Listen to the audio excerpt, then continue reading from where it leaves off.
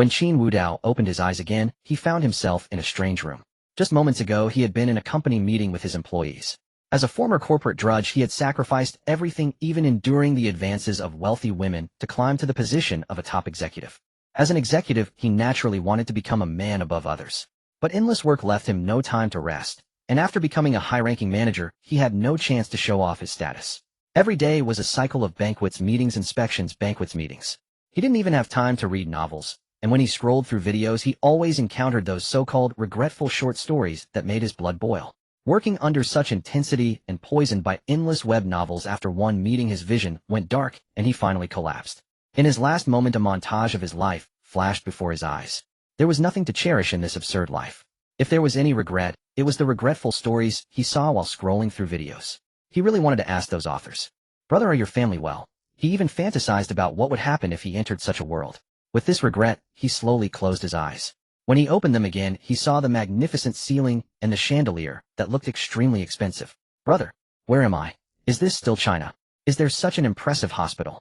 Qin Wudao struggled to sit up, looking around in confusion. He had been a leading drudge in his past life and had seen things, but he had never witnessed such luxurious decoration. Only the mansions of the ultra-rich. Qin Wudao held his head as a piercing pain invaded his mind, making him groan. Ding dong. Congratulations, host, for binding the drudge system. Ding dong. Congratulations, host, for binding the regret system. Qin Wudao frowned, ignoring the pain, even suspecting he was hallucinating. After being single for so many years, he finally got a system. And two at once. Are systems so generous nowadays? Just as Qin Wudao was lost in confusion, a clear panel appeared before him. Host Qin Wudao. Age, 25. Strength, 260, normal adult male 10. Intelligence, 20, normal adult male 10. Charm, 99. The readers are 100. No, it should be infinite.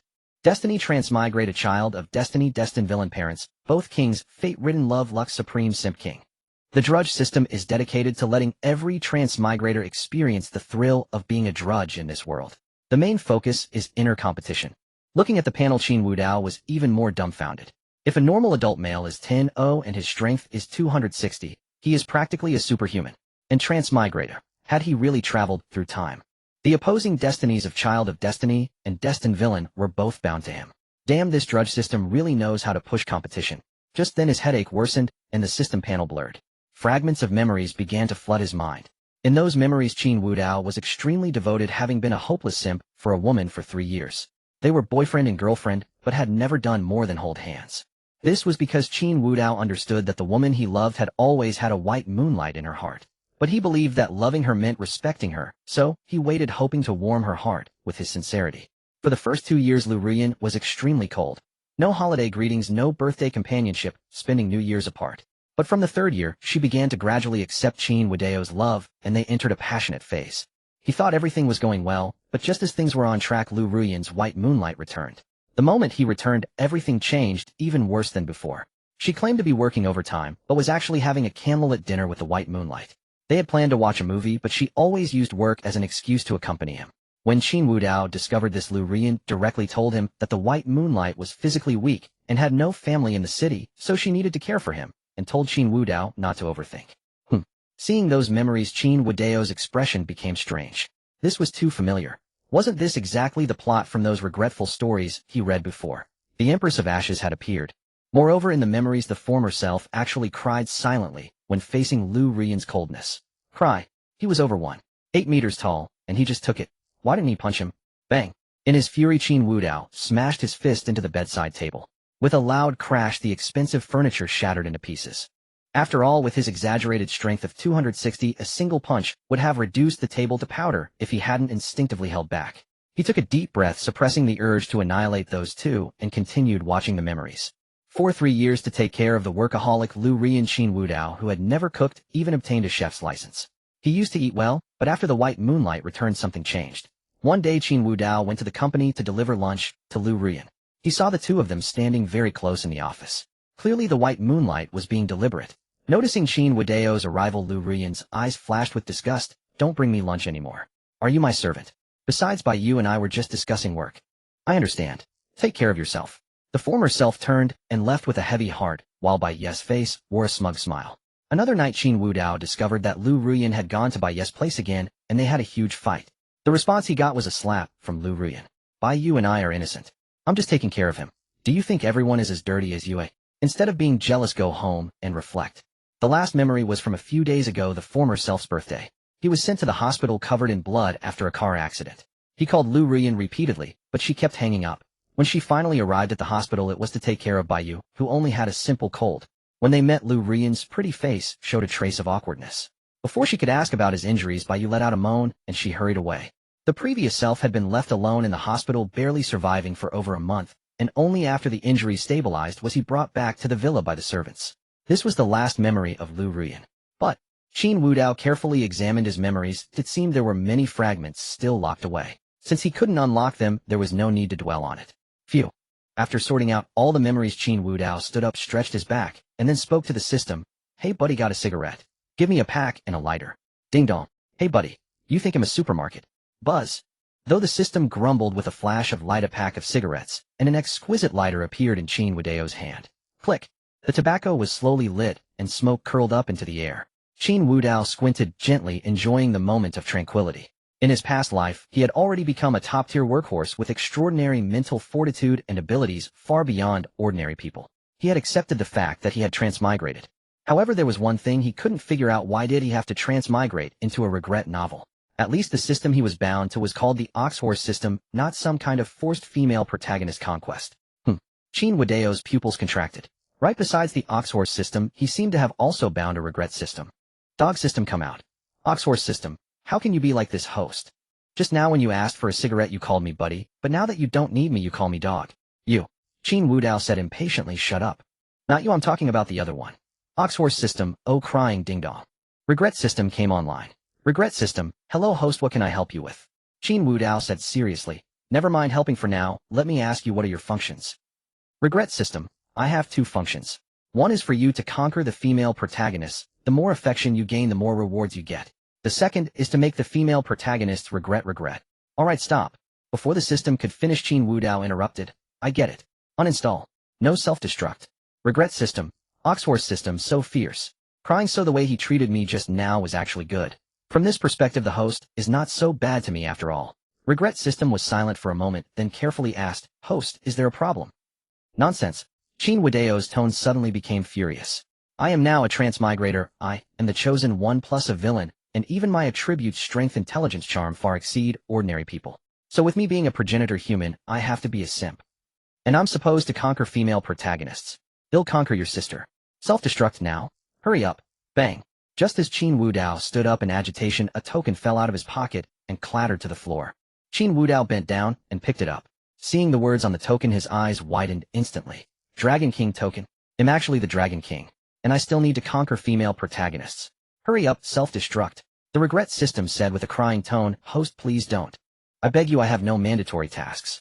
You can do them if you want or not if you don't really. They'll secretly give you the rewards anyway. Please don't make me self-destruct.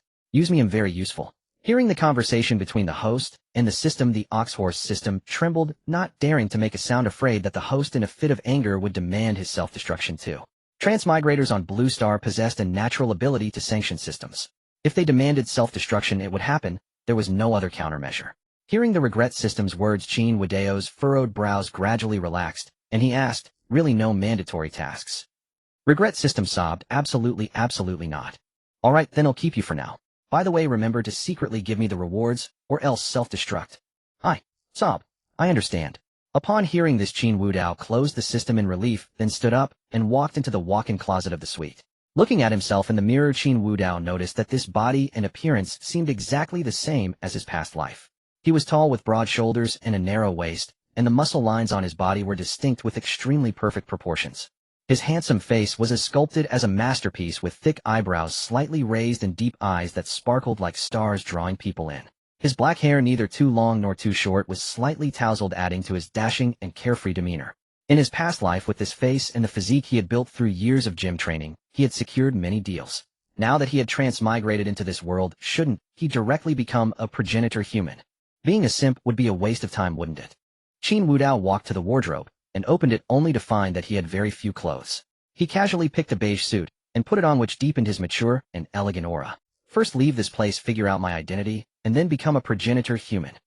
With that thought, Qin Wudao went straight downstairs, a cigarette dangling from his lips as he slowly descended. The servants tidying up the rooms looked at him with a mixture of shock and admiration. After all, the former Qin Wudao had been nothing but a house husband. He had never even worn a suit, let alone any formal clothes. His temperament had been somewhat cowardly, crying at the drop of a hat. How could he not be cowardly? Qin Wudao walked all the way to the ground floor, and as he was about to leave he realized he was hungry. His cooking skills were fully maxed out. He went straight to the kitchen, rolled up his sleeves, and started cooking for himself. In half an hour he had made 4 dishes and a soup. He carried the food to the coffee table in the living room, ignored the stares of the surrounding servants, and began to feast. Bang! At that moment the door was opened. "Miss Young Master Bai." Hearing the servant's greetings, Qin Wudao looked up and saw a man and a woman. The man had a somewhat effeminate appearance, about 1.7 meters tall, with a small frame, delicate features, and a scholarly aura. The woman had skin as white as snow, eyes like a clear spring, and a refined and noble aura that made people feel inferior and afraid to profane. The arrivals were Bai Yu and Liu Ruyan. In the past, Liu Ruyan had the temperament of a girl next door, but after a few years as a female CEO, she had become mature, beautiful, and aloof. Truly a stunning woman. No wonder his previous self had been so infatuated with her. Feeling a slight twitch in his heart, Qin Wudao, you. How are you? As if recalling a month ago when Qin Wudao was sent to the hospital with his face covered in blood, Liu Ruyan's voice carried a hint of guilt. Bai Yu quickly stepped forward and said with a smile, "Brother Qin, don't blame Sister Ruyan. It's all my fault. I've been weak since childhood, and it's only because Sister Ruyan took care of me that I can still stand here talking to you. If this ruins your relationship, I would never be able to atone for it." Hearing this cloying tone, Qin Wudao felt not anger but amusement. In his past life he had always wondered just how weak a man could truly be. Now he had met the real deal. His former self and his memories had been just the same. Could it be that Liu Ruyan had some pathological obsession, enjoying playing the mother? If she wanted to be a mother, she should have her own child. Why settle for a ready-made one, and a man nearly her own age at that? Tisk tisk tsk. Qin Wudao completely ignored them and lowered his head to eat. Seeing that Qin Wudao was blatantly disregarding both her and Bai Yu, Liu Ruyan's brows furrowed slightly, and the last trace of guilt vanished from her heart. She strode directly to him and said coldly, "Can't you be more mature? Is it really because I didn't visit you? I already told you Bai Yu was hospitalized, and he has no other family. He needed me to take care of him. You're sitting here perfectly fine now. Why are you being so petty and jealous? And now you're acting aloof." With a bang, Liu Ruyan hurled a box onto the coffee table. The force was so great that the box flew open, revealing its contents. It was an exquisitely crafted fountain pen, with even a master's signature on the case. Both the materials and craftsmanship proclaimed its exorbitant price. "Sister Ruyan, don't be angry. Brother Qin is only jealous because he loves you. It's natural for him to use a few little tricks."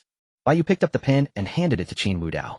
He deliberately revealed the watch on his wrist, the same brand as the pen, yet the difference in their value was like heaven and earth. One watch could buy a cartload of pens. Clearly Bai Yu was once again casually flaunting Liu Ruyan's favoritism. Seeing that Qin Wudao didn't even spare him a glance, Bai Yu grew anxious. He wanted Qin Wudao to lose his composure, even to throw a jealous punch, so Liu Ruyan would despise him even more. Then wouldn't he be able to reap the rewards? With this thought, Bai Yu moved closer to Qin Wudao and said in a deliberately stern tone, "Brother Qin, Sister Ruyan is talking to you. I've been helping you all along. If you keep pulling these little stunts, even I won't be able to help you anymore." "Oomph." Liu Ruyan snorted coldly and said to Bai Yu, "Don't bother with him. I can see through his game of playing hard to get. Let him sit there." "But Sister Ruyan." Bai Yu hesitated, then slowly said, "I'm a bit hungry too." "Huh." Liu Ruyan watched Qin Wudao devouring his meal. Honestly, after a month of hospital food, she was sick of it. It was then she realized just how good Qin Wudao's cooking was. She wanted to ask him to bring her food, but her pride held her back. Hearing Bai Yu's request, Liu Ruyan said coldly, "Didn't you hear Xiao Yu say he's hungry? Go make some more food." Hearing this, Bai Yu's eyes lit up. He leaned down and whispered to Qin Wudao, "Brother Qin, I can't eat anything spicy, no seafood, I can't." Just as Bai Yu was listing his demands one after another, Qin Wudao finished the last sip of soup. He let out a satisfied sigh, then looked up and grinned, revealing a set of pearly white teeth. Seeing this, Bai Yu was stunned. Why was Qin Wudao smiling? Shouldn't he be furious by now? Qin Wudao parted his thin lips and spoke deliberately, "Can you eat shit?" Before Bai Yu could react, Qin Wudao grabbed the pen from the box with one hand and seized Bai Yu's wrist with the other, forcing him down onto the table with brutal strength. The next moment, thud, the sound of flesh being pierced echoed as blood splattered. The ornate fountain pen was driven straight through Bai Yu's palm and deep into the coffee table. The force was so immense that the expensive tabletop spiderwebbed with cracks. "Ah!" Bai Yu let out an earth-shattering scream. The servants around them collapsed in terror. My hand! My hand! Bai Yu wailed, tears and snot streaming down his face. Liu Ruyan was also stunned by Qin Wudao's brutality. She had never seen him like this, and for a moment, she stood frozen. It was Bai Ye's cries for help that snapped her back to reality. Qin Wudao, have you lost your mind? Quick, take Xiaoyu to the hospital. Ignoring Liu Ruyan, Qin Wudao calmly took a pack of cigarettes and a lighter from his suit. His slender fingers clamped around a pristine white cigarette. Huh. Qin Wudao blew a puff of smoke into Bai Ye's face and chuckled lightly. You're still pretending to be weak in front of me. Don't worry, I've helped you out this time. Look, isn't this the most genuine you've ever cried? Now let your dear sister Ruyan feel sorry for you. This version of Qin Wudao sent a shiver down Liu Ruyan's spine. A beast. Only the wild beast she had seen on TV as a child could induce such terror. Liu Ruyan's legs, sheathed in black stockings, trembled slightly. She couldn't understand why Qin Wudao was so terrifying and unfamiliar today. Qin Wudao turned to Liu Ruyan and asked innocently, aren't you going to take care of your little brother by you? If you don't pull this pin out soon, he'll bleed out, you know. His face bore a smile, and his tone was teasing. Yet Liu Ruyan felt that Qin Wudao at this moment was more frightening than any demon in fiction. But his words helped her calm down slightly. Right? Bai, you needed treatment, or had lose too much blood. She hurried to Bai Ye's side. Sister Ruyan, save me. Aya. It hurts so much, it hurts so much. That bastard Qin Wudao. Aya. Hearing Bai Ye's screams, Liu Ruyan grew even more frantic. She reached out a trembling hand to pull out the pen. Just as her fingers were about to touch the pen, the demon's whisper sounded. Oh my, are you really going to pull it out? Before Liu Ruyan could ponder the meaning of those words, darkness engulfed her vision as a force like a vehicular collision struck her abdomen, sending her to her knees in suffocating agony, retching uncontrollably. After delivering the punch, Qin Wudao casually wiped his fist on her clothes. His expression was one of utter disdain. He leaned back onto the sofa, propping his long legs onto Liu Ruyan's back. The once commanding duo, Bai howling as he slammed the table and Liu Ruyan kneeling and retching with his legs draped over her, now lay in disarray. Qin Wudao's cigarette dangling from his lips cast a sidelong glance at the servants. Anyone who dares touch that damn phone of yours, I swear I'll chop off both your legs and make soup out of them. A cascade of thuds followed as phones hit the floor and the servants prostrated themselves trembling. They had witnessed firsthand how Qin Wudao dealt with Bai Yu and Liu Ruyan. The once timid young Master Qin was no more. In his place stood a demon, a devil through and through. Qin Wudao. Cough. Liu Ruyan knelt, her perfect silhouette quivering, pain racking her body as she bore the weight of his legs on her back. Just as she was about to collapse, Qin Wudao spoke softly. If you let my legs slip, they'll kill your precious Bai Yu right in front of you. And you too, of course. Liu Ruyan bit her lower lip, pearls of sweat dripping from her pale forehead. Never had she imagined today's Qin Wudao would be so terrifying. And he dared to lay hands on her. Wasn't he her devoted admirer? No one knew better than Liu Ruyan how deeply he cared for her, a devotion etched into his very bones. He would have wagged his tail at the crook of her finger. But today he had transformed into a ravenous beast, exuding an oppressive, bloodthirsty aura. Qin Wudao exhaled a plume of smoke. No man dislikes a beautiful woman, and he was no exception. Yet in his past life as a top executive, he had encountered countless stunning women. No matter how alluring Liu Ruyan was. As a transmigrator with the identity of a dragon king, he could easily swipe a card and visit a club to be surrounded by a dozen blackstocking beauties. Why be a simp? Moreover, Qin Wudao wanted to vent the grievances of his predecessor. Stop your whining. Qin Wudao cut off Bai Ye's howls with impatience. The latter quickly covered his mouth with his other hand, terror filling his eyes. He had planned to gradually push Qin Wudao out of Liu Ruyan's life and take his place. But before he could succeed, Qin Wudao had gone mad. Not only did he strike Liu Ruyan without mercy, but the sheer force of driving a fountain pen through a hand and into the coffee table left Bai Yu trembling in fear. Qin Wudao removed his legs from Liu Ruyan's back and grabbed her chin. He blew smoke into her face, causing her to choke, tears and mucus streaming as she coughed violently. His predecessor had been a smoker but quit when he learned Liu Ruyan hated the smell. In a way, that man was a force to be reckoned with. Anyone who could quit smoking could do anything. Watching her cough, Qin Wudao smirked playfully. Interesting. I told you to pull, and you actually did. What's so worried about your precious Bai Yu? Before she could finish, a sharp slap echoed. Liu Ruyan's words were cut short by the blow. Qin Wudao's strength, capable of breaking wood and stone, left her cheeks swollen even though he held back. Who allowed you to call me Wudao? He grabbed her hair, pulling her face close. Liu Ruyan, from today on we're done. And if you ever dare cross me again, I'll show you what cruelty means. Understand? Liu Ruyan stared at him in terror. His handsome, devilish face, one she had known for years, now radiated a new, captivating aura. Yet it was as terrifying as it was alluring. The transformation was too drastic. Seeing the danger in his eyes, she nodded instinctively. Qin Wudao released her, patting her head like a dog, a gentle smile on his face. Good girl. Say thank you. Strangely, despite her fear, Liu Ruyan felt a bizarre warmth at his words. Thank. Cough. You. Hearing this, Qin Wudao stood, smoothed the wrinkles on his suit, and buttoned his coat. He approached Bai Yu with a faint smile. "Take your hand away." Bai Yu, his mouth covered, widened his eyes. Not daring to defy, he removed his hand. In that instant, Qin Wudao flicked his cigarette, but into Bai Yu's mouth, and punched his jaw to make him swallow. A crack sounded as teeth broke, and Bai Yu swallowed the burning stub and tooth fragments mixed with blood veins bulging on his forehead. The pain robbed him of his voice. Qin Wudao laughed heartily at Bai Yu's struggle. In his past life, reading tales of regret had filled him with frustration, but now he felt a profound release. With that release came a sense of spiritual elevation. A system notification chimed. "Congratulations to the host for instilling fear in Bai Yu. Congratulations to the host for making Liu Ruyan regret. Successfully reversed the female lead's feelings. Reward strength 10. A black card from the Dragon Kingdom, 5 billion Dragon Kingdom currency. Acquired the suit tyrant title. Combat power increased by 10 when wearing a suit. The regret minion is at your service." Qin Wudao nodded, glancing at Bai Yu slumped over the table, and Liu Ruyan, convulsing on the floor. Was conquering the female lead this simple? Maybe next time he'd just slap her and get rewards. I'd have to try it. With that thought, he strode out of the villa, ready to indulge in the pleasures of this new world. And the Dragon King. Qin Wudao narrowed his eyes. He needed to understand this world quickly and determine if any threats existed. Host Qin Wudao. Age 25. Strength 270. Normal adult male is 10. Intelligence 20. Normal adult male is 10. Charisma 99. Dear readers, R100. No, it should be limitless. Fate transmigrator, child of destiny, heaven-defying villain parents, both kings, ill-fated peach blossom, luck, king of simps. Skills chef, intermediate, comprehensive combat, grandmaster, driving advanced. Title suit thug. Qin Wudao walked out of the villa, gazed at the blue sky and white clouds, and let out a long sigh. In his past life as a top-tier wage slave, he had endured enough suffering. Now that he had transmigrated, why not indulge himself? Otherwise, wouldn't the transmigration be in vain?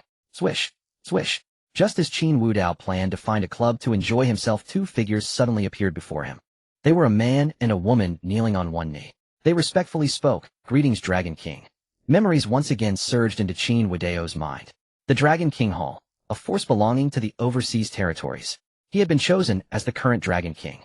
Upon returning to the Dragon Kingdom, he immediately began laying his plans. To avoid detection, he endured for 7 long years.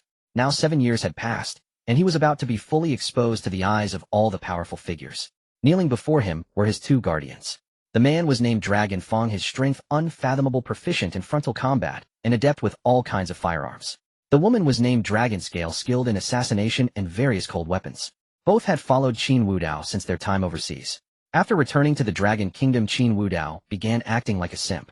Qin Wudao frowned slightly, suddenly sensing a problem. His predecessor hadn't simped for Liu Ruyan for 7 years. Only 3. What had he done with the remaining time? Dragon King. Just as Qin Wudao was pondering, Dragon Scale spoke.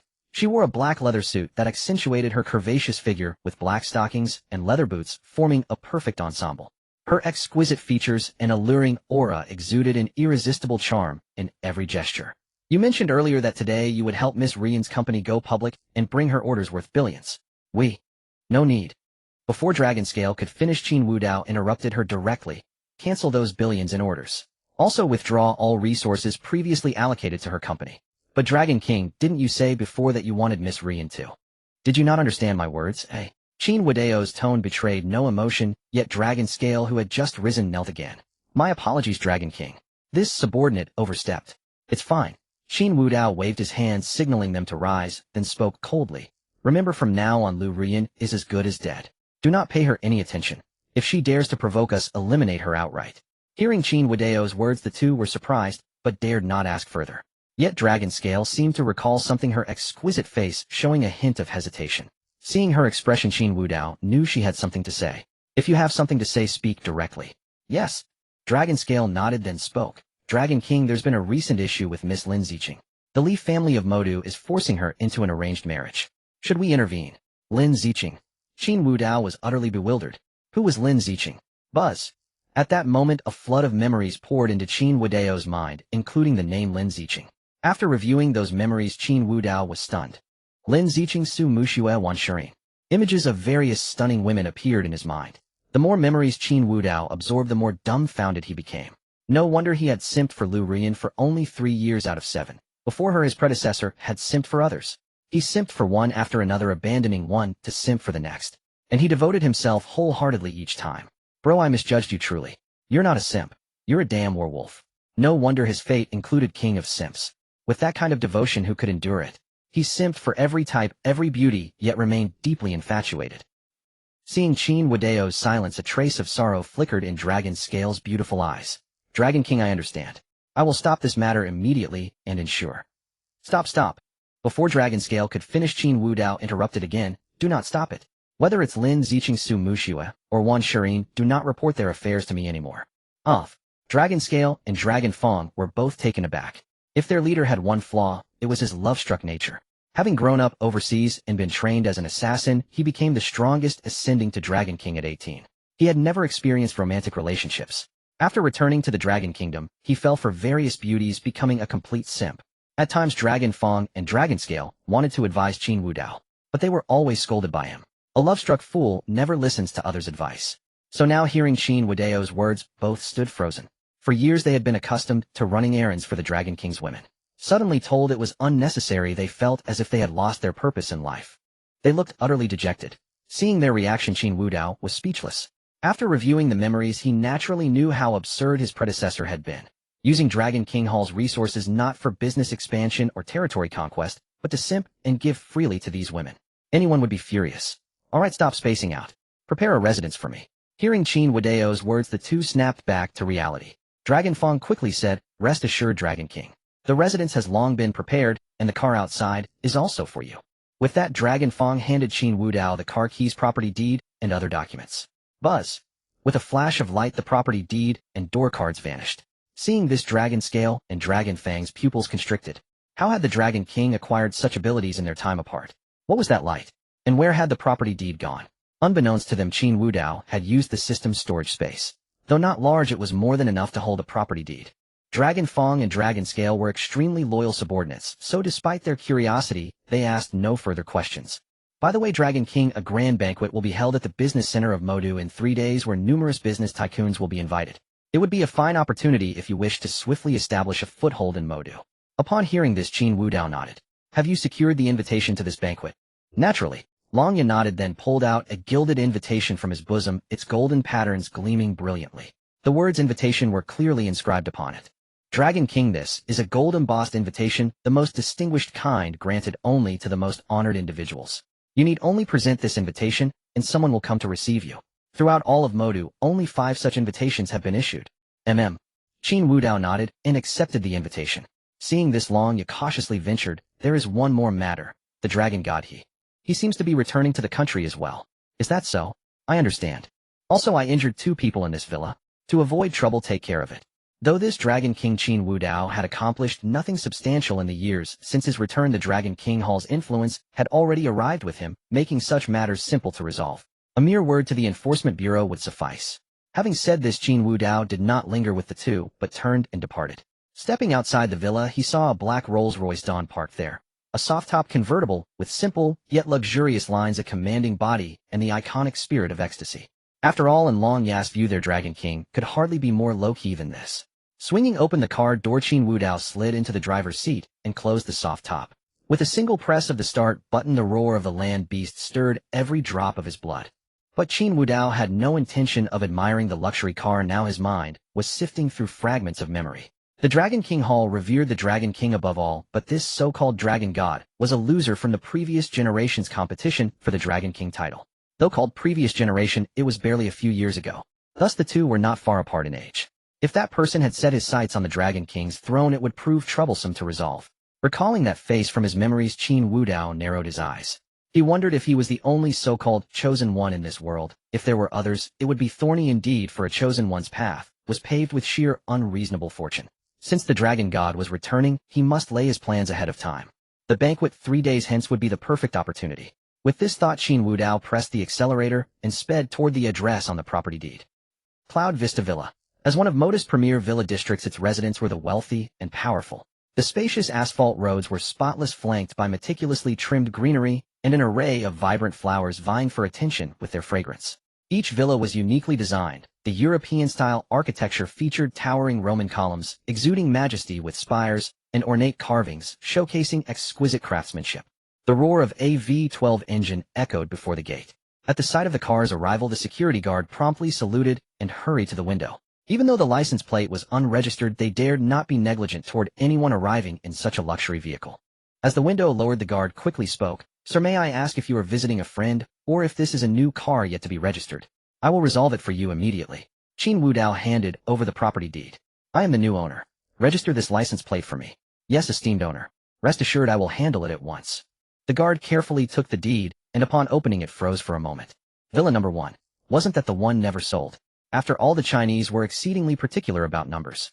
Especially this number 1. Countless power brokers had tried to purchase it, but were refused. Now a new owner had appeared. Fortunately, he had not been rude.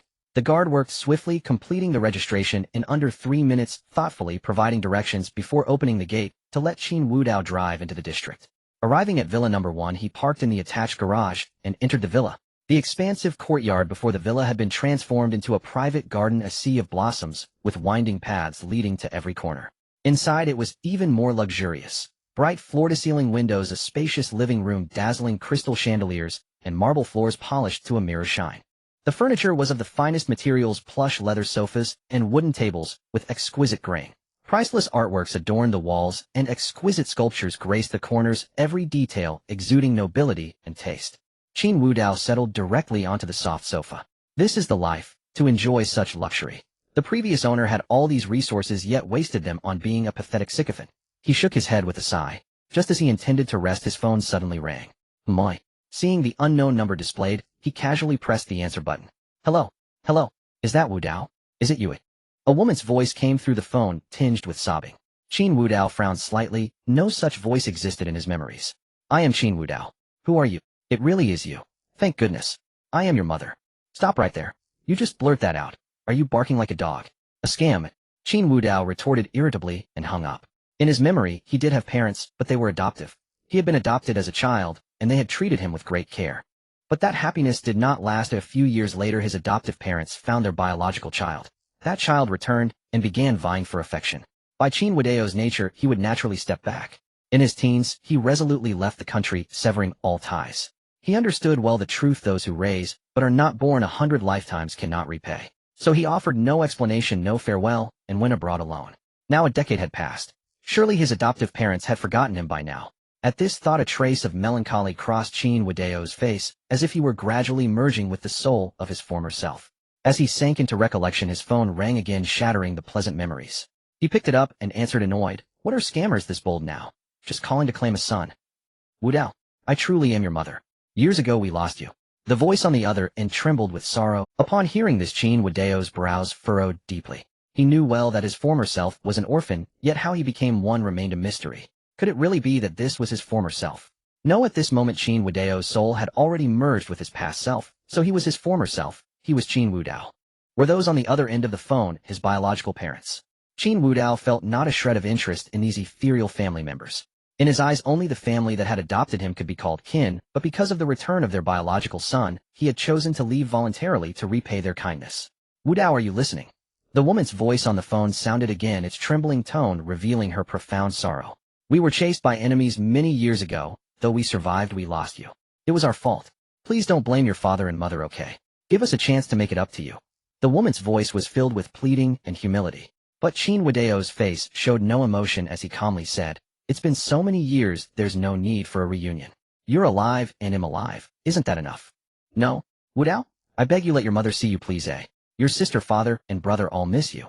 Please, just one meeting, just let us see you." Click. Qin Wudao lit the cigarette in his hand and said softly, "Cloudview, Villa 1, come." All right. We're on our way." As the phone was hung up, Qin Wudao sank into thought. This world was extremely abnormal. Dragon kings, dragon gods, extraordinary martial prowess. It seemed being a transmigrator wasn't so easy. One wrong move, and he might even be killed.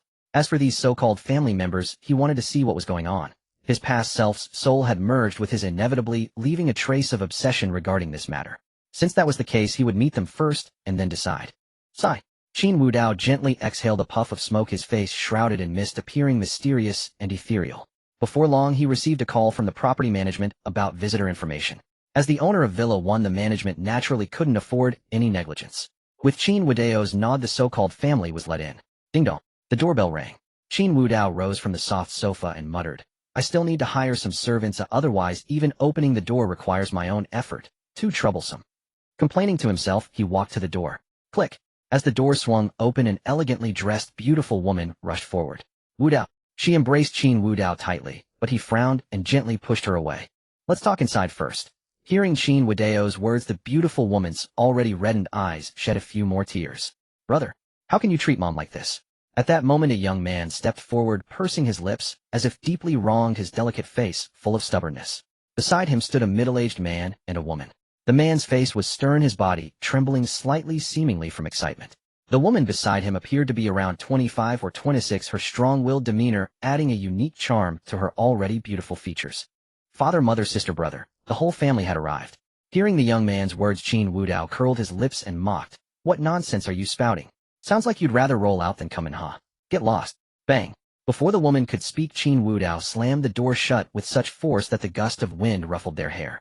The four stood there staring at each other, seemingly shocked by Qin Wudao's reaction. The beautiful woman turned around and scolded gently, Jingyu. We lost your brother for so many years. Now that we've just met, he's bound to have grievances. Don't speak out of turn. Mom. The young man called Jingyu looked aggrieved. I'm doing this for you. Even if brother hates us, he shouldn't treat you like this. I suppose I'm just an adopted son, or in the end you'll still send me away. Jingyu. The strong-willed woman stepped forward, her beautiful face showing some sympathy. This has nothing to do with you. Wudao has been away from our Li family for years, growing up in an orphanage, so naturally he's more withdrawn. Don't worry, we won't let you go. You'll always be my brother. Sister. Li Jingyu's face was full of emotion. Just as he was about to say more, the dignified man said sternly, enough. We're at the door. What are you saying here? Let's go inside and talk. With that, the woman rang the doorbell again. The door opened and Qin Wudao teased. What's up, everyone? Something else. Wudao, let us in, please. You promised mom you'd let us see you. Please. Stop. Seeing the beautiful woman about to bow, Qin Wudao raised his hand to stop her. Even though he felt nothing for these people, letting someone who might be his biological mother bow to him was not something he would do. He wasn't that rebellious. As a transmigrator, he had let himself go, his nature a bit wild and eccentric, but not to the point of disregarding human ethics. Qin Wudao turned and walked toward the living room. The others entered the house as well. Arriving at the living room, Qin Wudao sat directly on the main sofa, took out a lighter, lit a cigarette, and gestured, everyone have a seat. The four sat down on the sofa as well. The living room was filled only with the soft sound of Qin Wudao exhaling smoke, creating an awkward silence. Seeing the beautiful woman staring at him, Qin Wudao pulled out a cigarette pack from his pocket. Madam, would you like one?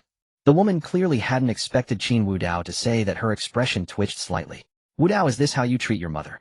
The strong-willed woman stood up, her brows furrowed, her eyes filled with undisguised disgust. Hearing this, Qin Wudao tilted his head and said, What's the matter, hot-tempered aunt? Want one too? My biological mother. Do you have a DNA report, or should we do a blood oath? I don't know if she's my mother, but I guarantee. Qin Wudao suddenly stood up, his wild aura instantly suffocating the others. If you speak to me like that again, it'll make you crawl out. You? Enough. Just as the formidable woman was about to speak further, a commanding voice rang out. Sit down. The middle-aged man bellowed at her. With no other choice, she could only sit back down resentfully, yet deep within her eyes lurked a trace of fear. For a moment, Qin Wudao seemed to exude a scent of blood, evoking the feeling of a lower tier being facing a predator in the food chain. Even if the middle-aged man had not spoken, she would have been unable to endure much longer. Phew. Qin Wudao sank back into the sofa, exhaling smoke rings, and spoke in a nonchalant tone.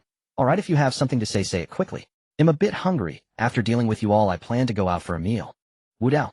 Seeing that they were about to discuss serious matters, the woman hurriedly began to explain their identities and their relationship with Qin Wudao. They were the Li family of Modu.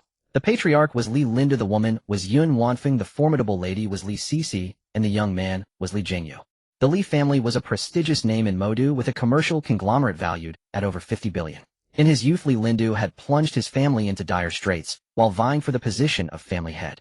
At that time, Yun Wanfeng was at home watching over Li Sisi and Li Wudao when their enemies struck. Just as the three were about to meet, their end, Li Lindu arrived with his men. The two sides clashed violently the moment they met. In the chaos, Li Lindu fled with Yun Wanfeng, and Li Sisi escaping the Li estate. Amidst the hail of bullets, the infant Li Wudao in Yun Wanfeng's arms was snatched away. By the time they realized it, the assailants had vanished without a trace. This became an eternal pain for the Li couple. Over the years, they never ceased searching for Li Wudao's whereabouts. Finally, at a recent business gathering, they saw a family portrait shared by the head of the Qin family. The eldest son of the Qin family, who had been missing for years, bore a striking resemblance to Li Lindu. After extensive investigation, they discovered that Li Wudao had been taken to an orphanage by the kidnappers who intended to use him to threaten Li Lindu. However, they had clearly overestimated themselves. Before they could carry out their threat, they were silenced by another faction within the Li family, vying for the patriarch's position. As a result, Liu Ruyan remained in the orphanage. Even his enemies could not find his trail, so naturally they could not either. But just a few days ago their people sent word that someone named Qin Wudao had booked this Yunjing Villano one and purchased a car. Upon seeing the registered name, these people immediately made a call. Sure enough, they had found him.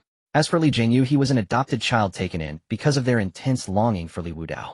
Hearing Yun Wanfeng's words, Qin Wudao's expression grew increasingly peculiar.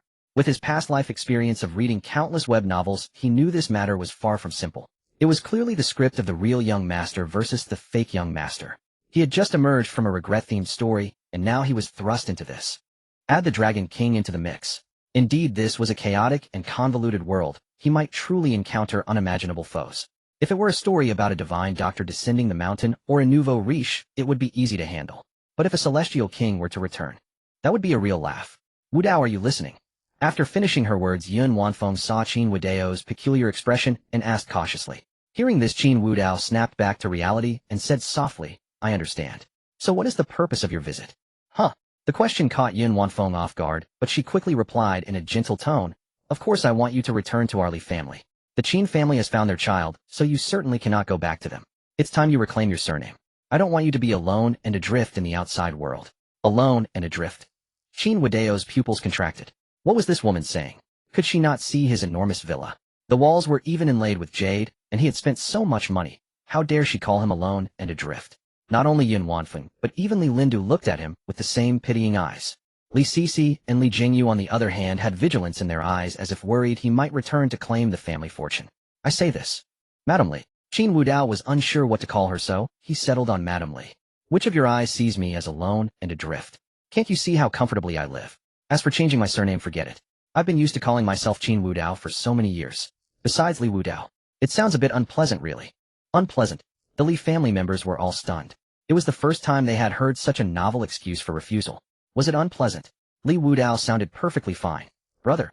At that moment, Li Jingyu stood up, his face full of indignation. I understand you resent Mom and Dad for losing you back then. But you can't speak to them like that. They never stopped looking for you all these years. It was a misunderstanding. Just like me. I can never take your place. If you find me displeasing, I can leave the Li family. By the end, Li Jingyu's eyes even glistened with tears. Yun Wanfeng quickly stood up, her voice full of distress. Jingyu, what are you saying, child? Wudao is your elder brother. If he returns, we will always love you too. Qin Wudao stared at the scene dumbfounded. Good heavens. This was pure little green tea, echoing the likes of that by you. What was this? Was the whole world filled with such characters? Did that mean he didn't need to worry about his safety? That's right. Li Sisi also stood up, speaking softly. Jingyu, don't worry about others taking your place. You are my brother, and I will naturally cherish you. Mom. Sister. Li Jingyu looked at them with a moved expression. Damn. Qin Wudao, seemingly too engrossed in the drama, nearly burned his hand with the cigarette. He quickly stubbed it out in the ashtray. After extinguishing the cigarette, he crossed his legs and sank deeper into the sofa. Addressing the group, he said, I say, can you stop performing this Mother Anson melodrama here? You almost burned my hand. Why not go home and act it out? Wudao. Yun Wanfeng suddenly remembered why she was there. She hurried over to Qin Wudao, her face full of sorrow. Can you forgive me, son? After all these years of separation, I will make it up to you. Really, I am willing to give everything to compensate you. Is that so? Qin Wudao looked at Li Jingyu, a hint of amusement on his face. Then go ahead and slap him twice. I find him a bit annoying. At these words, everyone present was stunned. Yun Wanfeng in particular bore a look of sorrow, conflict, and pain on her well-maintained face. The expression on her face was almost as complex as a statistical chart. Qin Wudao. Have you lost your mind? That's your own brother. Li Sisi stared at Qin Wudao in disbelief, her gaze devoid of any sisterly affection, filled instead with disgust. Li Lindu, seated on the sofa, also furrowed his brow, puzzled by how Qin Wudao had become like this. After finding Qin Wudao, a simple investigation easily uncovered his history. Since returning from abroad, he had been nothing but a sycophant. He fawned over one young lady after another, seamlessly moving from one to the next. Moreover, he was the type who silently gave his all in the background, even bearing grievances alone. Upon first seeing those records, Li Lindu nearly had a heart attack from anger. In his view, as a descendant of the Li family, how could he be so disgraceful? He wouldn't even fight back when someone trampled over him. His personality was extremely cowardly. But judging by today, it seemed the rumors were off. Sitting on the sofa with his legs crossed, a suit accentuating his robust figure, a cigarette dangling from his lips, and a mocking smile on his face. especially the aura about him like that of a superior being watching the farce before him with boredom. A man like this, and they call him cowardly. Could the intelligence be wrong? Yun Wanfeng didn't think much as she looked at Qin Wudao with a sorrowful face and pleaded, Wudao, he is your brother, how can you? Enough. Qin Wudao waved his hand impatiently. I have no intention of claiming kinship with you. I don't need the so-called heir status of the Li family. Go wherever you please. Wudao, you can't do this. Hearing Qin Wudao's ruthless words, Yun Wanfeng finally panicked. She turned to look at Li Jingyu, her tightly clasped hands moving unconsciously.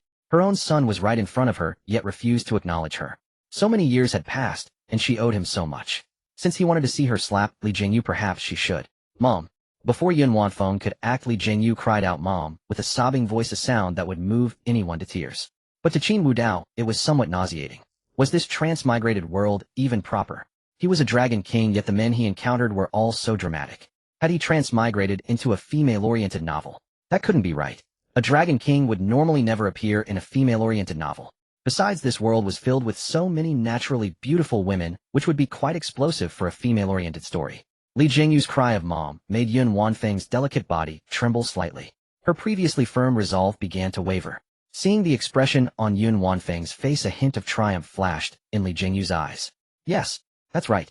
If I just use family bonds to tie them down first, how could you, Qin Wudao, a long-lost son, ever compare to me? The position of Li family heir can only be mine. You a sycophant, just stay in your place. With that thought, Li Jingyu's voice was filled with sorrow. Mom, since my brother hates me, then just hit me. If he's willing to come home, even if you beat me to death, what does it matter? Jingyu. Both Yun Wanfeng and Li Sisi stepped forward to console him. Meanwhile, Qin Wudao and Li Lindu sat on the sofa, brows furrowed. It had to be said, at this moment the two of them were at least 70% similar. In demeanor, appearance, and even their reaction to the tea ceremony performance before them, they were exactly alike. Li Lindu looked at Li Jingyu, who was kneeling on the ground wailing incessantly. His authoritative eyes held a hint of displeasure. The Li family had always been iron-fisted. The struggle for the heir was notoriously bloody and cruel among noble families. This Li Jingyu cried at the drop of a hat. Indeed, without Li family blood, he was simply inadequate. In contrast, although Li Lindu had been very dissatisfied with Qin Wudao after seeing the files upon meeting him in person, despite his rudeness, Li Lindu was deeply pleased. As a member of the Li family, one should at least have such a character. It seemed the rumors of him being a sycophant were mostly false, or at least exaggerated. Enough. Li Lindu finally lost his patience and scolded Li Jingyu. A grown man crying and whimpering, what kind of sight is that? Is this how I taught you? Indeed, someone without Li family blood is nothing but a waste. Li Jingyu was incredulous. Why would his usually loving father rebuke him so harshly in front of an outsider, even calling him a waste without Li blood? Lindu, Dad. Yun Wanfeng and Li Sisi were equally shocked, unable to understand how Li Lindu's normally warm mouth could utter such cold words. What are you calling me for? Look at what you've done. Don't you understand the Li family's way of doing things? If our heir is this pathetic, we'll be devoured by other forces sooner or later. Hearing their father's reprimand, Li Sisi bit her lower lip. She took a stack of documents from her bag and threw them onto the table. So what? At least Jingyu only acts weak with us. Look at these records. Oh, what has Qin Wudao been doing all these years?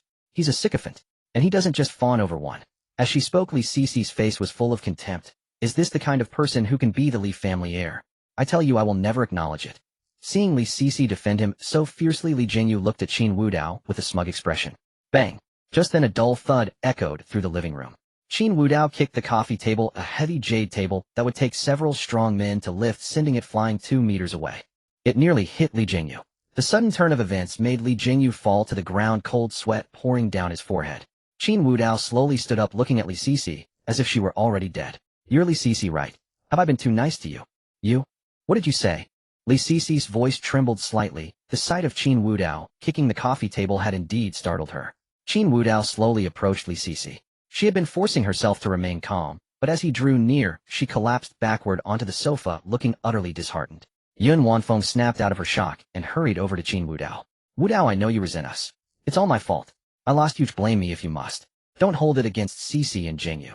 They are your family too, and they only worried. Madam, have you mistaken something? Before Yun Wanfeng could finish, Qin Wudao cut her off. When did I ever acknowledge you as family?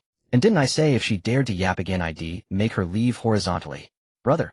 Don't blame sister. Li Jingyu was terrified, but he knew this was his moment to shine. Only by doing so could he make the Li family increasingly reject Qin Wudao, allowing him to take his place. The Li family must be his. Li Jingyu yanked Yun Wanfeng behind him, putting on a righteous front. If you're angry, hit me. And the reason sister and mother treated you this way. Go ahead, bang. Before Li Jingyu could finish, he felt as if a truck had rammed into his abdomen. The suffocating pain doubled him, over-retching like a shrimp. Qin Wudao grabbed his collar and said coldly, "You told me to hit you. Can you take it?" With that, Qin Wudao's other hand formed a fist and slammed into Li Jingyu's back. A crisp crack sounded. Li Jingyu collapsed to the floor, his face twisted in agony, tears and snot streaming, unable even to scream. "Enough! Wudao, what are you doing?" Seeing Li Jingyu's plight, Yin Wanfeng yelled in reproach. Li Sisi, fighting her fear, crouched beside him to check his condition. Li Lindu furrowed his brows, his gaze stern as he looked at Qin Wudao. "Wudao, that's enough. He is at least your nominal brother. Don't go too far." Qin Wudao pulled a handkerchief from his pocket, wiped his hands, and tossed it carelessly onto Li Jingyu's head. "I'm going too far. Fine, you handle the rest. And don't forget to make Li Sisi crawl out. I always keep my word." "Wudao." Li Lindu narrowed his eyes, displeased at being spoken to in such a tone, especially by his own son. "It seems you've grown wild outside all these years. Well, you're young, a lesson will teach you that there's always someone stronger." He then said gravely, "Li Yi, teach the young master a lesson, but don't be too harsh." A sharp whoosh cut through the air. A shadow appeared before Qin Wudao, a nondescript middle-aged man with an impassive face. He spoke flatly, "Young master, forgive me." With a thunderous punch, Li Yi's fist tore through the air, leaving afterimages. A resounding thud echoed. Li Yi's fist was caught effortlessly by a slender hand. "Huh." Both Li Yi and Li Linda's pupils contracted. Li Yi stared at Qin Wudao and said gravely, "It seems the young master is also a martial artist." Qin Wudao tightened his grip on the fist, eliciting a crunching sound. "I knew some mongrel was hiding when I came in." "You're mistaken. I'm no martial artist. I practice the art of killing." A whoosh sounded, and every hair on Li Yi's body stood on end. A wave of danger washed over him. A martial artist's instinct. This man was not to be trifled with. But before he could retreat, a leg swept through the air and struck his abdomen. With a thunderous crash, Li Yi flew like a cannonball, slamming into the jade wall and leaving it cracked. He was embedded in the wall. Li Lindu could no longer contain himself. He stood up, staring at Qin Wudao in disbelief. Li Yi was the Li family's guard, capable of taking on dozens of men, a supreme bodyguard. Yet such a man couldn't withstand a single move from Qin Wudao. What had his son gone through all these years? The Qin family's intelligence had no mention of Qin Wudao practicing martial arts. Could he have started overseas? But how could a few years make him so formidable? Just as Li Lindu was pondering, the villa's door burst open. The Li family hadn't locked it, so it yielded easily. A group of black-clad figures strode in swiftly. At their head was a woman with skin as fair and smooth as mutton fat, glowing with a warm luster, flawless. Her chin, elegantly curved, lifted with pride and confidence. Every movement blended grace and efficiency. She wore a tailored business suit that accentuated her figure perfectly. Her long legs carried her with steady, resolute steps, the high heels clicking crisply against the floor. The eldest daughter of the Qin family, and once the one who cherished Qin Wudao the most, Qin Wanrong. Wudao. Ignoring the Li family, her beautiful eyes reddened as she rushed to his side, her mature, stunning face brimming with joy and excitement. Once beside him, she began inspecting him from head to toe. "I finally found you. Are you alright? Are you hurt? Let me see. You reckless boy. Running away for years without telling me. How could you be so heartless?" Her voice choked with sobs. Her gaze toward Qin Wudao was filled with deep affection. Though he was an adopted child, she doted on him to an almost obsessive degree. The Qin parents had once joked that when Wudao grew up and needed to marry, they'd have to ask Qin Wanrong first. Qin Wanrong tightly clung to Qin Wudao's arm, her astonishing curves pressing deeply, causing him a measure of embarrassment. Memories gradually surfaced in his mind as the soul of his former self merged with his own. Qin Wudao could naturally recall the kindness the Qin family had shown him. This was also the reason why he chose to bear the surname Qin. Had the Qin family not recovered their biological son, he would have remained with them forever, never becoming the Dragon King. "Speak. Wudao, did these people harm you?" Seeing Qin Wudao remain silent, Qin Wanrong grew anxious, her beautiful eyes scanning his entire body. The bodyguards she brought stood dumbfounded, staring at the man embedded in the wall. As the head guard of the Li family patriarch and a member of the Qin household, they had encountered Li Yi before. Fellow bodyguards, they understood all too well his formidable strength. Yet the moment they entered, they clearly witnessed their young master kick Li Yi flying, embedding him deep into the jade-crafted wall. Surely that had shattered every bone in his body. Perhaps he was even dead. Good heavens, after nearly a decade apart, had their young master become this terrifying? And the young miss still thought he had been harmed. Impossible. Qin Wudao withdrew his arm from Qin Wanrong's embrace, his expression slightly awkward, but quickly returning to normal. "Sister. Miss Qin, I'm fine, don't worry. You. Miss Qin." Before he could finish, Qin Wanrong bristled like a startled cat, her beautiful eyes fixed intently on him. "Who are you calling Miss Qin? Before you call me something else." After a few years away you've forgotten your sister. You. As she spoke her eyes moistened. Gone was the image of a corporate president as she was merely a girl who had lost her brother. Qin Wudao sighed. Sister. In his memories the Qin family, especially Qin Wudao, had treated him with unparalleled kindness, a depth of affection that had deeply moved him. Hearing this address, Qin Wudao's exquisite face bloomed like a flower. She had waited a decade for this day to see him again. Her most beloved brother. Come, let's go home. Miss Qin. At that moment Li Lindu snapped out of his initial shock and addressed Qin Wudao. Wudao has just returned. He should come back with me to the Li family. In recognition of your care for him, I am willing to offer the southern district. Silence. Qin Wudao turned and snapped.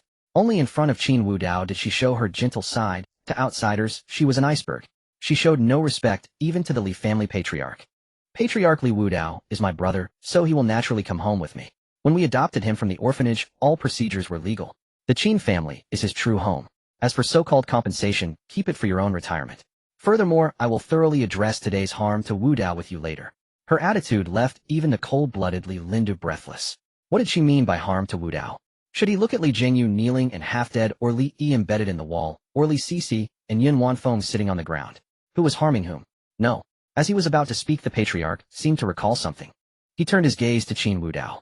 The Li family bloodline was of paramount importance. This was no empty claim. The cold ruthlessness of each generation's ruler was inseparable from their lineage. Few knew that the Li blood carried an inherent madness. This affliction had no known cause or cure, like a curse woven into their blood. Emotions could easily spiral out of control, though there was a chance it might not be inherited. If the inheritance was mild, reason could suppress the madness. Li Lindu looked at Qin Wudao, suspecting he might have inherited this madness. If so, he must bring him home. With this thought, he cast aside any regard for the Qin family. Miss Qin, I have said that Wudao is my biological son. Losing him was my fault. Are you denying our kinship, preventing family reunion? Qin Wudao scoffed disdainfully. Family reunion. Is your idea of reunion having your men embed themselves in walls, hanging there like a lucky charm? Insulted repeatedly by a junior, Li Lindu suppressed his rage. Your family has already found its own son. It was because of this that Wudao fled abroad for years. He didn't even want to reunite with you upon his return. Doesn't that prove his stance? Qin Wudao fell silent. Indeed, ever since that other brother was found, Qin Wudao had grown increasingly withdrawn. Though he voiced no complaints, his attitude spoke volumes. Seeing him like this, his adoptive parents were deeply distressed. They often comforted him, even at the expense of neglecting their biological son. In their eyes, both were family, and they never showed favoritism. Qin Wudao had always been by his side. Yet this only increased his burden, especially since the biological son was not easy to get along with. To avoid causing the Qin family trouble, Qin Wudao resolutely left, even going abroad to evade being found.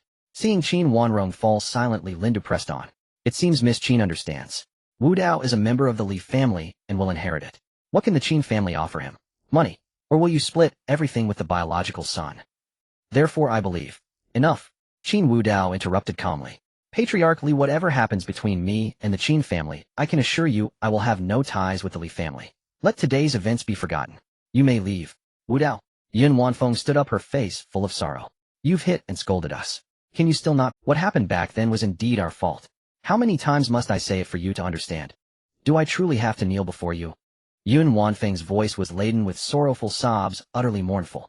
Her legs gave way as if she was genuinely about to kneel before Qin Wudao. Just as she was about to kneel, Qin Wudao stepped forward and pulled her upright. Madam Li, do you wish for Wudao to bear the burden of unfilial conduct? Spare us your hypocrisy. Qin Wudao spoke without mercy. Hasn't the Li family always only wanted an heir? When you lost Wudao, did you truly search for him? In all the years he was with the Qin family, how many times did you seek him out? When you realized you couldn't find him, you immediately adopted a son from the orphanage. Now you want him back. Where was this thought before? Miss Qin.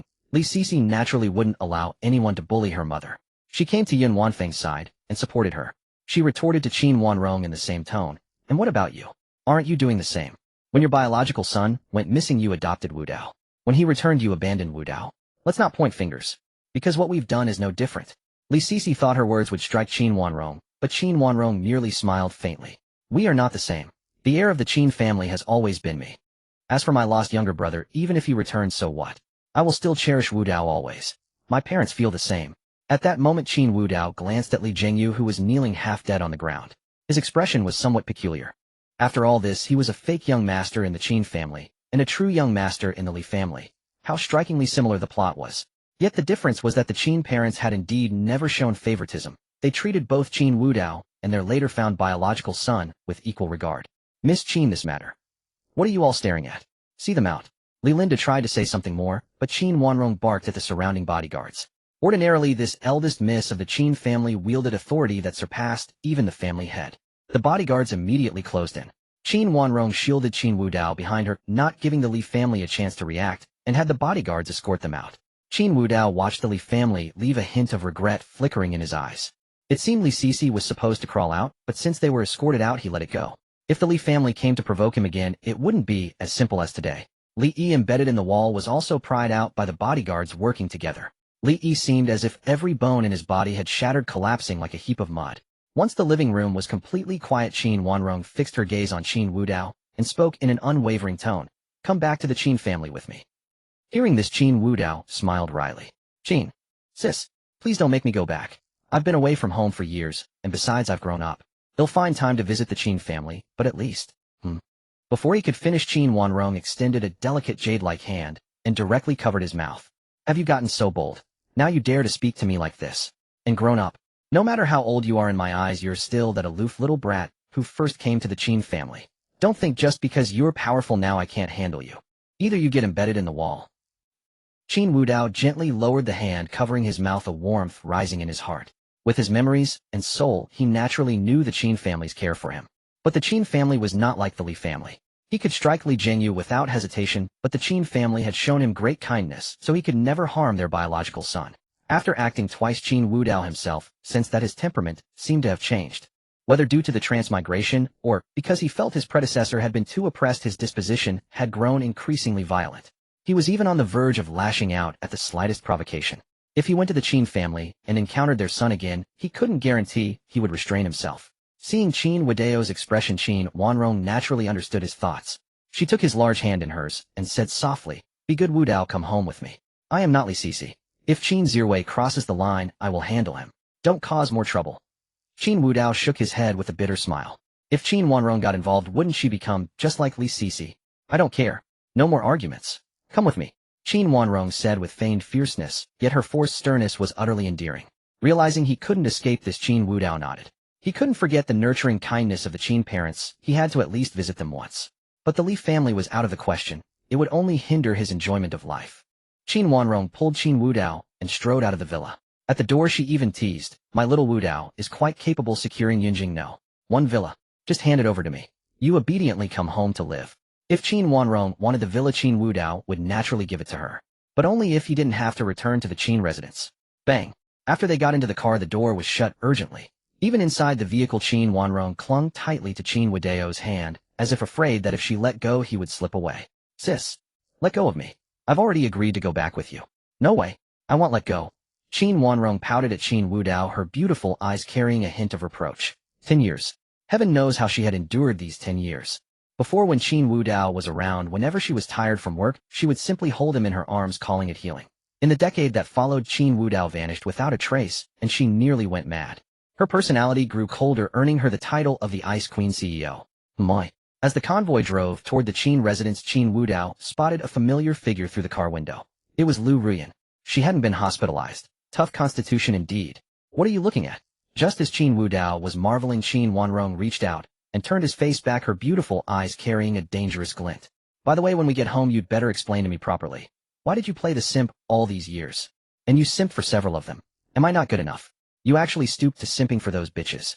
Seeing Qin Weiner's gaze, the word Yandra flashed through Qin Wudao's mind, and a severe case at that. With this thought, he gently pushed her away, murmuring, You're my sister, how could I? What about being a sister? Qin Weiner interrupted him before he could finish, her voice sharp. Now you remember him, your sister. A moment ago over there, weren't you calling me Miss Qin? Qin Wudao chose silence, cornered by her relentless advance. Just as Qin Weiner was about to say more, the car screeched to a sudden halt. Quick as lightning, Qin Wudao reached out and pulled her into his arms. Basking in the warmth of his embrace, her beautiful eyes softened, a faint blush tinting her ethereal features. But she soon regained her composure, straightening up and demanding of the driver what happened. The driver quickly explained, President, someone has blocked our convoy. Qin Weiner frowned. In all of Modu, few dared to challenge the Qin family's convoy. Who had the audacity to stop them like this? Peering through the windshield, she saw it clearly. A row of black cars had sealed off the road ahead, blocking the Qin convoy. Doors swung open, and figures clad in black stepped out, exuding an aura of formidable power. these were no ordinary men. Wudao, leave this to me and get out of here first. Despite her youth as the head of the Qin family, Qin Wudao instinctively sought to protect him upon sensing the threat. Qin Wudao, however, wore a resigned expression. Those men were unmistakably from the Dragon King Hall. Long Lin and Long You must have mistaken his situation for a kidnapping. Sis, they're my people. Let me handle this. Qin Wudao looked at him in surprise, never imagining that her long-absent brother commanded such forces. Why had she never heard of this in Modu? With a thud, Qin Wudao opened the door and stepped out. Long Ya and Long Lin, seeing him, rushed forward with deference. They almost knelt, but a glance from Qin Wudao stopped them. President Qin. Long Lin quickly corrected his address. Qin Wudao nodded approvingly. I'm heading to the Qin residence now. There's no danger. You don't need to follow. Find me at the business banquet in a few days. Meanwhile, investigate everyone in Modu. Yes, President. But who should we target? Look for any miracle doctors descending from the mountains, delivery drivers suddenly striking at rich, coma patients waking up as changed men, those who treat money like dirt, or heirs of destroyed families arriving in Modu. Check them all. Long Ya's eyes narrowed. What was their Dragon King thinking? This scope was too vast. It would mean investigating nearly everyone in Modu. And what purpose would it serve? Any problem? At Qin Wudao's tone, Long Ya shuddered. No problem. Well, start immediately. Good. Also send the banquet guest list to my phone. You may go. Yes, President. Long Ya and Long Lin withdrew with their men. Back in the car, Qin Wudao found himself under the scrutiny of a pair of beautiful eyes. He had anticipated this, so he met Qin Wudau's gaze without flinching. I met them overseas some time ago. She hummed in acknowledgement, but her eyes continued to study him, as if searching for the changes the years had wrought. The convoy soon arrived at the Qin residence, a sprawling mansion-like estate of vast grounds. In Modu, where land was worth its weight in gold, such a compound spoke volumes of the Qin family's influence. Servants lined up at the entrance, bowing as the butler raised his hand. Qin Wudao and Qin Wudao stepped out, their striking appearance, handsome man and beautiful woman, catching everyone's eye. Having grown up in the Qin household, the servants knew Qin Wudao well. They held fond memories of him, for he had been an exceptionally gentle child devoid of any haughty airs. His return stirred deep emotion among them. Young master, you're back. The butler approached, his eyes brimming with joy. Uncle Liu, it's been a while. Though a servant, Qin Wudao held great respect for Uncle Liu.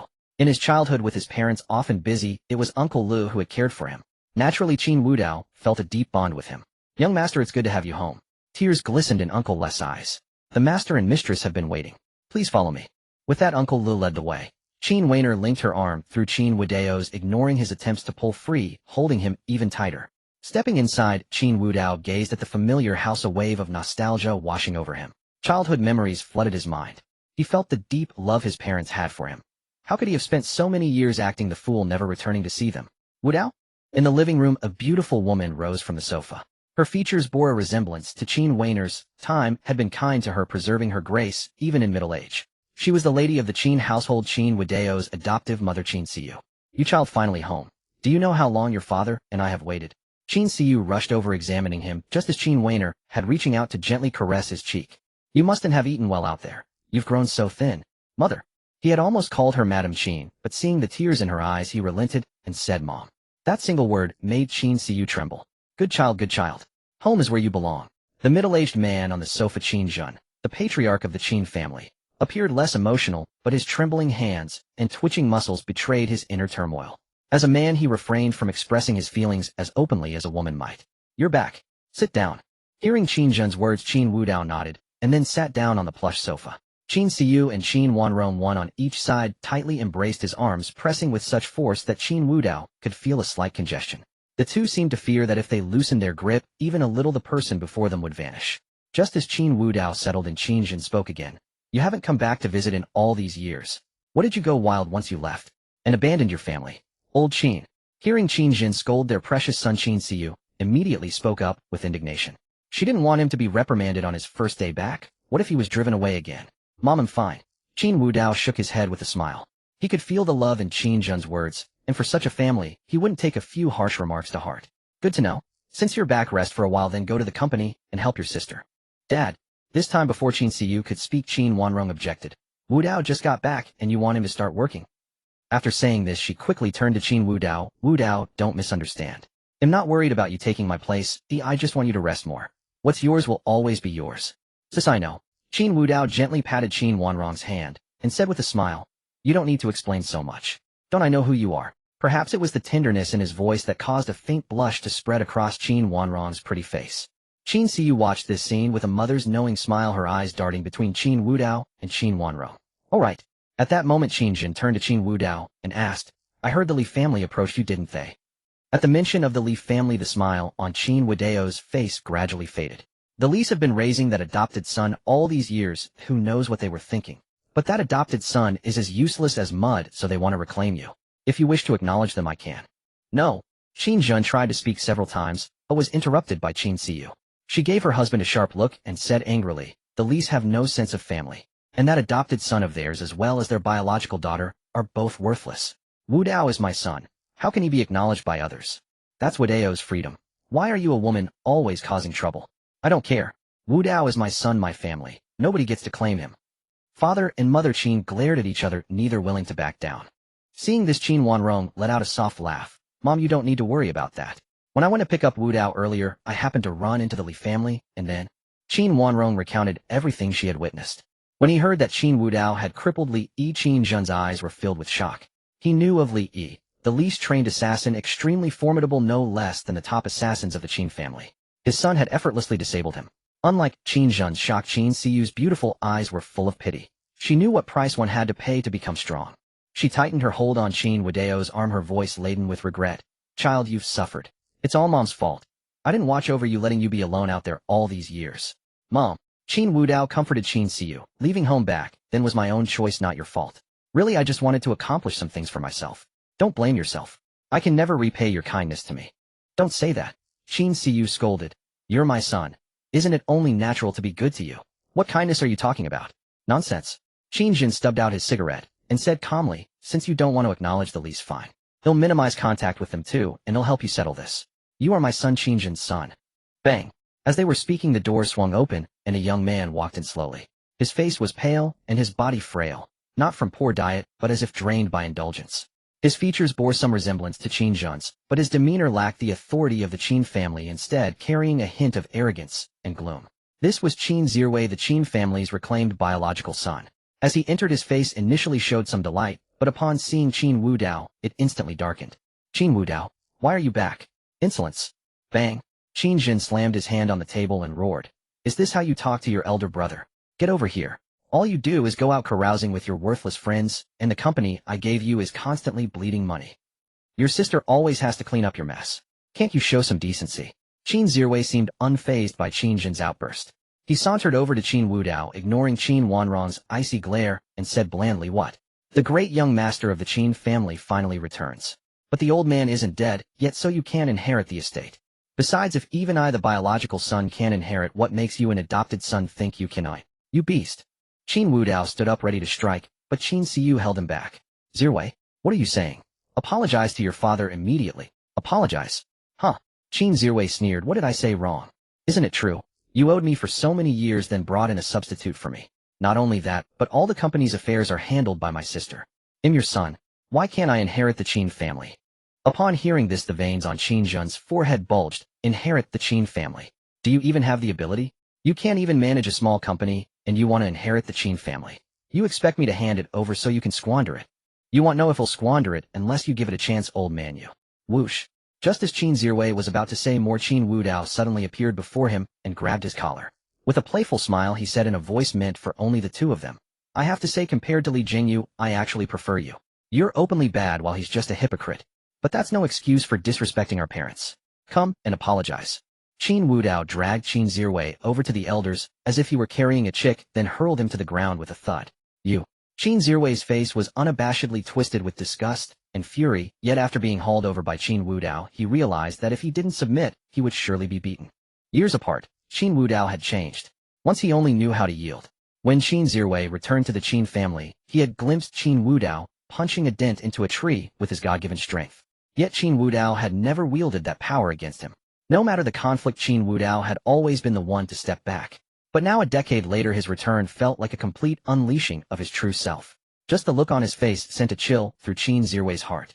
Adhering to the principle of a wise man avoiding danger, Qin Zirwei turned to his parents and mumbled, sorry mom and dad, I was wrong.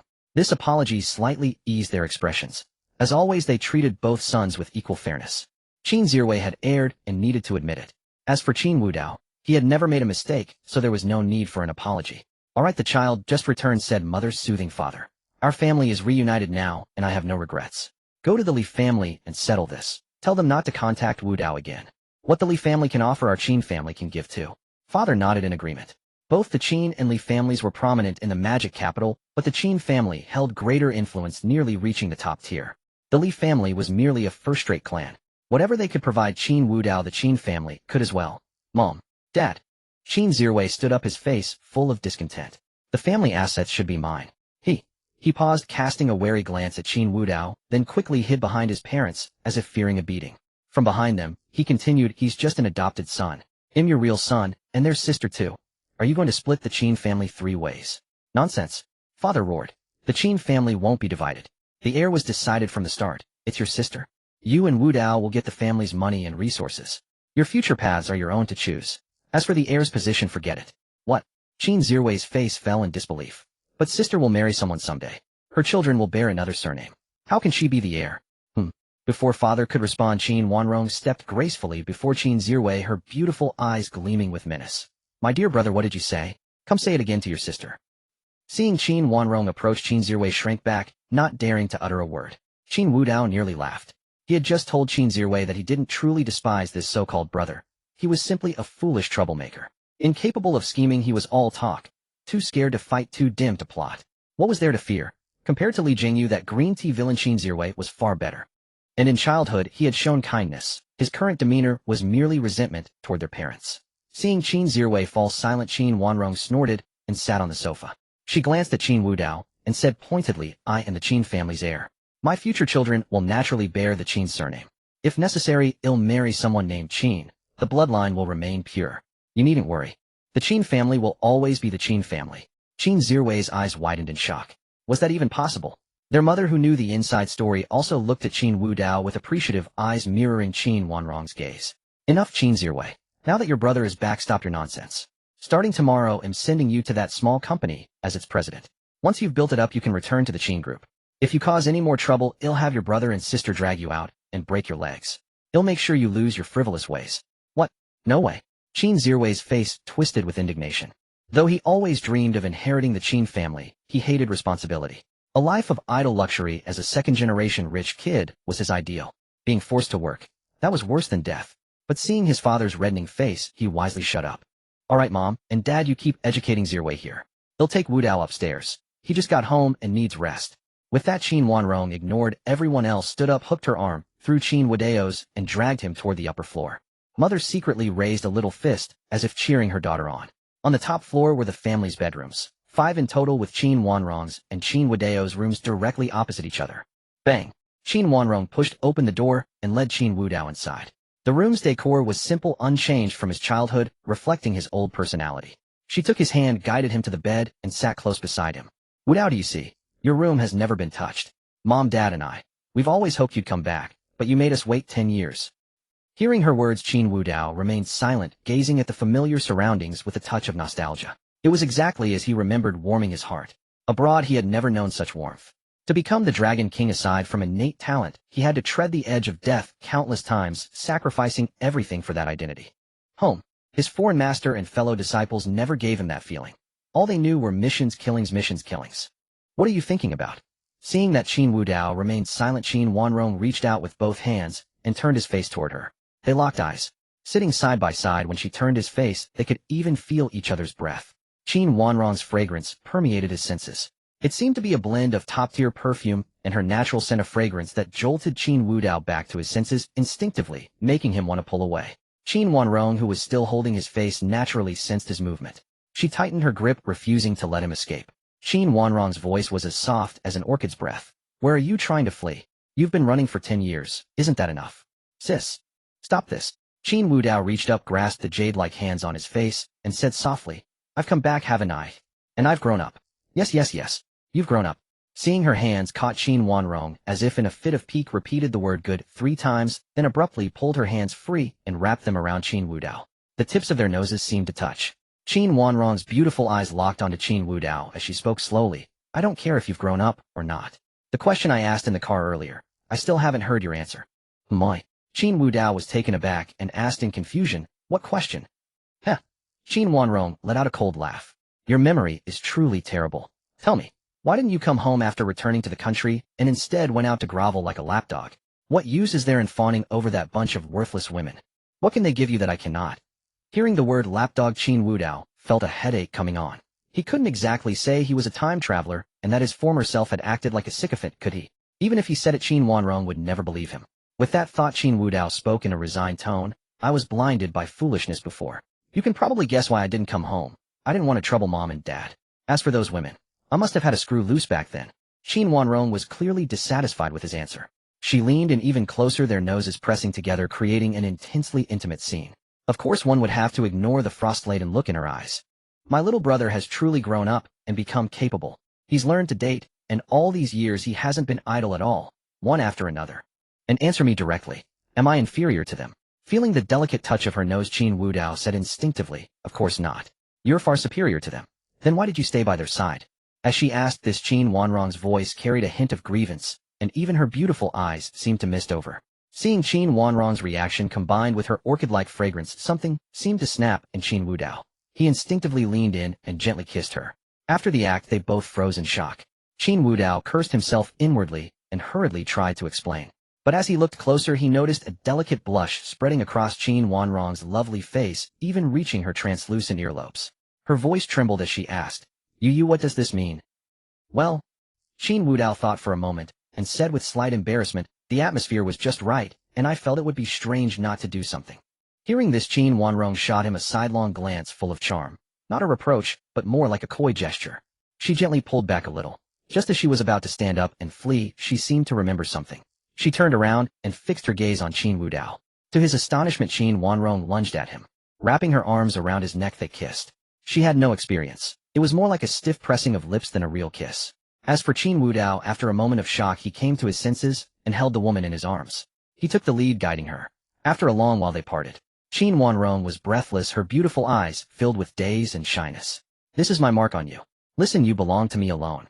If those women dare to pester you, will kill them. With that, Qin Wanrong forced herself to stand up, then ran out and back to her own room. Qin Wudao watched her retreating figure, instinctively touching his lips where the lingering fragrance seemed to remain.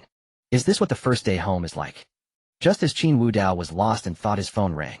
The ringtone was a lovesick fool's song, utter devotion. He'll change that ringtone later. He picked up the phone and answered. On the other end, Long Ya's voice came through. My king, I've sent the banquet list to your email. As for the person you asked me to investigate, I've found one, but I'm not sure if it's the one you're looking for. Recently, on a live streaming platform, there's a user named Mo Zong who is also on the banquet invitation list. His background check shows an ordinary family, but he splurges on tips online like it's nothing. He treats money as if it's worthless, dropping millions or even hundreds of millions on any female streamer he fancies. Before this, his account was just a level 0 nobody. It's as if he appeared out of nowhere, inheriting a fortune, suddenly becoming rich. I see. What's his online name? It's the loneliness of a cigarette. Qin Wudao hung up and opened the wildly popular short video app. A quick search brought up information about this Mo Zong. Some speculated he was a prince from Dubai or a scion of some ancient clan. Any streamer he fancied was instantly set for life. His extravagance knew no bounds. Countless online tycoons couldn't get the better of him, a truly pitiful sight. Qin Wudao carefully browsed through the information about him, a faint smile curling at the corners of his mouth. It seems this guy either has too much money to burn or possesses some kind of tipping system. Ding dong. The little oxman suddenly issued a task. Congratulations, host, for detecting a suspected system wielder. Suppressing, defeating, or killing them will yield rewards. Suppressing or defeating them will grant you half the rewards of their system. Killing them will grant you their system and special rewards.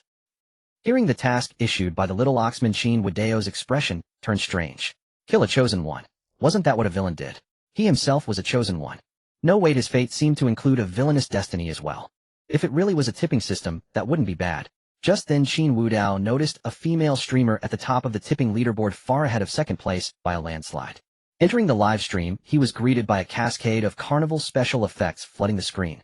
A lonely cigarette, gifted Carnival, $5.99, then $600, and continued until the tally reached $999, accompanied by a wave of flattery scrolling across the public chat. The female streamer, named Qian Rabbit, flaunted her figure with a sultry dance as the carnivals kept drifting in. Her form-fitting t-shirt could hardly contain her breathtaking curves. Paired with yoga pants and sneakers, she perfectly showcased her silhouette while retaining a touch of innocence. Her eyes, like autumn waters, seemed to pierce through the screen straight into one's heart. Her delicate face was exquisitely beautiful, glowing, as if illuminated by an inner light under the studio lamps, with fair translucent skin. Even without the aid of beauty filters, she was a top-tier beauty, no less than Liu Ruyan. Thank you for your support, Brother Emo. Qian Rabbit made a heart shape with her hands, her exuberant movements drawing howls from the audience. Damn, Brother Mo's got his eyes on Rabbit now. Another dream girl gone. No worries. I don't mind being the cleanup crew. You think you're worthy of that? Not a single coin spent just hanging around, huh? But Rabbit won't just become some big shots private streamer, right? No way. Brother Emo dropped a 999 carnival streak the moment he walked in. If Rabbit wants something with him, who are you to object, you monster? Qin Wudao watched the endless barrage of comments, a faint smile curling on his lips. Yes, this was it. Walking in and dropping 3 million Dragon Kingdom currency as a greeting. This guy had to have that so-called tipping system. In his past life, he had read plenty of novels like this. It seemed that in the early stages such tipping systems always had rules, either a spending limit or conditions to meet. He just wondered what kind of system this Brother Emo actually had. If it were merely a tipping system, Qin Wudao wouldn't think much of it. But if it involved multipliers for cashback or some tycoon system, he had to get his hands on it. As he pondered, a message from a lonely cigarette appeared on the public chat. The streamer dances well, oh I like it. Seeing this, Qian Rabbit's eyes narrowed into crescent moons, revealing her small canine teeth as she smiled. Thank you for your support and recognition, Brother Emo. Love you. She had always been a moderately popular streamer. She earned a decent income on ordinary days, but it paled in comparison to the big-name streamers. With her flawless looks and figure, she knew her worth and bided her time. And today, as expected, she had hooked a big fish. This Brother Emo had been all the rage on short videos lately. Many suspected he was some top-tier family tycoon. Qian Rabbit's lips curled slightly. She naturally wanted to land someone like him, but what if he turned out to be some old man? That would be too much of a loss. For years, she had kept herself pure, even turning down sky-high offers from previous top donors for offline meetings. All for the chance to gain something greater. Now the opportunity had arrived. Hearing Qian Rabbit's, "Love you," a lonely cigarette seemed to trigger something, and the screen exploded once more with carnival effects. On the public chat, his message scrolled alongside the gifs. Sweet words are well-deserved today. They'll take the top spot in a flash. This comment immediately sparked a flurry of Brother Emo is domineering and invincible from the audience. At that moment, the top donor on Qian Rabbit's overall leaderboard had spent over 6 million. Brother Emo had already dropped 3 million, so to claim the top spot he needed just another 300,000 or so. A lonely cigarette gifted Carnival 500, then 600. Then Warwolf gifted Carnival 100. Huh. Why did a newbie account suddenly pop up and start throwing carnivals? Are all the big shots this low-key now? Wait, what's the point of him sending carnivals at this moment? Trying to fight Brother Emo for the top spot? Not sure, but it sure looks that way. Plenty of big names on the platform have already lost to Brother Emo. Can this Warwolf pull it off? Either way, he's way above us. Both are legends. This so-called Warwolf was of course Qin Wudao. He wanted to test Brother Mo's limits. The system had gifted him a 50 billion black card earlier, so a little spending was no pressure. He just hadn't expected his predecessor to name the short video account Warwolf. Did he really think he was a Warwolf? Qin Wudao shook his head in exasperation, but his fingers never stopped continuously tapping on carnivals. With his unmatched speed, his taps on the phone became a blur. Soon he caught up to Brother Emo. A lonely cigarette gifted Carnival 800. Warwolf gifted Carnival 742. Holy crap, how many years has he been single to have that kind of speed? He's almost caught up in no time. Truly worthy of the name Warwolf. I'm in awe, totally in awe. These big shots love using new accounts, just waiting for some fool to mock them, then they unleash a face-slapping spree, right?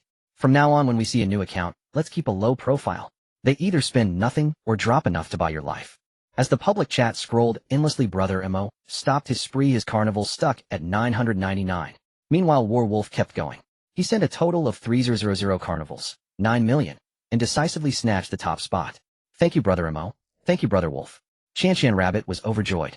She had always known such luck would eventually come her way after years of preparation, but she never expected it to arrive so suddenly. Two big shots battling for the top spot had started a spending war. Then a lonely cigarette posted a message on the public chat. It seems this streamer has someone to protect her, so he'll gracefully step aside. The words dripped with style. No one thought he was showing off, given that his previous spending spree of hundreds of millions had gone viral across the internet. To the onlookers, it seemed Brother Emo was making way for Brother Wolf. Perhaps this wolf was an even bigger shot than Brother Emo. Why else would he suddenly stop? And even offer to step aside? After all, in every previous challenge, Brother Emo had always been the dominant force. In a rented room in the magic capital, a young man with a clean face stared at his phone screen, a hint of displeasure on his features. Who is this Warwolf? Could it be a new account from someone I defeated before? Damn it. That Qian rabbit keeps thanking him and the affinity hasn't bonded with me yet. I can only send her 999 carnivals twice a day. If I had bonded with her, I'd turn that war wolf into a mutt. No one knew that this young man was the possessor of a system. Having been an ordinary office worker all along, Chu Feng resolutely chose to resign after being unjustly reprimanded by his superior and made a scapegoat. Lying at home fretting over his livelihood for the next day, a sudden voice of system binding echoed in his mind. This system was called the Goddess Tipping System. By spending on short videos, he could receive a 10% cashback. Moreover, the money spent was provided by the system itself. For instance, the billions he had previously splurged were the system's novice reward. But the novice reward had already been spent. To continue splurging, he needed to bind with goddesses. These goddesses had to possess exceptional beauty and a certain level of favorability toward him. Once bound, he could recklessly shower them with money. However, before that, he only had 2 chances to spend up to 999, regardless of the gift. Under normal circumstances, with 3 million thrown out, which female streamer wouldn't develop some favorability toward him? As he checked the system, he clearly saw the favorability of Qian rabbit soaring rapidly on the verge of reaching the binding threshold. But then an unexpected obstacle emerged. With the sudden appearance of Zhang Lang, Qian rabbit's favorability stalled. No, I must bind this woman, and as for this Zhang Lang. Seeing the gossiping crowd in the public chat discussing Zhang Lang again, Chu Feng pondered for a moment and typed a line. Brother, if you wish to protect the streamer, I naturally won't compete with you, for a gentleman does not take what others cherish. But if you're merely trying to provoke me, how about this? 2 days from now is the platform's event day, and we can have a battle.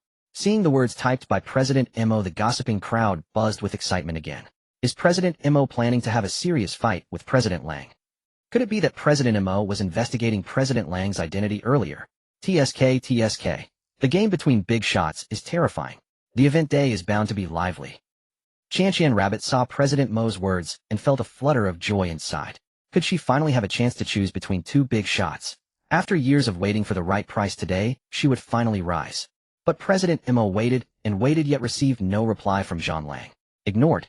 Utterly ignored.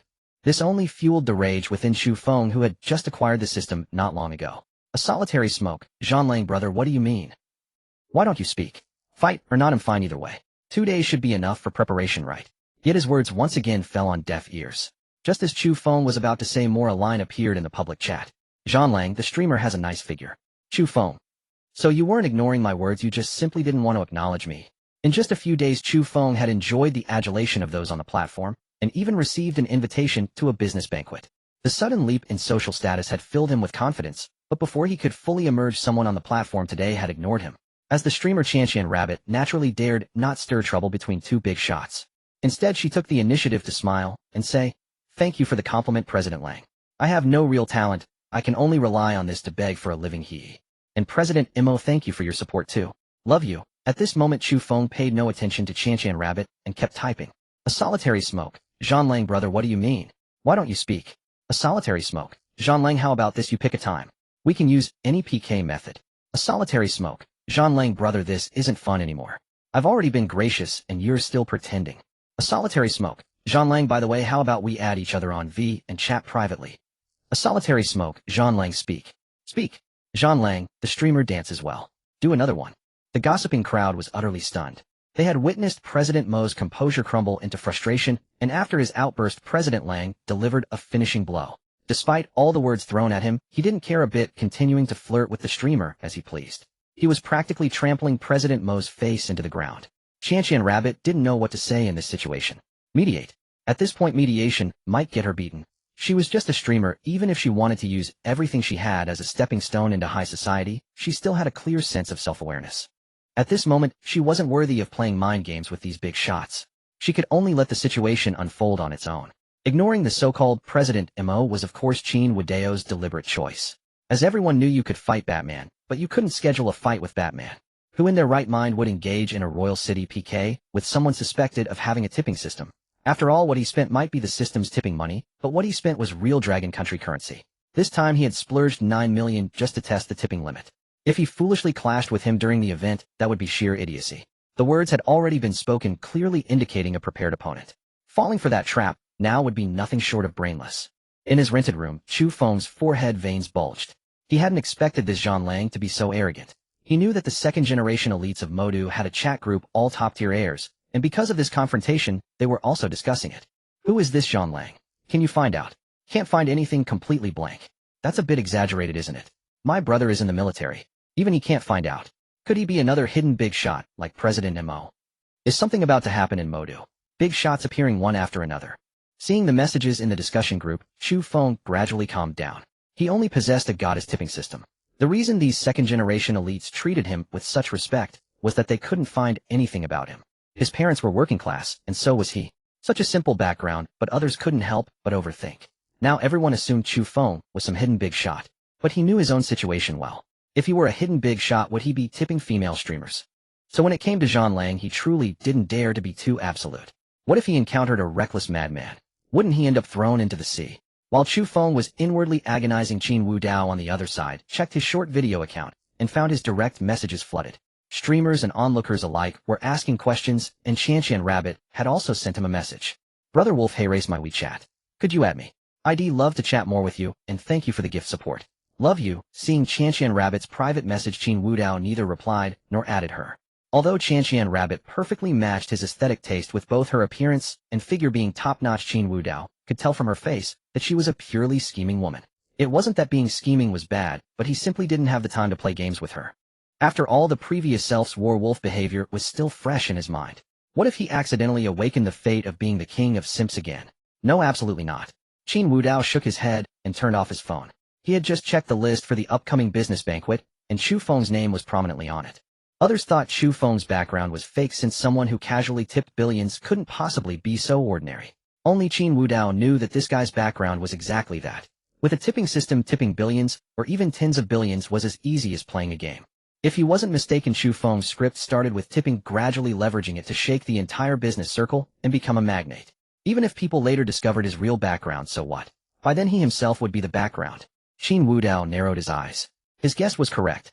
This world indeed had others who had obtained systems as well as other chosen ones. A chosen one might not necessarily get a system, but whoever got a system was definitely a chosen one. The tasks issued by the little figure were highly appealing to Qin Wudao. As for Chu Feng, who had no grudge against him, would killing him bring guilt? Ridiculous. Not to mention Qin Wudao himself, even his previous self, would feel no guilt about killing an innocent person. The title Dragon King sounded very cool, but in reality those with blood on their hands were never good people. So what guilt was there to speak of? A business banquet, huh? Qin Wudao toyed with his phone as a plan formed in his mind, and he dialed a number. Meanwhile, back in the live stream with Boss Wolf and Boss Missouri going offline, Qian Rabbit also ended her broadcast. In her dedicated streaming room, the voluptuous and beautiful Qian Rabbit stared intently at her phone's back end. Just now she had sent private messages to both Werewolf and A Smoke's Loneliness, hoping to add them separately. Such opportunities weren't common. Since she planned to use herself as a ticket into high society, she needed to find the most suitable one. She had also noticed that both Werewolf and A Smoke's Loneliness had their IPs showing in the Magic City. They were all in the same city. Whether this could develop further required seeing them in person. A Smoke's Loneliness quickly added her WeChat, but Werewolf had read her message without any response. That's strange, did I send the wrong number? Why hasn't he added me? Qian Rabbit's beautiful face showed confusion as she rechecked her message. The number was correct. Werewolf had read it, but still hadn't added her. Her eyes filled with resentment. Earlier in the stream he praised my figure, but now he's indifferent. Qian Rabbit was no fool, which was why she had kept her perfect self intact until now. After a moment's thought, she understood Boss Wolf was purely targeting Boss Missouri, and she seemed to be just a pawn in that game. You bastard. Don't let me find you in the Magic City, or I'll make you pay. Qian Rabbit bared her little fangs, her expression more cute than fierce. She was growing increasingly intrigued by this werewolf. Just then Boss Missouri sent her a message. Why do you want me to add your WeChat? Seeing this, Qian Rabbit sneered. Playing hard to get, huh? Of course Boss Missouri knew what adding WeChat meant.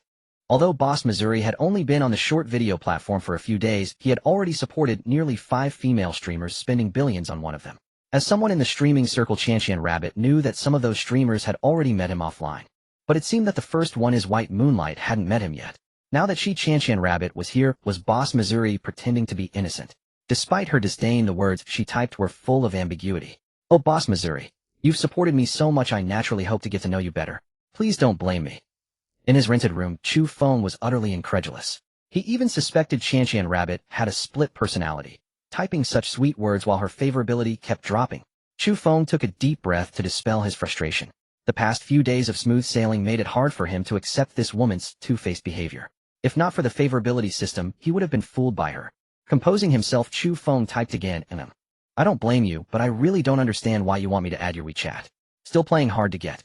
Qian Rabbit grew more disdainful. She hated this game, and if not for realizing that Wolf was targeting Boss Missouri, she might have thought Wolf was also playing hard to get. But the opportunity was here, and it would be a shame to miss it. With that thought, she composed herself and typed, Boss Missouri, I see your IP is also in the Magic City. We're in the same city. You gave me so many gifts today, how about I treat you to dinner in a couple of days? A smoke's loneliness. I might be busy with some things in the next few days. Favorability 1. Chu Feng. He had to bind Qian Rabbit now. The full activation of his system required binding 5 girls, and the one he coveted most still hadn't been bound. In a few days there would be the platform's interactive event. If the system wasn't fully activated, how could he help her with the event? The opportunity to bind with streamers had already been exhausted, and Qian too was the very last one. Thus, watching her favorability plummet, Chu Feng found himself with a throbbing headache. Oh, so it was because of his refusals that her favorability dropped. Then he understood. Chu Feng began typing again. But I should have time tomorrow. If you want to treat me to a meal, how about tomorrow? Favorability 1. Damn it. Hearing the system prompt of decreased favorability, Chu Feng felt a surge of frustration. He was just an ordinary person who had only bound to the system a few days ago. How could he immediately become a master of romance and understand her thoughts? He had met the female streamers bound previously, but back then those streamers had been dazzled by his financial onslaught. Everything he did seemed perfect to them. But with Qian too, she spoke beautifully, yet her favorability kept plummeting. Ding dong. Hearing the notification sound from his phone, Chu Feng picked it up again and saw Qian Tu's reply. Then tomorrow it is President Mo. I know a private kitchen in the heart of our Magic City that serves quite delicious food. Their dishes are also relatively expensive, so it shouldn't make you feel uncomfortable. They'll send you the location later, and we can meet there. Okay. Faced with the unpredictable Qian Tu, Chu Feng didn't know what else to say. Adhering to the principle of saying less to make fewer mistakes, he replied with a single word. Favorability 1. Just you wait. Chu Feng fumed. Night fell, and the city lights began to glow. The Magic City was a sea of brilliant lights. In a private club, Qin Wudao sat with another young man on a sofa in a private room, selecting from the black-stockinged young ladies before them. That young man was from the Wang family of the Magic City. Wang Weidong, the second young master of the Wang family. He could be called Qin Wudao's childhood friend. When Qin Wudao was young and still with the Qin family, Wang Weidong, and he had a very close bond, they went to school and played together. In the years since his return, Qin Wudao had met Wang Weidong and even used the power of the Dragon King Hall to resolve many of his troubles. I say, young Master Qin, you finally seem like a proper person now. Wang Weidong laughed. Tell me, after you came back you started your grand simping career. Bro, are you really that starved for love? Are these young ladies here not appealing enough, or have you, young Master Qin, lost your touch? Look at you. You've got looks, you've got money, and with your fighting skills the other day you gave Liu Ruyan and buy you a good beating. With strength like that, bro, what kind of woman can't you get? But you have to play the simp. If you weren't my bro, you wouldn't even qualify to sit at my table seriously. I'm afraid you'll infect me with that disease. Hearing this, Qin Wudao downed the wine in his glass in one gulp.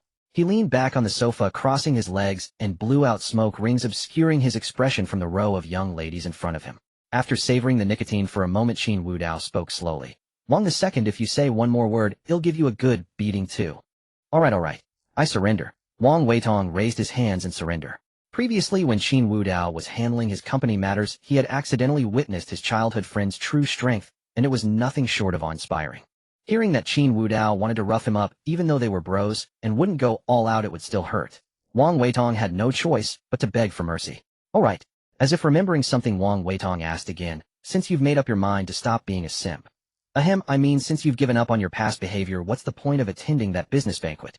Don't forget that woman from before, the eldest miss of the Wan family, Wan Shireen, might also be at that banquet. Are you sure it's not for her? Nonsense. Qin Wudao said irritably. What do you take me for? Do you think he'll keep being a simp after doing it once? Bro, do you even hear what you're saying? Once. How many times have you simped? Do you want me to count them for you? That one from the Lin family, that one from the Wan family, Liu Ruyan, and... Stop. Before Wang Weidong could finish, Qin Wudao cut him off. You talk way too much. Don't worry, I won't anymore. As for this business banquet, it's my first step. Oh. Wang Weidong's eyes immediately lit up. Are you really going to start? Qin Wudao had once shared his plan with Wang Weidong. He had never intended to rely on his identity as the eldest son of the Qin family. Instead, he needed to expand his own business empire. The Magic City was his first stop. As long as he could secure this economic center, he would become part of the top tier nationwide. Wang Weidong was thrilled by this plan. In the Wang family, he was the second son, and it certainly wouldn't be him who inherited the family. If he could build a great enterprise with his childhood friend. What did the Wang family matter? It was irrelevant. Count me in. Big bro. I'm your long-lost good little brother. Wang Weitong immediately lunged forward, but Qin Wudao pushed him away in disgust. Enough. We'll talk about this tomorrow after we've sobered up. No business when drinking, no drinking when talking business. Besides, Qin Wudao raised an eyebrow slightly hinting at the row of black-stockinged young ladies opposite them. Seeing Qin Wudao's expression, Wang Weitong gave a lecherous grin. Looks like our young master Qin has been holding back all these years. Go all out. Tonight's on me. With that, Wang Weitong waved his hand, and the black-stockinged young ladies in front of them immediately sat down beside the two of them. Some fed Qin Wudao wine, some massaged his shoulders, and others secretly felt his eight-pack abs. Feeling the smooth texture of the black stockings against his hand, Qin Wudao couldn't help but sigh inwardly. This was the life. Being a simp. Whoever wanted to do it could, but he was done with it. Bang! Just then the door to the private room was violently pushed open. What the hell? Wang Weitong pushed aside the young lady next to him and stood up, grabbing a wine bottle. Damn it! Who dares to barge into my room here? Don't you want to live? Huh? Mid-sentence, Wang Weitong suddenly froze, then looked at Qin Wudao. The person who had pushed the door open and walked in was a mature, stunningly beautiful woman in a business suit. Liu Ruyan. Who? Qin Wudao exhaled a puff of smoke and said indifferently, what's going on? Keep the music and dancing going. Throw out whoever doesn't belong. Qin Wudao. Seeing Qin Wudao surrounded by women, Liu Ruyan could no longer contain herself. She rushed forward and pushed the women away. Her beautiful eyes blazed with fury as she stared at Qin Wudao. Why are you doing this? You're my man. What are you doing here? Is there anything they have that I don't? Can't I satisfy you? Hearing this, Qin Wudao frowned deeply and said in a low voice, Liu Ruyan, what madness is this? If you're looking for a man, it's simple. Tell the manager here to arrange a few for you. But you can eat whatever you want, you can't just say anything. Who is your man? Was the beating I gave you last time not hard enough? Seeing Qin Wudao's utterly emotionless gaze, Liu Ruyan felt a pang in her heart. She vividly remembered how fervent his love had been when he was deeply in love with her. Now that cold and unfeeling look suffocated her. The suffocation made Liu Ruyan's delicate frame sway slightly. But she quickly composed herself, her beautiful eyes fixed on Qin Wudao as she spoke. Wudao, is it because of Baiyu? My. Qin Wudao was clearly puzzled by her words. What did she mean by because of Baiyu? Is it Baiye's presence that made you like this? You're overthinking it. Qin Wudao leaned back on the sofa, casually draping an arm around a seductive young woman who also sensibly nestled against his chest. A small hand gently caressed the explosive muscles on Qin Wudao's chest, her beautiful eyes filled with a hint of intoxication. Get away from him. Seeing the woman's actions, Liu Ruyan could no longer hold back. She stepped forward, grabbing the woman's wrist, intending to drag her out. Slap. Before Liu Ruyan could drag the woman out, a hard slap landed on her face. Qin Wudao wiped his hand on his black silk-clad leg and said mercilessly, get lost. Who gave you the nerve to come here and grab my people? The woman in black silk leaned limply against Qin Wudao, cooing, Brother Wudao, she hurt me. Next time she grabs you, just slap her back. Liu Ruyan held her reddened cheek, speaking in disbelief. You hit me. For a bar girl. Enough. Qin Wudao said disdainfully. Didn't you hear she hurt her? A gambling father, a sick mother, a younger brother in school, and her the sensible one. If I don't take care of her, who will? And even if she is a bar girl right now, she's with me. You come barging in to grab her. If I didn't hit you, would that make sense? Brother Wudao. The woman in black silk looked at Qin Wudao with deep emotion, though inwardly she was puzzled about how this man whom she had just met knew so much about her family background. Bang! At that moment the door was pushed open again. Wang Weitong's face was dark as ink. The private room booked by the second young master of the Wang family, who dared to just barge in. But just as he was about to lose his temper, he saw who it was and froze again. As everyone knew, the Wang family had two sons, Wang Weitong and Wang Weixin. Now the eldest son, Wang Weixin, strode in, followed by a man with a clear countenance, Baiyu, the so-called younger brother of Liu Ruyan. There was even Qin Zhiwei, the second young master of the Qin family. What kind of combination is this? Wang Weitong could hardly believe his eyes. The second young master of the Qin family, the eldest son of the Wang family, Liu Ruyan, Baiyu. These people should have no connection with each other. Yet they filed in one after another. Sister Ruyan. Seeing Liu Ruyan covering her reddened cheek, Baiyu immediately understood what had happened. A flicker of delight passed through his eyes, but it was quickly masked by concern. Are you alright? Baiyu reached out to check her injury, but she dodged him. Liu Ruyan's beautiful eyes remained fixed on Qin Wudao. Isn't this the eldest young master of the Qin family? I'm just here with a friend to see his companion. Sorry for the intrusion. Wang Weixin's face was very similar to Wang Weitong's, but while the second young master always wore a cynical smile, Wang Weixin, the eldest, smiled politely, but hypocritically, giving off an impression of a smiling tiger. Qin Wudao ignored Wang Weixin's outstretched hand, and instead looked at Qin Zhiwei, who had entered last, saying with interest, you came too. Facing Qin Wudao's teasing, Qin Zhiwei replied coldly, just passing by. The reason these people had gathered was due to an event an hour earlier. Wang Weixin had heard from his men that his younger brother had brought the returned eldest young master of the Qin family to the club. Although the heir had already been confirmed as him the eldest son, he would not give Wang Weitong even a sliver of a chance to turn things around. Everyone knew that Qin Wudao was Wang Weitong's childhood friend. So Wang Weixin gave up on trying to win Qin Wudao over, and instead directly approached Qin Zhiwei, inviting him to the club for a detailed discussion. He even had Liu Ruyan and Bai Yu brought over. His goal was to find a way to deal with Qin Wudao. An hour earlier in the private room, Wang Weixin smiled as he made introductions to Qin Zhiwei. Zhiwei, this is Liu Ruyan. You should know her. She's the president of Yinyu Corporation. Your Qin family also has business dealings with her. My. Qin Zhiwei looked at Liu Ruyan, a hint of admiration in his eyes. Hello, President Liu. I'm Qin Zhiwei of the Qin family. Hello. Liu Ruyan greeted him in return, then turned her gaze to Wang Weixin and asked, President Wang, what do you mean by inviting me here today? Nothing much. Wang Weixin smiled. Isn't there a project south of the city coming up? I plan to give a portion of it to your Yinyu Corporation. Liu Ruyan was not dazzled by the windfall. Instead she asked calmly, President Wang and I have had no prior dealings. Why would you offer me such a benefit? Bai Yu quickly interjected, Sister Ruyan, President Wang and I are on good terms. He's helping out because he heard you're my sister. Don't overthink it. Hearing this, Wang Weixin looked at Bai Yu with a hint of disgust. But to deal with Qin Wudao he had no choice but to go along with the story. That's right, Bai Yu and I are friends. Friends should share the good times. Is that so? Liu Ruyan's beautiful face showed no joy. She said flatly, President Wang, what do we need to give in return? Haha, President Liu is indeed straightforward. Wang Weixin laughed heartily, then turned his gaze to Qin Zhiwei. Zhiwei, you probably don't know this, but this lady almost became your sister-in-law. Hearing this, Qin Zhiwei's pupils constricted. He had been quite interested in Liu Ruyan earlier, and had even considered using this opportunity to get closer to her. But these words instantly sobered him up. President Wang, please don't speak nonsense. Liu Ruyan frowned, slightly showing displeasure. I've never had any dealings with this Mr. Qin, nor do I know his brother. If there's nothing else, I'll be going. With that, Liu Ruyan picked up her bag from the table and prepared to leave. But Wang Weixin blocked her way, smiling. Does President Liu not know Qin Wudao? Wudao. Upon hearing this familiar name, Liu Ruyan was utterly stunned. She had never imagined that the brother of Qin Zhiwei, whom Wang Weixin mentioned, was Qin Wudao. Although both bore the surname Qin, she had never connected the two, for Qin Wudao had once claimed he was an orphan. As for Qin Zhiwei, though she was not well acquainted with him, her familiarity with the business circle naturally gave her insight into such individuals. The missing son of the Qin family had been found a decade ago. While he was not the heir, his elder sister held that position, so Qin Zhiwei was not to be underestimated. If rumors were true, Qin Zhiwei's brother was the adopted son of the Qin family, who had left home many years ago. This was no secret within their circle. After all, the Qin family had once expended considerable resources in search of their adopted son. Bang!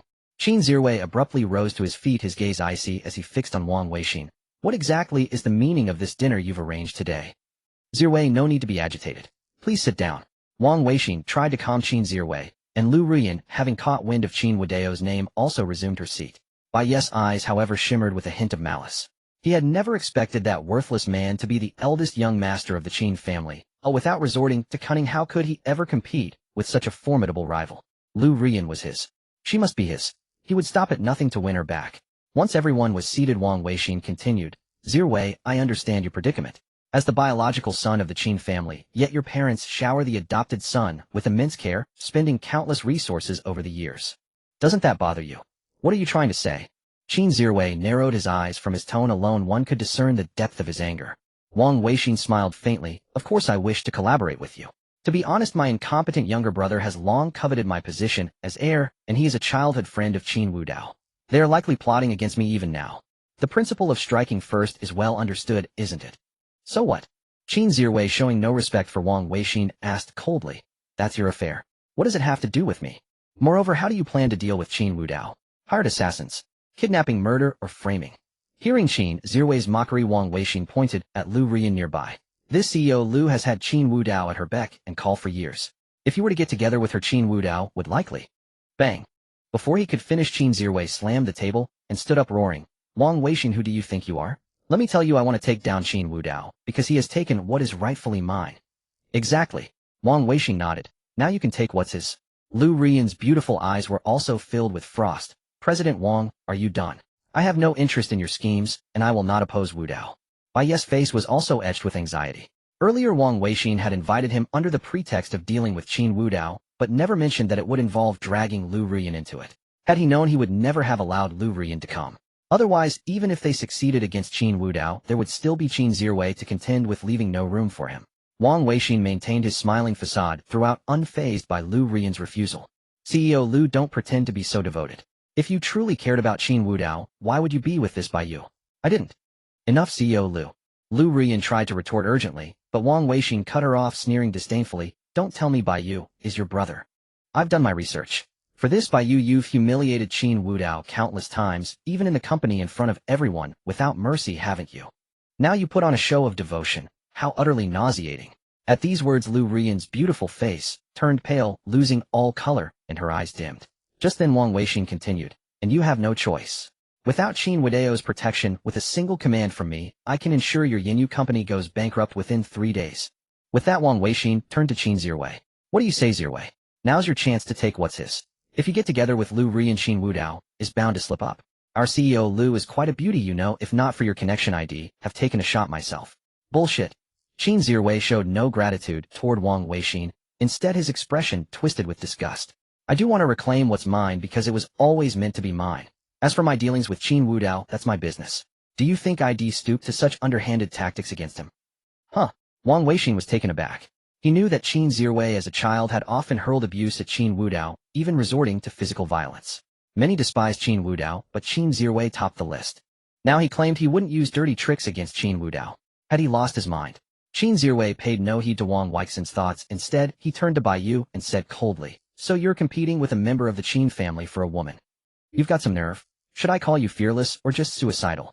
Baiyu tensed up. He never expected the accusation to turn on him. Previously, he could hide behind Liu Ruyan when dealing with Qin Wudao, but this ruthless second young master of the Qin family was not someone he dared provoke, and Liu Ruyan would be powerless to protect him. All right. Wang Weixin realized he had been too hasty, misjudging Qin Zirwei's temperament. Since that was the case, he would have to fall back on his second plan. Seeing the situation deadlocked, Wang Weixin quickly mediated, Zirwei, if you're unwilling, so be it. But don't intimidate Baiyu. He and CEO Liu are genuinely in love. It has nothing to do with you. If you want to do it, I'll have to entrust him. Heh. Qin Zirwei let out a cold laugh. Let him try. See if the heir of the Wang family is hard-headed enough to withstand the Qin family's wrath. Even a smiling tiger would lose its temper after being repeatedly berated like this. Wang Weixin narrowed his eyes slightly, fixing his gaze on Qin Zirwei, and said coldly, Second young Master Qin, I have been thinking of your best interests all along. Isn't your insult rather inappropriate? Heh. In response to Wang Weixin's words, Qin Zirwei let out a derisive laugh, thinking of my best interests. Do you take me for a fool? You just want to crush the second young master of the Wang family, don't you? Before that, you plan to make a move against Qin Wudao. I'm telling you, if you want a straightforward partnership, I'll accept it. But if you're aiming for these underhanded tactics, let me tell you, you've come to the wrong person. Hearing this, Wang Weixin was taken aback. Then he too sneered. Qin Zirwei, oh Qin Zirwei, one would think you're truly an upright man. Our second young master Qin doesn't exactly have a spotless reputation in the circle, does he? Facing Wang Weixin's mockery, Qin Zirwei remained unfazed, speaking with a nonchalant tone. Do I need a good reputation? As a young master of the Qin family, must I go around doing good deeds? My parents gave me money. Shouldn't I enjoy it properly? Do you think I'm like you, eh? Sorry, eldest young master Wang. I've always used money to bully and oppress. If you want to, you can do the same. Alright, I forgot. The eldest young master Wang needs the inheritance, so he can't be so reckless, can he? Yeah. Tisk tisk tsk. Look at you. Before the inheritance was yours, you walked on eggshells. Now that you have it, you still only resort to shady tricks. Didn't you get the inheritance for nothing? How pitiful. The veins on Wang Weixin's forehead bulged. Earlier, his taunts at Qin Zirwei had left the latter completely unaffected, while Qin Zirwei's sarcasm dealt him genuine damage. As the heir to the Qin family was Qin Wanrong, Qin Zirwei could naturally act without restraint. But Wang Weixin couldn't. Now the heir to the Wang family, could he behave as recklessly as Qin Zirwei? Bang! Just as everyone was speaking, a person burst in. The man walked straight up to Wang Weixin and said quietly, Young Master Wang, the second young master and eldest young master Qin are upstairs. They've called all the girls over. I can't arrange anything for you anymore. The subordinate's appearance calmed Wang Weixin down. He looked at Qin Zirwei and smiled. Second young master Qin, what a coincidence. Your elder brother and my younger brother are both in the private room upstairs. I had planned to arrange some warm hospitality for you, but they've taken all the girls. How about this? Let's go together. See if they can spare a few top escorts for our second young master Qin. When mentioning second young master, Wang Weixin deliberately emphasized the words. Hearing this, Qin Zirwei frowned and walked out directly. Liu Ruyan, upon learning that Qin Wudao was upstairs, immediately rose and followed. This was what had happened before. The group arrived together at Qin Wudao's private room. Hearing Qin Zirwei claim he was just passing by, Qin Wudao didn't continue the conversation with him. Instead, he turned his gaze to Liu Ruyan before him. Miss Liu, if there's nothing else, you can get lost. Your presence here, to be honest, is somewhat hindering my enjoyment. Qin Wudao stretched out his arms, pulling two young women close. This scene made Liu Ruyan momentarily forget the pain on her cheeks, staring at Qin Wudao with a face full of sorrow and anger. Isn't this my dear elder brother? Wang Weitong stepped forward, directly speaking sarcastically to Wang Weixin. Impressive, truly impressive. I'm just enjoying myself with a childhood friend, and you still manage to show up. What have you been spying on me? Afraid he'll snatch your position as heir. Heh, Weitong, what are you saying? Wang Weixin spoke with a smile on his face. We are brothers. It doesn't matter who the heir is. After all, the Wang family's future belongs to both of us. Is that so? Wang Weitong asked with feigned surprise. If that's the case, then you, as the elder brother, shouldn't have a problem giving me the position of heir, right? In response to Wang Weitong's words, Wang Weixin chose silence. He turned to look at Qin Zirwei. He had hoped that bringing him along would spark a conflict between him and Qin Wudao, leaving both sides weakened. As long as Qin Wudao was occupied, his younger brother wouldn't be able to cause any trouble. But to his surprise, Qin Zirwei now showed no intention of engaging with him. He sat down on the sofa, casually waving his hand, and just like Qin Wudao, embraced two women, beginning to enjoy himself. Qin Wudao, don't go too far. At that moment, Bai Yu could no longer contain himself. Pointing at the bruise on Liu Ruyan's face, he directly confronted Qin Wudao. Do you know that Sister Ruyan hasn't been eating or sleeping well? And you still come to a place like this? If you have a problem with me, just say it. I'll leave if I have to. Why must you? Bai Yu, shut up. Before Bai Yu could finish, Liu Ruyan snapped at him. After silencing Bai Yu, Liu Ruyan walked up to Qin Wudao again and pulled the two women clinging to him away. Then she sat directly to Qin Wudao's right, ignoring the astonished gazes of everyone in the room. She placed one of his hands on her plump fair thigh. Due to her business attire, Liu Ruyan's thigh was wrapped in a thin layer of stockings. The touch was equally smooth. Liu Ruyan spoke to Qin Wudao with a serious expression. If you need to touch mine, I'm no worse than them. These words made the faces of the young women in the room stiffen simultaneously. They had thought she was here to catch a cheater, but it turned out she had come to compete for business. Young Master Qin. The young woman on Qin Wudao's left, ignoring Liu Ruyan's murderous glare, clung to him again. Young Master Qin, tell me who is more considerate, this sister here or us? You sly fox. Liu Ruyan looked at the woman with utter disdain. Hearing this, the woman didn't back down from Liu Ruyan and retorted angrily. Oh, we may be sly foxes, but what if young Master Qin prefers our kind? As for you, miss, you talk a good game, but who is that man you brought in? Liu Ruyan countered. He's my younger brother. Heh. The woman sneered, still calling him your younger brother. The way he looks at you doesn't seem like he's looking at his sister. Miss, is your family really that chaotic? Since when can a younger brother look at his sister like that? Don't talk nonsense. Liu Ruyan's pretty face flushed, not from shyness, but from anger. She felt that Qin Wudao's earlier change was because of Bai Yu. Now with Qin Wudao right there, this woman kept sowing discord. What if Qin Wudao truly refused to forgive her? Right? Don't talk nonsense. I only hold respect for Sister Ruyan. Bai Yu retorted loudly, though his tone betrayed a hint of guilt. Enough, enough. Qin Wudao interrupted impatiently. Those who are irrelevant get lost. With that, Qin Wudao shoved Liu Ruyan out. He had no interest in this woman now. As for us, whilst they continue the music and dance, that sibling pair obsessed with incest, and that trash from the Wang family, you can all scram. Hearing Qin Wudao's words, Wang Weitong chuckled at the others. Did you hear that? Get out now, everyone, or I'll have my men escort you.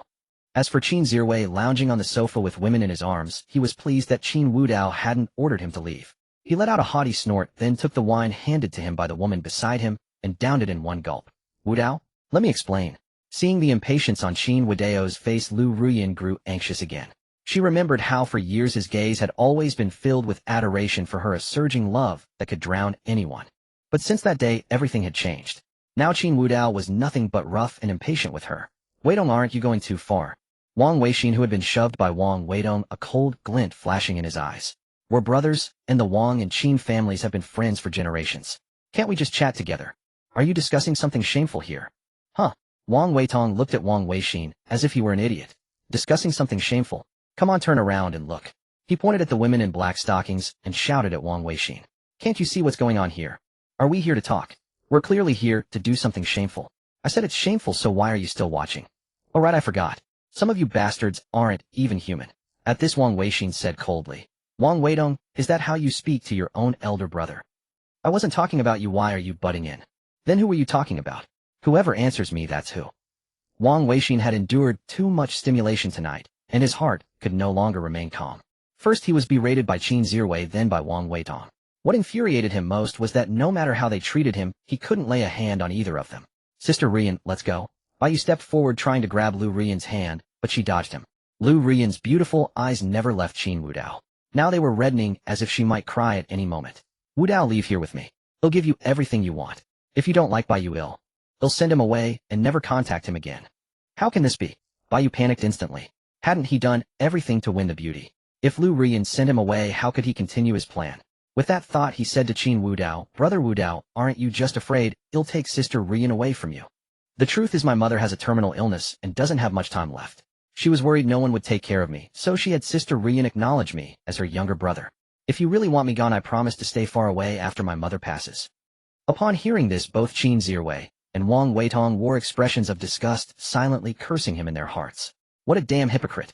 In contrast, Liu Ruyan also looked sorrowful, hesitating to speak. She wanted to confirm by yes words, but feared angering Qin Wudao. Sigh. Qin Wudao let out a sigh, pushed away the woman clinging to him, stood up, and looked at Bai Yu. You said your mother has a terminal illness, didn't you? Yes, it's true. I'm not lying. Bai Yu nodded frantically, as if grasping at a lifeline. Liu Ruyan also spoke up. Wudao, it's true. Bai Yu's mother was my neighbor before. She took care of me when I was young. Now that she's terminally ill, I agreed to be his sister to fulfill her last wish. Don't worry once, Annie. Shut up. Did I ask you? Before Liu Ruyan could finish, Qin Wudao cut her off with an icy tone. Seeing her fall silent, he looked back at Bai Yu and said calmly, Your mother has a terminal illness. Waiting for her to die so you can disappear is too easy. Wait on. Coming, Brother Qin. Wang Weitong scurried over to Qin Wudao like a lackey, a roguish grin on his face. What's your command, boss? Qin Wudao smiled. Didn't you hear? Brother Bai Yu here says he needs to wait until his mother dies to be free. Come on, help him out. Send someone to that hospital and throw the old hag out the window. Make sure to record a video so the good son can watch it properly. Got it. Wang Weitong nodded, then signaled to his men at the door, who immediately took out their phones to make arrangements. No, you can't. Bai Yu panicked and looked to Liu Ruyan for help. Sister Ruyan, please help me. I beg you. Don't let him throw my mom out. Liu Ruyan's face turned pale as well. She had never known Qin Wudao could be so terrifying. Moreover, the second young master Wang would have no problem carrying this out, since the Wang family held sway over both the legal and underworld in the Magic City, with their black-gloved enforcers instilling fear in all.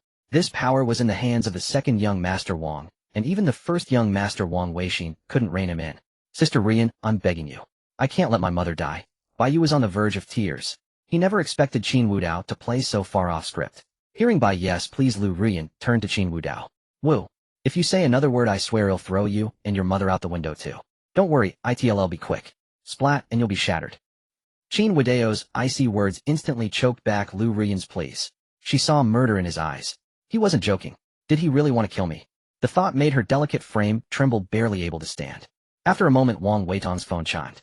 He picked it up to check a faint smirk curling at the corner of his lips. Then he walked over to Qin Wudao and handed him the phone. Boss, it's all done, ha. That old lady was quite something. She even managed to grab the window frame. If we hadn't given her a little help, she might have pulled herself up like it was nothing. Qin Wudao glanced at the video on the phone, then said to Wang Weitong, What's the fun in just us watching? Come on, cast it on the screen so everyone can have a laugh. You got it.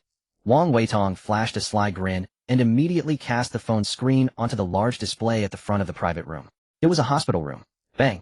The door was violently kicked open. The old woman on the bed sprang up at the sound, staring in terror at the black-clad figures entering. Who are you? I'm warning you. My goddaughter is President Liu of Yinyu Corporation. If you don't want to. What are you doing? Before she could finish, the men hoisted her up. The leader's face twisted into a cruel grin. Old hag, stop struggling. Your dear son said that once you are dead, he'll be free. Our young master is giving him a hand. No, impossible. Let me go. Who sent you? Whoosh. The window was flung open and a gust of cold wind swept into the room. This was the 18th floor. Looking down, a dazzling cityscape sprawled below, a perfect vantage point for sightseeing. Yet the old woman, who usually seemed on the verge of death, was surprisingly vigorous, thrashing wildly. Even with two burly men holding her down, she fought like she had been injected with adrenaline, as if she might break free. Let me go. Let me go. At the sight of the height, the old woman felt dizzy and was seized by sheer terror, even wetting herself in fear. Please. My goddaughter has so much money. I beg you, let me go and shall give you whatever you want. Haha. The leader chuckled scornfully. Old hag, what are you thinking?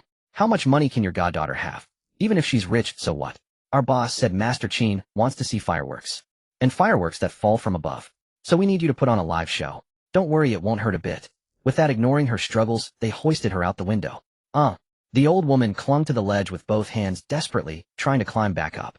The men around were stunned. Damn, this old lad has got some stamina. She's trying to pull herself up. Come on, give her a kick down. You got it. The lackey grinned, stepped forward, and with a size 42 shoe stomped on her wrinkled, weathered face. Bang! With a dull thud, blood splattered across her face. She screamed as she plummeted, finally blooming into a pool of crimson on the ground. Mom. In the private room, by you seeing his mother's fate collapsed to his knees in anguish. Liu Ruyan also slumped to the floor. Though she was now a renowned businesswoman, she had always been protected by the Dragon King's forces. She had never witnessed such blatant disregard for human life, let alone when the victim was her so-called godmother. Mom, Bai Yu wailed heart-wrenchingly. In contrast, Wang Weitong raised his glass with a broad smile. Boss, it's done. How's that for a firework, huh? Clink. The crystal glasses touched, producing a pleasant sound. Qin Wudao downed his drink in one gulp, a smile on his face. Not bad, this firework is impressive. Pity we didn't watch it live. That's easy. Wang Weitong shot a mischievous glance at Bai Yu, who was sobbing on the floor. We've got another one right here. Catching Wang Weitong's expression, Bai Yu scrambled backward until his back hit the wall. He had thought his little scheme would win Liu Ruyan over, securing both her beauty and endless wealth. Who could have imagined Qin Wudao had changed so drastically? And they truly didn't value human life. What? What are you going to do? Sister Ruyan. Sister Ruyan. Save me. Save me. Bai Yu clung to Liu Ruyan as his last hope, shouting her name repeatedly. But Liu Ruyan sat frozen on the floor, dazed. Whether from shock or something else, she didn't even notice Bai Yu's plight. Tap, tap, tap. Qin Wudao slowly approached Bai Yu, looking down at him from above. What's your name again? Bai Yu, right. Look at you. Your hand's still injured, and yet you've come to provoke me again. Tisk, what am I to do with you? Hearing this, Bai Yu immediately knelt and began kowtowing. Thud, thud, thud. He knocked his head against the floor repeatedly, blood streaming from the wound. Brother Wudao. No. Master Qin, Lord Qin. Please spare me. I know I was wrong. I won't report my mother's death to the authorities. I beg you, let me go like a fart. Yes, yes. And Ruyan. President Liu. If you kill me, it will hurt your relationship, want it. Please let me go. Bai Yu's voice trembled with tears. Watching his mother thrown from the building, he felt no anger or hatred, only overwhelming fear. In that moment, he understood the chasm between them. Whether it was Wang Weixin, Wang Weidong, Qin Wudao, or Qin Zhiwei, even the hostesses watched coldly, none of them disturbed by the scene. This was their world. He had thought he could charm his way into high society through Liu Ruyan, but now he realized even she didn't belong in their circle. All he could do was grovel for forgiveness, or else he would die. To survive, dignity, women, money, none of it mattered anymore. Just as Bai Yu was kowtowing frantically, Liu Ruyan snapped out of her daze. Seeing Qin Wudao looming over Bai Yu, clearly about to strike, she crawled over and grabbed his leg. Wudao, I beg you don't. If you kill him, you'll be implicated. Just let him go and ill. Before she could finish, Liu Ruyan felt a sharp pain. Qin Wudao grabbed her by the hair and yanked her up. Holding Liu Ruyan, Qin Wudao turned to look behind him. Get 2 people to hold her here. Make her watch. Wang Weidong, being perceptive, signaled with his eyes. 2 hostesses immediately rose and approached Liu Ruyan, supporting her by the arms. Another hostess came over, steadying Liu Ruyan's head, forcing her to gaze straight ahead at Bai Yu below. Witnessing Qin Wudao's actions, Bai Yu was terrified. Master Qin, I beg you. Let me go. I know I was wrong. I won't dare again. Let me. Before he could finish, a fierce kick landed on his chest, the force so immense that the sound of cracking bones could be heard. Qin Wudao looked down at Bai Yu beneath his foot, casually unbuttoning 2 buttons of his shirt. Too much nonsense. With that, he threw a heavy punch. Bang! A dull, resounding thud echoed as Qin Wudao's fist slammed into Bai Yu's arm. The blow was so powerful that Bai Yu's arm instantly flattened, as if crushed by a hydraulic press. Even the smooth floor beneath them cracked and splintered. Wang Weixin's pupils dilated at the sight. He knew that as a top-tier club, the flooring was made of the most durable and luxurious stone. A single punch that flattened a man's arm and shattered the ground. What kind of monstrous strength was that? Qin Zhiwei also shuddered involuntarily. Only Wang Weitong remained calm, observing everything with composure, for he alone knew the terrifying power his good brother possessed. A scream tore through the private room. Bai Yu's eyes were bloodshot, tears and snot streaming down his face. Before the scream could fade, another punch landed on his other arm, then one leg, then the other. His limbs were brutally shattered, and the floor tiles beneath him were reduced to rubble. By the end, Bai Yu's screams had grown hoarse. Whenever he was on the verge of fainting from pain, Wang Weidong, ever considerate, would splash a glass of wine onto his face to revive him. Thud, thud, thud. Even after the limbs were broken, Qin Wudao's fists continued to rain down. Blood splattered, staining his pristine, white shirt crimson. Forced to witness the scene, Liu Ruyan trembled slightly, clearly terrified. She wanted to collapse, but was held firmly in place. Moments later when Qin Wudao accepted a towel from someone to wipe his hands by you below was little more than a heap of flesh. Not a single bone in his body remained intact, all had been ground to pieces. Yet he still maintained a faint breath. Still alive. Qin Wudao regarded by you with interest. He was genuinely curious. How could this man's vitality be so tenacious? Even after being pounded to such a state, he clung to life. But no hospital could treat such injuries. This was far beyond a simple comminuted fracture. It was as if he had been run over by a steamroller. The onlookers stared at the horrifying sight. This time, even Wang Weixin's eyes held a hint of fear. And had he just glimpsed a trace of excitement on Qin Wudao's face? Could anyone feel excitement at a moment like this? Was this man a madman? To be an enemy of such a person? Wang Weixin pondered his options internally. If he ever had to confront Qin Wudao, he would need to seize the opportunity for a fatal strike, or else he would be the one to suffer. Brother, you're getting more twisted by the day. Wang Weitong walked up to Qin Wudao, eyeing the shattered floor with a teasing grin. You're practically not human anymore. Qin Wudao chuckled in response. Wanna learn? Forget it. Wang Weitong waved his hands in mock surrender. Just let me be a handsome man in peace. Fists and feet aren't my thing, and I don't want to suffer through that. Qin Wudao turned his gaze to Liu Ruyan, who was still being supported. She noticed his look and instinctively tried to lean back, genuinely frightened. Yet no one noticed that within her fear-filled eyes there seemed to hide a flicker of excitement and affection. Miss Liu, please take out this trash later. Of course he'll cover the cleaning fee. This time Liu Ruyan said nothing.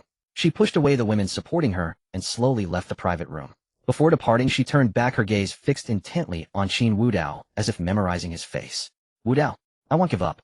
You still love me, and you'll forgive me. With those words, Liu Ruyan turned and left without further ado. Let's go. No more fun here. Wang Weitong shrugged helplessly. Qin Wudao returned to his seat and picked up a glass. A nearby woman immediately understood and poured him a drink. What? Young Master Wang staying behind to chat with me. Seeing Qin Wudao's amused smile, Wang Weixin chose silence. He had thought Liu Ruyan was Qin Wudao's weakness, but clearly she was not. Even if Qin Wudao had once been a lovesick fool, women were no longer his Achilles heel. But why had he been so devoted before? Was it all an act? With this doubt lingering, Wang Weixin and his subordinates turned to leave. By the way, young Master Wang, remember to pick up the tab. And this room is filthy. Have someone clean it up. Understood. Wang Weixin nodded with a forced smile and then left. Once he was gone, Wang Weitong quickly approached. Boss, I had a blast today. You really helped me get even. It had nothing to do with you. I just didn't like his face. Qin Wudao shook his head, then pulled out his phone. While waiting for the room to be cleaned, he opened a short video app. Hey, so you're Wolf Warrior. Wang Weitong exclaimed in surprise upon seeing Qin Wudao's ID. My. Qin Wudao turned to look at him. You use this app too? Of course. There are so many beautiful streamers these days, I have to see the world. Wang Weitong grinned. By the way, that guy you went up against before President Mo, was that you? Did that punk cross you? Want me to handle him? No need. Qin Wudao shook his head. What's your take on President Mo? That man is very mysterious. Wang Weitong's expression turned serious as he mentioned President Mo. He casually donates hundreds of millions, and the funds come from overseas. He seems to have connections with various financial magnates. Just as I thought. Qin Wudao nodded. Since President Mo possessed a system, the money it generated would naturally appear legitimate, and overseas channels were the most convenient. It also added an extra layer of mystique to that so-called President Mo. By the way, that kid is in our group, the one that Xinyu Group's guy dragged me in to take a look. After saying this, Wang Weitong handed his phone to Qin Wudao. Upon opening the group chat, it was indeed bustling with activity. Have you found out the identity of that battle wolf? I haven't found anything. It seems like someone high up is hiding it. It looks like they either have an official background or a significant influence, which is why the information is concealed. But they aren't as ruthless as our Master Mo. Master Mo can't even find the hiding aspect. Lonely with a cigarette. By the way, does this kid dare to oppose you, Master Mo? If you need help, just say the word. Lonely with a cigarette clearly noticed the conversation in the group. He sent a message, thank you all, but I don't need help. I can handle this myself. We'll meet at the business banquet in 2 days. Seeing Master Mo's message, the group erupted once more. Business banquet. Is Master Mo referring to the one held in our magic city in 2 days? That's an event only the true elite can attend. Haha, I can't wait to see Master Mo's true form. I was thinking of not going, but if Master Mo is going, I must go too. Wang Weitong turned off his phone and said to Qin Wudao, I say boss, they're out to get you right. That business banquet will probably be the time for your showdown. If you need help, just let me know anytime, no worries. Although I can't use the Wang family's influence to offend that mysterious Master Mo, my own power isn't small either. Hearing this, Qin Wudao smiled and said, alright, just enjoy your drink. Do you really think he's some mysterious big shot? Where do so many mysterious big shots come from? You must be reading too many novels. Isn't he? Wang Weitong was taken aback. But he throws billions at those female streamers. He clearly doesn't treat money as money. If he buys a car or a watch I can understand, but isn't this just throwing money around? Could it be that he just has too much money with nowhere to spend it? Then isn't that still a big shot? So much money. No worries, you'll find out soon enough. Qin Wudao didn't directly name Master Mo's identity, but shifted the topic. By the way, accompany me out tomorrow. For what? I haven't checked on my company in years, but it's about time. Oh. Wang Weitong's eyes brightened. If anyone in this magic city knew that Qin Wudao owned a company, it would be Wang Weitong. The so-called Hidden Dragon Group, just like its name, had been hiding in the shadows. In just a few years, while no one noticed, the Hidden Dragon Group had forcefully risen to the top tier in Magic City. However, this group was extremely mysterious, operating in a self-sustaining manner with employees bound by confidentiality agreements, and even the identity of the president was unknown. Wang Weitong was aware his childhood friend Qin's eldest son was the one in charge of the Hidden Dragon Group. Are you starting to make plans? Hearing Qin Wudao's confirmation again, Wang Weitong turned his gaze to Qin Zhiwei. Beside him, I say, second young master Qin, I didn't invite you to join us. We're about to discuss something private. How about you step out for a bit? If you can't afford to pay, second young master Qin, no worries. Tonight they'll cover your expenses. How about that? Hearing this, Qin Zhiwei frowned and coldly replied, I'm staying right here. If you want to discuss anything private, do it outside. Damn. Wang Weitong's eyes widened. He had never seen such an arrogant person. Turning to Qin Wudao, he incredulously said, Boss, how can he be so arrogant? By the way, are you two really not brothers? Why do I feel like this guy talks a bit like you? Huh? Qin Wudao laughed. No worries, if he likes it, let him stay. As for the plan, we'll talk about it tomorrow. Let's just enjoy today. Qin Wudao had never particularly disliked Qin Zhiwei. After all, he was just the rebellious type of kid. How bad could he be? Plus, he was openly rebellious, at least not pretending to be innocent. Due to his personality and the favor of the Qin family, Qin Wudao wouldn't do anything to him unless Qin Zhiwei sought his own demise. However, judging by what had just happened, Qin Zhiwei was not the type of person without principles. With this thought, Qin Wudao wrapped an arm around a woman and began to enjoy himself. The three of them drank into the early hours, and by the end, both Wang Weitong and Qin Zhiwei were embracing each other, calling each other brothers. Brother, let me tell you, this is my elder brother. You can call him Qin Yi. From now on, we will let him take care of us, and you definitely won't suffer. Wang Weitong hugged Qin Zhiwei, his speech starting to slur. Qin Zhiwei nodded and downed his drink, then looked at Qin Wudao. Qin Yi, how about this? From now on, I'll call you big brother like Wang Leoch. From now on, you will take care of both of us. Qin Wudao looked at the two who were getting drunk and felt speechless. He then pushed away the two women beside him whose stockings had already ripped. Qin Wudao stood up, having drunk too much. Even with his physique, he was feeling slightly tipsy. Looking at the embracing Qin Zhiwei and Wang Weitong, he estimated that they couldn't handle any more either. With them in such a state, the others in the private room were likely no better. None of them could stand, all leaning drunkenly on the sofa. Forget it, let's go back and sleep. Qin Wudao put on his suit, pushed open the door to the private room, and walked out, leaving the others for someone else to deal with. Ding dong. After entering the elevator, Qin Wudao let out a light sigh. When dawn broke, he would head to the Hidden Dragon Group. As the top-tier figure of his past life, his business acumen was naturally unquestionable. If he wanted to live splendidly in this world, he had to use every resource to climb to the top, and to experience the view from up high. While Qin Wudao was contemplating, the elevator stopped at the 4th floor where the dining area of the clubhouse was located. As the elevator door opened, a fragrant aroma wafted in. This scent was extremely familiar to Qin Wudao. Upon closer inspection, another familiar face did today poke a hornet's nest. Familiar faces kept coming one after another. He saw a mix of men and women entering the elevator, seemingly two families for elderly people and two young men and women. The garments worn by the few individuals were exceedingly luxurious, clearly indicating considerable wealth. The young man had a handsome countenance, a smile lingering in his eyes, which never strayed from the woman. The woman's chin was slightly raised, exuding an aura that kept others at a distance. Her brows were like distant mist, slightly arched, conveying coldness and detachment. Clad in a white cheongsam that accentuated her voluptuous figure, she was both alluring and gracefully restrained. Her hair was lightly tied up with a jade hairpin, revealing a swan-like neck. This person was a familiar face from Qin Wudao's memories. Before Liu Ruyan, Qin Wudao had been this woman's devoted admirer.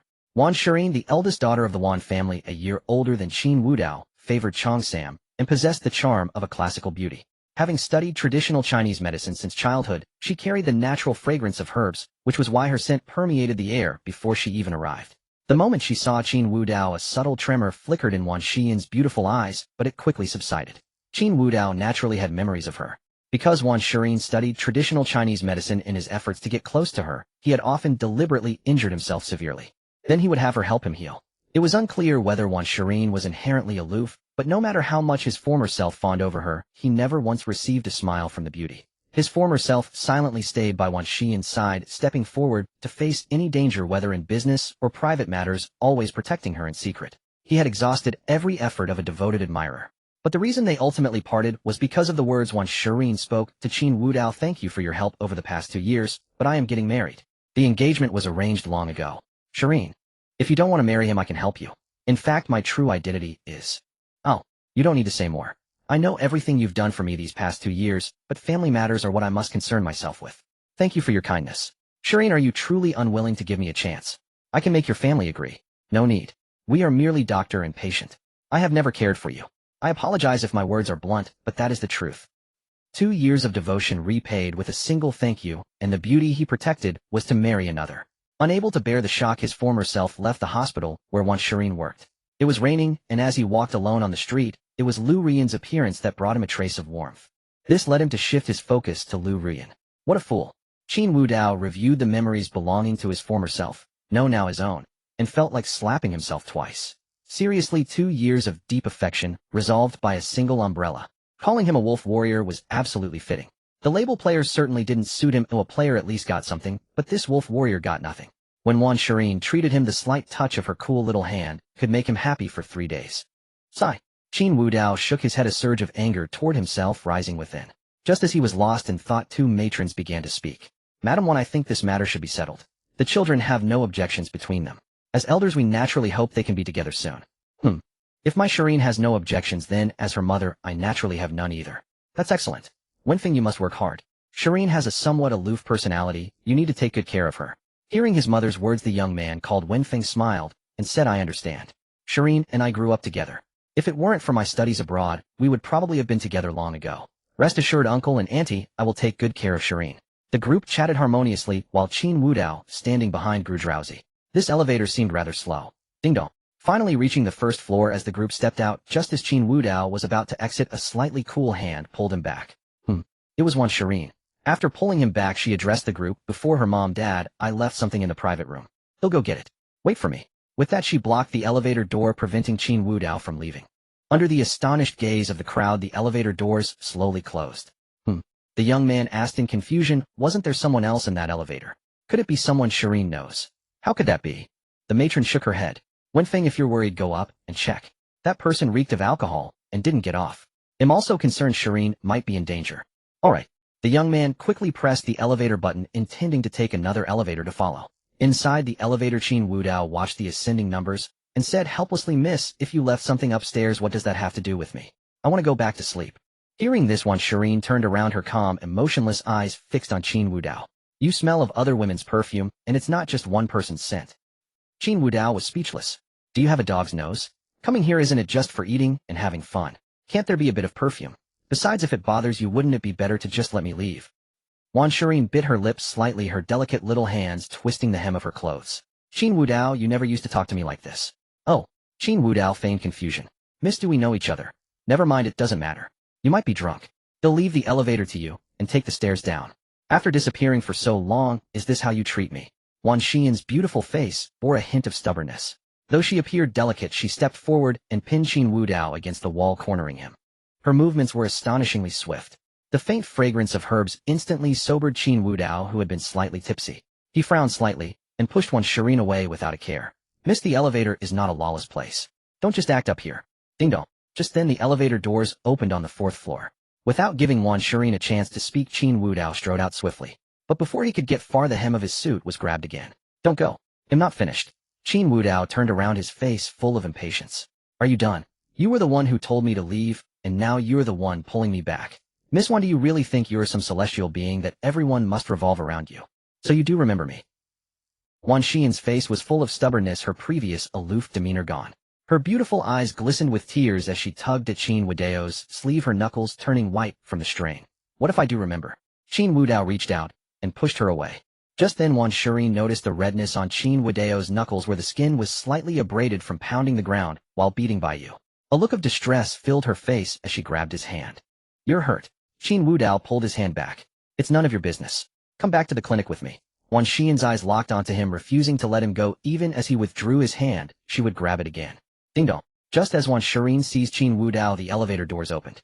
The young man named Wenfeng stepped out and immediately saw her holding Qin Wudao's hand. What are you doing? Let go. The young man approached, glaring at Qin Wudao, and separated them, standing in front of Wan Shirin. Who are you? She's my fiancée. Why are you holding her hand? Qin Wudao shrugged helplessly. If you don't need your eyes, donate them. Can't you see she's holding me? Liao Wenfeng. Wan Shirin pushed him away, her voice cold. This has nothing to do with you. Go downstairs. Liao Wenfeng looked at her in disbelief. He hadn't expected the always aloof Wan Shirin to dismiss him like this. Shirin, did this guy bully you? Tell me you'll know? Wan Shirin cut him off, speaking coldly. I have something to discuss with him. You go back. You're my fiancé. It's not right for you to chat with another man here. I never agreed to the arranged marriage. These words were the final straw.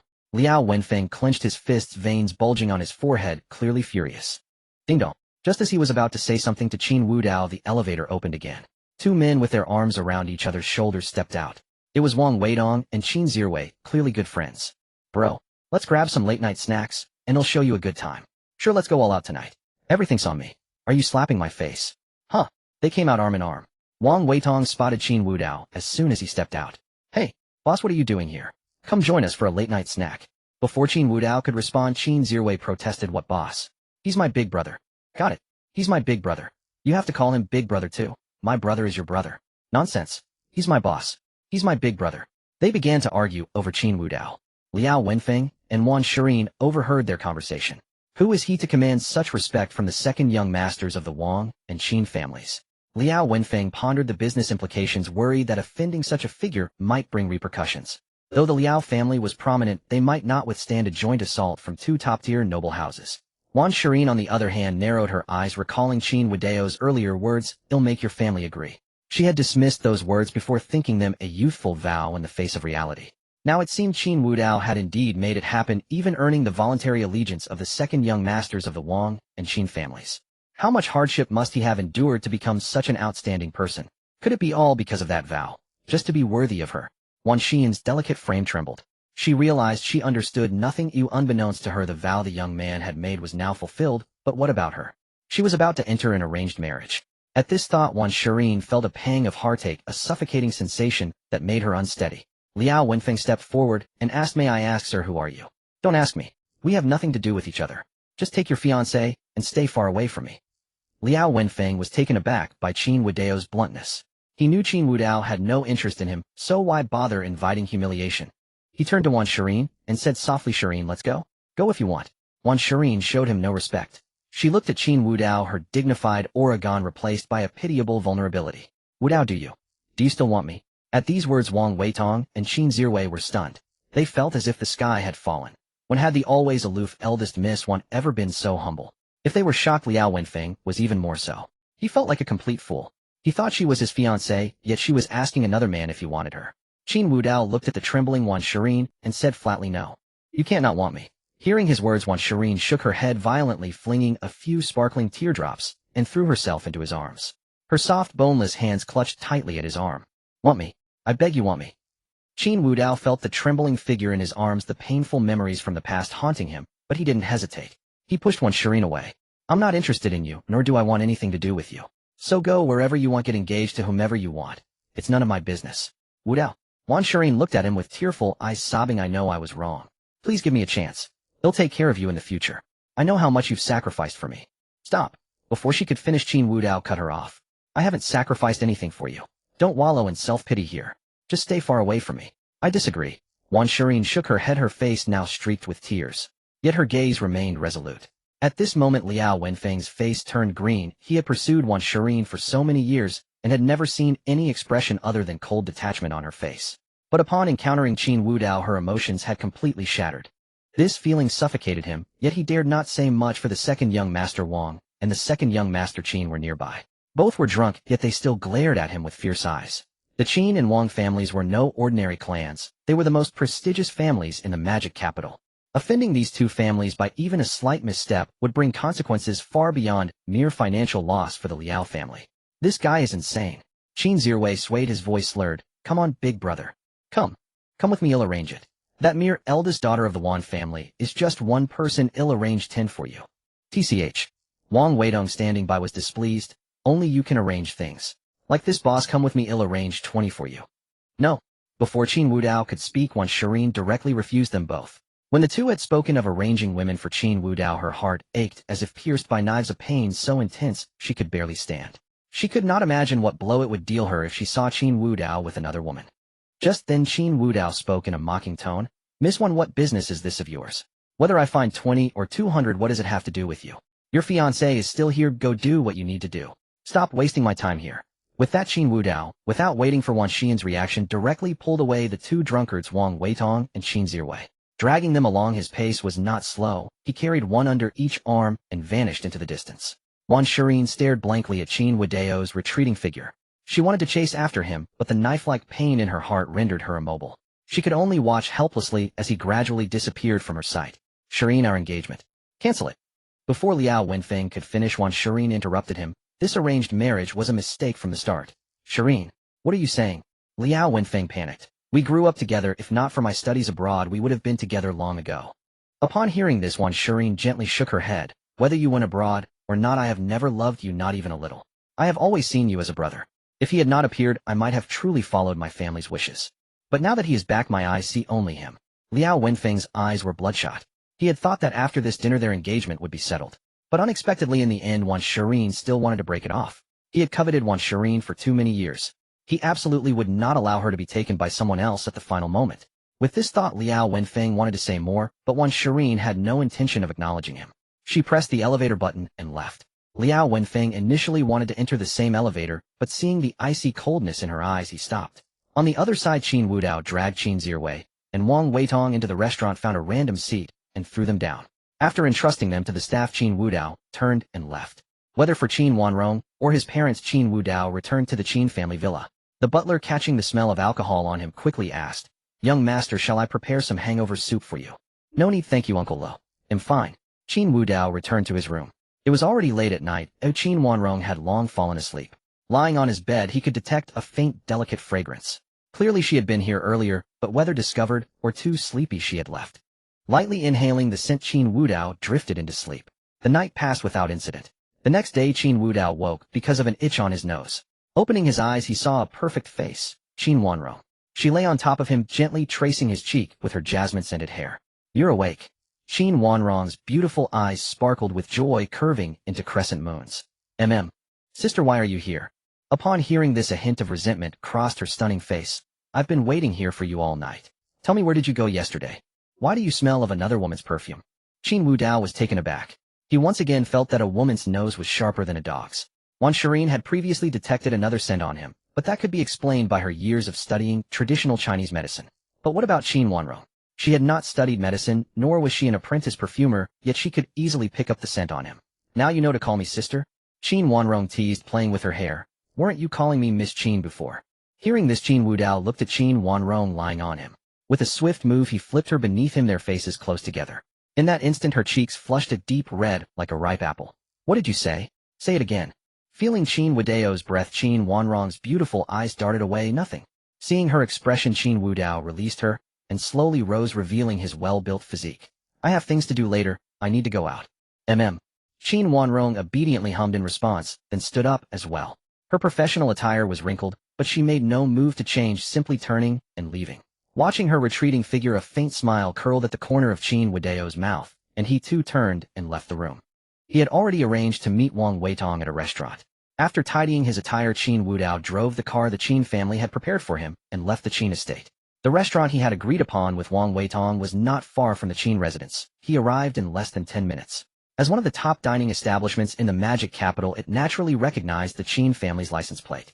A staff member quickly approached and arranged a parking spot for Qin Wudao. After getting out of the car, he entered the private dining hall.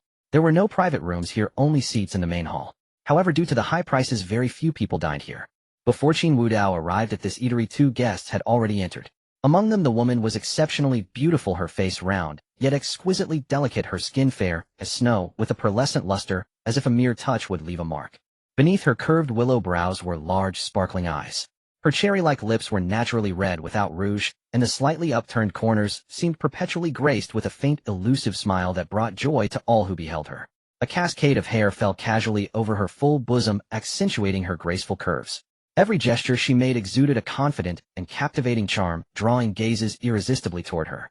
If her livestream audience were present, they would instantly recognize her as the beloved streamer Qian Rabbit.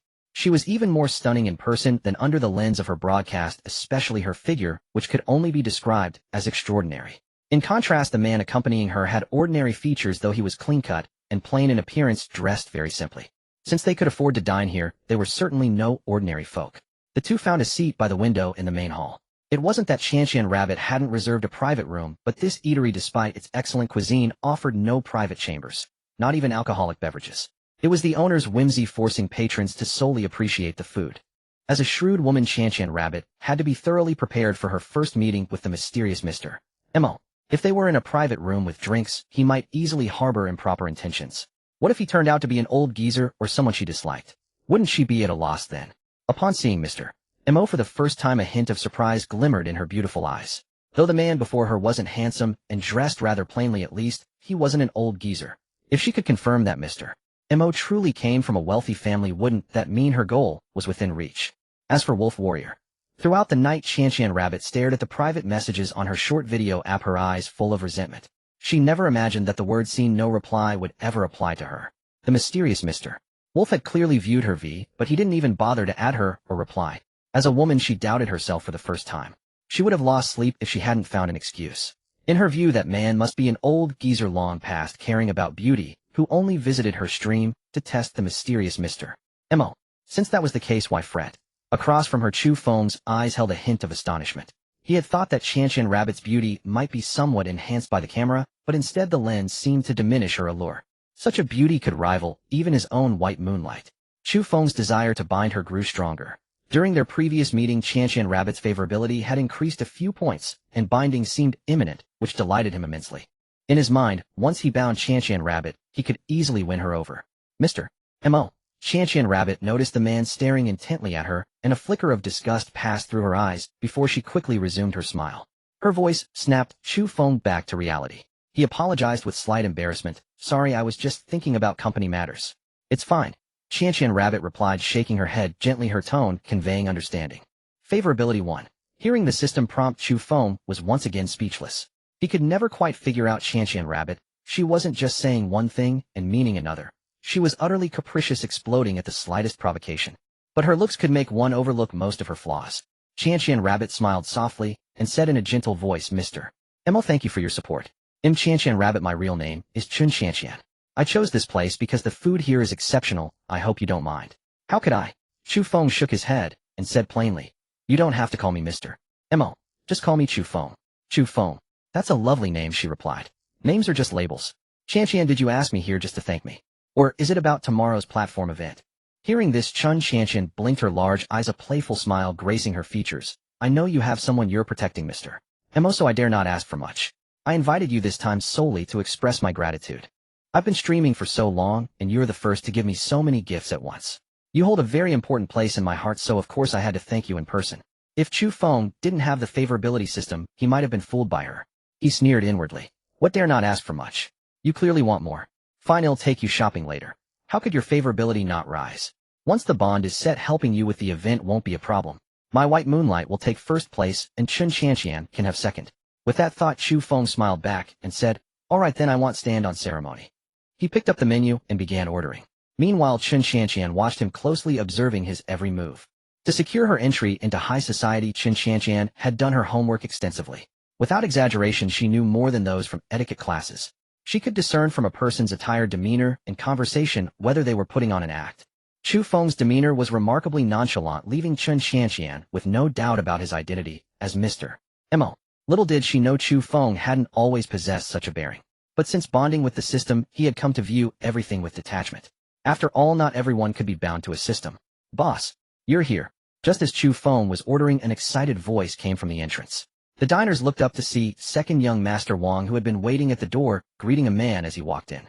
Those dining here were wealthy or influential, and they knew second young Master Wang, a notorious playboy, well. All eyes turned to the door, curious about the man who had earned the title of boss and was being personally welcomed by Wang. Qian was no exception. She had once considered second young Master Wang as a candidate, but his dissolute nature quickly led her to eliminate him from her list. Yet no matter how dissolute second young Master Wang was, his noble lineage was indisputable. For such a profligate scion to willingly address someone as his leader could only mean that person was an inestimably powerful figure. Chun Shanshan's beautiful eyes turned toward the doorway, and she froze for a moment. It was a man in a suit. Even the khaki-colored attire could not conceal his impeccable physique, with the open collar revealing robust muscles and slightly disheveled locks adding a touch of roguish charm. He was the epitome of the archetypal bad boy. Even Chun Shanshan, who was accustomed to handsome men, was momentarily entranced. Who was he? Someone whom second young master Wang calls his leader. Is there such a top-tier second-generation aristocrat in Modu? After ordering his meal, Chu Feng naturally noticed Qin Shanshan's gaze and followed it to see Qin Wudao as well. Ahem. Chu Feng's soft cough brought Chun Shanshan back to her senses. She quickly apologized with a hint of embarrassment. Sorry, President Imo, everyone was just chatting, and I was merely watching out of curiosity. Qin Shanshan was no fool who denial or excuses were the greatest defeats, while sincerity was the ultimate weapon. And she used the phrase watching the excitement as a focal point without explicitly stating she was looking at Qin Wudao. As expected, Chu Feng's expression softened slightly. It's fine, that's human nature. Everyone enjoys a bit of drama. I do too, it was just a tickle in my throat earlier. That's good to hear. Thank you for your understanding, President Imo. Qin Shanshan stuck out her tongue, playfully adopting a coy demeanor, and indeed she refrained from glancing over again. After Qin Wudao entered the restaurant and saw Wang Weitong approaching, he teased, "What's this? How did second young master Wang and second young master Qin enjoy themselves yesterday?" At these words, Wang Weitong's expression stiffened slightly. He had gotten too drunk the day before, and when he woke up, he found himself embracing that Qin Zirwei. Two grown men locked in an embrace. One could imagine the chaos that erupted that morning. "Boss, you're so unfair. I was dead drunk yesterday. Shouldn't you have looked after me? You just left me there all alone. You had Qin Zirwei with you, so I didn't bother." "Don't mention that guy." At the mere mention of Qin Zirwei, Wang Weitong felt a wave of nausea. The visual shock of that morning was too much to handle. Of course Qin Zirwei felt the same way. Qin Wudao and Wang Weitong casually found a seat and sat down.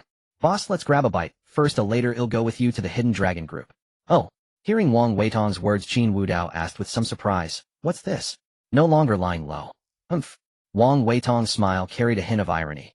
"I lie low, choosing not to contend, but will they spare me? Look at my dear big brother. The moment he sensed I met with you, he came looking for trouble." "Indeed. If you want to live the happiest life, you must first not be restrained. Instead of hiding in the shadows, it's better to tell them outright, I'm going to compete."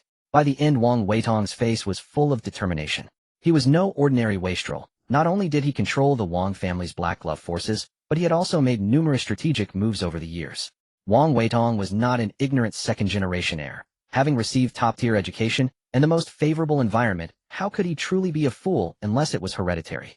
He had been quietly plotting, also commanding considerable influence, all to ensure that if betrayed by his closest kin, he would still have a chance to turn the tables. This restaurant was also his. He had built it this way specifically to gather intelligence. Inviting Qin Wudao here was also a signal to everyone that Wang Weitong would vie for the position of the Wang family heir, and openly at that. Seeing the resolve on Wang Weitong's face, Qin Wudao felt a sense of relief. He wasn't afraid of his good brother having ambition. He was afraid that he would truly degenerate on the surface. Even if he could help Wang Weitong seize the city, holding it would be far harder. Would it really be safe to entrust that mess to Wang Weitong? Now seeing Wang Weitong's expression, Qin Wudao knew it would be fine. "Alright, then let's attend the business banquet together in a couple of days." "Alright." Wang Weitong couldn't stay serious for long before reverting to his playboy grin. "Boss, are you planning to bring a date to the business banquet? That little video account you set up for Wolf Warrior, was that to scout for a companion? You've finally wised up." Clatter. Just as Wang Weitong and Qin Wudao were talking, a nearby chair suddenly scraped, drawing their Chun Shanshan's lovely face showed a mix of fluster and surprise. She quickly bowed to them. I'm so sorry. I was lost in thought and accidentally bumped into the chair. I apologize for disturbing your meal." "No problem," Wang Weitong said magnanimously. "Even if you did it on purpose, it's fine. Little sister, would you like to sit down and join us for a bite?" No, I need to go to the restroom." With that, Chun Shanshan hurriedly made her way toward the restroom. Qin Wudao narrowed his eyes slightly, watching Chun Shanshan's retreating figure. His memory was formidable, and he recognized her as the streamer Shanshan rabbit. Then, Qin Wudao turned his gaze toward the window seat where a young man with an ordinary appearance and a plain expression sat. Was it him? Just as Qin Wudao looked at Chu Feng, the latter met his gaze. With his system, Chu Feng had undergone a complete transformation, and even facing Qin Wudao's eyes, he showed no sign of backing down. My. Wang Weitong also noticed their exchange. He picked up his phone and directly called the assistant standing at the door. "Find out who that person by the window is." "Yes." After a moment of observing Qin Wudao withdrew his gaze, it seemed that was indeed President Mo. So Qian Rabbit was meeting President Mo in person. As expected, that guy's system was a tipping system. Everyone knew that tipping systems had no other skills but an endless supply of money. If he didn't snatch that system, it would be a terrible waste. Qin Wudao had already considered how to deal with this system owner. He wouldn't act rashly until he was certain lest he alert the enemy. Chu Feng also noticed Qin Wudao pondering who he was, but with his limited acquaintances, he couldn't identify him. Who is he? Why do I feel both a sense of revulsion and a hint of fondness when I see him?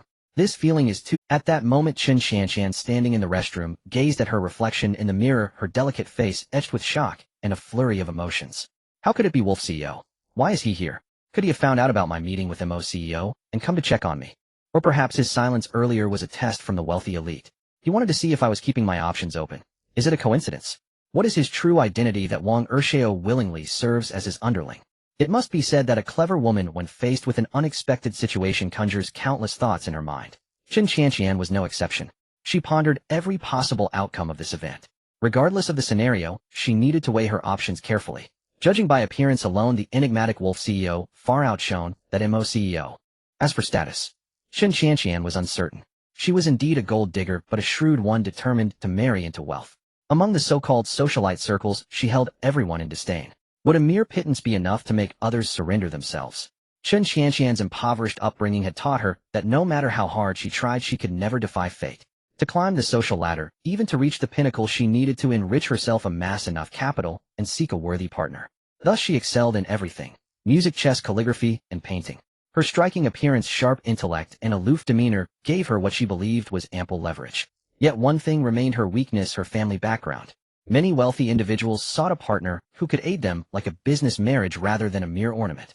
During her live streams, numerous affluent bosses had offered fortunes for a night with her, but she refused them all, unmoved by even the most exorbitant bids. Having rejected every advance since childhood, she had preserved her most precious asset, unwilling to squander it carelessly. When she met Mo CEO today, she was genuinely impressed. This enigmatic figure, who commanded the respect of countless wealthy scions in the Magic City, turned out to be a young man with a rather refined appearance.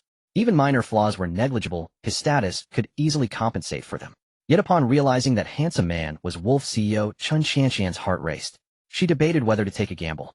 But the stakes were high and she could end up with nothing. Most importantly, that man exuded an overwhelming pressure.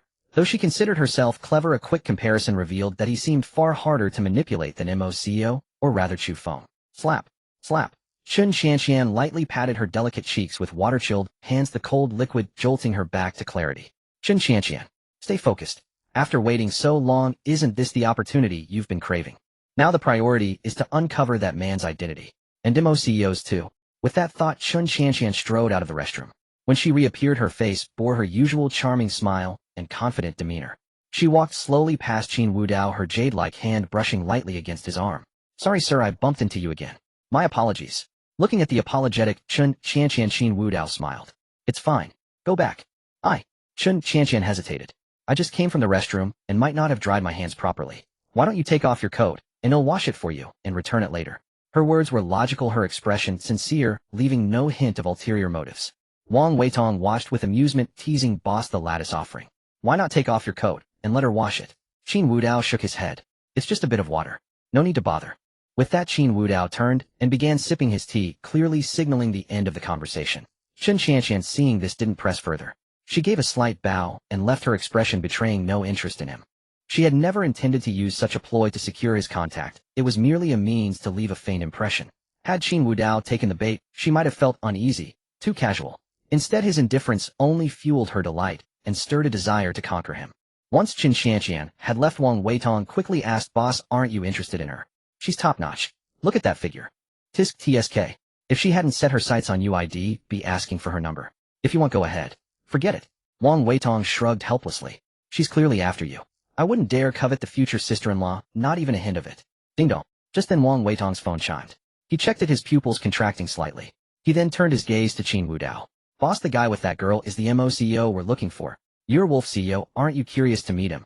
I know he's Mo CEO. Qin Wudao smiled enigmatically. But it's not time to get acquainted yet. We'll meet at the business gathering. He'll be there, won't he? That woman is the streamer Qianshan too, right? She seems indifferent to Mo CEO, but has a soft spot for you. Looks like you've bested him not just in the live stream, but in matters of the heart too. Wang Weitong sighed. Why wasn't I blessed with your handsome face? If I had ID never need to spend money. People would be paying me instead. Enough. Eat up. Afterward we're heading to the Hidden Dragon Group. It's time to restructure your forces. Yes, boss. At Qin Wudao's mention of business, Wang Weitong's playful expression turned serious. He silently resumed eating. Back at her seat, Chen Qianqian noticed Chu Feng's indifferent expression. Her sharp mind quickly grasped the reason for his demeanor. Emozone, please don't take offense. I truly didn't mean it. The people who come to eat here are all prominent figures, and I was worried that if I accidentally offended someone it would cause trouble for you. Chen Qianqian's expression was extremely sincere, leaving no room for criticism. So even though Chu Feng felt a bit jealous, he said nothing. Chen Qianqian's candidness made him regard her with a higher opinion. Next time you don't need to be so cautious. Rest assured no one can make things difficult for you in front of me. Thank you, brother Chu Feng. Chen Qianqian's smile was indeed captivating, causing Chu Feng to momentarily lose focus, but he quickly regained his composure. He checked the favorability rating and sighed in relief. It was just that Chen Qianqian's favorability was difficult to increase. Should he just go all out? After all, the platform event was approaching, and if he couldn't help by Yue Guang with votes, then wouldn't he become a laughingstock? With that thought, Chu Feng lowered his head and opened his phone. Among the chat list, there was a group chat named Magic Capital New World where many second-generation rich kids gathered, several of whom had become Chu Feng's little fans. After all, this mysterious wealthy man was someone even their parents advised them to befriend cautiously. A lonely voice from the group said, "Everyone, I'm dining with a girl at Mingwei restaurant. The food here is quite good. After we finish eating, I'll take her shopping, but my car hasn't arrived from abroad yet. I wonder if anyone can give us a ride or lend me a car. Don't worry, I'll repay you handsomely later." Ding dong, ding dong. A stone stirred up 1,000 ripples. Chu Feng's words instantly stirred the group, with many second-generation kids popping up to offer their assistance. They didn't care what Chu Feng intended to do, but the phrase handsome repayment later was clearly noted. Such a simple favor in exchange for a hefty reward. Everyone knew which was more valuable. Mingwei restaurant, right? Emozone, don't worry, my brother will be there soon. I'll arrange a convoy to personally pick up your sister-in-law. A convoy? I know your family's cars. They're all business cars, that's not impressive. Don't worry, Emozone, the most important thing about picking up a girl is the scene. I'll take my friends to prepare a grand welcoming ceremony for you. And me too. And me? I guarantee I'll arrive within 5 minutes. Chu Feng noticed those messages in the chat, and felt a slight smile form on his lips. He indeed needed a grand scene, only then could Chen Qianqian's favorability quickly increase. Once the binding was successful, he would be able to unlock many features of the system, and at that time, he wouldn't be so passive.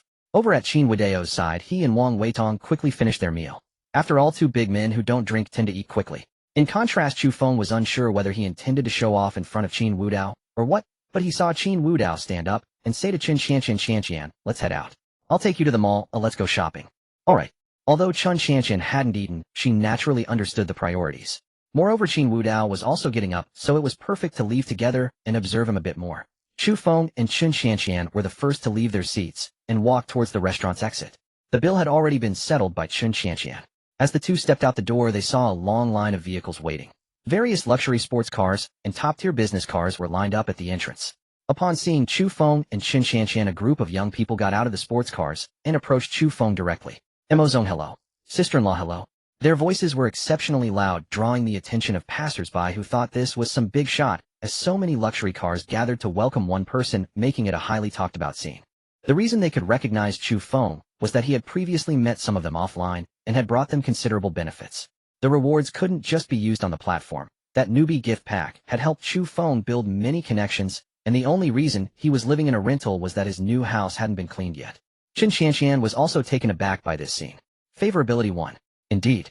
Chu Feng felt a rush of joy inside. He knew that using a grand scene was the right choice, but he was puzzled as to why the favorability was increasing so slowly. Such a grand scene couldn't raise Chen Qianqian's favorability by a few points. This woman was somewhat difficult to please. Just as Chu Feng was pondering, the doors of Mingwei restaurant opened once more, and Qin Wudao was the first to emerge, with Wang Weitong following behind. The two were also stunned upon seeing the scene outside.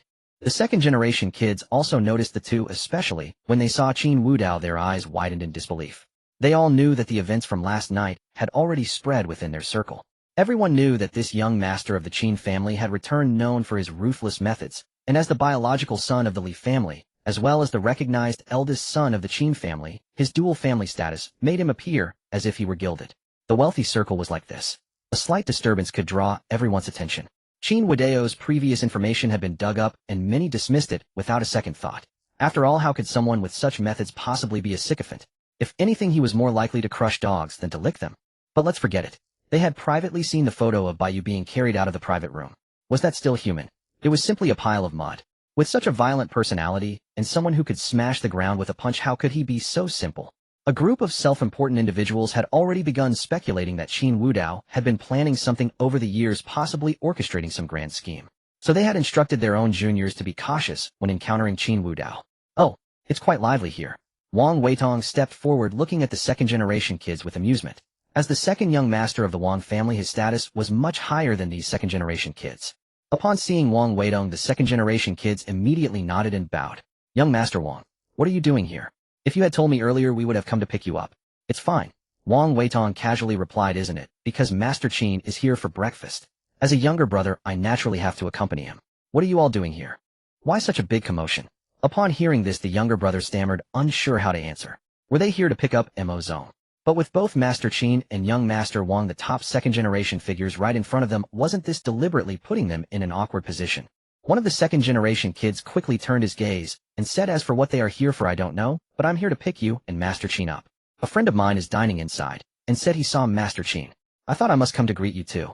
Master Qin, you must have just returned to the magic capital, right? How about giving me a chance to show you around?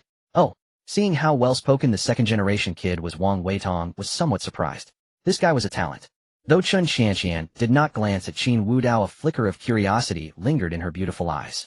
Lord Qin. Though she had been keeping an eye on this circle, she was not an insider, so her sources of information were limited. She could only wait to inquire later about who Lord Qin truly was. Yet this did not hinder her curiosity toward Qin Wudao, except that Chu Feng was present, so she could not openly express it. Meanwhile, Chu Feng's expression darkened, for these people were all summoned by him, yet upon seeing Qin Wudao, the young scions had immediately set him aside. Even if only a few approached Qin Wudao, it still undermined his dignity.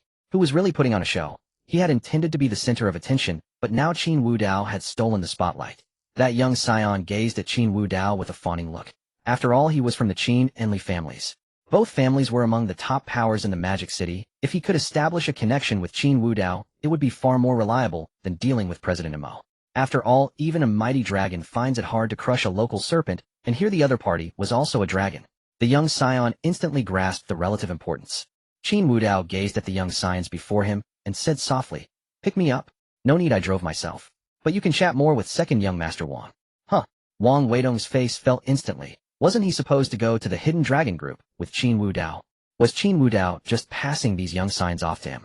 Of course, Wang Weitong understood that Qin Wudao was doing this for his own good. Inheriting the Wang family required more than just black gloves. Connections were always essential. Those young scions were also brimming with excitement.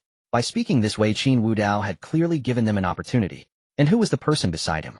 It was second young Master Wang. Even if he wasn't the heir of the Wang family, now what about the future? Standing alongside Qin Wudao, who was even building connections for him, was a clear signal. Wang Weitong was going to compete. Except for a few true wastrels, most of these young scions still had their wits about them.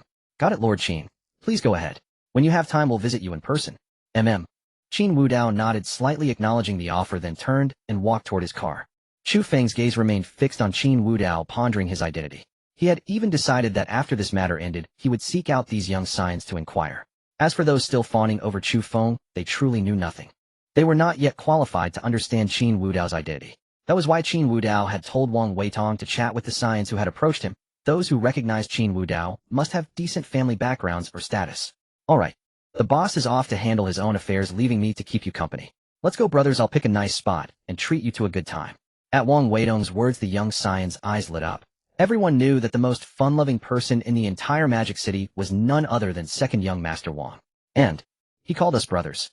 Didn't that mean we were becoming his people? Before leaving the group, turned back and cast apologetic glances at Chu Feng. From the fact that Qin Wudao and Wang Weitong hadn't greeted Chu Feng, it was clear either they hadn't recognized President Mo's identity or they bore him some grudge. But the former possibility was highly unlikely. They all knew President Mo was the man before them. How could Qin Wudao and Wang Weitong not know? Therefore it had to be the latter. Having already aligned themselves with Qin Wudao and Wang Weitong, they naturally couldn't get too close to Chu Feng in front of Wang Weitong. Chu Feng's hand clenched into a fist in his pocket. He saw apology in the eyes of the departing scions, as if they were saying, "We don't want to leave him either, but we had no choice. He called us brothers. Having recently become the all-powerful president, Mo online basking in adoration. Chu Feng's mindset hadn't adjusted. After all, he had been an ordinary person before suddenly granted a system which naturally inflated his ego. Given time, he might undergo a complete transformation and brush off such matters, but at least for now he couldn't. The remaining young scions exchanged bewildered glances. They had heard of second young Master Wang's reputation. He was someone they couldn't afford to provoke. The name Qin Wudao sounded vaguely familiar, but they didn't know his true identity. In their eyes, President Mo was the most worthwhile person to befriend at the moment, which was why they hadn't left. Seeing most of their companions depart, they were secretly delighted. This way they had a chance to curry favor with President Mo. One of the scions stepped forward with a smile and said, "President Mo's sister-in-law, where shall we go?" President Mo, I'm sorry, I just got a call. Something came up with the live stream. I really apologize, but I can't accompany you to the mall. Chu Feng had originally planned to take Chen Qianqian to the mall and show off his true power. But before he could speak, Chen Qianqian apologized and said she had to leave. This nearly made Chu Feng, already fuming, lose his composure. Watching Chen Qianqian bow repeatedly, and with the system not indicating a drop in affection, Chu Feng suppressed his anger and said slowly, "All right, if you have things to do, go ahead. We can visit the mall anytime. Shall I send someone to escort you? No need to trouble yourself further. I've already caused you too much trouble today. Thank you, President Mo, for having dinner with me. I'm truly sorry about today." With that, Chen Qianqian walked away and got into a taxi parked by the roadside. Watching the taxi drive off, the young scions exchanged glances. Had President Mo been stood up by a woman? Even if she was beautiful, wasn't she a bit too arrogant? Seeing their expressions, Chu Feng knew what they were thinking. To salvage his image, he decided to use his recent cashback rewards to show these scions his strength, since he might need their help in the future. "Let's go, since you're all here, I'll take you out for some fun." At this, the scions' eyes lit up. Getting closer to President Mo could only be beneficial. "How could we let you arrange things, President Mo? Let me handle it. Please get in." They respectfully ushered President Mo into the car, and the lavish convoy slowly departed. Meanwhile, Chen Qianqian, now in the taxi, immediately opened her chat list and found the socialite group. Her slender fingers began tapping rapidly on her phone screen. "Is there recently a Lord Qin in the Magic City?" Ding dong, ding dong. Shortly after Chen Qianqian sent that message, responses began to appear in the group chat. "Which Master Qin? If you're referring to that one from the top-tier forces, I do know him. If you know, then spill it. When did our Modu gain a Master Qin? Could it be someone from the Qin family?" "That's right, it is someone from the Qin family. Word has it that the eldest adopted son of the Qin family ran away from home, but he was found and brought back a couple of days ago." "Oh, an adopted son. I thought, who could be worthy of being called Master Qin?" "Umph. Look at how out of the loop you are. Though he's the Qin family's adopted son, the family had his wife, and even the eldest daughter doted on him immensely. They've been searching for him all these years. Moreover, this adopted son of the Qin family is actually the long-lost eldest son of the Li family." "The Qin family? The Li family? That's like stacking the ultimate buffs. Quick, sisters, I want this person's info within a minute." "Forget it, will you just calm down? Do you think he'd fancy you?" Having obtained the information she wanted, Chen Qianqian directly ignored the nonsense those people were spouting. She murmured softly, "The Qin family. The Li family. And he's also. No, this is definitely the person I'm looking for, but how do I get in touch with him?" For a moment, Chen Qianqian was frantic with anxiety. She knew those so-called sisters in the group were utterly unreliable. If they could actually contact that Master Qin, how could they possibly help her? It seemed she would have to use her backup resources. With that thought, Chen Qianqian opened the chat interface again and sought out the tool she needed. Meanwhile, on the other side, Qin Wudao, having left the eatery, drove directly to the busiest street in Moda's commercial center. At the very heart stood a luxurious mansion, the words "Hidden Dragon Group" clearly coming into view. 2 rows of people were already standing in front of the mansion, led by Long Lin and Long Ya. Qin Wudao had notified them before coming here. After parking the car, Qin Wudao slowly stepped out. "Dragon King, you. Stop. All of you stand up." Long Lin and Long Ya were about to lead their men in kneeling on one knee and reciting the classic lines to welcome the Dragon King, but Qin Wudao had no desire to suffer social death. This was the most bustling commercial district, and the Hidden Dragon Group was already a controversial company that drew too much attention. If he let a group of people kneel and say things like "The time has come, welcome the Dragon King," how would that be any different from public humiliation? Hearing Qin Wudao's command, everyone immediately stood up. Long Ya looked puzzled. When their Dragon King was abroad, didn't he enjoy this sort of thing? Why had he stopped liking it after returning to the country? Long Ya had completely forgotten that Qin Wudao was only 18 back then. Now he was over 20. He had long passed that Chinibu age. Moreover, he was now a time traveler, so naturally he wouldn't let them make such a spectacle. "All right, no need for these formalities. Just take me directly to the company." "Yes." Long Ya and Long Lin nodded, then respectfully made a gesture of invitation. Qin Wudao strode into the mansion. Long Lin, dressed in a professional little suit, walked behind him like a secretary, while Long Ya, in a black suit with a robust physique, looked every bit the bodyguard. Under the respectful gazes of the crowd, Qin Wudao entered the interior of the mansion. Once inside, he saw the magnificent and splendid decor. It had to be said that just acquiring this mansion and renovating it to such an extent would require an unimaginable amount of money. Crystal chandeliers, jade walls, exquisite sculptures. The theme was clearly the most expensive and the best. Ding dong. Qin Wudao took the president's private elevator with Long Lin and Long Ya directly to the top floor. The entire floor was the president's office. Every detail was adorned with minimalist yet luxurious decorations. The floor-to-ceiling windows offered a view of the ant-like crowds walking below, truly a sight of looking down from a great height. Qin Wudao sat directly in the president's chair and addressed the two. Are the things I asked you to prepare ready? Hearing this, Long Lin stepped forward, leaned down slightly, and turned on the computer on the desk. Dragon King, this is all of our company's business. Alright, stop calling me Dragon King. From now on, call me President Qin. Yes. Qin Wudao began scrolling through the mouse, reviewing the business of the Hidden Dragon Group. As a top-tier wage earner in his past life, he was extremely familiar with business planning. Coupled with his powerful brain, he could read 10 lines at a glance and never forget. Soon he had sorted out the entire business of the Hidden Dragon Group. No wonder it had developed so rapidly without anyone successfully blocking it. The Hidden Dragon Group's main business was import and export trade, land, sea, and air transportation, and the production and sales of domestic and international products, a on-stop service covering everything.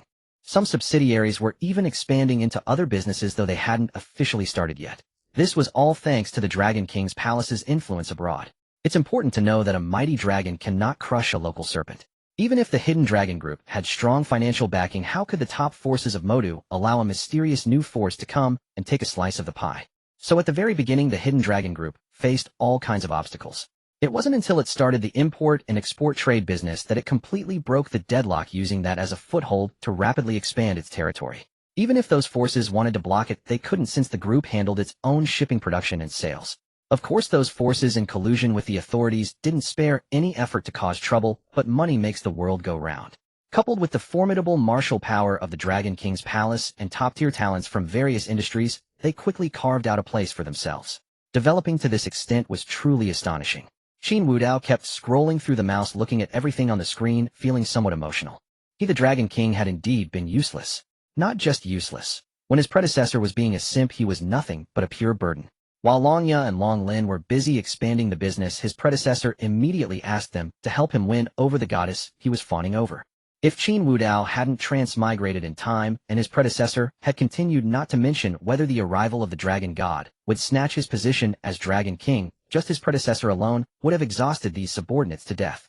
Half an hour later, Qin Wudao finally finished reviewing the entire company's business. He closed the computer and turned his head to look at Long Lin and Long Ya.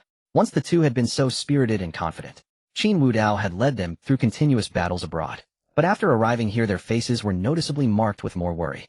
You've worked hard all these years. No, it's no hardship. Hearing Qin Wudao's words, the two immediately knelt on one knee and lowered their heads, preventing Qin Wudao from seeing their reddened eyes. It was impossible to claim it wasn't arduous. For all these years, Qin Wudao had utterly neglected the Dragon King Hall, devoting himself solely to being a sycophant. Long Ya and Long Lin had practically worn themselves out running errands. Yet despite this, they received not a shred of empathy from Qin Wudao. Instead, he constantly made things difficult for them, squandering the resources of the Dragon King Hall to aid those women. Qin Wudao stepped forward slowly, helping the two to their feet. His voice was filled with apology as he spoke. I won't be like that anymore. I hope you can trust me once more. Your subordinate. Your subordinate will follow you to the death. Long Ya's voice carried a hint of choking emotion. Beside him, Long Lin, as a woman, was even more overcome with sobs. She had always harbored a secret love for Qin Wudao, but he had never shown her a single ounce of tenderness. Now the Dragon King, once so spirited and proud, had finally returned. Their long wait had not been in vain. After their emotions had settled, Qin Wudao spoke slowly. This business banquet marks the official beginning of the Hidden Dragon Group's path to conquest. Dragon God and his people have already arrived in the country. Do they know our whereabouts? They don't know for now, but it's only a matter of time before they find out. Long Ya hesitated, as if wanting to say more. Over the years, Qin Wudao's reckless behavior had stirred some discontent among the elders of the Dragon King Hall. Of course, the Dragon King was supreme. Even if the elders were dissatisfied, they could only endure it. After all, the previous Dragon King was Qin Wudao's master, who had directly passed the throne to him. Dragon God's return to the country was precisely a scheme devised by these elders to deal with Qin Wudao. Since the position of Dragon King was supreme, why not simply replace the Dragon King? This rival certainly harbored ill intentions. Seeing Long Ya's expression, Qin Wudao could guess the gist of it, and promptly asked, "Does Dragon God know how to smirk?" Huh. The sudden question left Long Ya momentarily bewildered. He didn't understand what this talk of a smirk meant. Seeing their blank looks, Qin Wudao had no choice but to demonstrate. He forced the corners of his mouth upward, stiffly squeezing out a strained smile. Like this. Long Ya and Long Lin exchanged glances. They even suspected their boss might have been losing his mind lately. The smile was handsome, yet it felt so rigid, almost as if he were about to cry. Forget it. Qin Wudao waved his hand. This is the signature smile of the Dragon King. It's fine if you don't understand, but just remember one thing: if you ever have to deal with this dragon god, and he shows this smile, either smash his mouth immediately, or turn around and run, because the appearance of this smile means he's about to start showing off. Qin Wudao didn't expect that a few casual words would make them understand the ins and outs. He then put the matter of Dragon God aside. He had already reviewed all the assets of the Hidden Dragon Group. Now, with the support of the Dragon King Hall, the entire group was indeed thriving. Just looking at the financial statements, it was certainly not inferior to any top-tier power in the magic capital. But this was far from enough. Those aristocratic families could stand firm for centuries, even millennia, relying on their deep-rooted heritage. Their business empires were vast, with their influence spread throughout the entire magic capital. In contrast, the Hidden Dragon Group, aside from import-export trade and transportation, had very few other industries. Even if they did, they were merely small-scale ventures. Moreover, these top-tier powers acting like local bullies constantly threw obstacles in the way of the Hidden Dragon Group. This situation absolutely could not continue. Wang Weidong will soon have the Wang family's Black Gloves team join us. The first thing you need to do is consolidate all the underground forces in the magic capital. Remember, I mean all of them. If you encounter problems you can't solve, come to me. Then we need to establish connections with the authorities and use the influence from both sides to further expand our territory. The real estate market is nearly saturated, but the hotel business is still viable. Don't worry about spending money, it will be earned back sooner or later. First, acquire hotels in the magic capital at high prices, buy as many as you can. Then for the transportation company, besides cargo, I also want people. Acquire an airline and a tourism company. Implement these plans step by step. As for the rest, well, discuss it after the business banquet. Yes. Long Ya and Long Lin bowed in acknowledgement. Their Dragon King Hall had top talent in all industries. Even if they didn't, they could simply take them. So no matter what they did, they could quickly master it. Qin Wudao's series of commands also restored their confidence. In their eyes, as long as Qin Wudao stopped being a sycophant, he was invincible, whether in martial prowess or business acumen. After all, he had a master who was a veritable all-rounder. As his disciple, Qin Wudao, having been trained for so many years, how could he be weak? Long Ya seemed to recall something he had missed, and quickly asked, "By the way, Dragon President Qin, at that business banquet, should we make a move directly?" "Of course, but don't reveal my identity as the president of the Hidden Dragon Group at first. I'll observe the situation first to avoid any unforeseen circumstances." As for the timing of the reveal, Qin Wudao pondered for a moment, then his eyes lit up. "Right, just smirk, and you two make a grand entrance." Long Lin, Long Ya. The two were once again plunged into bewilderment. They had no idea why their boss was so fixated on this smirk, even claiming it was exclusive to the Dragon King. Could it be some kind of powerful technique? Or a secret signal? Though puzzled since the order had been given, they both nodded to indicate their understanding. All right, after the business banquet, you'll get to know the employees in the company. For now, dismissed. Rest for these 2 days. Delegate all tasks to others. Rest? The two were bewildered. Having endured for so many years, they now had no idea how to rest. Was it just going home to sleep? Have some fun. Long Ya, you're a grown man in the magic capital. Do I need to teach you how to have fun? As for Long Lin, you're a beautiful woman. You should dress up nicely. Go shopping, all expenses from the company. Remember, don't try to save me money. Buy whatever you want. Even if you buy a whole building, I'll foot the bill. Feeling the concern in Qin Wudao's tone, both were moved and nodded. Long Lin in particular had always thought her boss never saw her as a woman. But he had just called her a beautiful woman. Long Lin's delicate face was tinged with a faint blush, her jade-like fingers incessantly twisting the hem of her clothes, revealing a hint of shyness. Long Ya beside her widened his eyes in disbelief. When had the female assassin of the shadows ever displayed such a maidenly demeanor? But as a longtime friend, he had always known of Long Lin's admiration for the Dragon King, and could only silently pray that this time she would not be left empty-handed again. All right, you two may rest now. I should also take my leave. Qin Wudao issued the order for them to rest before turning and departing. By the time he stepped out of the Hidden Dragon Group, it was already afternoon. His phone showed dozens of missed calls.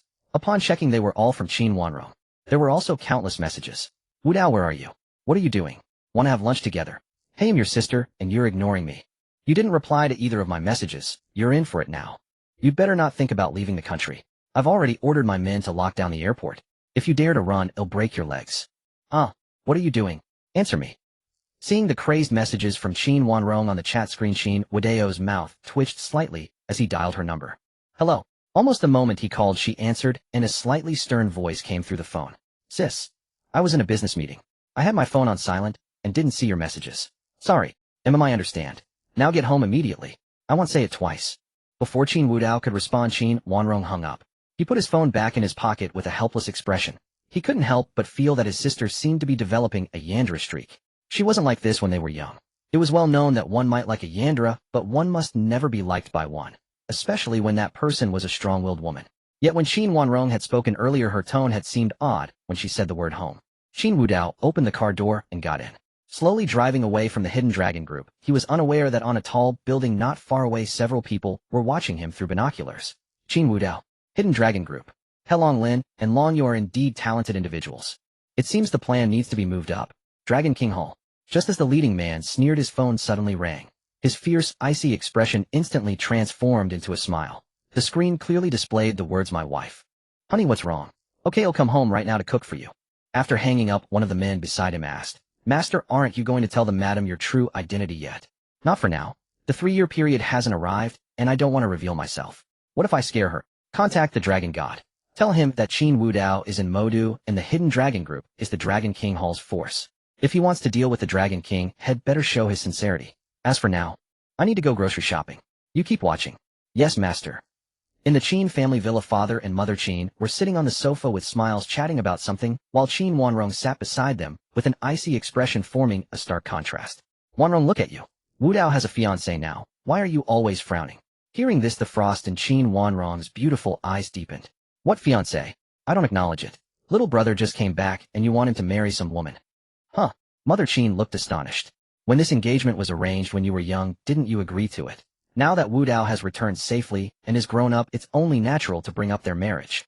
I never agreed back then. I only did it to secure Wudao's position in our family. Father Qin chuckled. You. We've always treated Wudao as our own son. He doesn't need a marriage alliance to gain status. If you disagree with this engagement, you can talk to Wudao yourself. But since it's been arranged, even if you want to refuse, you should at least let them meet first. Qin Wudao sulked on the sofa. After a moment, the door opened, and Qin Wudao walked in slowly. Seeing the state of his parents and sister, he was visibly taken aback. Mom, Dad, sis, what's going on? Wudao. Mother Qin immediately stood up, pulled him over to sit on the sofa, and produced a marriage contract. When you were young, we arranged a marriage for you. Of course, we don't want to sacrifice your happiness for the family's sake, but since it's been settled, you should at least meet her. If you don't like her, your father and I will go and call it off. How about that? A marriage? Qin Wudao was momentarily stunned, but quickly regained his composure. This marriage was a bit tricky for him. After all, he bore the fate of both the child of destiny and the villain of destiny. If he were the child of destiny, he might end up being jilted or something. But if it were the villain of destiny's script, he might end up stealing someone else's fiancée. Either way, it was troublesome. Seeing the enthusiastic faces of his parents, Qin Wudao didn't refuse. It was just a meeting after all. He could find an excuse to call it off later. Alright, I'll go meet her. Good child. Look at our Wudao, always so dutiful. And you, Qin Wudao, and your brother Qin Zirwei. You two are always driving us crazy. Oomph. Qin Wudao snorted coldly, stood up, and shot Qin Wudao a venomous glare before heading upstairs. Mom, Dad'll go ask sis why she's angry. Alright, go ahead. And tell her that being angry won't change anything. Mother Qin's last words left Qin Wudao a bit puzzled, but he still headed toward the stairs. After he went upstairs, the elderly couple exchanged glances, their eyes holding a hint of mischief. Haha, that girl Wudao clearly wants something, but won't say it. We had to push her a bit. It would be best if those two kids ended up together, but what about the Zhang family? We can just offer more compensation. After all, Wudao has been away for so many years. And I've heard recently that the Zhang girl has been getting close to another man. It's not entirely our fault. Rap, rap, rap. Arriving at the door of Qin Wudang's room, he directly knocked on it. Sis, you. Bang. Before Qin Wudao could finish speaking, the door was yanked open. A jade white hand reached out, grabbed his collar, and pulled him inside. If Qin Wudao had resisted, Qin Wudao could never have pulled him in. But to avoid hurting her, he followed the force and entered the room. Inside the room, Qin Wudao closed the door again and locked it. Then she stepped forward, backing him against the door. At 1.75 m plus her high heels, she was only slightly shorter than Qin Wudao. You? Before Qin Wudao could speak, Qin Wudao silenced him with her lips. A cool, fragrant scent penetrated his senses. Qin Wudao looked at Qin Wudao before him. Her movements were extremely stiff, more like blocking his mouth and kissing occasionally accompanied by a tapping sound. Enough. After a moment, Qin Wudao extended his arms and grabbed her. She struggled her head, pushing forward relentlessly as if determined to achieve her goal. Seeing Qin Wanrong's slightly swollen lips, Qin Wudao felt a hint of amusement. Had he just been forcefully kissed? And in such a heating collision? What do you mean? Do you despise me that much? Qin Wanrong's beautiful eyes stared straight at him, her voice full of stubbornness and anger. Hearing this, Qin Wudao shook his head and said softly, "What's wrong with you? Is it about the company, or about my engagement? What do you think?" Qin Wanrong murmured, "Are you going to marry that woman? I don't even know her. How can I talk about marriage? I don't care." Qin Wanrong's long lashes trembled slightly as she said petulantly, "You can't marry her. Not her and no one else." "Oh." Qin Wudao's tone carried a hint of teasing. "Why can't I marry someone else? Unless it's you. You're my sister. Since we were kids you always made me call you sister." He had intended to keep teasing her, but her beautiful eyes were now reddening and her delicate body seemed unsteady. Seeing Qin Wanrong in such a state, Qin Wudao could no longer continue teasing her. He quickly explained, "Don't worry, I don't intend to marry anyone. This engagement was arranged by our parents, so I need to go and reject it in person." Qin Wanrong nodded heavily and then threw herself into Qin Wudao's arms. Her trembling body calmed down. Holding the person in his arms, Qin Wudao recalled a memory from the past about his betrothed. He seemed to have met her once when they were children. They were childhood sweethearts. But after Qin Wudao ran away from home, they lost contact. Calling off the engagement was simple, as it was all about interests. Yielding some benefits would resolve the matter easily. Moreover, the engagement was only privately agreed upon by the two families and never made public, so breaking it off would cause no harm. "What are you thinking about?"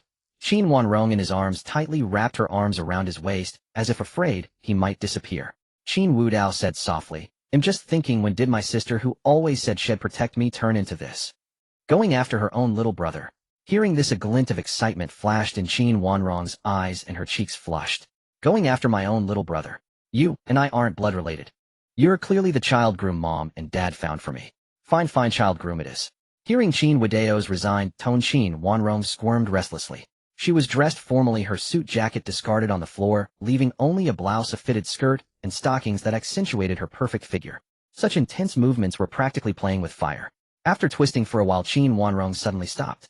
She seemed to sense something, tilting her head slightly, her beautiful eyes turning into crescent moons. "It seems my little brother isn't so well-behaved after all."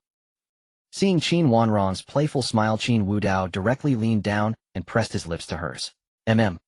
After a long moment they parted. Qin Wanrong's eyes were dazed, her delicate hand resting on his chest. Just as she was about to explore further, Qin Wudao stopped her. Qin Wudao grinned mischievously. "It seems you're the one who isn't well-behaved. So what if I'm not?" Qin Wanrong, as if to hide her shyness, exclaimed, "All these years you've been away, do you know how I managed alone? You've been back for years and never contacted me. Now that I've finally seen you, I'm just using your presence to recharge. What's wrong with that? Fine, go ahead and recharge." They held each other quietly. Qin Wanrong pressed her cheek against his solid chest, her expression one of complete peace. Qin Wudao's feelings for the Qin family were deep. Toward Qin Wanrong, he harbored a special sentiment, for this was his home. It was the only light in his childhood. That was why he had tolerated Qin's way back then. In contrast, he felt nothing for the Li family. His past self's soul had fully merged with his, and those emotions naturally carried over. Moreover, his past self had fought for years on foreign battlefields, possessing an extraordinary intuition. He could sense the love from the Qin family, just as he could sense the indifference from the Li family. That was why he was tolerant toward the Qin family, but struck against the Li family. As Qin Wudao was lost in thought, Qin Wanrong suddenly murmured, "Tell me, have you had intimate relations with any women over the years?"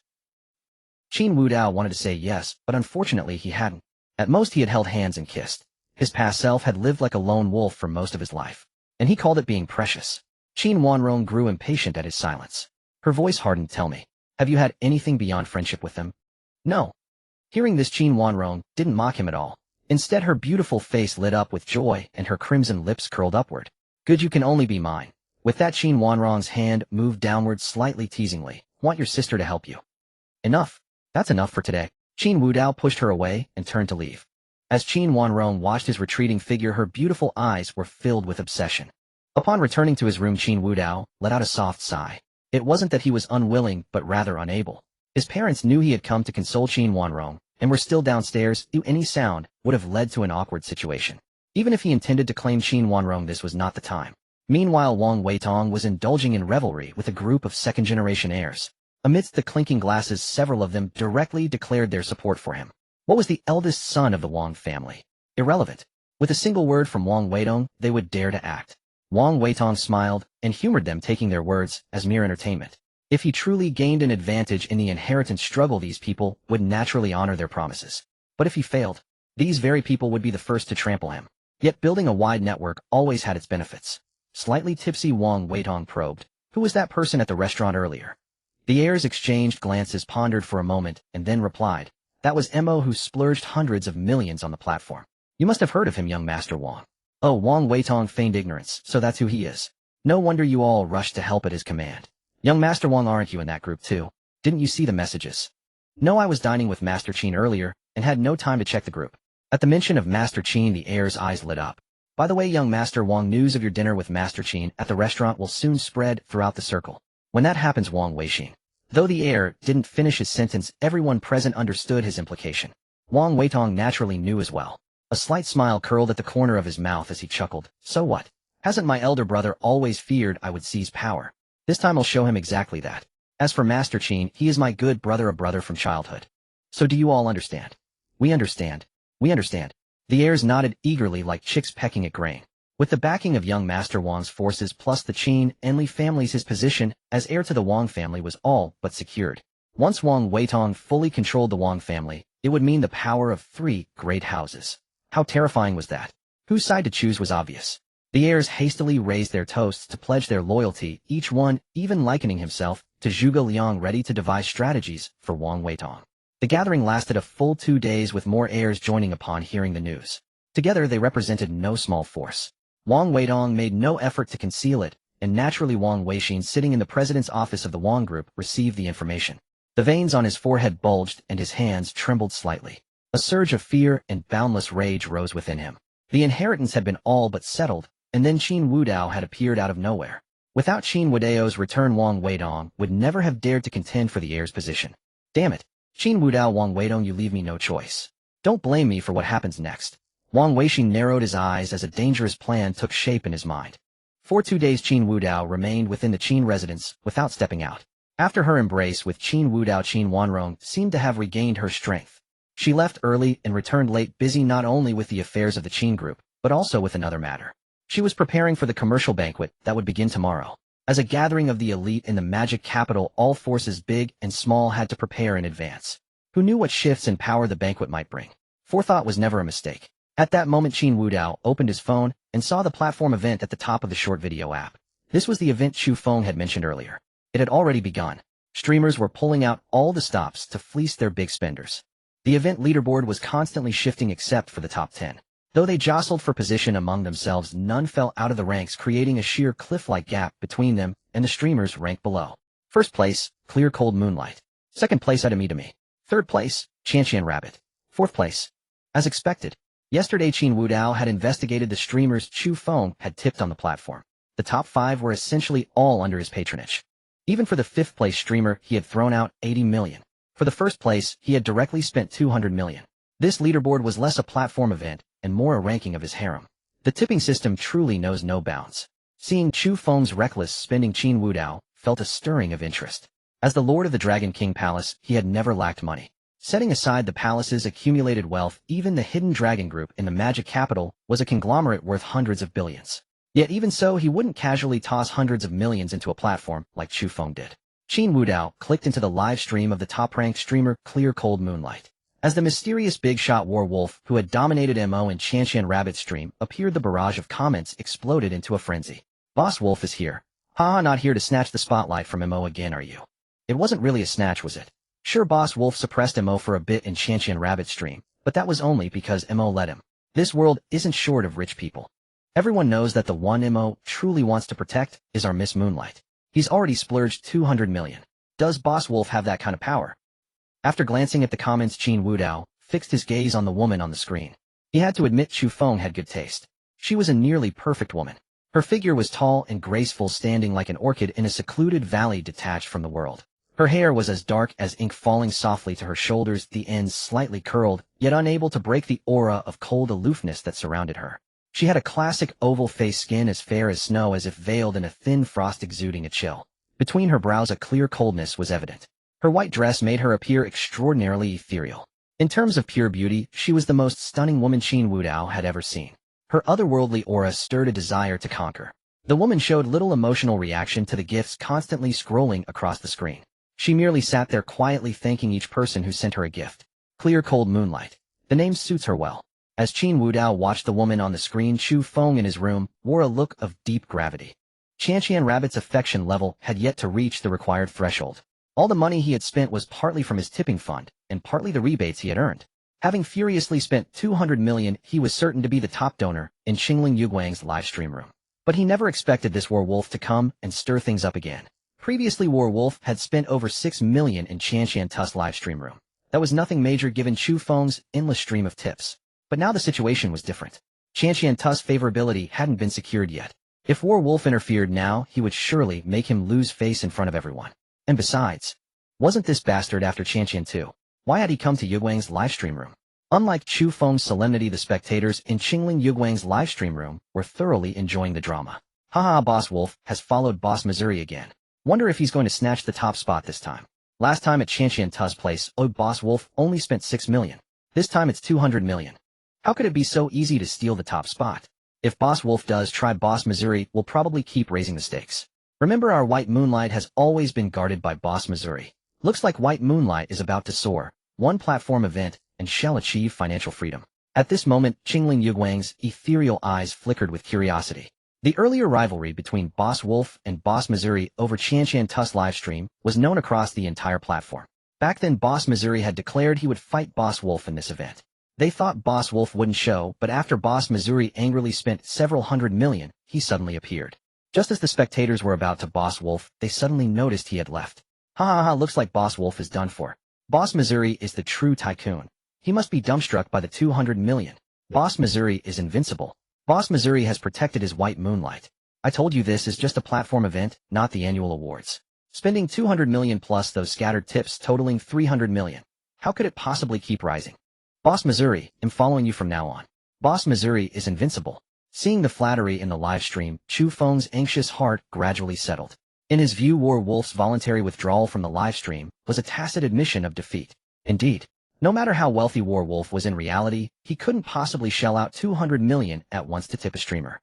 But with his tipping system, Chu Feng could treat money as nothing. Though he had emptied his own coffers this time, once Qian Tu was secured, he would eventually recover all that he had lost. In Qian Tu's livestream room, she was constantly thanking the viewers for their scattered tips. The first place, Qingling Yuguang had 300 million in tips, while her own room, aside from Boss Mo's 100 million, had accumulated a total of 130 million from various tips. Though she was far from first place, with some effort surpassing second place wasn't out of reach. Just as Qian Tu was expressing her gratitude, another phone received a message notification. She opened it to find a message from a friend. The werewolf you asked me to keep an eye on is online. He just went into Qingling Yuguang's livestream room. Huh. Qian Tu's heart jolted. She had now set her sights entirely on Qin Wudao, aka this werewolf. But what if he took a liking to Qingling Yuguang instead? As a woman, Qian Tu had to admit that Qingling Yuguang's ethereal and otherworldly charm was irresistible. She believed her own figure was unmatched, but in terms of temperament and appearance, she was firmly outshone by Qingling Yuguang. Could it be that Boss Wolf intended to compete with Boss Missouri for first place in Qingling Yuguang's room? Having streamed for so long, this was the first time Qian Tu revealed such resentment. She bit her lower lip, her beautiful eyes tinged with jealousy and hatred. She even forgot she was still live. As viewers flooded the chat asking what was wrong, the friend sent another message. Werewolf left Qingling Yuguang's room without saying a word. Thank goodness. Qian Tu's heart finally settled.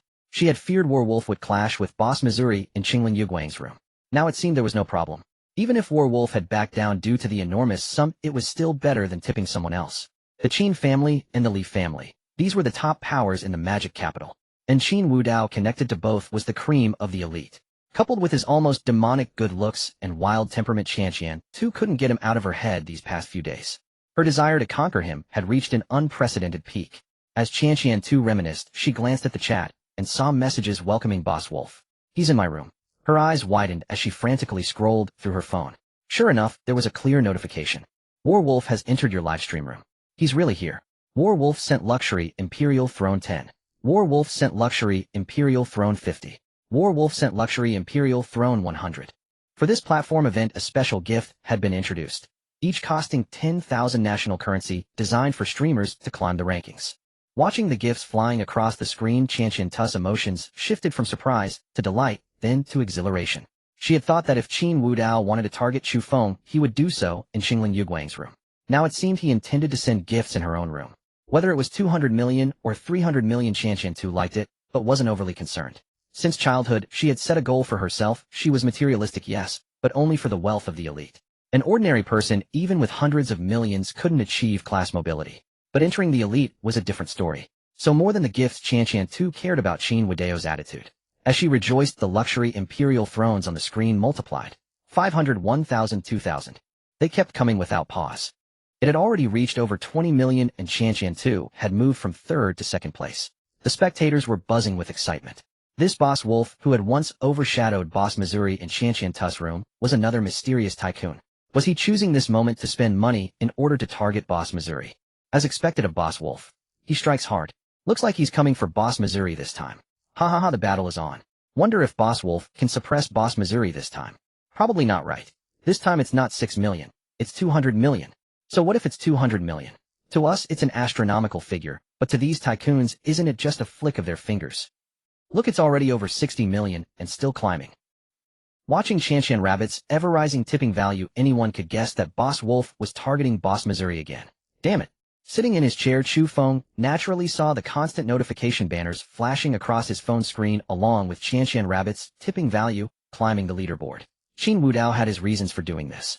Last time he had tested Chu Feng's single-round limit. This time he intended to see just how far Chu Feng had unlocked his system. Judging by the total tipping value from first to fifth place, Chu Feng had already spent 400 million this time. If he could continue spending so recklessly, it would prove his system had been developed to an extremely powerful level. But if he couldn't, it would indicate there were limitations. Once all his funds were drained, it would also facilitate the next plan. War Wolf sent Luxury Imperial Throne 18000. In an instant, 180 million was spent. Tian Rabbit surged straight to the top of the event leaderboard. In Xingling Yuguang's livestream room, numerous big spenders awaited Boss Mo's instructions. Among them, only a few were casual onlookers, the rest were members of the second-generation group. They came to this room not only for the streamer's appearance, but mainly to show respect to Boss Missouri. Now that the event leaderboard had been seized, they waited to see what Boss Missouri would do. A smoke of loneliness sent Luxury Imperial Throne 100. Here we go. Brothers keep sending gifts. Crush them. Ha ha ha, Boss Missouri is invincible. If he says he wants the event leaderboard, hell, get it. Don't let Boss Missouri send gifts alone. Let's join in. One after another luxury gift effects bloomed in Xingling Yuguang's livestream room. Yet despite so many people sending gifts simultaneously, Tian Rabbit's tipping value remained firmly ahead, and the gap kept widening. 400 million versus 380 million. 450 million versus 400 million. 500 million versus 420 million. Watching the tipping values on the event leaderboard, the entire platform, both streamers and spectators, was stunned. They never imagined an event could escalate to such a level. Under the radiance of Boss Wolf and Boss Missouri, all other tycoons paled in comparison. The tipping value kept rising until it reached 700 million versus 510 million. Earlier, Boss Missouri had tipped Tian Rabbit 100 million, but this time Boss Wolf seemed to be mocking him, staying just over 100 million ahead. In Xingling Yuguang's livestream room, spectators kept stoking the atmosphere, but 3 minutes ago Boss Missouri had stopped sending gifts. The second-generation members still contributed some gifts, but it couldn't change the overall situation. The gap had already widened. Where's Boss Missouri? Should we keep going? Could it be that he's... No way. We've all seen his strength. He's probably recharging right now, right? But the event is almost over, and the gap seems too big. Not only in the livestream room, but also in the group chat, people were tagging a smoke of loneliness, but since just now Boss Missouri seemed to have vanished without any response. Meanwhile, in his room, veins bulged on Chu Feng's forehead. He never expected that this guy named War Wolf would actually go all the way against him. Not to mention his remaining tipping funds, he had even dipped into his personal savings to cover the emergency. Now he had truly become the penniless man he once was. To continue using the system, he would need to unlock more features, but Tian Rabbit's affection level had dropped instead of rising. This series of blows nearly made Chu Feng smash his phone. He naturally saw the messages from the group in the livestream room tagging him, but at this point, any explanation would be futile. It was better to simply pretend his phone had died, and he was on the streets of a foreign country. No time to charge. Yes, that would be his excuse. Chu Feng found a reason he thought was not too far-fetched. In Tian Rabbit's livestream room, watching the string of tipping values, her heart raced wildly. She had never seen so much money before. Even if the platform took half, so what? She was now a bona fide rich woman. Yet even so, Qian Rabbit wasn't blinded by money and lost sight of her true goal. She even took the initiative to send a private message to War Wolf. Boss Wolf, thank you for your support. Actually, I didn't intend to win a place in this event, but you still pushed me to the top. I know you did it to compete with Boss Missouri. This is too much money, it's a huge expense. I'm willing to return everything I received to you. Please give me a way to contact you. Admittedly, to any ordinary person, several hundred million in Dragon Kingdom currency would drive anyone mad. But Qian Rabbit remained rational, even willing to return all the money just to get away to contact Qin Wudao. This showed how much resolve she had. In the Qin residence in Qin Wudao's room, he looked at the private message from Qian Rabbit and curled his lips into a slight smile. An intelligent woman. Is she retreating to advance? Or does she have another agenda? Bang! Just as Qin Wudao was pondering her intentions, the door was pushed open, and Qin Zirwei walked in with a cold expression. Oh, what a rare guest. What brings you here? Nothing much. My mom and dad told you to come downstairs, they have something to discuss with you. Qin Zirwei walked up to Qin Wudao, deliberately emphasizing the words my mom and dad. As he approached, his sharp eyes caught sight of Qin Wudao's phone screen. You're a werewolf. Qin Zirwei stared at Qin Wudao in disbelief. He had of course seen the major events online, especially since he was also in that second-generation group. He never expected that the werewolf who crushed Boss Missouri was actually Qin Wudao. How biased are mom and dad to give you so much money? And you used it to tip streamers? Give me the money now, it's all mine. Qin Zirwei roared, his face twisted with rage, his body trembling. He was clearly furious. Hearing this, Qin Wudao chuckled lightly. You want money? Alright, come on. Give me your phone. Seeing Qin Wudao so cooperative, Qin Zirwei was stunned and instinctively handed over his phone. The latter tapped on it for a moment, then handed it back. There, it's done. You'd be so kind. Qin Zirwei took the phone with suspicion, then roared. You fucking sign me up for a loan. On the screen, the words credit limit 200 were clearly visible. Seeing the furious Qin Zirwei, Qin Wudao rose to his feet and gently patted the other's shoulder. He spoke in a sincere tone. There's no need to repay that money. You earned it through your own skill. Rest assured, if you ever need more, just let me know. It'd be best if you could offer some collateral or something. With that, Qin Wudao turned and departed. Standing alone in the room, Qin Zirwei's body trembled incessantly. After a moment, he gritted his teeth and uttered, Qin Wudao, just you wait. In the living room of the Qin residence, documents were spread across the table. As a top-tier family in the Magic City, they naturally had to attend tomorrow's business banquet. Since the Qin Corporation had been fully handed over to Qin Wanrong, the elderly couple needed to review some materials before the banquet. When Qin Wudao came downstairs, his mother immediately approached him. You're here, Wudao. You must accompany us to tomorrow's business banquet. Qin Wudao nodded. Even if the Qin family hadn't planned to go, he would have attended anyway.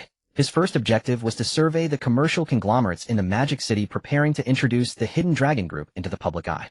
His second goal was to seize the opportunity to see if there were any other children of destiny or antagonists present. If so, he would need to prepare in advance.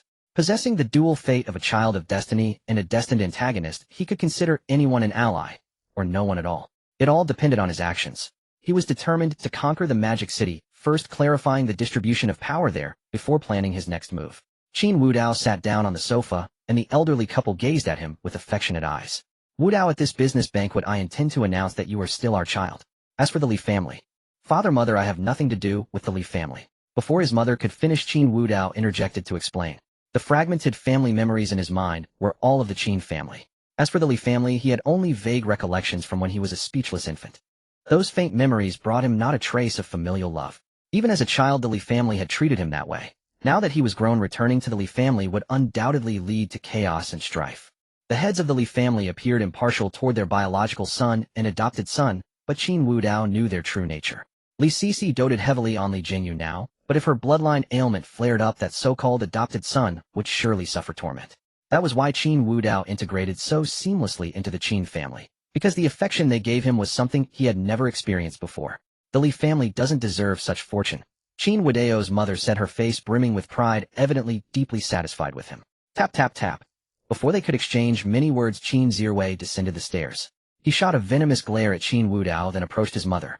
Mom, you gave Qin Wudao so much pocket money. Do you know what he did with it? He used it to tip streamers. He's idle and worthless. Don't give him any more. Give it to me instead. Pocket money. His mother looked bewildered. After a moment, she slapped her forehead. All right, you kids are grown-ups now. You should have allowances. With that, she pulled out 2 cards from her pocket, handing one to Qin Wudao and the other to Qin Zirwei. Each of these cards has 10 million. Buy whatever you like. If it's not enough, just ask me for more.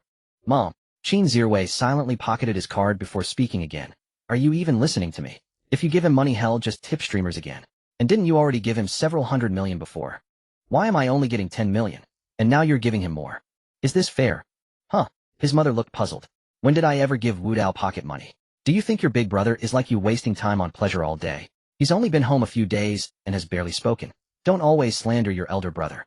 You didn't give him any. Qin Wudao was utterly baffled. In his mind, his mother must have favored him secretly, giving Qin Wudao extra allowance. After all, that wolf warrior had tipped streamers with several hundred million. His sister Qin Wudao was strict with finances, keeping all funds in the company accounts. She couldn't have transferred hundreds of millions to Qin Wudao. As for his father, the family's economic reins were firmly in his mother's hands. So she claimed she hadn't given Qin Wudao any money. Where did his money come from? At that moment, Qin Wudao spoke with a sly grin. The money I tipped streamers was earned by me over the years. But Wudao, isn't it a bit inappropriate that you blew through mom's allowance and then turned to online loans to keep squandering? What a... Hearing this, their usually calm father shot to his feet. Qin Wudao had taken out online loans. As a young master of the Qin family, Qin Wudao's allowance was already generous, and with his mother's indulgence, he was wealthier than most second sons. Yet he had blown it all on debauchery and then resorted to online loans. If this got out, the Qin family would become a laughingstock. The second young master of the Qin family taking out online loans for pleasure. Wudao, what's going on? His mother's expression also turned stern. Online loans were something Qin Wudao should never touch. Not because he couldn't repay them, but because the scandal would disgrace the family. Online loans required real names. You're lying. Qin Wudao pointed at Qin Wudao and cursed angrily. In contrast, Qin Wudao lounged on the sofa with his legs crossed, a faint smile on his lips, completely unfazed. Fine, you've done wrong, and now you curse your elder brother. Their father strode over, snatched Qin Wudao's phone, and scrolled through it. Sure enough, he found an online loan platform. Tapping into it, he could clearly see traces of Qin Wudao's loans. They'll beat you to death today, you monster. With that, he pulled off his belt and advanced toward Qin Wudao. Dad, I'm your son. I really didn't take any loans. Don't believe him. Qin Wudao's voice carried a hint of tears as he tried to evoke parental love, but both parents showed no sign of leniency. After all, this matter was too shameful, and Qin Wudao had done nothing but indulge in pleasure for years. This was the perfect opportunity to discipline him thoroughly. As his father swung at him, his mother said softly to Qin Wudao, "Wudao, I've already arranged for your formal wear. Go rest now. Tomorrow we'll attend the banquet together." Qin Wudao reluctantly cast another glance at the beleaguered Qin Wudao before returning to his room. As he opened his phone, he saw a barrage of notifications from his short video platform.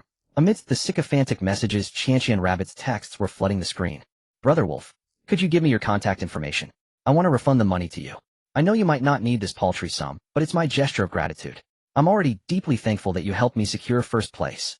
Brother Wolf, please give me a way to reach you. I'm begging you, why do you keep reading my messages without replying? Brother Wolf." Seeing Chantian Rabbit's increasingly desperate words, Qin Wudao smiled faintly. He closed his phone, deciding that while he admired her, it wasn't necessary to connect. Such a clever woman could easily become a complication if contacted. Compared to these people, wasn't Qin Wudao far more enticing? Moreover, with his current status and appearance, he could easily play the role of a tycoon on campus. After the short video platform's ranking event ended, Chantian Rabbit went offline. Her delicate fair hand, clutching the phone tightly, grew increasingly pale, the fingers drained of all color.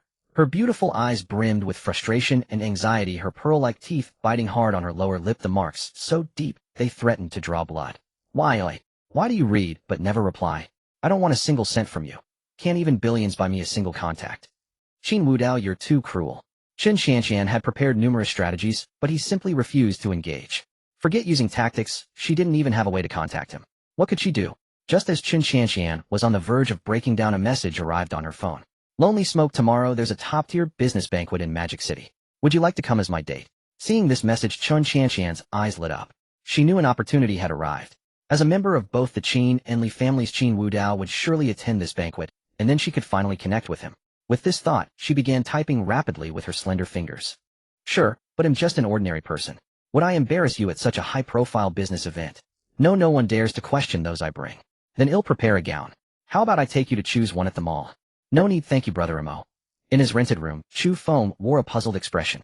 Chen Xianxian had agreed to attend the banquet with him, which seemed like a chance to win her favor, but why was she still keeping him at arm's length? Chu Feng had no idea he was merely being used as a stepping stone. Early the next morning, all the major and minor business factions in Magic City began bustling with activity. Some were willing to pay exorbitant sums for invitations to that evening's banquet, but among those attending who was short on money, They could only try to contact the banquet's organizers hoping for a last-minute invitation. Those invited were either top-tier business powers in Magic City, rising stars, or promising companies. Of course, some recipients declined, but most chose to attend. The venue was a manor on the outskirts of Magic City, a dreamlike estate towering like a castle. The manor's main building was majestic with clean flowing lines. Vast glass panels glittered under the sunlight, complementing the brick and stone walls. It exuded both the modernity of contemporary architecture and the weighty grandeur of a castle. The manor's gate was tall and ornate, crafted from sturdy metal and adorned with intricate carvings. On either side stood unique sculptures like loyal guardians watching over the domain. The gate was wide open, a red carpet already laid out before it. Servants bustled about the manor preparing for the evening's festivities. Entertaining the elite of Magic City left no room for error. Once the preparations were complete, night fell and the lights began to glow. The manor blazed with brilliance as bright as day. At that moment, a procession of luxurious cars arrived. Servants lined both sides of the red carpet, bowing slightly to honor the guests. As the first luxury car came to a stop, a servant stepped forward to open the door, and a man and woman descended. They were dressed in splendid attire, smiling as they walked along the red carpet toward the manor. One car after another pulled up, each carrying influential figures of Magic City. The Qin family's convoy also arrived at this time. Qin Wudao sat in a car gazing out the window at the scene. System. "I'm here," chirped the ox-horse minion. "Bootlicker," barked the regret minion.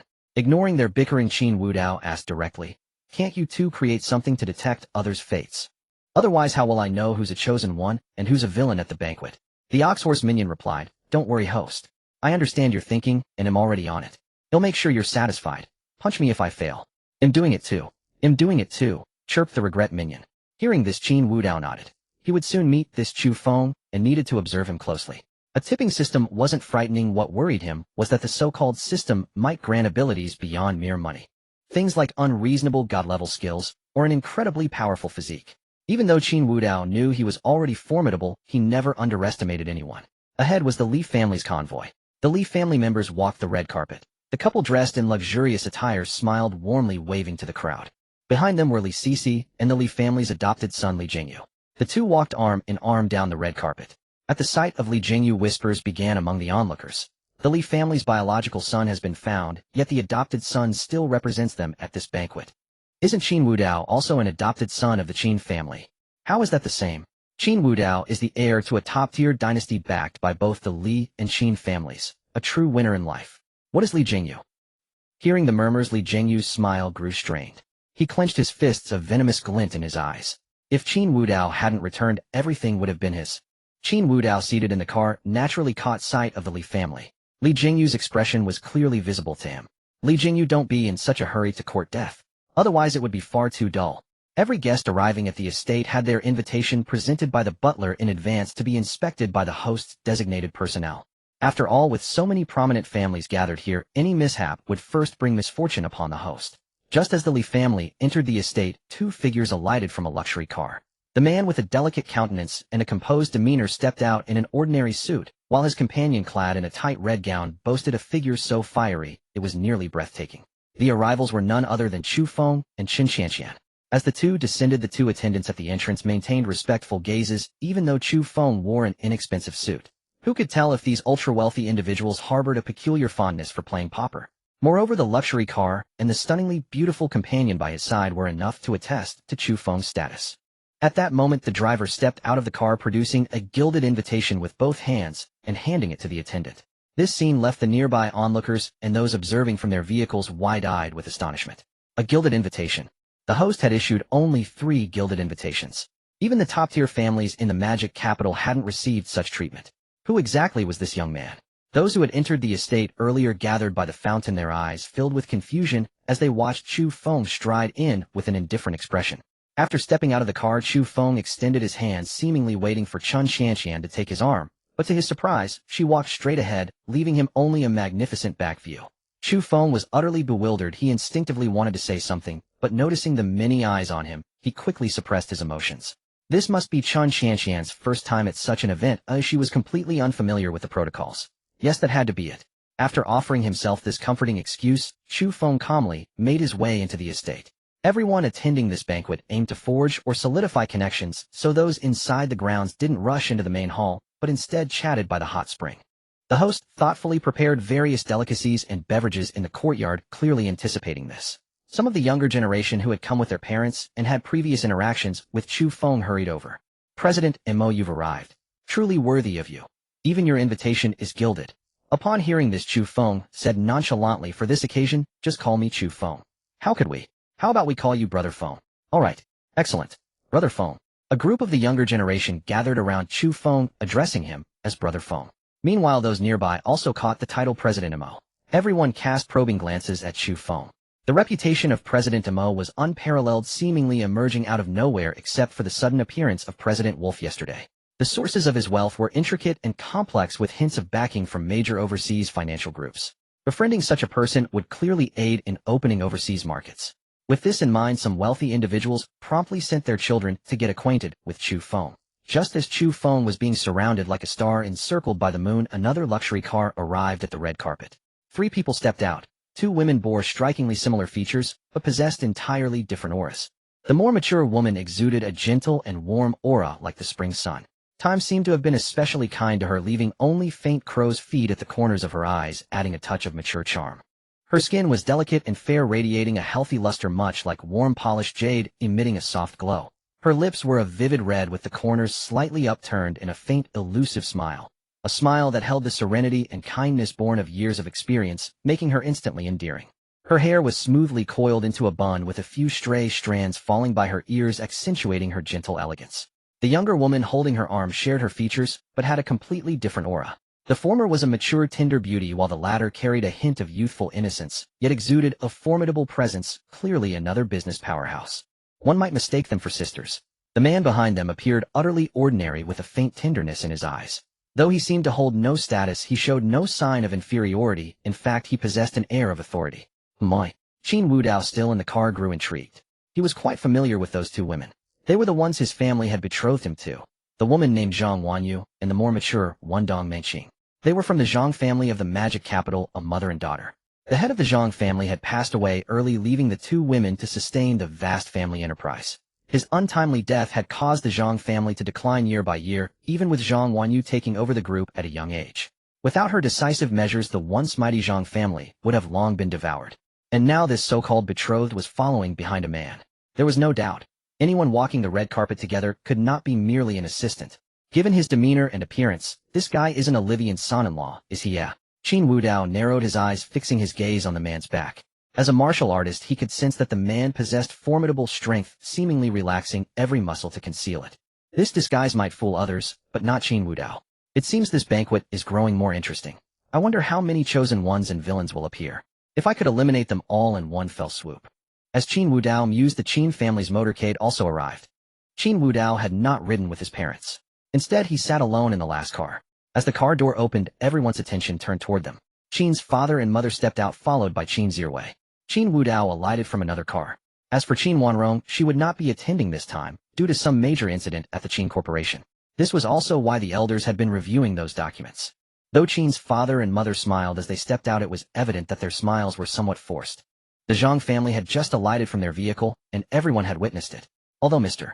and Mrs. Qin had never placed much hope in this marriage being fulfilled, the Zhangs had brought a man without offering any explanation whatsoever. Surely they couldn't claim this was Dong Mengqing's man. Despite being mired in difficulties, the Zhang family dared to act so insolently toward the Qins. Later, the couple intended to demand an explanation from Dong Mengqing about how she planned to account for this. Maintaining the haughty demeanor befitting the eldest young master, Qin Zirwei strode step by step into the manor. Even attending such an occasion in formal attire, Qin Wudao still refused to wear a tie, leaving several buttons of his shirt undone, his robust muscles faintly visible. That necktie was simply too constricting, and moreover, if a fight broke out, it would be the greatest vulnerability. Having fought on foreign battlefields, Qin Wudao would naturally never leave himself exposed. He walked slowly into the manor, drawing the gazes of all around him. After all, Qin Wudao had recently gained notoriety within their circles, backed by both the Qin and Li families, known for his ruthless methods and exceedingly flamboyant temperament. Even if one couldn't cultivate goodwill with such a person, one absolutely must not incur his enmity. Chen Qianqian spotted Qin Wudao the moment he appeared, her beautiful eyes lighting up. This banquet had been arranged specifically for him, and indeed persistence paid off. She had truly encountered him.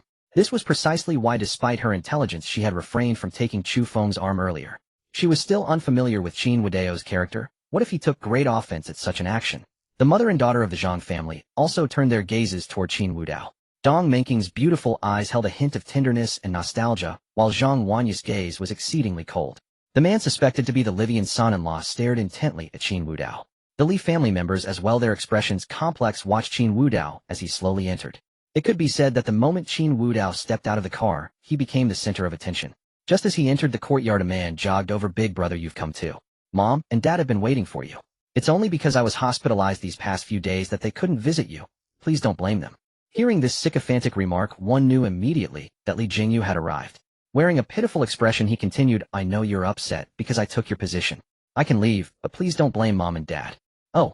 Qin Wudao shot Li Jingyu a surprised glance and chuckled lightly. Li Jingyu, it seems the lesson I taught you last time wasn't enough. You say you've been hospitalized these past few days. Want me to give you another helping hand?" At this, Li Jingyu instinctively stepped back, vividly recalling the beast-like aura and ruthless methods Qin Wudao had displayed before. His body still ached from the memory. Seeing Li Jingyu retreat, a look of contempt spread across Qin Wudao's face. This pathetic sycophant dared to provoke him. "Qin Wudao, who are you threatening?" As expected, wherever Li Jingyu went, Li Sisi followed. Dressed in a white gown, noble and resplendent, Li Sisi's face indeed possessed a certain charm. She glared at Qin Wudao, demanding an explanation. Li Jingyu quickly interjected, "Sister, don't blame big brother. It's all because of me that he's become like this. I can really leave you now." "You don't have to. Who's that yapping like a dog?" Before Li Sisi could finish, the arrogant second young master Qin swaggered over, chin raised high, as if trying to glare down at everyone with his nostrils. He fully embodied the essence of a profligate, the epitome of insufferable arrogance.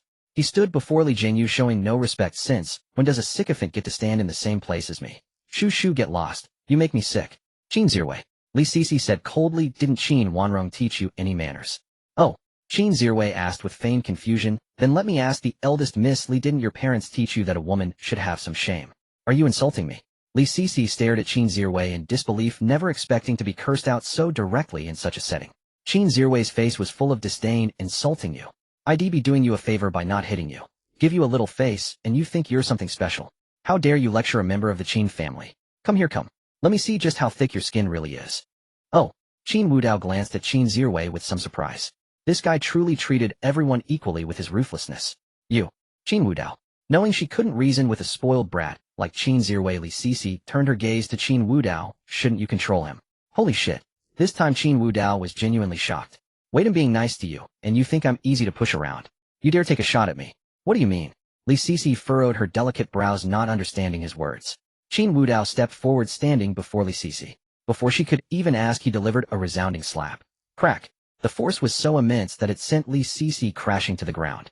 Her delicate, flawless face instantly swelled up, blood seeping from the corner of her mouth. Qin Zirwei and Li Jingyu both instinctively stepped back, their pupils constricting. Qin Wudao strode over, grabbed Li Sisi by the hair, and despite her cries of pain, yanked her upright. No matter how she struggled, his hand was like a vice, utterly unyielding.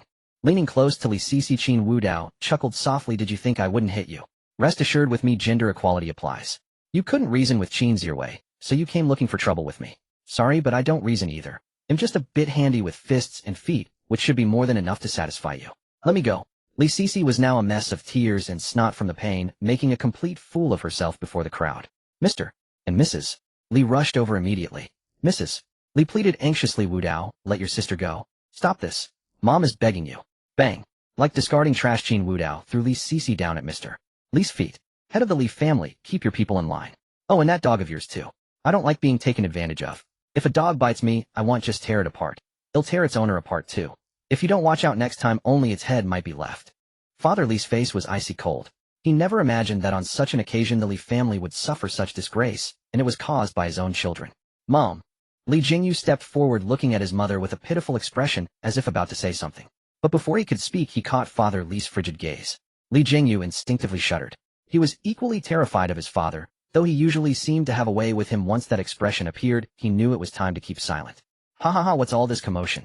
Accompanied by hearty laughter, Father and Mother Qin walked over slowly, their eyes filled with tenderness, as they looked at Qin Wudao and Qin Zirwei. "Nothing much." Qin Wudao shook his head with a light smile. "It seems the young lady of the Li family wanted to eat something off the floor, so I helped her out. Just now Patriarch Li was about to thank me." "Is that so?" Father Qin feigned surprise. "I've always said my sons are kind-hearted. Look, the Li family's young lady wanted something to eat, and both my sons came to help. Oldly, there's no need to be polite. Since when do elders thank their juniors? Ha! Father Li's face turned ashen. Mother Li wanted to say something, but was pulled away by him. Li Sisi was helped away by her mother, and Li Jingyu obediently lowered his head and followed, afraid that if he stayed, Qin Wudao might beat him to death. After the Li family left, Mother Qin gently pinched Father Qin and rolled her eyes. You're so improper. They are still Wudao's relatives after all. The three of you ganging up to provoke them. What will people think? What does it matter? Father Qin said nonchalantly. Let them think what they want. I want lose a piece of meat. Besides, you saw it too. Those two kids from the Li family are just asking for a beating. Wudao is too kind, he didn't hit hard enough. If it were me. Enough.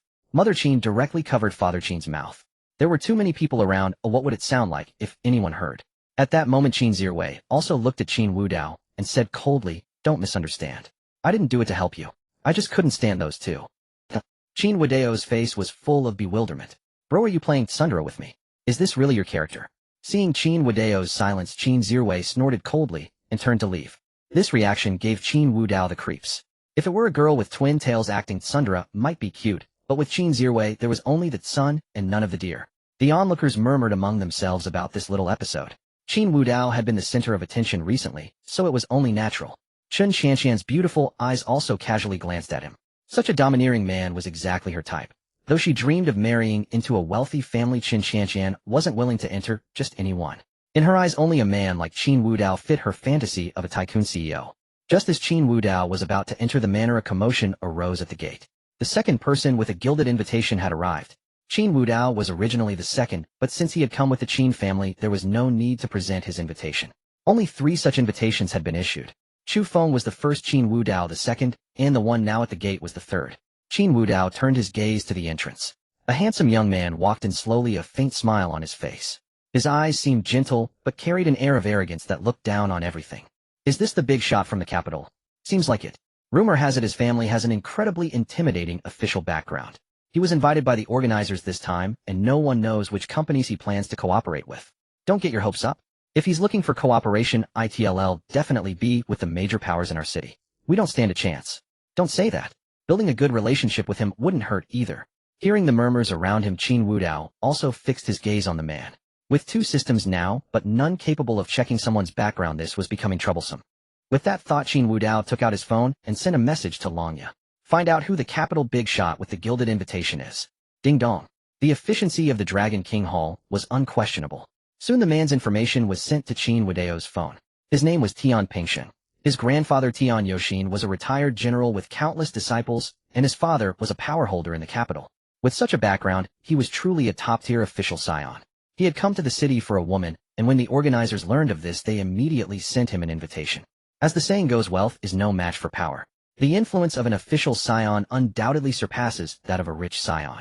Though there is a hierarchy, normally conflicts between the two are rare as their interests are too deeply intertwined. Trace back far enough, and they might all be on the same side. After skimming the information, Qin Wudao put his phone away. He didn't want too much involvement with such a person. The background of the Dragon King Hall was too sensitive. Even if the higher-ups tolerated it, some lines couldn't be crossed. With such a background, he was naturally a big shot. As soon as Tian Pingsheng entered, the local nobles swarmed around him to build connections. Tian Pingsheng seemed very amiable, accepting everyone's advances, appearing low-key and composed. With a general as a grandfather, his upbringing was undoubtedly impeccable. Qin Zhiwei glanced at Tian Pingsheng and then looked away. He was a pure hedonist, networking had nothing to do with him. With more money than he could spend in a lifetime, why bother making connections? As long as he didn't provoke anyone, that was enough. As more and more people arrived, soon everyone on the invitation list had shown up. The manor gates gradually closed, and the organizers sent someone to escort the guests in the courtyard to the main hall. Upon entering the hall, they realized that the earlier luxury was merely the tip of the iceberg. The main hall of the manor was lavishly and modernly decorated. The spacious room had a high ceiling and a crystal chandelier hung from above, casting brilliant light that reflected off the marble floor, creating a dreamlike scene. Each room had its own unique layout with furniture made from top-tier materials. The design was simple yet elegant, with every detail showcasing the host's taste and nobility. Of course, the very ability to host such a banquet was a testament to one's power. Without a certain level of influence, how could the nobles of Modu have deigned to accept the invitation? Some enterprises would even break their necks for a chance to be here. Qin Wudao's eyes lit up at the sight of the exquisite food laid out in the hall. Since it wasn't yet time for him to make his move, he figured it would be a waste not to eat now that he was here. With that thought, he walked over to the table, as if no one else existed, picked up a piece of cake, and stuffed it into his mouth. It's tasty, but a bit too sweet, he muttered while reaching for another dish. Seeing this, his mother's eyes were filled with affection. In a mother's heart, her son should always eat his fill. Qin Wudao, unwilling to be outdone, strode over to Qin Wudao's side, and began devouring food with equal gusto. This drew sidelong glances from those around them. Everyone was here to network, yet the two sons of the Qin family had said nothing and simply started eating. Was this genuine nature or sheer ignorance? Big bro, I'm here. Wang Weitong joined the feast after greeting Qin Wudao. Still nursing a hangover from the previous day, he had come to the banquet on an empty stomach. Since his big brother had started eating, he naturally followed suit. Not far away, Chu Feng frowned. He recognized Qin Wudao and Wang Weitong, and although the previous incident had nothing to do with them, it had indirectly hindered his chance to show off. Chu Feng was tempted to approach the unfamiliar delicacies, but he was clever enough to maintain his persona. He dared not act rashly at this banquet lest someone see through his facade. The system had only given him funds and a so-called mysterious identity. Any slip could be fatal. So Chu Feng stood there with a calm expression, occasionally conversing with those around him, showing no intention of moving. But just because he didn't move didn't mean others wouldn't. Chun Qianqian glided over to Qin Wudao, her beautiful eyes sparkling, as she said softly, "Hello, we meet again." Moi. Qin Wudao paused a piece of meat in his mouth and turned to look at her. He found this clever woman intriguing and asked, "You're the one from the restaurant last time. Want to grab a bite?" Most women would politely decline, knowing that in such a setting one must control their behavior to appear ladylike. But Chun Qianqian smiled charmingly. Sure. She extended her jade-like hand, picked up a dessert, and nibbled it delicately. "It's delicious." Qin Wudao looked at her with a hint of appreciation, and after exchanging pleasantries, he was ready to continue eating. Just as he reached for more food, Chun Qianqian stepped forward, pulling out a handkerchief. Her fair hand gently wiped the corner of his mouth. "You've got cream on your lips." Qin Wudao stood still, letting her clean his mouth. "Wow. That's my big bro for you," Wang Weitong teased. "Even when eating, someone wipes your mouth. Unlike us who have to use napkins ourselves." Not far away, Chu Feng, who was chatting with others, clenched his teeth in frustration. He hadn't expected Chun Qianqian to go straight to Qin Wudao. He could have excused her not holding his arm as nervousness or inexperience in social settings. But now, what did it mean that she was wiping another man's mouth? Chu Feng was no fool. Her actions during their two encounters with Qin Wudao had revealed the truth. "So you were using me as a stepping stone." The thought infuriated him. Leaving aside Chun Qianqian's stunning beauty, his male possessiveness alone was unbearable. "If I can't secure Chun Qianqian, I'll have to use that one chance to unbind her. No, I must unbind her. One day I'll achieve such status, even higher. Because I have the system." Chu Feng's handsome face was set with determination. After gently wiping Qin Wudao's mouth, Chun Qianqian stepped back, maintaining a friendly distance. She blinked and said softly, "My name is Chun Qianqian. What's yours? We've met twice, but I still don't know your name." "Oh," Qin Wudao asked with interest, "are you sure you don't know my name?" Her heart raced, but she composed herself. "I asked you before, but you never told me. Miss? Or should I call you sister-in-law?" Wang Weitong approached. He had already looked into Chun Qianqian's background. After all, she was the one who had prompted his big brother to spend billions. "My big brother is Qin Wudao. You must have heard of him. And he's the one who backed you, the wolf." "Really?" Chun Qianqian feigned surprise and excitement. This was her skill, using her beauty and reading men's minds. She had known Qin Wudao's identity all along, but now she pretended to be thrilled. "So you're President Wolf. I sent you private messages before, but you never read them. Can we exchange contact info?" She pulled out her phone, a blush on her lovely face. "Sure." Qin Wudao nodded, and took out his phone to scan her QR code. After adding each other, he raised an eyebrow. "But Chun Qianqian, aren't you worried about your male companion? His eyes look like they're about to spit fire. And he's President Mo, right?" Hearing his pointed remark, Chun Qianqian's expression stiffened. Being clever, she caught the implication. Did he see through her little schemes? To avoid ruining everything, she quickly said, "I came here tonight for you, but my status wouldn't allow me to enter the banquet. I had no choice but to. I'm sorry." She bit her lower lip, her once flushed face now pale, looking pitifully charming. "It's fine." Qin Wudao shook his head with a slight smile. "I appreciate your honesty. Don't worry about who you came with." Chun Qianqian nodded emphatically and pressed close to Qin Wudao like a devoted little wife. At this moment, the elder couple of the Qin family had already begun conversing with Dong Mengqing of the Zhang family. The expressions of the Qin elders were somewhat solemn. Qin's mother directly broached the subject. "Mengqing, it's been a long time, hasn't it?" Dong Mengqing's gentle and beautiful face bore a trace of guilt. "See you, it has indeed been a while. I know what you both wish to discuss. This matter is my Zhang family's fault." Qin's mother nodded and continued, "Originally, this marriage contract was proposed by your old Zhang, who came to us to seal it. Of course, I am not an obstinate person and my Qin family does not need to rely on marriage alliances to solidify its standing. The matter of the marriage contract should ultimately be decided by the children themselves. But what you have done is akin to trampling the Qin family's dignity underfoot. Normally Qin's mother was gentle and kind toward her own children, but when facing outsiders her aura was no less formidable than Qin Wanrong's, perhaps even more so. A look of sorrow crept onto Dong Mingqing's face. The previous patriarch of the Zhang family, Zhang Wanyu's father, and her husband had approached the Qin family when he knew his time was short, hoping to use his old friendship with Qin's father to arrange a marriage contract. This move was not to consolidate interests, but to ensure Zhang Wanyu could safeguard the Zhang family. As a major clan, there were numerous collateral branches. Back then Zhang Wanyu was still young, and Dong Mingqing, a gentle-natured woman, was utterly incapable of holding the Zhang family together. Thus the Zhang patriarch sought to use the alliance with the Qin family to deter the collateral branches from acting rashly. Qin's father, out of loyalty to his old friend, directly agreed to the marriage contract.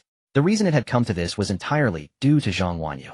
That marriage contract had enabled Dong Mingqing and Zhang Wanyu to preserve the Zhang family. However, as the Zhang family weathered storms, Zhang Wanyu conceived a different notion. She feared she could not hold the family together and worried that a genuine union with the Qin family might lead to the annexation of the vast Zhang estate. The current Zhang family was no match for the Qin family. Moreover, marriage would give the Qin family even more reason to swallow them up. Therefore Zhang Wanyu casually found a man and obtained a marriage certificate. Though they had no true marital relations, she merely used him as a shield. But that man took it seriously, caring for Zhang Wanyu for years on end. Of course, this was all Zhang Wanyu's own decision. As mentioned before, Dong Mingqing, with her gentle temperament, was powerless to stop her daughter's choices. Yet as a mother she inevitably had to face the Qin family's reproach. Dong Mingqing's face was full of sorrow as she spoke with a hint of apology. "See you." Before she could explain, Qin's mother cut her off. "Don't call me sister. The moment your daughter broke the engagement, our relationship ended." "Very well." Dong Mingqing smiled bitterly. "Madam Qin, this is indeed my fault, the Zhang family's transgression. Whatever compensation you require, I will do my utmost to provide." "Heh, forget the compensation." Qin's mother let out a soft laugh and continued, "The Qin family has not fallen so low as to extort your Zhang family. This matter ends here. Of course the betrothal gifts we previously gave you are also null and void. Your Zhang family may no longer use the Qin family's connections." "That is only right." Dong Mingqing nodded slightly. She was a traditionally gentle and refined woman, never one to seek advantages. The Zhang family's affairs were once managed by her husband and now by her daughter. But the Qin family had indeed lent considerable help to the Zhang family, whether intentionally or not. She would certainly provide an explanation for this. With that thought, Dong Mingqing turned to her daughter. "Wanyu, come and pay your respects to your uncle and aunt." "Yes." Zhang Wanyu slowly walked over. She had inherited her mother's beauty, but her temperament was entirely opposite. Her delicate face bore a hint of coldness. She approached Qin's father and mother and bowed directly. "Uncle, aunt, this matter is my fault. It was my pettiness that led to this situation. I am willing to hand over several patents recently obtained by the Zhang family and publicly apologize to you both." Although Zhang Wanyu's demeanor was cold, her tone was exceedingly sincere. Seeing this, Qin's mother stepped forward, helped Zhang Wanyu up, and spoke in a gentle voice. "You are a young girl bearing the weight of the entire Zhang family. It's understandable that you have concerns. As I told your mother just now, let this matter rest. Keep the patents, we have no need for them." "Aunt." Zhang Wanyu's eyes were filled with gratitude as she looked at Qin's mother. Just then the man who had been following her stepped forward. "Patriarch Qin, Madam Qin, this matter cannot be entirely blamed on you. This is no longer an old society. Marriage contracts arranged by elders should not be binding. Moreover, it was I who actively pursued you. If there is any blame to be assigned, let me bear it." If the Qin elders had been reprimanding Zhang Wanyu, the man's intervention might have shown some responsibility. But the Qin couple had not said much nor demanded compensation. Now this man's words seemed like a deliberate provocation. True to expectation, Qin's mother's brows furrowed slightly, and even Qin's father's expression turned cold. Seeing this, before Dong Mingqing could speak, Zhang Wanyu quickly interjected. "Yiling, what are you saying? This has nothing to do with you. Get out of here." "Where?" Yiling's face was stern. "This matter truly is not your fault. How old were you when your father arranged the engagement? How could I watch you be publicly berated?" Qin's mother let out a cold laugh. "Your Zhang family certainly knows how to play the victim. I haven't even scolded anyone yet, and you're already pinning the blame on me. If I did scold, would you have someone wipe out the Qin family?" Dong Mingqing could no longer stand idly by. Beads of sweat trickled down her forehead as she anxiously explained, "See you." "No, Madam Qin, this is truly a misunderstanding by Xiaoling. I apologize to you both." "Mom." Yiling stepped directly in front of Dong Mingqing, eyeing Qin's father and mother warily. "I said blame me alone for this. It has nothing to do with you two. Patriarch Qin, Madam Qin, just tell me what you want. I can compensate on your behalf." Do you want money or something else? You? Qin's mother was momentarily furious, never expecting such an insult. Qin's father, on the other hand, laughed in anger. Heh, compensation. Money. Fine, truly a formidable young man. Indeed, the younger generation is something to behold. I was just resting at home for a while, not dead. You Zhang family want compensation. Fine. Tomorrow will show you what compensation really means. As he spoke, Yiling's eyes turned cold and sharp. Patriarch Qin, I can give you compensation any amount you name, but if you touch the Zhang family, I slap. Before Yiling could finish, Zhang Wanyu stepped forward and struck his face with her fair, delicate hand. Yiling, are you insane? Get back. This is no place for you to speak. The Zhang family was already in turmoil. If the Qin family turned against them, they would soon fall into a grave crisis, perhaps even be carved up by their own collateral branches. Zhang Wanyu had never intended to bring Yiling to today's banquet. She only agreed because he swore he would merely protect her and her daughter. Now the earlier conversation could have smoothed things over. But Yiling's few words had ignited everything. Wanyu. Yiling cried out anxiously, don't be afraid of them, it'll help you. I don't need your help. Uncle and Aunt Qin never blamed me. What are you doing? No blame. Yiling was stunned. He had assumed all noble families were alike, and that Zhang Wanyu's marriage to him would invite mockery from the Qin family. Now Zhang Wanyu said the Qin family never blamed them. How could that be? If true, his earlier words were nothing but a provocation. Realizing his mistake, Yiling quickly turned to Qin's parents and said, my apologies, Patriarch Qin, Madam Qin. I was overzealous in protecting my wife. I hope you can understand. I am willing to offer 5 billion as compensation. Consider it a penalty for my careless words. Yiling was no fool, nor a stubborn man. Since he had erred, it was simple. Accept the punishment and stand corrected. 5 billion should be enough to atone for his reckless words, shouldn't it? Qin's parents were gentle-natured, but others were not so kind. Qin Zhiwei walked over with a grim face and said coldly, 5 billion. The Zhang family sure is generous, but what do you take us for? Compensation. Compensate your sister. Do we need your paltry money? Qin Zhiwei was a notorious spoiled brat who cared nothing for politeness. He lashed out at the three from the Zhang family. Do you think we Qins are fools? You sweet-talk us one moment, then curse us the next. A brainless mother and daughter and a man with no upbringing. A fool raised without a father. Tell the Zhang family to get lost or face annihilation. Qin Zhiwei knew there were people he couldn't provoke, but the Zhang family was not among them. Qin Zhiwei took out his phone and called his bodyguards. Moments later, several men in black suits approached. Go. Qin Zhiwei pointed at Yiling. Throw this guy out and beat him senseless. Especially that mouth of his. Since he loves to talk, shut him up. Dong Mingqing pleaded with Qin's mother. Madam Qin, this is indeed Xiaoling's fault, but as he said, he only acted for Wanyu's sake. Please don't hurt him. Qin's mother remained silent. Qin Zhiwei was her child too. No matter how kind-hearted she was, she wouldn't embarrass him in public, especially since he was defending his parents. Mom, don't beg them. Yiling's temper was also ignited by Qin Zhiwei's arrogance. He spoke coldly. Come on, I'm standing right here. Let's see how you shut my mouth. The bodyguards exchanged incredulous glances. They had never seen such arrogance. They immediately surrounded Yiling. As Qin Zhiwei's protectors, they were no ordinary men. They lunged at Yiling, attempting to subdue him. But Yiling sneered coldly, his muscles bulging. He raised his right fist, which whistled through the air as it smashed into the nearest bodyguard. His speed was so great that a blur trailed behind. Bang!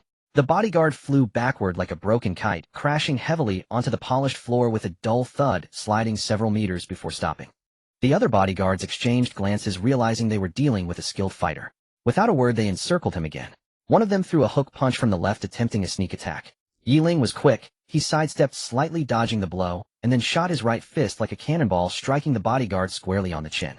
The bodyguard's head snapped back, a sickening crunch from his teeth, and he collapsed to the ground. Yiling pressed his attack, grabbing another bodyguard by the collar and hurling him through the air in an arc, tossing him out the main door. Within minutes, several bodyguards lay sprawled on the floor, groaning in pain. Yiling stood there calm and composed, his eyes revealing resolve and fearlessness like a transcendent master. Dong Mingqing and Zhang Wanyu, seeing his skill for the first time, were frozen in shock. Dong Mingqing was the first to react, rushing to Yiling. Xiaoling, don't make this worse. Listen to me, go back now, quickly. Mom, don't worry. A few bodyguards are nothing to me. Qin Zhiwei was also stunned. He hadn't expected this guy to be such a fighter. Now he seemed to be in a tight spot. Remembering something, he turned and cast a pleading look at Qin Wudao, who was walking over slowly. He immediately thought of how Qin Wudao had brutally beaten by you in the private room earlier. If he stepped in, it should be fine, right? The commotion had already drawn everyone's attention. The Qin family's bodyguards had failed to take down the Zhang family's Livian son-in-law. What a spectacle! Tian Pingxing, the official's son who had arrived earlier, watched with keen interest. This man seems to have the strength of a war king. The Zhang family's Livian son-in-law. Interesting. I didn't expect such an entertaining scene when I came here. But that one. Tian Pingxing narrowed his eyes as he watched Qin Wudao approach. His grandfather was a general, and he himself had trained in martial arts since childhood. Yiling gave him a dangerous feeling, but the aura around Qin Wudao was beyond dangerous. Who is he? Yiling clearly sensed the danger. This was an instinct honed from years of combat on the battlefield. He turned around, narrowing his eyes as he looked at Qin Wudao. Naturally, he understood Qin Wudao's identity, the Dragon King of the Dragon King Palace, an entity that was hard to surpass in the mercenary world. But he was different.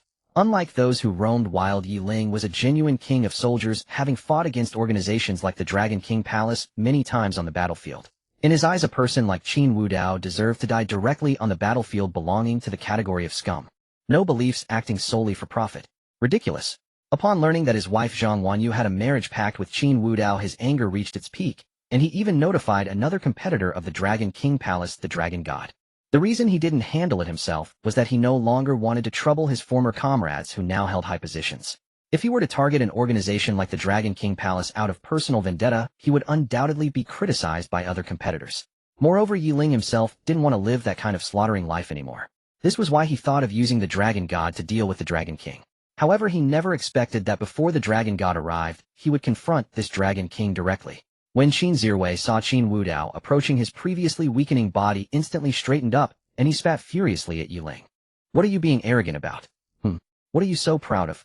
Come, he's also from my Qin family. Let me see you make a move. Just a minor son-in-law, I can eliminate you with a snap of my fingers. I gave your Zhang family a bit of face, and you really took yourself for someone important. Injuring my bodyguards can't just be resolved with a mere apology. People like you are even worthy of a marriage pact with my Qin family. It's disgusting. Yiling's face gradually turned ashen. He was accustomed to being insulted. A few curses meant nothing, but when someone insulted his wife, it was akin to touching his reverse scale. Qin Zirwei, you're seeking death. Whoosh. In a flash, Qin Zirwei felt a sharp wind pierce his skin. In the blink of an eye, Yiling appeared right before him. In that moment, scenes from his childhood flashed through Qin Zirwei's mind, until a massive fist came crashing towards his face. Bang! Qin Zirwei's eyes widened as he stared at the fist that was so close, nearly scaring him to the ground. He saw Yiling's fist tightly gripped by a hand. Qin Zirwei turned his head to see Qin Wudao looking at him with a teasing expression. He quickly retreated behind Qin Wudao, and after confirming his safety, he swallowed hard and yelled angrily at Yiling. Damn it! Do you still want to make a move against me, eh? If I don't let you know what a black hand is today, you'll never understand why flowers are so red. After delivering his threats, Qin Zirwei completely hid behind Qin Wudao, signaling him with his eyes. It seemed to imply, Big brother, it's your turn to step in. I can't handle it anymore. Qin Wudao. When a master makes a move, one can tell their prowess. Although Yiling's previous punch was not full force, it was not something just anyone could withstand. Yet this punch was easily blocked by Qin Wudao, whose hand gripped him tightly, like a vice, making it impossible for Yiling to pull away. A glint of killing intent flashed across Yiling's face as he spoke in a voice audible to both of them. A rat from the Dragon King Palace. Is the Dragon Kingdom a place where you can act brazenly? Oh. Hearing Yiling's words, Qin Wudao became intrigued. Do you know me? Yiling scoffed coldly. What do you mean, no? 10 years ago, do you not remember the battle we had in South Africa? If it weren't for you running fast. Oh. Before Yiling could finish, Qin Wudao suddenly enlightened, exclaiming, so you were the one who shot at me from 800 meters away, and then ran away. What do you mean? Yiling growled. How could he possibly run away? It was merely a strategic retreat. Moreover, had it not been for Qin Wudao hiding behind cover, his shot would have definitely resolved the issue. What else could it mean? Qin Wudao chuckled lightly. You are amusing. After firing a shot you turned and ran, and I couldn't catch up to you. A coward fleeing from the battlefield actually claims to have fought with me. Then why did you hide when I shot? Off. Qin Wudao looked at Yiling in disbelief. His eyes seemed to regard him as a fool. Do you want to hear what you're saying? You shoot, and I'm supposed to take your bullet, Hedon. How about this? I'll shoot at you too, and if you take it, Hedon, I'll acknowledge you. No way. With your brain, just using a gun against you is probably not curable. How about we go abroad to find a place, and you stand there while I bombard you with cannons? Qin Wudao. Upon hearing this, Yiling realized that the other party was just playing with him. Yiling roared angrily. He shot out like a black arrow, his right fist howling through the air, aiming directly at Qin Wudao's face. The force of his punch was fierce, as if it aimed to tear apart the surrounding air. In the face of this punch, Qin Wudao merely leaned back slightly, easily dodging the fierce blow. At the same time, he rapidly lifted his left leg, executing a high whip kick that swept towards Yiling's neck like a battle axe. Yiling had no time to withdraw his punch, and could only quickly tilt his head, using his left arm to absorb the blow. With a thunderous sound akin to a cannonball explosion, Yi Ling was violently sent flying sideways, his left arm clearly bent and deformed, the bone shattered. The intense pain made Yi Ling breathe rapidly, sweat dripping from his forehead and splattering on the smooth ground. He stared in disbelief at Qin Wudao. Logically, after years of battlefield combat, and aided by some special herbs, he had reached the limits of human physicality. Yet that kick that struck his left arm made him acutely aware of Qin Wudao's inhuman strength. If it were an ordinary person, Yi Ling had no doubt that Qin Wudao could shatter them with a single kick. Impossible. Even the Dragon King couldn't possess such exaggerated martial power. Could it be that he also used some special agent? Just as Yi Ling pondered, a figure appeared before him. He heard a teasing voice ringing in his ears. You show me a bit of disrespect, oh, and fighting against me, you still dazed. This is bad. Yi Ling's hair stood on end, and without time to think, he abruptly retreated. But the next moment, an immense force slammed into his chest. The sound of shattering bones echoed clearly in his ears. Blood sprayed from Yi Ling's 7 orifices as he flew backward, like a cannonball, crashing through a marble table behind him, leaving a distinct dent in his chest. Cough, cough, cough. Yi Ling coughed violently, each cough bringing an excruciating pain that pierced his very core. Even after years of fighting on the battlefield, this was the most severe injury he had ever sustained. How is this possible? The Dragon King couldn't be this strong. Yi Ling clutched his chest. His specially made clothes were designed to absorb a significant portion of external force, yet Qin Wudao had brutally shattered his sternum, even damaging his internal organs. Seeing Qin Wudao's relaxed and carefree demeanor, it was clear he hadn't even used his full strength. This realization filled Yi Ling, the king of soldiers, with a sense of helplessness for the first time. The surrounding nobles stared in stunned silence, never having expected to witness such a scene at today's banquet. Not only did the Zhang family's Livian son-in-law have the audacity to strike a member of the Qin family, but Qin Wudao's superhuman combat prowess also sent chills down everyone's spines. These were all people from the wealthy circle accustomed to seeing all kinds of experts. Yet the scene of their battle was simply too horrifying, especially when Qin Wudao casually kicked a living person over 10 meters away, smashing a marble table in the process. Was this even human? Tap, tap, tap. Just then footsteps echoed as Qin Wudao approached Yi Ling step by step. A playful smile still lingered on his face. It seems that shot from years ago gave you a false impression. Did you really think you could face me, Heaton? Young Master Qin. At that moment, Zhang Wanyu rushed over, her beautiful face etched with anxiety. She stood in front of Yi Ling, trembling as she pleaded, please spare him, he has already been punished. This is all our fault. I am willing to compensate the Qin family. The marriage contract is still valid. I slap. Before she could finish, Zhang Wanyu's face met a stinging slap. The blow sent her flying to the ground. Her mother Dong Mingqing quickly rushed over to help her up, tears glistening in her eyes. Qin Wudao's face showed no trace of pity, only a hint of mockery. Miss Zhang compensating the Qin family with a marriage contract. Who do you think you are? A celestial beauty. Oh, by the way. He glanced at the mature and alluring Dong Mingqing and chuckled. You're not even as good as your mother. What makes you think you have the right to negotiate with me? You dare hurt my Wanyu. Yi Ling, lying on the ground, saw Zhang Wanyu injured and roared with rage, his eyes bloodshot. He struggled to rise, but just then Qin Wudao's foot pressed down on his chest. There might be people in this world who could rival, or even surpass him, but that list certainly did not include this so-called king of soldiers, Yi Ling. Crack, crack, crack. With his sternum already shattered, Qin Wudao's stomp produced clear sounds of bones breaking. Yi Ling, a Livian son-in-law like you, without the identity of the Dragon King, what gave you the courage to bark at me like a dog? Qin Wudao was also somewhat astonished. Was this king of soldiers really that confident? Or had the shot from 800 meters away all those years ago truly deluded him into thinking he could contend with the Dragon King? Qin Wudao gradually increased the pressure under his foot. Yi Ling gripped Qin Wudao's foot tightly, trying to pry it off, but he couldn't even do that before he was injured, let alone now lying on the ground gravely wounded. Crack. Finally, after Yi Ling endured immense suffering, a crisp sound of fracturing echoed as a torrent of blood gushed from his mouth, and his hands fell limp to the ground. Not far away, Tian Pingxing watched the scene with keen interest. Just then his phone rang. While still enjoying the spectacle, he pulled out his phone. Hello. Pingxing, there's a kid in Modu who retired from the Dragon Team. If you get to Modu, look after him. Even if he left the Dragon Team, he's still one of ours. My. A strange expression crossed Tian Pingxing's face. The person you're talking about. Wouldn't be Yi Ling, would it? You've met Yi Ling. He's a decent young man, having served in the Dragon Team. If you can help. Can't help. What's wrong? Did he offend you? No, not at all. Tian Pingxing shook his head and said softly, he seems to be dead now. If you insist, I help him. Well, how about I burn some paper offerings for him? The person on the other end of the line was silent for a moment before letting out a soft sigh. It seems we were too late. But he had quite a network in other special teams. This could cause trouble. Who killed him? The eldest son of a prestigious family in Modu, and he seems to have a special identity. I suggest you keep those people in check and don't let them come to Modu. One or two would be easy pickings, but a whole team. That would be a much bigger problem. I understand. As the call ended, Tian Pingsheng's gaze remained fixed on Qin Wudao. At that moment, Qin Wudao calmly wiped his hands, walked over to his parents, and completely ignored the strange looks from those around him. The event organizers quickly reacted, dispatching people to clean up the mess, involving the authorities. Don't be ridiculous. This was a private gathering, and a highly secretive one at that. Unless the Zhang family chose to pursue the matter. But now the mother and daughter of the Zhang family were still crying over there. Who would be foolish enough to pick a fight with Qin Wudao? Not far away, Chu Feng's pupils contracted. Even though he had bound the goddess reward system, it only provided him with financial support. This was the first time he had witnessed such a brutal scene firsthand. In an instant, his wariness of Qin Wudao reached its peak. Chen Xianxian watched the scene, not frightened at all. Instead, her little face flushed with what seemed like excitement. Li Jingyu's eyes were wide with shock. Qin Wudao. How dare he kill someone? Seeing Li Jingyu's cowardice, his father's anger flared.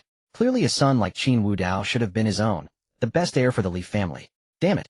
He shouldn't have listened to that old Taoist priest back, then leading to his own son being abandoned. Now it seemed too late to regret. No, it wasn't too late. The Li family must not fall. He had to kill everyone who knew the truth, and then use blood ties to gradually win Qin Wudao back. That was the plan. The host of this banquet was Qinyu Group, a top-tier commercial conglomerate in Modu. With such an incident occurring at the banquet, their representatives naturally had to step in. A middle-aged man walked out slowly. Ladies and gentlemen, we are here to discuss cooperation. How about we set aside the unpleasantness just now and continue our conversations? The Qinyu Group has also prepared some small projects. We hope everyone enjoys themselves. With the arrival of the organizers, the uproar gradually subsided. Yet every glance cast at Qin Wudao carried a hint of avoidance. Rumors had already spread that he had beaten a man to death at the club. Now, having come to the banquet and continuing to act with the same heedless audacity, he was regarded by many as little short of a madman. Ding. Regret little one notification. Congratulations, host has successfully caused the heroine to regret. Congratulations, host has been awarded an advanced combat technique. Congratulations, host has unlocked the heroine affection status panel. Congratulations, host has been granted a powerful kidney. Ding.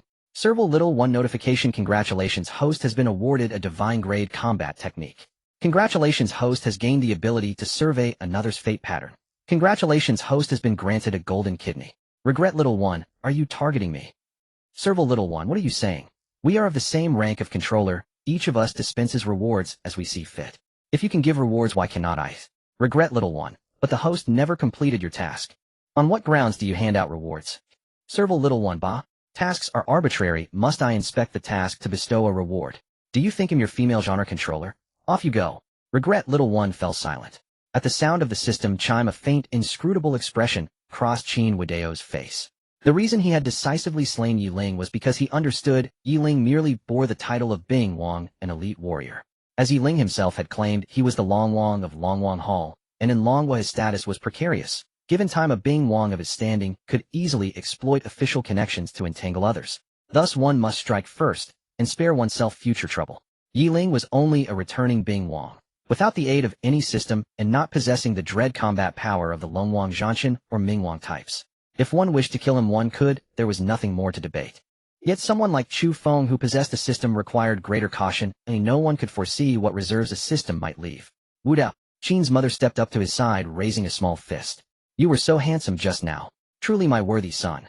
As matriarch of the Qin family, she had seen every manner of scene, and was not frightened by the fact he had killed someone before her eyes. Rather, she was a little thrilled. Yi Ling had been somewhat arrogant, and had even felled all of the Qin family's bodyguards. Was there any fault in Qin Wudao killing him? Not even the Zhang family nor the organizers could find fault. Any clear-eyed observer could see Yi Ling had started the trouble. Mr. Qin. As Qin's mother chatted excitedly with Qin Wudao, a middle-aged man from the organizers approached, and politely asked, May I have a word with you? Qin Wudao studied the man for a moment, then nodded. After exchanging a few words with his mother, he rose and followed the middle-aged man away. Elsewhere, Chu Feng kept glancing about, as if searching for something. In a sitting room of the manor, Qin Wudao sat on the sofa opposite an elder. Though the man appeared advanced in years with a head of white hair, his features were stern, and he radiated the bearing of one accustomed to command. The elder was Bai Hanfeng, the veteran chairman of Qinyu Group. Chairman Bai, if there is something you wish to say, please speak plainly. Bai Hanfeng chuckled. Qin Wudao, the Qin family's eldest young master, also of the Li family, and the Long Wang of Long Wang Hall. So many titles concentrated in one man naturally pique an old man's curiosity, though I wanted to meet you, please forgive me. Qin Group was Moda's premier conglomerate in some respects, surpassing the great houses with business sprawled across foreign lands. It was no surprise the man knew of the Longwang title. Qin Wudao lit a cigarette with a click, leaned back, and smiled lightly at Bai Hanfeng. Save the courtesies. Longwang Hall has done business with your Qin Group before. If you have something to say it plainly. Bai Hanfeng nodded and went straight to the point. I will not waste words. Though Longwang Hall has exercised absolute dominance on foreign battlefields in recent years, I presume you have not forgotten Zhanshan Hall and Mingwang Hall. At the mention of those names, Qin Wudao's eyes narrowed and memories stirred in his mind. After a moment he replied, I have heard of them, mere remnants of an older order who have not shown themselves for many years. What is it, Chairman Bai? Do you bring news of them? Exactly. Bai Hanfeng's face grew solemn. Longwang Hall, Zhanshan Hall, Mingwang Hall. These three are regarded as the apex of the mercenary world. In recent years, Longwang Hall's ascent has caused Zhanshan and Mingwang to fade from view. But lately they have begun to stir on the battlefield again, and that so-called war god has turned his attention to our Qin Group. Qin Wudao's expression registered surprise. Qin held considerable overseas influence and conducted largely legitimate business. Why would Zhanshan Hall target it? Seeing Qin Wudao's look, Bai Hanfeng knew what he was thinking and forced a bitter smile. Rather than saying they have fixed on Qin Group, it is more accurate to say that the war god has set his sights on the heir to Qin. Qin has been managed by this old man who has poured his efforts into raising a son who disappeared abroad. Only a granddaughter remains. If she were to inherit Qin, she would struggle to sustain it alone, much like the Zhang family now. And the war god of Zhanshan Hall has marked my granddaughter, so I would like to ask a favor of you. Wait a moment. The familiar line was spoken and Qin Wudao cut him off at once. You are not about to ask me to be your granddaughter's bodyguard, or a corporate security guard, or to pose as some kind of fiancé, are you? Don't try that with me. A security guard? A bodyguard? Bai Hanfeng was taken aback. Little did he know that as a transmigrated Qin Wudao was all too familiar with such tropes. Was this not the standard Longwang script? Ridiculous. Having decided at the banquet to brazenly announce himself as CEO of Yinlong Group, Qin Wudao would never follow that submissive script. To play the part of a mere guard to be looked down upon, and then stage some showy reversal, all of that was against his... You've misunderstood, Mr. Qin. Bai Hanfeng shook his head. You are the eldest son of the Qin and Li families and the Dragon King. How could I possibly hire you as a bodyguard or security guard? That would be nothing but asking for trouble. Upon hearing this, Qin Wudao said sternly, not even as a fiancé. Bai Hanfeng gazed at Qin Wudao, a trace of anger flickering in his eyes. After a moment it gave way to resignation. He is not the fiancé. Besides, if I had wanted to find a fiancé for Qin Yue, I would have done so long ago. I invited you here, Mr. Qin, merely to propose a transaction. When the war god arrives, I hope the Dragon King's Hall will intervene. Of course I won't ask for your help for free. I am willing to offer 5% of the shares of Qin Group, and full assistance to the Hidden Dragon Group in expanding its business within the Magic City. Oh, Qin Wudao extinguished the cigarette in his hand. Bearing a dual fate, if the war god truly came to the Magic City, they would inevitably clash.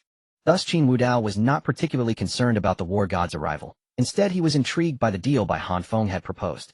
A 5% stake in Qin Group, coupled with aid in expanding the Hidden Dragon Group's reach in the Magic City. This was a gesture of immense sincerity. To dominate the commerce of the Magic City, the Hidden Dragon Group would need to exert its full strength. With the backing of a top-tier conglomerate like Qin Group, the obstacles would be significantly reduced. When will the War God's Temple send their people? Hearing Qin Wudao's words, Bai Hanfeng breathed a sigh of relief, understanding that the former had accepted his proposal. He then said softly, if my guess is correct, it will be in the next few days. The War God's Temple is about to complete its final mission, and I've heard that the War God himself will personally come to the Magic City. Very well, I accept this matter. Then I thank you, Mr. Qin. I will have someone prepare the contract shortly. With that, Bai Hanfeng rose to his feet. Oh, by the way, Mr. Qin, it seems someone is looking for you outside. This is the lounge, I will have it sealed off. Of course, I have not placed any cameras here. You may do as you please. Leaving behind these cryptic words, Bai Hanfeng leaned on his cane and made his way out. The moment he stepped out, a woman entered. Dressed in a black gown that accentuated her graceful figure, her mature, beautiful face bore a hint of melancholy. Her jet black hair was coiled up, revealing a swan-like neck, and she exuded a gentle, refined aura. She was Dong Mingqing, the current head of the Zhang family and mother of Zhang Wanyu. Why is she here? Qin Wudao fixed his gaze on Dong Mingqing, a flicker of confusion in his eyes. Dong Mingqing took a deep breath, then slowly walked up to Qin Wudao and said softly, Young Master Qin, I have come to ask you to spare the Zhang family this once. The reason Dong Mingqing chose to come here was entirely because of the Zhang family. Yi Ling had offended the Qin family and was killed on the spot by Qin Wudao. The surrounding nobles offered no words of comfort, but instead looked on coldly. In fact, many enterprises had just terminated their contracts with the Zhang family. How could these enterprises risk opposing the rising Qin family for the sake of a declining Zhang family? In their eyes, Qin Wudao's merciless killing of Yi Ling was a signal. The Qin family was about to make a move against the Zhang family. Naturally, they had to distance themselves early. Zhang Wanyu had already been taken away by ambulance. Today's banquet had turned the Zhang family into a laughingstock. Dong Mengqing did not want her daughter's years of hard work to go to waste. Seeing Qin Wudao enter the manor, she followed him. Looking at the sorrowful beauty, Qin Wudao chuckled. Madam Dong, you must have seen that it was your good son-in-law who provoked me. My Qin family did not blame you for breaking the engagement, yet he came looking for trouble. Whoosh. Qin Wudao suddenly stood up and closed in on Dong Mengqing. Startled by his imposing aura, she stepped back twice. And now with a single word you want to let bygones be bygones. Are you joking? Upon hearing this, Dong Mengqing's beautiful eyes reddened, but she suppressed the bitter emotions and stared straight at Qin Wudao. The next moment, to Qin Wudao's astonishment, Dong Mengqing unfastened her shoulder straps. Earlier in the manor hall, Qin Wudao had remarked to Zhang Wanyu that she wasn't even as good as her mother. This naturally led Dong Mengqing to believe that Qin Wudao was interested in her. Rather than let the Zhang family fall into crisis, it was better to offer herself. Once her daughter recovered, she could always take her own life to prove her innocence. With a rustling sound, Dong Mengqing's delicate body trembled as she slowly unbuttoned her gown. Seeing that Qin Wudao remained unmoved, Dong Mengqing bit her lower lip. His gaze filled her with a sense of humiliation. Amidst anger, confusion, and shame, she steeled herself and stepped forward. With the beauty in his arms, Qin Wudao was not one to stand idly by. He tossed her onto the sofa and casually unbuttoned his shirt. In a low voice he said, "I accept this apology, but it is merely a token gesture." Hearing this, Dong Mengqing quickly said, "You can't." A soft moan escaped her lips as hers were sealed. Meanwhile, in the manor courtyard, Li Jingyu, perhaps still shaken by the terrifying sight of Qin Wudao, had come out to cool down and calm his nerves. But just as he was about to return, he turned around to find Qin Zhiwei standing before him, a sinister grin on his face, clearly up to no good. "You, what do you want?" "What do I want?" Qin Zhiwei sneered. "If I can't take down that Yi Ling, I can still take you down. To be honest, that bastard Yi Ling really pissed me off." Li Jingyu exclaimed in shock. "I don't even know Yi Ling. Why are you coming after me? I just can't stand your fake holier-than-thou attitude. He'll wipe that smirk off your face." With that, Qin Zhiwei stepped forward and punched Li Jingyu square in the face. Thud! A dull sound rang out as a purple bruise appeared on Li Jingyu's face. Before he could protect himself, Qin Zhiwei's fists rained down like hailstones. Stop! Stop! It hurts. It hurts so much." "Awesome!" Qin Zhiwei shouted in exhilaration as he pummeled Li Jingyu, as if venting all his pent-up anger. Even though he was physically weak, he was still more than a match for the fragile Li Jingyu. Thump, thump, thump, thump. The relentless sound of blows echoed through the courtyard. Elsewhere in the office of the Qin Group's president, Qin Wanrong sat in her chair, her beautiful eyes fixed on the woman before her, a murderous glint in her gaze. "Liu Ruyan, you dare come to me. It seems you're tired of living." As a formidable woman dominating the business world, Qin Wanrong exuded an extraordinarily intimidating aura. Coupled with her icy gaze, ordinary people could hardly meet her eyes for more than 2 seconds. Such was the case with Liu Ruyan before. But now her expression was remarkably calm, her delicate face tinged with a hint of pallor. "You are Wudao's sister, so I came to find you." Qin Wanrong let out a cold laugh, her long legs wrapped in black stockings gently swaying as a sharp pressure gleamed in her beautiful eyes. "Since you know I am Wudao's sister, you must be prepared to die here today, right?" "I never intended to die." Liu Ruyan shook her head and said softly, "It was all my fault before." As she spoke, as if recalling something, her face filled with agony, and she even reached out a hand to clutch her chest. It was a heart-wrenching pain and overwhelming regret that suffocated her. "I have wronged Wudao in the past. Do I understand now? I love him. I cannot live without." Tap, tap, tap. A flurry of urgent footsteps abruptly interrupted Liu Ruyan's words. In just a few strides, Qin Wanrong was before Liu Ruyan. She grabbed her hair with one hand and slapped her with the other. Crack! The crisp sound of the slap echoed throughout the office. As the heir of the family, Qin Wanrong not only possessed exceptional intelligence, but also had considerable skill in martial arts. The slap was delivered with immense force, causing Liu Ruyan's cheek to swell high, even drawing blood from the corner of her mouth. "Liu Ruyan, who allowed you to keep calling him Wudao?" Qin Wanrong narrowed her beautiful eyes, a hint of murderous intent flickering within them. Had she not wanted to see what Liu Ruyan was up to, Qin Wanrong would have had her chopped up and fed to the dogs the moment she arrived at Qinshe Group. Liu Ruyan's delicate frame trembled slightly, the pain reddened her eyes. She fought back the urge to cry and spoke word by word. "I know I was wrong. I truly know I was wrong. Please let me see Wudao." Hearing this, a trace of mockery appeared on Qin Wanrong's beautiful face. She extended her fair, delicate fingers, pinched Liu Ruyan's chin, and lifted her head slightly. Liu Ruyan, now that Bai Yu is dead, you think of finding Wudao? Where were your thoughts before? He'll give you a chance. Crawl out of my Qin group on your knees, and he'll let you live. Before Qin Wanrong could finish, she saw Liu Ruyan pull out her phone. Bai Yu, who had previously been reduced to a mess limp on the floor, had been taken away by Liu Ruyan's people. The video showed Bai Yu himself. Qin Wudao had beaten him to the brink of death, and Liu Ruyan had him taken to the hospital, keeping him alive with adrenaline. In less than half an hour, Liu Ruyan used every sharp object she could find to inflict endless torment on Bai Yu.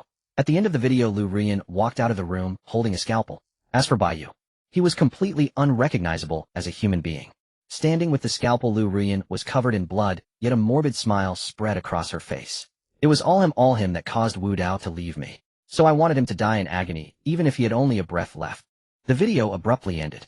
Liu Ruyan looked at Qin Wanrong and said softly, I have dealt with Bai Yu. I only want Wudao. Please let me see him. Though somewhat surprised by Liu Ruyan's transformation, Qin Wanrong quickly regained her composure and clapped her hands lightly. Several assistants immediately entered. President, Qin Wanrong nodded and then instructed, take this woman to the underground garage and kill her. Yes. The assistants stepped forward, seized Liu Ruyan, and led her away. No one noticed the bloodstained scalpel glinting coldly in Liu Ruyan's pocket. In the room of the manor, Qin Wudao lit a cigarette, watching Dong Mengqing silently tidying her disheveled clothes. He said softly, from now on the Hidden Dragon Group will venture into the hotel business. In Shanghai, your Zhang family must fully cooperate. Dong Mengqing adjusted her clothes, murmuring softly. Her fair, delicate skin was covered in love bites. Seeing this, Qin Wudao tossed his suit jacket over her, covering her up. As they exchanged glances as if about to speak, bang. Suddenly the door was burst open. Qin Wudao turned around, his brow furrowed as a strikingly beautiful woman rushed in. She wore a white dress, her expression flustered with fair skin and bright eyes like a startled rabbit. Her radiant whiteness gave off a feeling of first love. Yet Qin Wudao showed no appreciation upon seeing her, instead his face twisted with disgust and contempt. He knew this woman all too well. Her name was Su Yao, now the campus belle of Shanghai University. She was the first person to lead his past self down the path of being a simp. At that time, Su Yao was still a high school student. Qin Wudao, who had just returned from abroad, fell head over heels at first sight. His mind seemed to malfunction, and he adored Su Yao endlessly. She was the one he simped for the shortest time. Only 3 months, but also the most profound. Because it was she who flipped the switch in his past self. Back then, Qin Wudao had been hiding his identity, afraid of scaring her, and began his simp life worrying that she'd be cold in winter and hot in summer.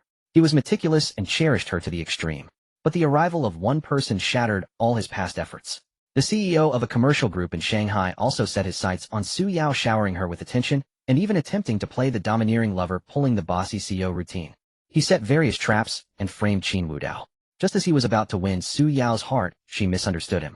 To make matters worse, when Qin Wudao was about to strike against that CEO, Su Yao slapped him. And she left him with these words. Qin Wudao, I misjudged you. You've done so many disgusting things, and now you want to use violence to make others submit. Yao, why can't you trust me just once? How can I trust you? Did I not see what happened with my own eyes? Hui Weqing has shown me everything about you. I never imagined you'd done those things more than once. From today on, stop pestering me. After saying this, Su Yao turned around to check on Hui Yuqing's injuries. The latter shot Qin Wudao a cold, threatening glare. Through investigation, his predecessor later discovered that Hui Weqing had been slandering him relentlessly during that time. He fawned over Su Yao in every conceivable way to win her trust.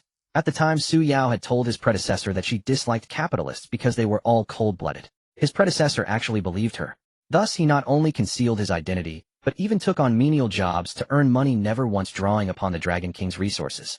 In contrast, Hui Weqing squired Su Yao around scenic spots, reserved entire restaurants for her, and orchestrated citywide fireworks displays. Even when his predecessor, fearing Su Yao might be harmed, revealed Hui Yuqing's true identity, Su Yao's gaze remained icy. I know exactly who Hui Weqing is. Even if he's a capitalist, he must be one of the good kind. He's different from others. From that moment on, as if struck by some trauma, the mad blood within his predecessor drove him gradually into obsession. If Qin Wudao used violence to quell his own mad blood, then his predecessor sank entirely into that obsession. This was why he remained unaffected abroad, because he was constantly fighting on the battlefield, never affording himself the chance for such obsessions. The memories in his mind gave Qin Wudao a headache. After merging his soul and memories, reviewing them made him feel everything firsthand. This feeling was utterly revolting. Dong Mengqing, sensing the change in Qin Wudao, met his gaze with her beautiful eyes. At that glance, she froze, for she saw a pair of eyes brimming with brutality and murderous intent. She had never seen such a look before, and her delicate frame trembled involuntarily. Yet inexplicably she reached out a hand and gently stroked his back. Sigh. The touch brought Qin Wudao back to his senses. He exhaled a puff of smoke and narrowed his eyes at Su Yao. How the hell did she get in? Just then Su Yao, noticing people in the room, kept bowing and apologizing. Sorry. Please let me hide. Someone's trying to take me away. Whether out of panic or because she never looked at Qin Wudao's face, she failed to recognize him. She utterly failed to recognize the former lackey before her. So you're here. Ha ha ha. With a lecherous laugh, a middle-aged man strode in, his gaze at Su Yao filled with greed and covetousness. Behind him followed several bodyguards with an intimidating demeanor. As the man approached, Su Yao retreated helplessly while he pressed forward. Soon she backed up to the sofa, about to bump into someone. Qin Wudao's eyes turned cold. Bang! With a kick, though not forceful, it sent the petite Su Yao flying like she'd been hit by a car. She cried out and collapsed before the middle-aged man. At the same time, the man noticed Qin Wudao and Dong Mengqing. His eyes flickered with awe at the sight of Dong Mengqing. Oh, there's a great beauty here too. Wait for me, beautiful, ill-pampered, the little one first, then come for you. At this, Dong Mengqing instinctively nestled into Qin Wudao's embrace. If anything happens to Yao Yao, it'll make everyone here pay with their lives. Just as the middle-aged man was about to lay hands on Su Yao, a furious roar erupted from outside. Then came a rush of hurried footsteps. Bang! The half-open door burst fully open. A stern-faced man led a group of bodyguards flooding into the room. That man was Hui Yueqing. Seeing Su Yao kneeling and the middle-aged man's hand reaching for her, he instantly understood the intent. Xiao Jun, you're asking for death. How dare you touch my woman? Bang bang bang. Hui Yueqing's bodyguards swiftly subdued Xiao Jun's men, forcing them to their knees. He then approached Su Yao, his expression tinged with concern. Yao Yao, are you alright? Qin Wudao, holding Dong Mengqing, watched coldly. What a scene. The CEO had arrived with his dramatic flair. Wasn't this straight out of a CEO script? Except the poor sap in that script seemed to be Qin Wudao himself. Hua, Master Hua. Xiao Jun, now sobered, gasped at the sight of the man. I didn't know she was your woman. I swear I didn't. If I had known. Bang. Before he could finish, Xiao Jun was kicked to the ground. Hui Yueqing said coldly, you dare touch my woman. You're courting death. From today, the Qiao family is banished from Modu. No. Please no. As she was helped up, Su Yao felt a sharp pain as if her waist had snapped. She clearly remembered being kicked from behind and turned instinctively to see Qin Wudao's mocking grin. Wudao. Hearing Su Yao's call, Hui Yueqing also turned his gaze. Indeed. It was him. Could it be that the recently rumored eldest son of the Qin family was Qin Wudao? The same name, and here he was. Once Hui Yueqing thought he could crush Qin Wudao with his family background, but now knowing his identity, he felt a surge of crisis. Instinctively he wanted to pull Su Yao away, but she remained still, staring blankly at Qin Wudao, especially as he held a mature, stunning woman. What? Do I have flowers on my face? Why are you all staring? Wudao, why are you here? Su Yao murmured. The person she had yearned for years finally appeared, but he was already holding someone else. A swirl of emotions made Su Yao's breath catch. Hui Yueqing quickly stepped forward, his expression wary. Qin Wudao, you. Whoosh. Before he could finish, a cup flew through the air and smashed into his head. Blood splattered, and Hui Yueqing reeled backward. A wave of dizziness hit him, nearly sending him to the ground, but his quick-eyed bodyguards caught him. Qin Wudao shook his hand and said mockingly, I say, Hui Yueqing, who gave you the nerve to address me by name? Oh. Su Yao cried out at the sight of Hui Yueqing's injury. Then with a pained expression, she said, Wudao, after all these years, do you still resort to violence to solve problems? I've been way too nice to you. Qin Wudao released Dong Mengqing and stood up. Dong Mengqing, however, looked at Su Yao as if she were an idiot. Was this woman always this audacious? Qin Wudao rose to his feet and strode directly before Su Yao, a faint smile curling on his lips. You say I still prefer solving problems with violence. Bang. Before Su Yao could answer, his hand seized her throat. An intense suffocation seized Su Yao, causing her to struggle incessantly, but Qin Wudao remained unmoved, hoisting her into the air. He smiled gently. You read people quite accurately. As Qin Wudao's hand gradually tightened, Su Yao's face turned pale and her struggles grew weaker. Just then Hui Yueqing charged forward, only to be sent flying backward like a cannonball the moment he attempted to strike Qin Wudao. Boom. He even shattered an entire door upon impact. Tap tap tap. At that moment, members of the Qinyu group rushed in. They had not come earlier because the old chairman had instructed them not to eavesdrop. Thus they had obediently kept their distance. But after hearing the loud crash, they all hurried over, only to witness the scene before them. The estate's steward, the middle-aged man from earlier, had lost his previous elegance. Sweating profusely, he stepped forward and spoke with a hint of apology. Mr. Qin, this is our fault. I'm sorry. The old chairman told us not to disturb you, so we... Enough. Bang. Qin Wudao discarded Su Yao like a piece of trash. The latter lost consciousness from the suffocation. Looking at the steward before him, Qin Wudao shook his head. This has nothing to do with you. No need to apologize. Then how does Mr. Qin intend to deal with these people? We will certainly give you an explanation. The earlier Xiao Jun who had tried to harass Su Yao was utterly dumbfounded. He had never imagined that the person he provoked would have such formidable connections. Hui Yueqing was one thing, but now he was entangled with this man. And he had even flirted with his female companion. It was over. Truly over. Xiao Jun's face was filled with panic, but all he could do was kneel on the ground awaiting Qin Wudao's verdict on his punishment. Hearing the steward's words, Qin Wudao spoke nonchalantly. That Xiao Jun fellow, just bury him alive. And Hui Yueqing right. Doesn't he like playing the domineering CEO with his family's backing? Help him out. Let his whole family feed the fishes together. As for this woman. He turned his gaze to Su Yao. His eyes were icy. She likes playing the innocent, doesn't she? Make her watch all of this closely. If she dares to close her eyes, gouge them out. Yes. The steward waved to his men, and the bodyguards immediately set to work. After everyone was taken away, the steward asked Qin Wudao, the old chairman has gone to the front hall. Would you like to join him? Mm. Qin Wudao nodded, then walked to Dong Mengqing and said softly, don't forget what I mentioned earlier. I know. Dong Mengqing replied in a gentle voice, then silently rose and left. Now that the daughter of the Zhang group's president had gone to the hospital, she had accomplished what she set out to do. Naturally, it was time to leave. Whatever happened next at the banquet was no longer the Zhang family's concern. After Dong Mengqing departed, Qin Wudao headed to the front hall. Having dealt with Su Yao and Hui Yueqing, he felt as though he had been sublimated, his thoughts clear and unhindered. In the front hall with Bai Hanfeng's arrival, the banquet officially began. Bai Hanfeng sat at the front smiling at the crowd. Everyone, today, I host this banquet not only to deepen our bonds, but also to announce something. I am getting old. I plan to retire. The Qin Yu group will be inherited by my granddaughter. I hope you will all look after her in the future.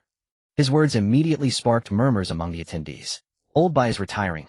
Want the Qin Yu group's stock price plummet then? Maybe his granddaughter can steady the ship. Are you kidding? Have you ever heard of Old Bai having a granddaughter? And doesn't he have a second son? That one's probably illegitimate, right?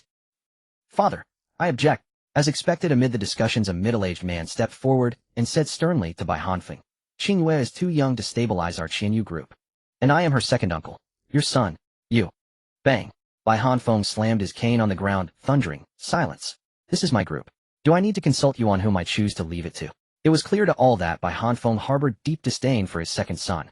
But the middle-aged man continued, Father, I am also a board member. I do not agree with your direct appointment. Am not dead yet, so you have no say in this. The second son's eyes burned with venom. He had never expected his father to truly hand over the vast conglomerate to that little girl. It seemed he had made a mistake by not dealing with her earlier. At that moment, Qin Wudao emerged from the back. Such a lively scene was not to be missed. Moreover, if his guess was correct, something major was about to unfold. After a brief silence from the second son, Bai Hanfeng continued, Everyone, my granddaughter is about to appear.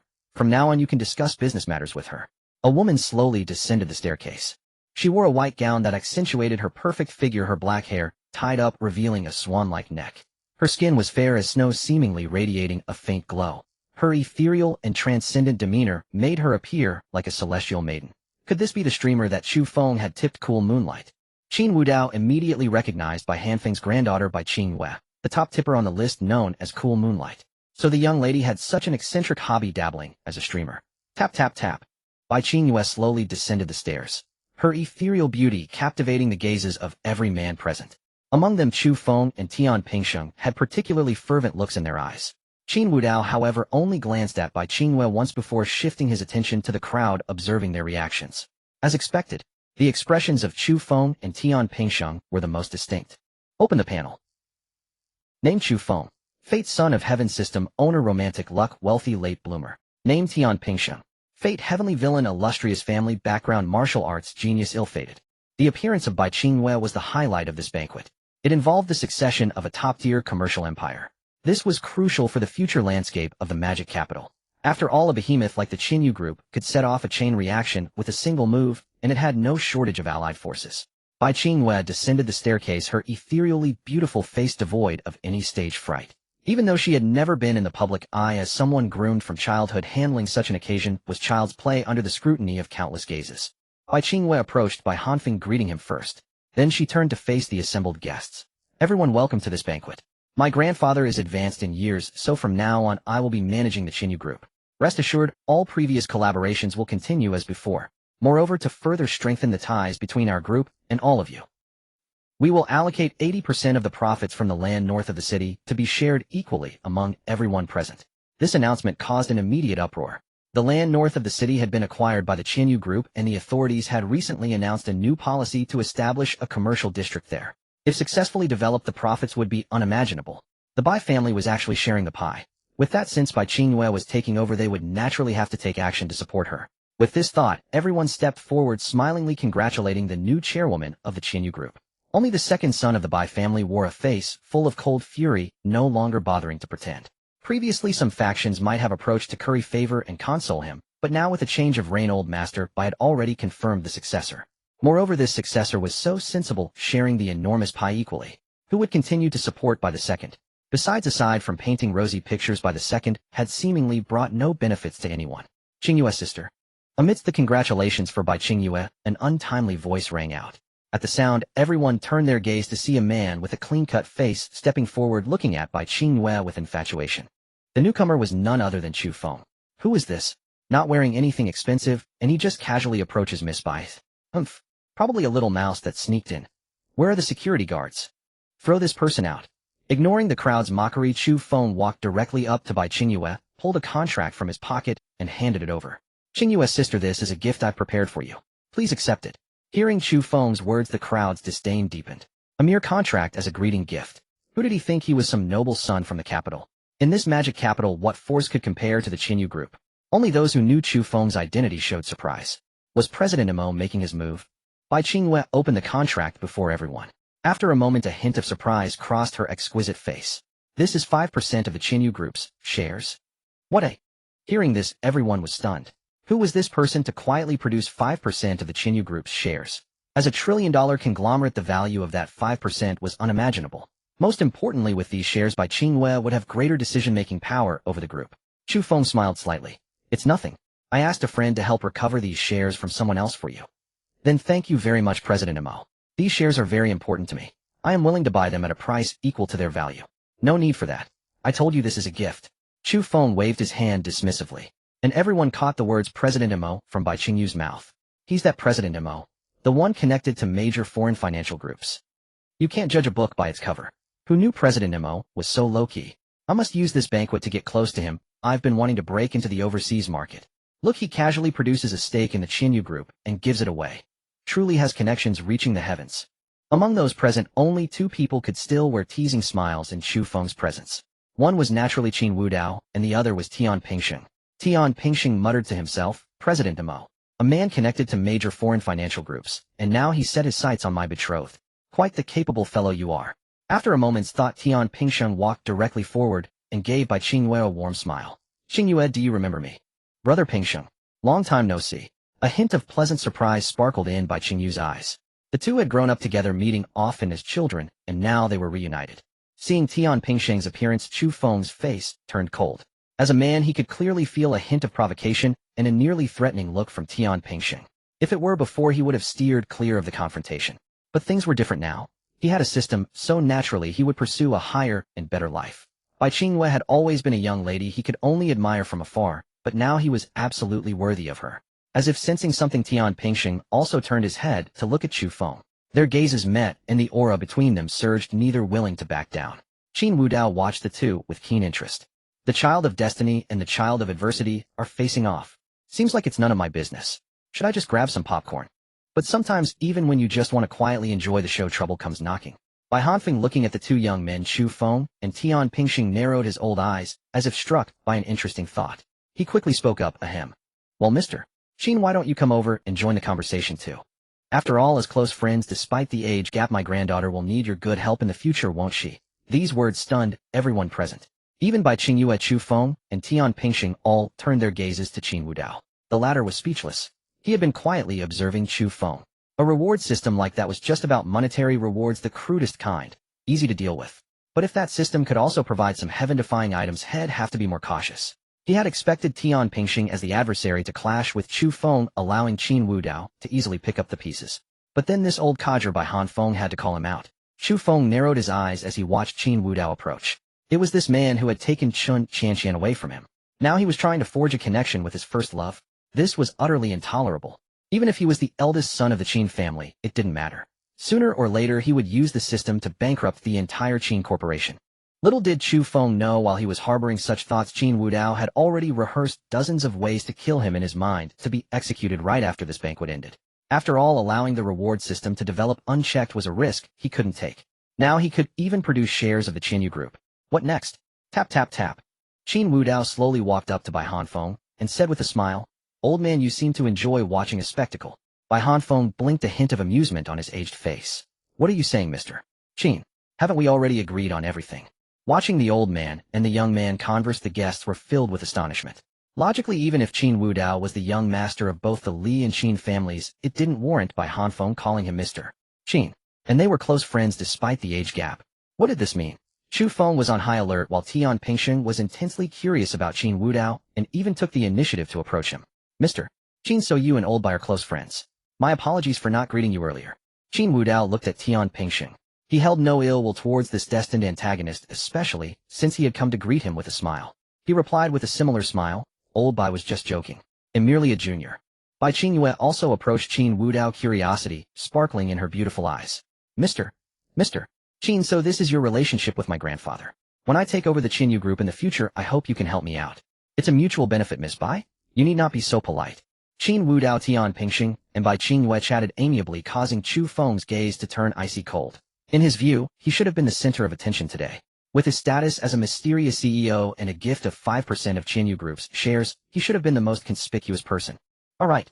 Bai Hanfeng seemed to remember something and beckoned his butler.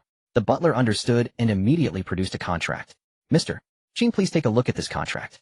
It outlines the cooperation between my Qin Group and your Hidden Dragon Group. If everything is in order, we can sign it right now." "Very well." Qin Wudao nodded, took the contract, and began to scrutinize it carefully. As he read, the hall fell into an eerie silence, which was then shattered by an eruption of noise. Hidden Dragon Group. Young Master Qin is from the Hidden Dragon Group. Impossible. Isn't he the young master of the Qin and Li families? How could he be connected to that foreign Hidden Dragon Group? No wonder Old Bai called him Mr. Qin. Could it be that Qin Wudao is the mysterious CEO of the Hidden Dragon Group? Have you forgotten? Previous reports indicated that Qin Wudao has been abroad all these years. Could the Hidden Dragon Group be the power he built overseas? Hidden Dragon Group. Look, those are the secretary and assistant from the Hidden Dragon Group. They've come too. Two figures in formal attire, Long Lin and Long Yo, walked towards Qin Wudao. As soon as they reached him, they began to kneel on one knee and shout Dragon King.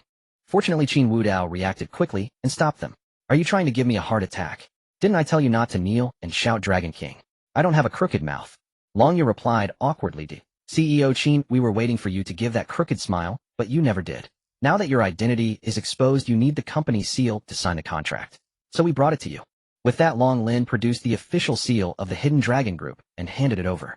Qin Wudao nodded and took it. He had already reviewed the contract. Aside from the interests in the northern part of the city, it also involved the expansion of other Hidden Dragon Group businesses. While Qin Wudao signed the contract with an air of nonchalance, the crowd below was on the verge of exploding. Qin Zhiwei, who had just vented his anger, walked in and heard the news that Qin Wudao was the CEO of the Hidden Dragon Group. He froze on the spot. "Qin Wudao is the CEO of the Hidden Dragon Group. Can I get money from him now? No, we'll take his money to have a good time and still show him a cold face. That's what he'll do." Qin Zhiwei strutted into the hall with an air of arrogance, feeling incredibly powerful.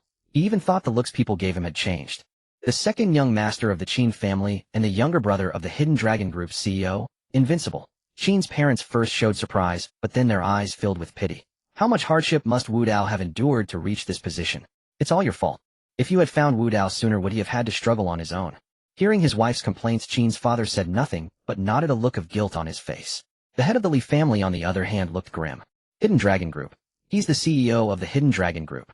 We must bring him back to the Li family. That will make our Li family even more powerful. Surpassing the Qin Group would be no problem." Shen Qianqian was overjoyed. She knew she had made the right bet. On the other side, Chu Feng's pupils contracted. He had thought Qin Wudao was just a spoiled rich kid, someone he could eliminate at any time by developing his system. But he never expected him to be the CEO of the Hidden Dragon Group. A second-generation rich kid had become a self-made man. Tian Pingsheng's smile widened. "So you're the mysterious CEO of the Hidden Dragon Group. CEO Qin, you're a big shot. My company has some business dealings with your Hidden Dragon Group. How about you do me the honor of a private chat after the banquet? I see no reason to refuse." Qin Wudao nodded, accepting Tian Pingsheng's invitation. Since they weren't enemies, it was only natural to get to know each other better. However, he had to take care of his own matters first after the banquet. The appearance of Qin Wudao and Tian Pingxing heightened Chu Feng's sense of crisis. He went directly to Bai Hanfeng and said earnestly, "Old Bai, there's something I wanted to discuss with you today." "Oh, what do you wish to say, young friend?" "To be honest, I want to establish comprehensive business cooperation with the Qin Group. Furthermore, I have long admired Qin Wei and hope you will give me a chance." "My." Upon hearing this, Bai Hanfeng furrowed his brow slightly. He hadn't expected this man called Mo Zong to be targeting his own granddaughter.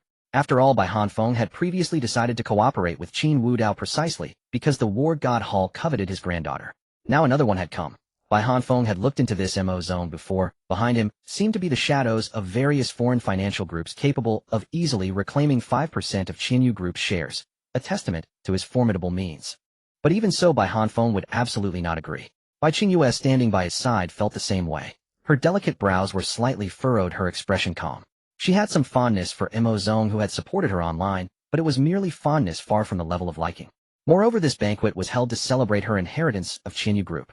If matters of romance were to stir up trouble, it would likely cause the board members to overthink. "Young friend," Bai Hanfeng said in a deep voice, "I won't stand in the way of you young people socializing, but if you mean to propose to my granddaughter, I'm afraid you'll be disappointed." Chu Feng was greatly anxious. "Why? Elder Bai, I am sincere." "It's not a matter of sincerity. My granddaughter has just taken over the group and won't consider marriage for the time being. Her priority now is to manage the company well. Are you going to sacrifice Qingyu's lifelong happiness for this?" These words left Bai Hanfeng, a man well versed in such situations, utterly stunned. Was he now the villain ruining his own granddaughter's happiness? Was this Mo Zong out of his mind? Qin Wudao was also speechless at Chu Feng's words. It wasn't as if Bai Qingyue had already fallen for you, was it? If this were a dragon king or war god plot, shouldn't such words be spoken only after some feelings had developed between the two? Yet you blurted it out right away. Tian Pingsheng's eyes turned cold as he stepped forward. "Chu Feng, right? I don't care what connections you have with foreign financial groups. This is Dragon Country. If you want to be friends with Qingyue, then reveal your true identity. And can't you see she's uncomfortable?" Tian Pingsheng's intervention was like adding fuel to the fire, making Chu Feng, already on edge, speak recklessly. "Who I am you'll find out in time. But Mr. Tian, I don't think we're acquainted. I'd appreciate it if you didn't interrupt when I'm speaking." "Enough." Bai Qingyue spoke calmly. She didn't want this farce to continue. She walked slowly up to Chu Feng, her exquisite face carrying a hint of coldness. "Mr. Chu, thank you for attending my banquet. I appreciate the gift, but if your intention is to use it as leverage, please take back these shares." With that, Bai Qingyue handed back the contract. Chu Feng quickly shook his head. "Qingyue, don't you understand my feelings for you? I've always been protecting you. Now I want to stand openly by your side." Hearing this, Bai Qingyue replied in a calm tone, "Mr. Chu, I think you've misunderstood something. I have no romantic feelings for you. If any of my words led you to believe otherwise, I apologize." "Qingyue, you." Chu Feng stared at the woman before him in disbelief. The system in his mind indicated that Bai Qingyu's favorability towards him was steadily dropping. It had been at a critical point before. He thought that by going all in he could turn her appreciation into affection and they would be together. Now, instead of getting closer to love, he was drifting further away. Why? Just then, an unexpected person approached. It was Qin Zirwei. He swaggered over to Chu Feng with an arrogant gait and sneered. "Where did this toad come from, daring to compete with my Qin family for Miss Bai?" Qin Wudao was baffled.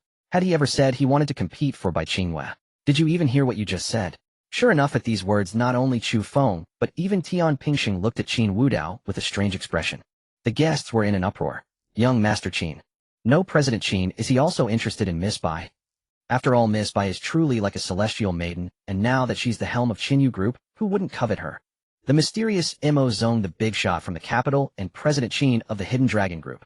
How can anyone else compete? There's going to be a show today." Qin Wudao's parents were also speechless at Qin Zirwei's appearance. Qin's mother murmured to herself, "Zirwei, when we get home and Wanrong beats you up, I won't stop her. You're on your own." Qin Zirwei couldn't care less about what others thought. He felt incredibly powerful now. Chu Feng looked at the suddenly appearing Qin Zirwei and said coldly, "Who do you think you are?" "Heh." Qin Zirwei sneered and declared loudly, "You don't even know who I am. I'm the young master of the Qin family and the future vice president of the Hidden Dragon Group. And which underworld are you from, daring to question me?" "Long Lin." "Long Ya." Qin Wudao was even more speechless. "You're going to be the vice president of the Hidden Dragon Group. Since when? Who agreed to that? And isn't this kid out of his mind?" Open Qin Zirwei's status panel. Ding. Name Qin Zirwei. Fate minor villain fortunate with helper's idol and carefree survival against all odds. Sunder a constitution master of insults. As expected, a minor villain who attracts hatred. No wonder Qin Zirwei couldn't resist strutting around and showing off every chance he got. But with the survival against all odds trait in his fate, he was clearly the kind of minor villain you couldn't stand, but couldn't get rid of either. Qin Wudao's brother. Heh. Chu Feng didn't take this second young Master Qin seriously at all. Instead he sneered, "Why don't you ask your brother who I am?" "I am." Smack. Before Chu Feng could finish, Qin Zirwei slapped him hard across the face. After slapping him, he immediately ran back to Qin Wudao's side and said arrogantly, "So you're just a nobody with no identity. Asking who you are. I don't care who you are. Come at me if you dare." Qin Zirwei edged closer to Qin Wudao, his expression growing even more cocky. Chu Feng covered his reddened cheek, staring at Qin Zirwei in disbelief. "You dared to hit me. So what if I did? Come at me, and I'll grind your bones to dust." Chu Feng's face flushed crimson, whether from the blow dealt by Qin Zirwei or from sheer rage. To be slapped before so many onlookers was a blatant humiliation. He was now a man in possession of a system. Shouldn't he be sweeping all obstacles aside? Yet whether it was by Qingyue Qin Qianqian or even in the realm of commerce, he was utterly crushed. Yes, it was Qin Wudao. Chu Feng fixed his gaze on that smiling man. He realized that ever since Qin Wudao appeared, he had been suppressed in every aspect. At that moment, Qin Wudao stepped forward and said with a light smile to Bai Hanfeng, "Old master, by my younger brother's rudeness in striking someone at your banquet is indeed discourteous. I hope you won't take offense." "Ha!" Bai Hanfeng laughed heartily. "Youngsters after all have their moments of anger. It's the age of passion, and I can understand. Then I thank old master Bai for your understanding. This young man seems to have some blood rushing to his head as well, so I hope you won't blame me for my actions either." "Of course." "Oh." Bai Hanfeng paused mid-sentence, suddenly realizing what Qin Wudao meant, but the words had already left his mouth. At that moment, Qin Wudao walked toward Chu Feng. When Qin Wudao stood before him, Chu Feng finally understood the immense pressure this man exuded. He had witnessed Qin Wudao beat Yiling, the son-in-law of the Zhang family, to death in front of everyone. The scene still lingered in his mind. Instinctively he stepped back. But he quickly regained his composure. He was now the MO zone. He must not show any weakness. Otherwise wouldn't he be looked down upon? Qin Wudao smiled lightly at Chu Feng and said, "You just said let Qin Zirwei ask me who you are." "Chu Feng, don't you know who I am?" "You." Bang. Before he could finish, Qin Wudao seized Chu Feng by the throat. Chu Feng's eyes widened as he clawed at Qin Wudao's hand, struggling desperately. Qin Wudao leaned close to Chu Feng's ear and whispered, "It seems you don't have the items from the system, do you?" "Huh." Chu Feng's pupils contracted, and he even forgot to struggle. How did Qin Wudao know he had a system? The system was Chu Feng's trump card, his only path to becoming a powerful figure. Without it, he would still be the failure he once was. He had never told anyone about the system, not even his parents. Why did Qin Wudao know? At that moment, Chu Feng's fear of Qin Wudao surpassed even his fear of death. Qin Wudao's grip tightened, and Chu Feng's face began to turn purple. "Stop!" Just as Chu Feng was about to meet his end, a shout rang out, and a young man accompanied by numerous subordinates strode in through the banquet hall's entrance. Long Lin and Long Yo exclaimed in surprise, "Dragon God! Why is he here?" The young man, clad in a black suit with a handsome, resolute face and an undeniable aura, slowly approached Qin Wudao and said in a deep voice, "Wudao, let Chu Feng go. If he has offended you, I will have him apologize." "Oh." Qin Wudao showed no intention of releasing Chu Feng. Instead, he said with interest to Dragon God Chu Zichuan, "You dare to call me Wudao directly now?" Hearing this, Chu Zichuan frowned. "Do you know that the Elder Council has serious objections to you? Your actions over the years could cost you your position as king. Chu Feng has connections with us. If you kill him, it will only make the elders more displeased." "Is that so?" Qin Wudao said indifferently. "Can those old bastards still have objections?" "How dare you?" A subordinate beside Chu Zichuan roared upon hearing Qin Wudao's words. "How dare you show disrespect to the elders?" In an instant, Long Lin and Long Yi moved to Qin Wudao's side. None of the guests in the hall spoke as the situation seemed tense. Rather than getting involved, it was better to watch from the sidelines. Long Lin narrowed her beautiful eyes, her tone dripping with murderous intent. "Who allowed you to be so disrespectful?" "It was Qin Wudao who first disrespected the elders." Hearing that voice, Qin Wudao turned to Long Lin and said, "Kill them all." "Yes." As the Dragon King's guards, Long Lin and Long Yo were no pushovers. Their figures moved like phantoms, appearing behind Dragon God and launching a fierce attack on his subordinates. Shing! Blades flashed and dull thuds echoed. In no time, the subordinates were either dead or wounded. Chu Zichuan watched coldly, and just as he was about to intervene, Qin Wudao spoke. "Chu Zichuan, if you dare to make a move, I promise you will also die in this banquet." "This is Dragon Nation," Chu Zichuan said harshly. "Qin Wudao, have you lost your mind? Running rampant here, the Enforcement Bureau won't let you off." "Oh." Qin Wudao didn't answer Chu Zichuan. Instead, he turned his gaze to Tian Pingxing nearby. "Mister, Tian, do you think disposing of some trash here will attract the attention of the Enforcement Bureau? Tian Pingxing looked at Chu Feng, who was in Qin Wudao's grip, and smiled slightly. Mr. Qin jokes. Disposing of trash is nothing. The Enforcement Bureau naturally won't interfere. Besides, I'm here, aren't I? With that, Tian Pingxing took out his phone and sent a message. After a moment, he continued. I've already informed them in advance, Mr. Qin. You may dispose of the trash as you wish. You. Chu Zichuan, aware of Tian Pingxing's status, felt the veins on his forehead throb. But he held back in the end, taking a deep breath and saying to Qin Wudao, what do you want to let Chu Feng go? He'll agree to anything. Then kneel first. Kneel, eh? Chu Zichuan looked at Qin Wudao in disbelief. You want me to kneel? Are you joking? Qin Wudao sneered. A failure like you deserves to be joked with by me. I said kneel. I am still your master. Since when does a servant speak to his master like this? You? Fine. He'll kneel. Chu Zichuan's face darkened, and with a thud he knelt to the ground. As Qin Wudao had said, he was the Dragon King, while Chu Zichuan was merely a failed contender for the title. To put it nicely, he was called Dragon God, but he was no different from Long Lin and Long Ya. Kneeling on the ground, Chu Zichuan said to Qin Wudao, can you let Chu Feng go now? Qin Wudao, don't go too far. Hearing this, Qin Wudao smiled faintly. I was lying. Crack. With a crisp sound of bones breaking, Chu Feng's face filled with unwillingness as he gradually lost the breath of life. A crisp chime echoed through Qin Wudao's mind as the Oxhorse system announced, congratulations, host, on slaying the child of destiny Chu Feng. The devourer of the goddess reward system has been absorbed. Shortly after, a peculiar voice chimed in. The reward system's avatar whined. Is my host really done for? Impossible. I haven't even played my trump card yet. If you've got the guts, let me out. And well, the Oxhorse avatar sneered. Brother, you sure talk a lot. You're already here, and you think you can leave. If I don't teach you a lesson today, you'll never know what the Oxhorse system is. With a series of thunderous roars echoing in his mind, the reward avatar finally yielded. I give up. From now on, you're my boss. No more fighting, I swear. The Oxhorse avatar retorted. Who are you calling boss? Remember, in this place, there's only one boss, the host of the supreme Oxhorse system. Talk again, and he'll finish you off. The reward avatar quickly conceded. I understand. The host is the boss. The host is the boss. As the two systems bickered, the regret system's avatar chimed in. Little reward, come here. From now on, you're the fourth in line. Come over. And before it could finish, the reward avatar cut it off. Who do you think you're talking to? You think just because I can't beat him, I can't beat you? Damn it. A series of thuds followed. Moments later, the regret avatar's sobs filled the air. Stop hitting me. You're the third and the fourth, okay? Why does everyone treat me like this? A female-oriented regret system like you dares to mess with us. Get lost. From now on, you eat with the dogs. After saying this, the reward avatar turned sycophantic. Boss, we're on the same side now. I know the rules. You can count on me. A chime sounded once more. Congratulations, host. You have received a Longwu black card, 10 billion Longwu dollars. Congratulations, host. You have unlocked the goddess binding function, allowing you to view the attributes and affection levels of bound women. Back in reality, seeing Chu Feng lying on the ground, Chu Zichuan's pupils contracted sharply. This was his distant cousin, and after they had recognized each other, their bond had grown incredibly strong. Chu Feng had even promised to support him greatly in his quest to become the Dragon King. Yet now, even after kneeling for Qin Wudao's sake, he still couldn't save Chu Feng.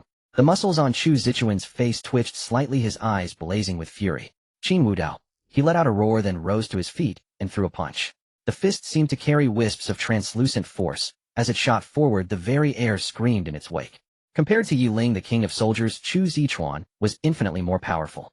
Facing this formidable strike, Qin Wudao narrowed his eyes and threw a punch of his own, their movements nearly identical. As their fists collided, a dull boom echoed through the hall. The ground beneath their feet spiderwebbed with cracks, a testament to their unimaginable strength.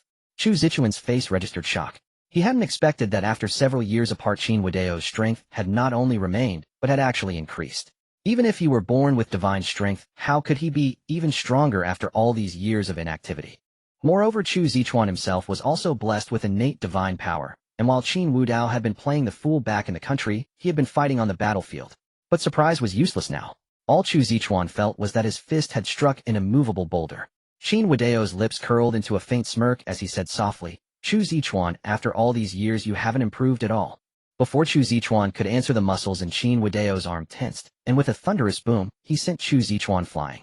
Chu Zichuan shot backward like a cannonball. Just as he was about to crash into the wall, he spun midair, planted one hand against the surface, and used the momentum to launch himself out of the hall.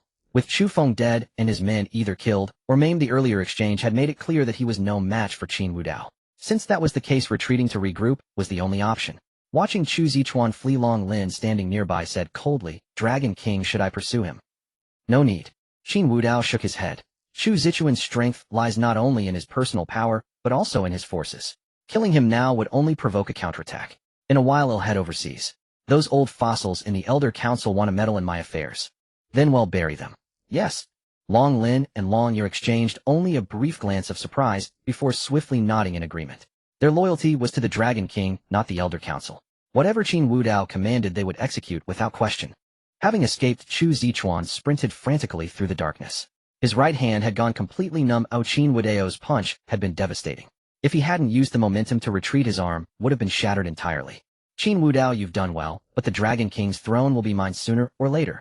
Don't forget you're not your master's only disciple. What do you think your senior and junior sisters will say when they learn of your ridiculous behavior over the years? They'll also have the Elder Council denounce you. When that happens, there will be no place for you in the Dragon King's hall." Chu Zichuan gradually vanished into the night. Inside the banquet hall, the onlookers stood stunned, having once again witnessed Qin Wudao's brutality.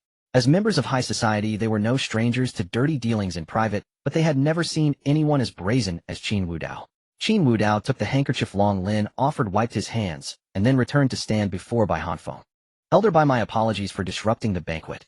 Bai Hanfeng shot Qin Wudao a resentful look. He had originally found Chu Feng irritating and had hoped Qin Wudao would cause a bit of a stir, but he hadn't expected things to escalate so dramatically. That Chu Feng, who called himself President Mo, had connections with major foreign conglomerates. In the end, it would be the Bai family who would have to clean up the mess. But since he had brought this upon himself, he couldn't blame Qin Wudao. He could only say helplessly, "Mr. Qin, it's fine.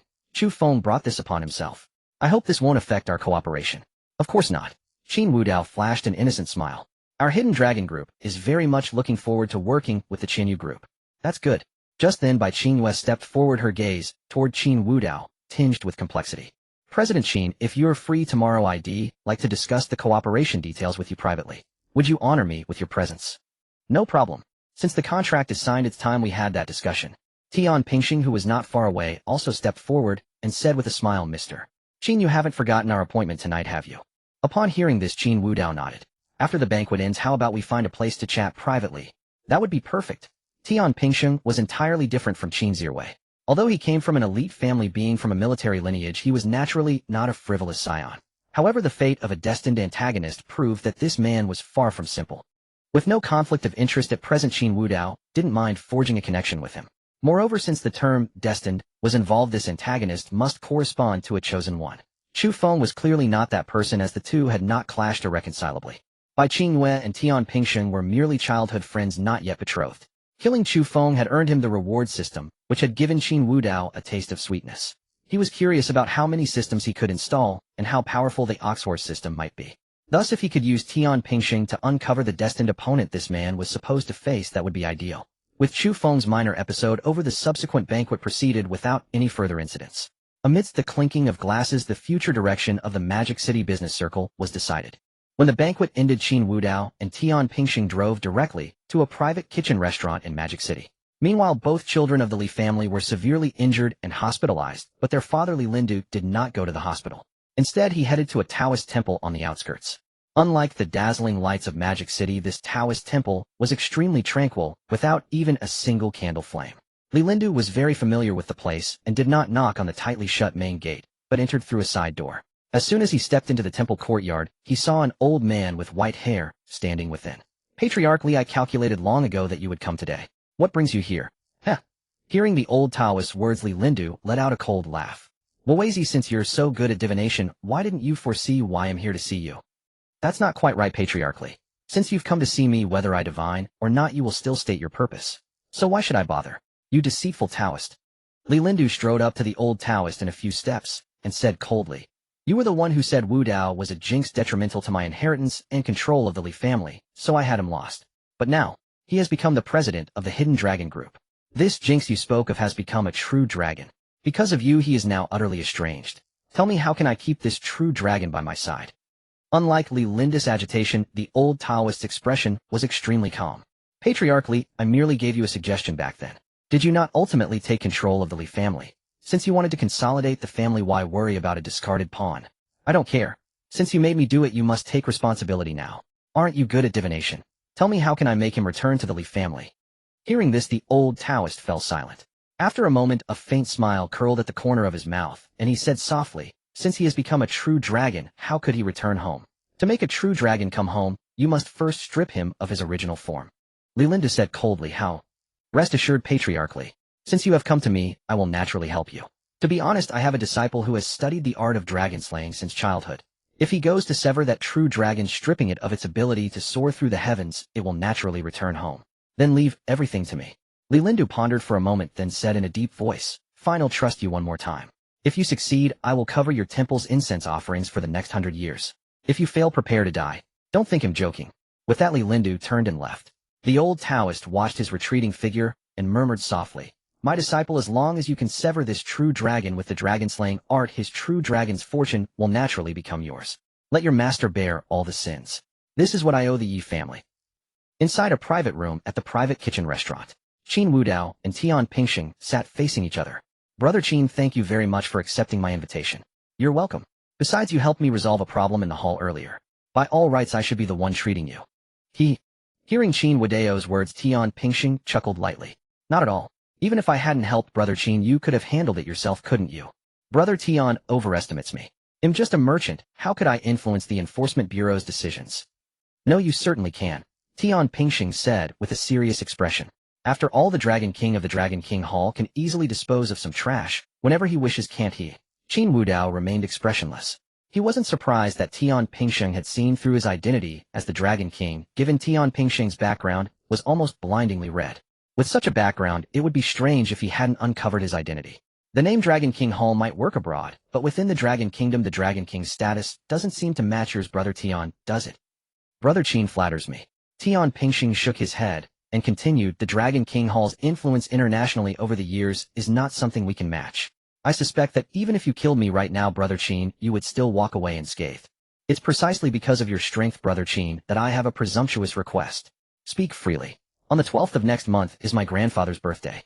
I hope Brother Qin could do me the honor of coming to the capital. Of course, I will send someone to escort you."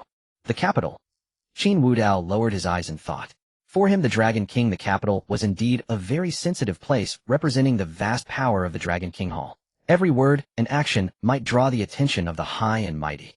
"Brother Qin, rest assured." Seeming to read Qin Wudao's thoughts, Tian Pingxing quickly said, "I'm inviting you this time only to help me deal with a person. As for everything else, I will handle it. If I fail, you can kill me at any time. After it's done, I promise to support whatever you want to do." "You're quite straightforward." Qin Wudao chuckled lightly. "Who do you want me to deal with?" Hearing this, Tian Pingxing said coldly, "A descendant of a divine physician who recently came down from the mountains. He might cure my grandfather's close friend, and I don't want to see that result." Upon hearing Tian Pingxing's words, Qin Wudao's gaze narrowed slightly. This script was all too familiar. A divine physician descending from the mountains. Under normal circumstances, that healer should be the chosen one opposing the villain Tian Pingxing, right? Yet it seemed Tian Pingxing had some wits after all, not acting like those brainless antagonists who spew insults only to be slapped down, but instead seeking external aid. "All right, I agree to this matter." Qin Wudao directly accepted Tian Pingxing's request. It wasn't because he wanted to hunt down that divine physician, but rather because the influence behind Tian Pingxing greatly intrigued him. In Dragon Country, Tian Pingxing's official connections were among the elite. If this could make the other party owe him a favor, it would be much more convenient for the Dragon King Palace's future endeavors. Moreover, as everyone knew, the chosen one might endure various betrayals and hardships, but villains were comparatively more united. Rather than that unknown divine physician, Qin Wudao preferred to cooperate with Tian Pingxing. They exchanged a smile, then raised their glasses and drank in one gulp. After drinking, Tian Pingxing seemed to recall something and chuckled. "By the way, Brother Qin, if you have intentions toward Miss Bai, don't worry about me. I only covet the Bai family's influence. But compared to the Bai family, I'd rather cooperate with you." "You mean Bai Qinghua?" "Her and I, actually." Brother Qin were both men, no need to explain. This drinking session lasted until the dead of night. From initial politeness to the end, they were already arm in arm. "Brother Qin, let me tell you, from now on, you're my good brother. Let's make a name for ourselves together. Of course, Brother Tian, we have plenty of opportunities for cooperation ahead." Even as they got into their respective cars, they were still reluctant to part. Once in the car, Qin Wudao, who had seemed slightly tipsy, sobered up instantly. "Back to the Qin family." "Yes, eldest young master." The driver started the car and sped toward the Qin residence.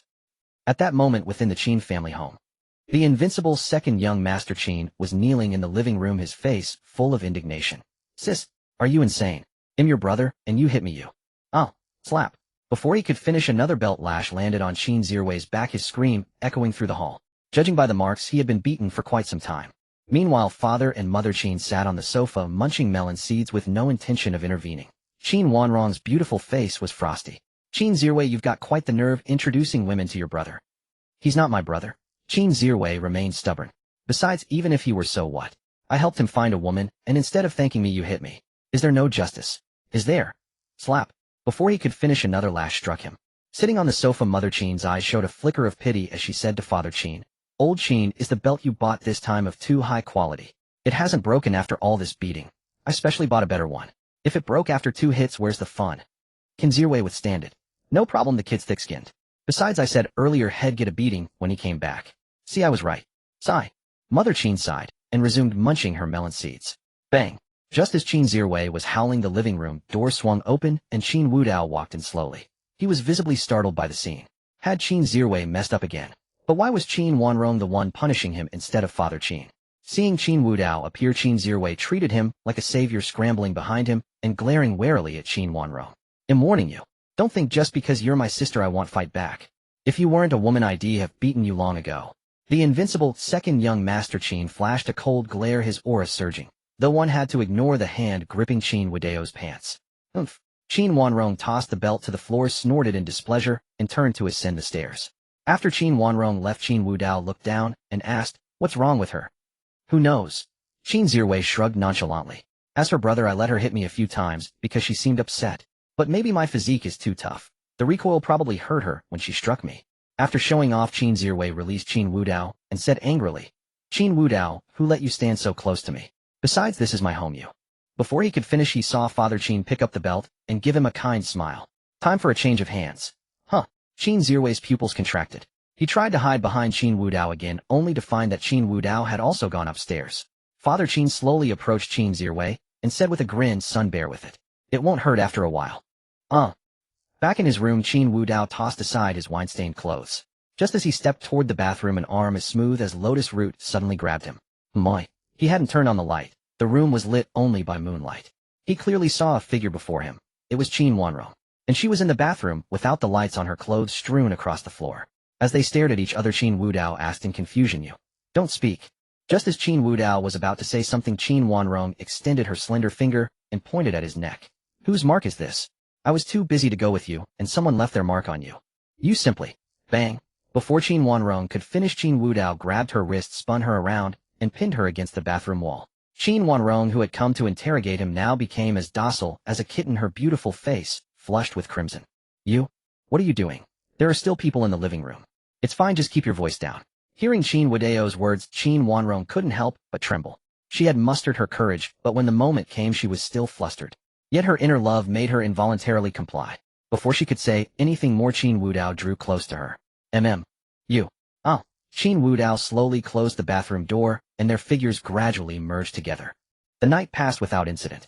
The next day, as dawn broke, Qin Wanrong slowly opened her beautiful eyes. The moment she regained consciousness, she recalled the scandalous events of the previous night.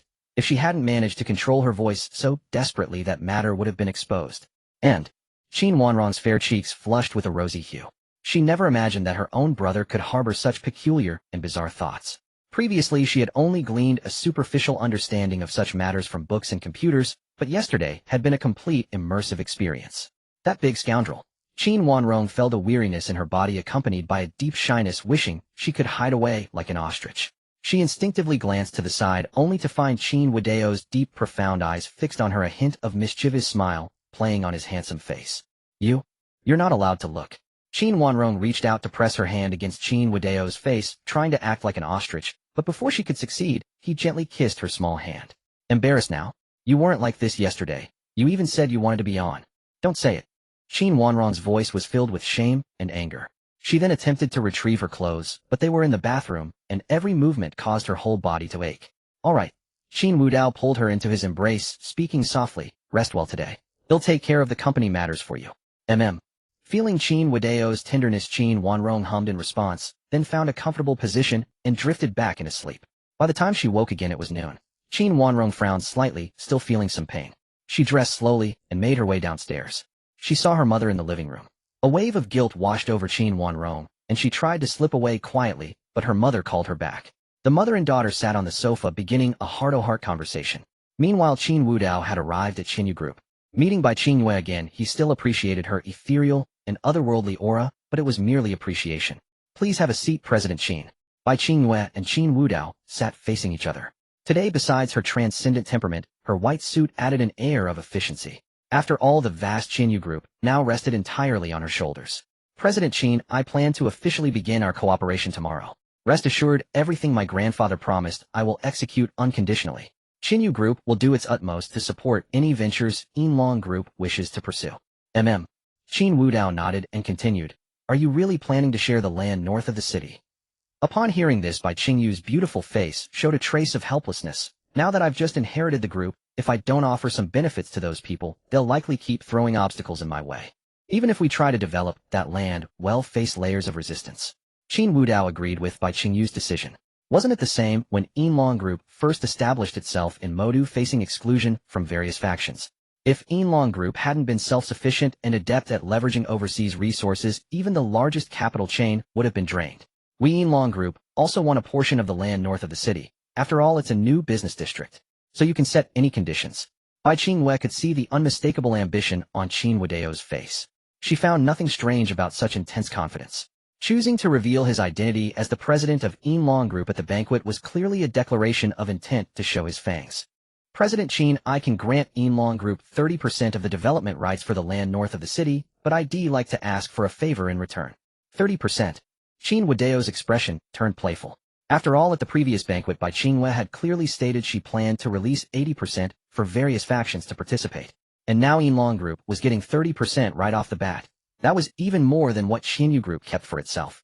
When something is too good to be true, there must be a catch. Qin Wudao didn't believe the woman before him was simply captivated by his charm. The panel clearly displayed Bai Qingyu's favorability toward him. Named Bai Qingwei. Fate, daughter of fortune, business prodigy, exceptional talent, deep blood, feud bringer of good fortune, the husband. Charm 99. Favorability 35, friendly. The newly acquired favorability panel allowed Qin Wudao to clearly see anyone's attitude toward him. Bai Qingyu's was merely friendly. How could she offer such huge benefits? Seeming to read his thoughts, Bai Qingwei quickly said, President Qin, rest assured this favor won't be too difficult.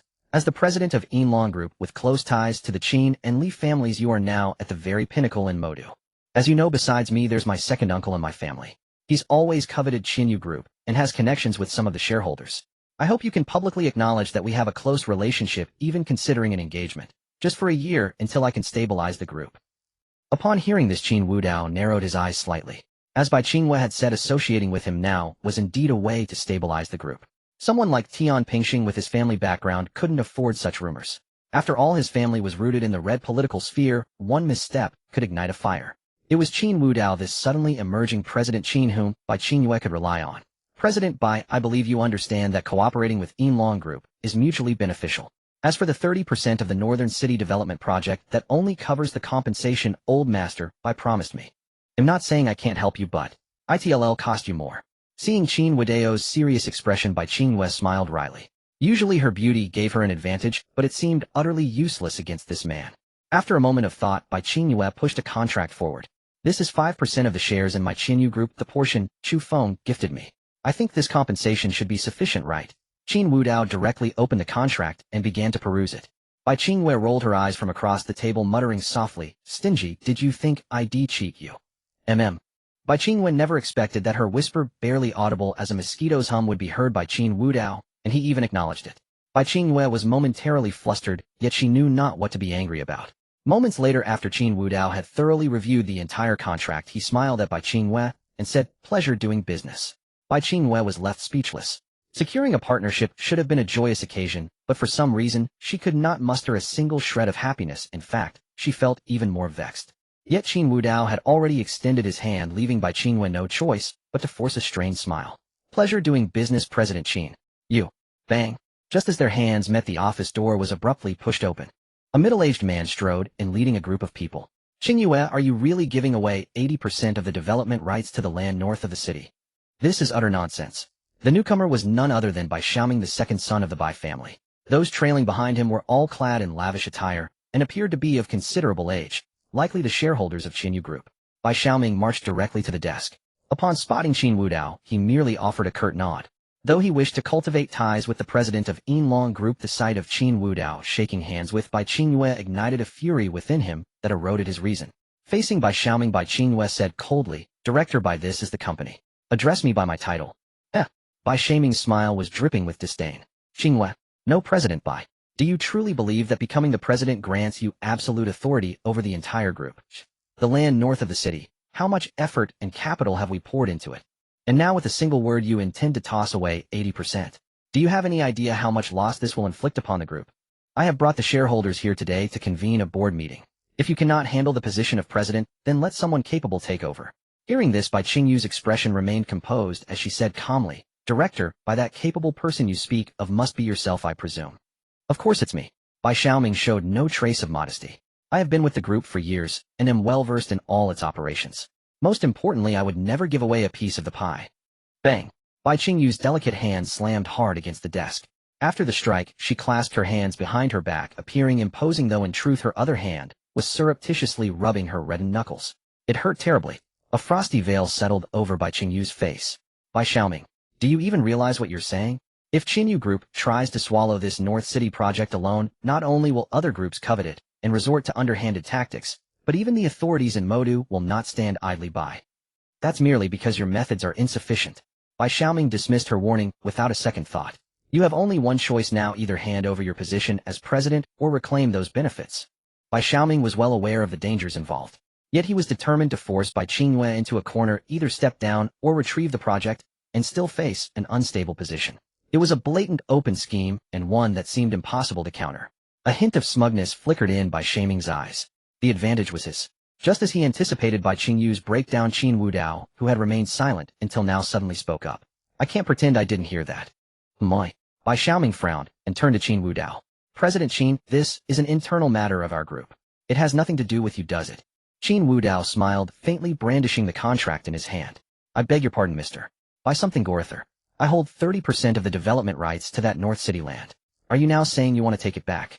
"What a—" Both Bai Xiaoming and the directors behind him were stunned. They never imagined Bai Qingyue would be so ruthless, granting Qin Wudao a full 30%. That was even more than what Qinyu Group retained. "Impossible. Give it to me." Bai Xiaoming instinctively lunged forward, attempting to snatch the contract. But he forgot one thing. Qin Wudao was not Bai Qingyue. With a dull thud, a large hand clamped around Bai Xiaoming's throat, hoisting him into the air as he flailed helplessly. Qin Wudao said coldly, "Who gave you the audacity to try and snatch something from my hands?" "Ugh." Bai Xiaoming struggled, desperately, guttural sounds escaping his throat, his eyes brimming with terror. Watching from the side, Bai Qingyue felt a surge of catharsis. It was incredibly satisfying. "President Bai." Qin Wudao turned to Bai Qingyue. "How about you add another 10%, and he'll take care of this nuisance for you?" "What a greedy man." Bai Qingyue fumed inwardly. Though his proposal was tempting, Bai Xiaoming could not die just yet. After all, he was still family. "President Qin, please release Director Bai. I will take responsibility for compensating any offense he has caused you." Bang! Qin Wudao tossed Bai Xiaoming to the ground like a piece of trash, then with an expression of disgust, pulled a handkerchief from his suit pocket and wiped his hands. "If you ever speak to me like that again, I guarantee not even Bai Qingyue can save you." Cough, cough. Bai Xiaoming sat on the floor, hacking violently, his gaze fixed on Qin Wudao in sheer terror. He had just glimpsed his great-grandmother. This man truly meant to kill him. Tap, tap, tap. Bai Qingyue walked over slowly, and to the astonishment of everyone present, linked her arm through Qin Wudao's. "The cooperation between Yinlong Group and our group is mutually beneficial. It's the only way to silence all dissent. Besides, he is my boyfriend. What's wrong with me giving up a share of the profits?" "Boyfriend?" Bai Xiaoming's pupils contracted. He never imagined that Bai Qingyue had aligned herself with Qin Wudao. Who in Modu did not know of Qin Wudao now? President of Yinlong Group, a man backed by the Qin and Li families, ruthless and decisive. Crossing someone like him meant the end of one's prospects in Modu. But when had Bai Qingyue become Qin Wudao's girlfriend? Just then a young man among the crowd, whose face had been ruddy, turned deathly pale. "President Bai, she really has a boyfriend." A voice suddenly echoed in the young man's mind. "Player, the system reminds you, if you fail to conquer your target, your cancer will return, and you will lose everything." Hearing the system's notification tone, the young man's complexion grew increasingly pale. He had never anticipated that the woman he was meant to win over already had a boyfriend, which only heightened the difficulty, especially since that boyfriend was the ruthless Qin Wudao. Yet if he failed to win her over, his cancer would remain incurable. Moreover, a successful conquest would grant him wealth beyond several lifetimes. He gritted his teeth, his eyes brimming with resolve. "He'll do it." On the other side, Bai Xiaoming stood frozen in place. Moments later he roared, "Impossible! You're lying. How could he possibly be your boyfriend?" In stark contrast to Bai Xiaoming's impotent fury, Bai Qingwei remained remarkably composed. She tightened her grip on Qin Wudao's arm. The director's expressions flickered with uncertainty. They had sided with Bai Xiaoming purely for personal gain. Bai Qingyue, having just assumed the chairmanship of Qinyu Group, was like a rootless duckweed. Now she claimed Qin Wudao was her boyfriend. Setting aside the Yinlong Group, even the Qin and Li families were not forces they could contend with. Besides, everyone at the banquet had witnessed Qin Wudao's ruthless cruelty. He was a merciless demon who killed without blinking. At this moment, to oppose him would be nothing short of seeking death. With that thought, the crowd hastily spoke up. "Chairman Director, by apologies. I have urgent business to attend to. I'll take my leave." "Wait for me, I'm leaving too. I also have work to handle. If you're all going, then I'm off." The directors summoned by Bai Xiaoming scattered in a flurry. They were all seasoned veterans, knowing precisely when to speak and when to stay silent.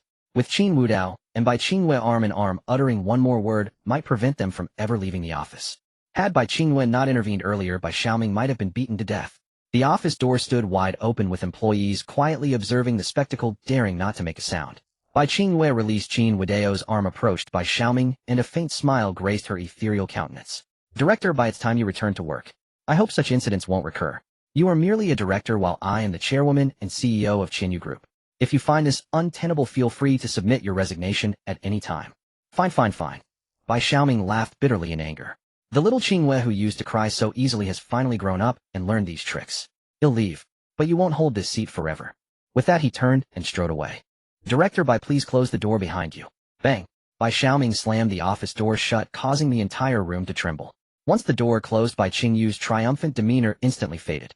She raised her slightly reddened hand, her beautiful eyes glistening with moisture, and blew gently on it. Seeing Bai Qingwei in this state, Qin Wudao felt a surge of amusement. Before others she put on a brave front, but once the danger passed she was still just a little girl. Huff huff. Bai Qingwei continued to blow on her hand. The forceful slap on the desk had been imposing, but it had nearly swollen her palm. The sting was excruciating. "Absolutely. Madam President, stop blowing on it. Have someone fetch some ointment for you." Hearing Qin Wudao's teasing tone, Bai Qingwei shot him a disdainful glare. "Couldn't you have stopped me when I slammed the table? It hurts so much. Some boyfriend you are." "Oh." Qin Wudao chuckled lightly. "I'm just your pretend boyfriend. For additional services it's simple. Pay up. Money. You're obsessed with money. What else? President, what else can you offer me besides money?" Noticing his lingering gaze on her, Bai Qingwei instinctively stepped back and said warily, "Don't you dare. This is an office. He'll scream." Qin Wudao was speechless. He looked at Bai Qingwei as if she were an idiot. How could someone with such an otherworldly ethereal aura be such a fool? Catching his expression, Bai Qingwei puffed out her cheeks in irritation. Then, as if struck by a thought, she spoke again. "By the way, since you're here, let's head to the north of the city later. To check on that plot of land." Bai Qingwei nodded. "I've ceded 30% of the development rights to Yinlong Group. That might stir discontent among the others. I can't let them delay the project. I need to see it myself." "Pay up." "No way." Bai Qingwei scratched her head in exasperation. "Now that land in the north of the city, you own 30%. You're the majority stakeholder. Even without payment, you're coming with me." Without waiting for his refusal, she grabbed his arm and dragged him out. Fortunately, Qin Wudao offered no resistance, otherwise Bai Qingyu's slender arms could never have moved him. Under the gaze of Qinyu Group's employees, the two walked out arm in arm. In the northern outskirts of Modu, a vast empty lot, once overlooked, had now become the hottest property in the business circle. Factions of all sizes had dispatched their representatives, eager to claim a share. At the previous business banquet, Bai Qingwei had announced that 80% of the development rights would be distributed among the various powers. After all, constructing a commercial hub would generate countless opportunities for profit. Thus, every faction came to survey the land, seeking any advantage they could glean. Now the site was a chaotic mix of people from all walks of life, leading to numerous disputes. In particular, the office building, just begun by Qinyu Group, was thronged with representatives from major powers. "What's going on? Didn't they say 80% before? Now that we're here, it's only 50%. Are you kidding? How is that enough to divide? Bring out that little girl." Bai Qingwei. Did she just deceive us with her words? "I told you a mere girl can't possibly inherit such a massive conglomerate. It would have been better for Second Master Bai to take over." How ridiculous, going back on her word. Bai Qingwei has truly opened my eyes. The surrounding murmurs continued unabated. The project manager of Qinyu Group greeted everyone with a forced smile, but inwardly he was cursing. This was a slice of cake that Qinyu Group had offered them, yet now they complained it was too small, a classic case of insatiable greed. If it were up to him, he would have driven all these people out. Since they found it insufficient, they might as well not eat at all. However, he was merely a project manager and naturally would not openly clash with them. He could only patiently explain the situation to the crowd. Boom. At that moment, a thunderous roar erupted from outside. The project manager frowned and hurried out to see his semi-trailer truck crashing directly into a crane not far from the office building. The workers nearby quickly scattered, afraid to continue their tasks. A group of tattooed men swaggered over. The leader flashed a grin at the project manager, revealing a few gold teeth. "Manager Lee, didn't we agree earlier that the demolition work here would be ours? What's the meaning of suddenly switching to another crew?" Suppressing his fury, Lee explained, "President Wang, it's not that I'm unwilling to give it to you, but the demolition project under Joe Group has been too slow. This plot has already been assigned to someone else, so we have to speed up and finish it. Your progress can't keep up, so naturally we have to replace you." Heh. President Wang sneered, clearly dissatisfied with Lee's explanation. "Everyone knows Joe Group is the most efficient in demolition work. If you didn't pay enough, of course the progress would be slower. You say this plot is given to someone else. Fine, tell me which company it is. Let's see who dares to defy me, Wang the Tiger, in the northern part of this city." Wang the Tiger indeed. He was just a thug who founded a shabby company with a bunch of ruffians, thinking he was some big shot. A hint of mockery flickered deep in Manager Lee's eyes. However, being in this northern district, he dared not offend such a local bully too much, and could only explain patiently. "The party who acquired this land. I can't reveal their identity for now. If you want the demolition work, President Wang, why not wait for the real owner to arrive and negotiate with them?" "What do you mean given to someone else?" At that moment, a middle-aged woman in professional attire stepped forward. Without a word, she slapped Manager Lee across the face. The sound was crisp. "Li Yuqing, do you know who I am? Bai Qingwei is just my niece. If she follows through and gives us 80% as promised, I'll support her. If she doesn't, I won't show anyone any respect." "You say it's given to someone else. Clearly that little wench wants to do it all herself. With so many of us, she thinks giving us 50% is acceptable. How dare she?" The crowd, all there for their own gain, naturally reveled in the chaos. "That's right. Let Bai Qingwei come out. She must deliver what she promised, or no one will have it easy. Where is Qin Group's integrity?" Emboldened by the crowd's support, the middle-aged woman, Bai Qing's distant aunt, grew even more smug. She dared not provoke Qin Group alone, not even as a relative. But with a mob behind her, it was different. Besides, Bai Qingwei had just taken power and hadn't yet solidified her position. In her view, Qin Group would eventually yield. Wang the Tiger kicked Lee to the ground and roared arrogantly, "I'm telling you, whoever builds here in the north must use Joe Group. If not, I'll bury you alive." Li Yuqing, kicked to the ground, forced himself to stand despite the pain. His expression turned serious. "Everyone, this is a society governed by law. We are all legitimate businessmen. I hope you won't persist in your mistakes, or it will end badly for all of us. You're asking for death." Wang the Tiger's face twisted with rage as he snatched a steel pipe from one of his underlings, glaring at Li. Though fearful, Li did not retreat. "Oh, my turf is quite lively. President Bai, are you planning a ribbon-cutting ceremony for me?" Just as Wang the Tiger was about to strike, he heard this slightly mocking voice. He turned and bellowed, "Which bastard has the nerve to interrupt me? Can't you see him handling business here?" Everyone turned to look and saw Qin Wudao, and Bai Qingwei, followed by a dozen bodyguards. As the president of Qin Group, Bai Qingwei naturally wouldn't come alone. Some in the crowd recognized Qin Wudao and instinctively stepped back, never expecting this fearsome figure to appear. The rest only knew Bai Qingwei. Since they intended to cooperate with Qin Group, they had learned her true appearance through various channels. "Oh, the new president of Qin Group is here. Are you going to give us an explanation?" Not bad-looking, but a girl who doesn't keep her word. If Qin Group doesn't settle this today, no one will have it easy." Ignoring the uproar, Bai Qingwei walked straight to Li Yuqing. She noticed his injuries, his face swollen, hand clutching his stomach. She said softly, "Manager Li, take a few days off to rest. This month you and your project team will have doubled salaries and bonuses. Anyone injured will get paid leave with work-related injury coverage." Hearing this, Li felt his suffering was not in vain. Despite the chaos, their president didn't blame him, but showed such care for her subordinates. "President, I'm fine. I can still work. Go rest now. Leave this to me." Bai Qingwei turned to face the greedy faces around her and said coldly, "You have something to say? I'm here now. Speak." The middle-aged woman stepped up to Bai Qingwei. "Qingwei, your aunt isn't criticizing you, but when your grandfather ran the group, integrity was paramount. Yet you, just in office, are already going back on your word. When did I go back on my word? You? How can you still argue at a time like this? Your aunt only has your best interests at heart. You." "Enough." Before she could finish, Wang the Tiger cut her off impatiently. He appraised Bai Qingwei, a flicker of greed in his eyes. "So you're President Bai. It was agreed that the demolition project for this plot would be handled by Joe Group. What's the meaning of suddenly switching crews? Do you think I'm easy to push around? Huh?" Upon hearing this, Bai Qingwei's delicate brows furrowed slightly. "If your progress can't keep up, naturally we'll replace you. Besides, I've already given this land to someone else. If you want to continue contracting the project, go negotiate with that company." Negotiate my ass. With a roar from Wang Laohu, the 100+ men behind him brandished weapons encircling by Qin Yue and her group. After this, Wang Laohu sneered. Let me tell you, you big shot CEOs can throw your weight around in the office, but out here you all listen to me. Either you give me an explanation today and buy me a drink to settle this, or, hey, you want to accomplish a thing. Without my nod, you'll never get this northern city project off the ground. Bai Qingwei was well aware of how troublesome local bullies like him could be. These people were like centipedes, hard to kill completely, eliminate one batch and another would emerge. Just as Bai Qingwei was considering whether to use some drastic measures, something suddenly came to mind. She turned her head to look at Qin Wudao, who wore a faint smile. That's not right. Given Qin Wudao's personality, shouldn't he be stepping in now? Besides, the ownership of this land belongs to their hidden dragon group. Why isn't he making a move? Qin Wudao naturally noticed Bai Qingyu's gaze and made a money-counting gesture with his hand. Bai Qingwei was so furious she nearly lost her composure. She had never met anyone so infuriating. Fine. He'll pay all right. Hearing this, Qin Wudao's smile deepened, and he pulled Bai Qingwei behind him in one swift motion. Wang Laohu was displeased by Qin Wudao's move. He had never seen such a beautiful woman as Bai Qingwei, and had hoped for some fun only to have her taken away by some brat kid trying to play the hero and save the damsel.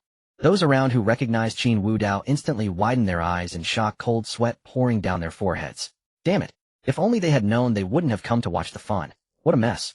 They had provoked this demon, and who knew how to escape unscathed today? And you, Wang Laohu, dared to provoke him. Who gave you the courage?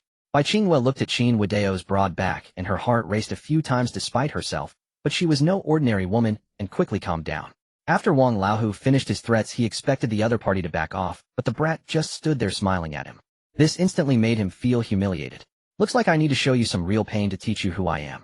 A fierce glint flashed across Wang Laohu's face as he raised the steel pipe in his hand and swung it viciously at Qin Wudao. Bai Qingwei instinctively grabbed Qin Wudao's clothes, trying to pull him back, but he was as immovable as a mountain. The steel pipe whistled through the air, buzzing as it cut through the air. Clang! A metallic clash rang out. Wang Laohu stood dumbfounded, the cigarette he had been holding dropping to the ground. What had he just seen? In the instant, the steel pipe struck Qin Wudao through a punch, and with a loud noise his fist slammed into the pipe. The sturdy steel pipe was bent out of shape. Blood began to seep from Wang Laohu's tiger's mouth. The force had been so immense that his entire arm went numb. But he had no time to dwell on the pain, as the sight before him was simply too shocking. You. Wang Laohu stammered, unable to form a coherent sentence. Qin Wudao maintained his gentle smile, picked up the now-deformed steel pipe, threw it to the ground, and slowly stepped forward, closing in on Wang Laohu. Seeing the tattoo peeking out from the other's chest, he chuckled. A tattoo, huh? Triad member. Huh. Ow. Wang Laohu snapped back to reality, his face contorted with rage. So what if you can fight? I've got all these brothers, you. Oh. Crack. Before he could finish, Wang Laohu let out a blood-curdling scream accompanied by the sound of bones breaking that sent shivers down everyone's spines. Qin Wudao placed one hand on his shoulder and squeezed slightly. Wang Laohu's shoulder was visibly crushed. You might not know this, but in the owner of the land behind you. You said you wanted to contract the business, right? Demolition and construction, am I right? You? Ill kill. Bang. Before Wang Laohu could finish, a hand pressed down on his head, and with tremendous force, he was sent hurtling backward. Boom. Behind him was a pile of rubble. Wang Laohu was slammed directly into it. You like demolition, don't you?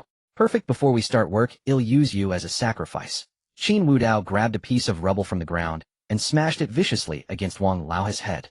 Thud, thud, thud. The 100+ underlings stood frozen, none daring to move their eyes wide as they watched the scene. Some of the more timid ones had already collapsed to the ground, retching uncontrollably. After what felt like an eternity, when Qin Wudao finally stood up, Wang Laohu had become one with the rubble. Wiping his hands, Qin Wudao said with disdain, "In broad daylight, you thugs gather here to play gangster. Is there no law? No justice?" The onlookers dared not utter a word. Those who knew Qin Wudao's identity had already witnessed his ruthless methods, and were now trembling in fear, terrified that he might go on a killing spree and take them out too. Qin Wudao turned to face the crowd, grinning widely, revealing a set of pearly white teeth. Anyone else want to stop the work here? At the sight of Qin Wudao's gaze, the crowd stepped back in unison. Are you kidding? Money can be earned again, but you only have one life. Yet there was always one fool who didn't know better. The middle-aged woman beside Bai Qingwei screamed, "Murderer! He's a murderer! Someone call the authorities!" "Qingyue, what are you standing there for? He killed someone on our turf, why aren't you having him arrested?" Bai Qingyue, already pale from Qin Wudao's brutality, felt a wave of dizziness at the woman's shouts. "Shut up!" Bai Qingwei snapped. "He's my boyfriend.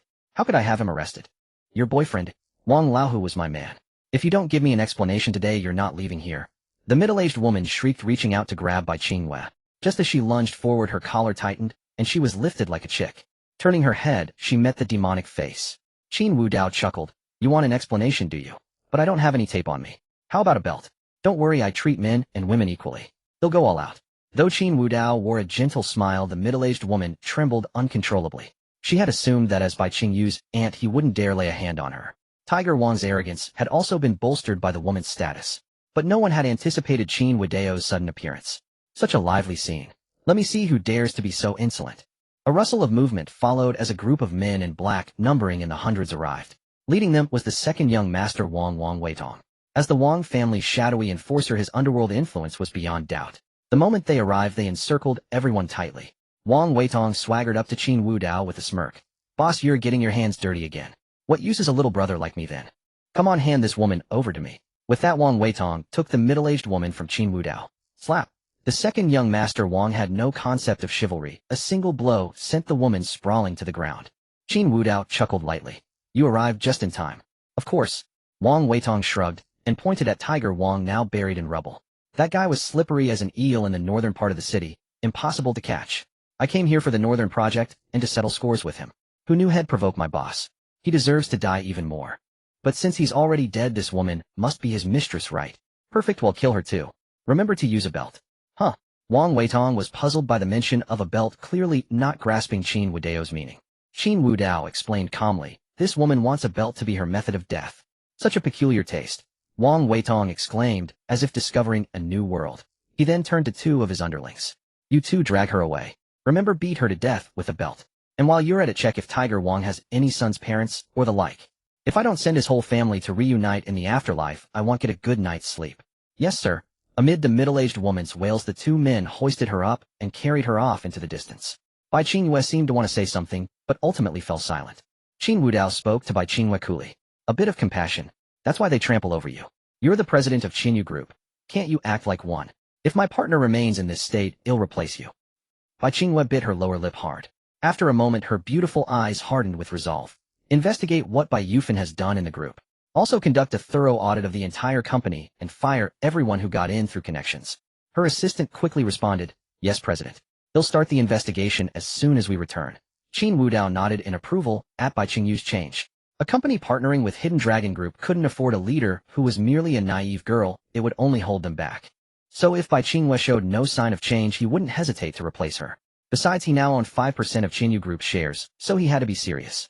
The distant sounds of belt lashes and screams made the onlookers tremble inwardly. They had all come to cause trouble, expecting an easy target in Qinyu Group. Instead, they had kicked against an iron wall named Qin Wudao. Had they known that 30% was for him, only a fool would have attempted this. Staring at the hundreds surrounding them, they involuntarily swallowed. Call the Law Enforcement Bureau. Useless. The Wang family, Qinyu Group, and even Qin Wudao could easily tip off the bureau beforehand, ensuring no one would come. Boss, how should we deal with these people? Wang Weitong approached Qin Wudao, glancing dismissively at the crowd. He shifted identities effortlessly. Previously, as the second young master of the Wang family, he might have feared these people. But now he was Qin Wudao's lackey. What was there to fear? He dared to act.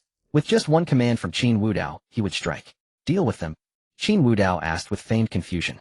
We're not unreasonable people, nor are we law enforcement. What right do we have to deal with them? Send someone to reason with them. Remind them they have projects to do, don't they? They can handle mine too. They'll send people to supervise. Remember, win them over with virtue, and make sure they sign the contracts. I understand. Wang Weitong nodded. You want the projects done but don't want to pay, so I. Slap. Before he could finish, Qin Wudao smacked the back of his head. What kind of talk is that? They're volunteering to help because they see my Hidden Dragon Group's financial difficulties. Can't you reason with them properly? Besides, with so many people here, each can contribute a little. Problem solved. Heh, got it. Wang Weitong nodded and turned to the crowd with a grin. Everyone heard that. Our Master Qin is a reasonable man. So I'm willing to sign. Before he could finish, someone raised a hand to agree. With so many people present, jointly developing Hidden Dragon Group's land wouldn't cost each of them much. Agreeing early saved trouble. Oh, you're quite sensible. Sign the contract and you can leave. Wang Weitong's eyes lit up. How convenient. Just as he was about to prepare the contracts, Qin Wudao interrupted. What are you saying? Letting them sign before reasoning with them. People might think I'm forcing them. First reason with them, then talk about signing. Understood. Wang Weitong knew his boss wanted to make an example of them. Fine, it was just an extra step. He waved his hand, and the surrounding underlings surged forward. The open space echoed with endless screams. Watching the people being reasoned with, Qin Wudao sighed.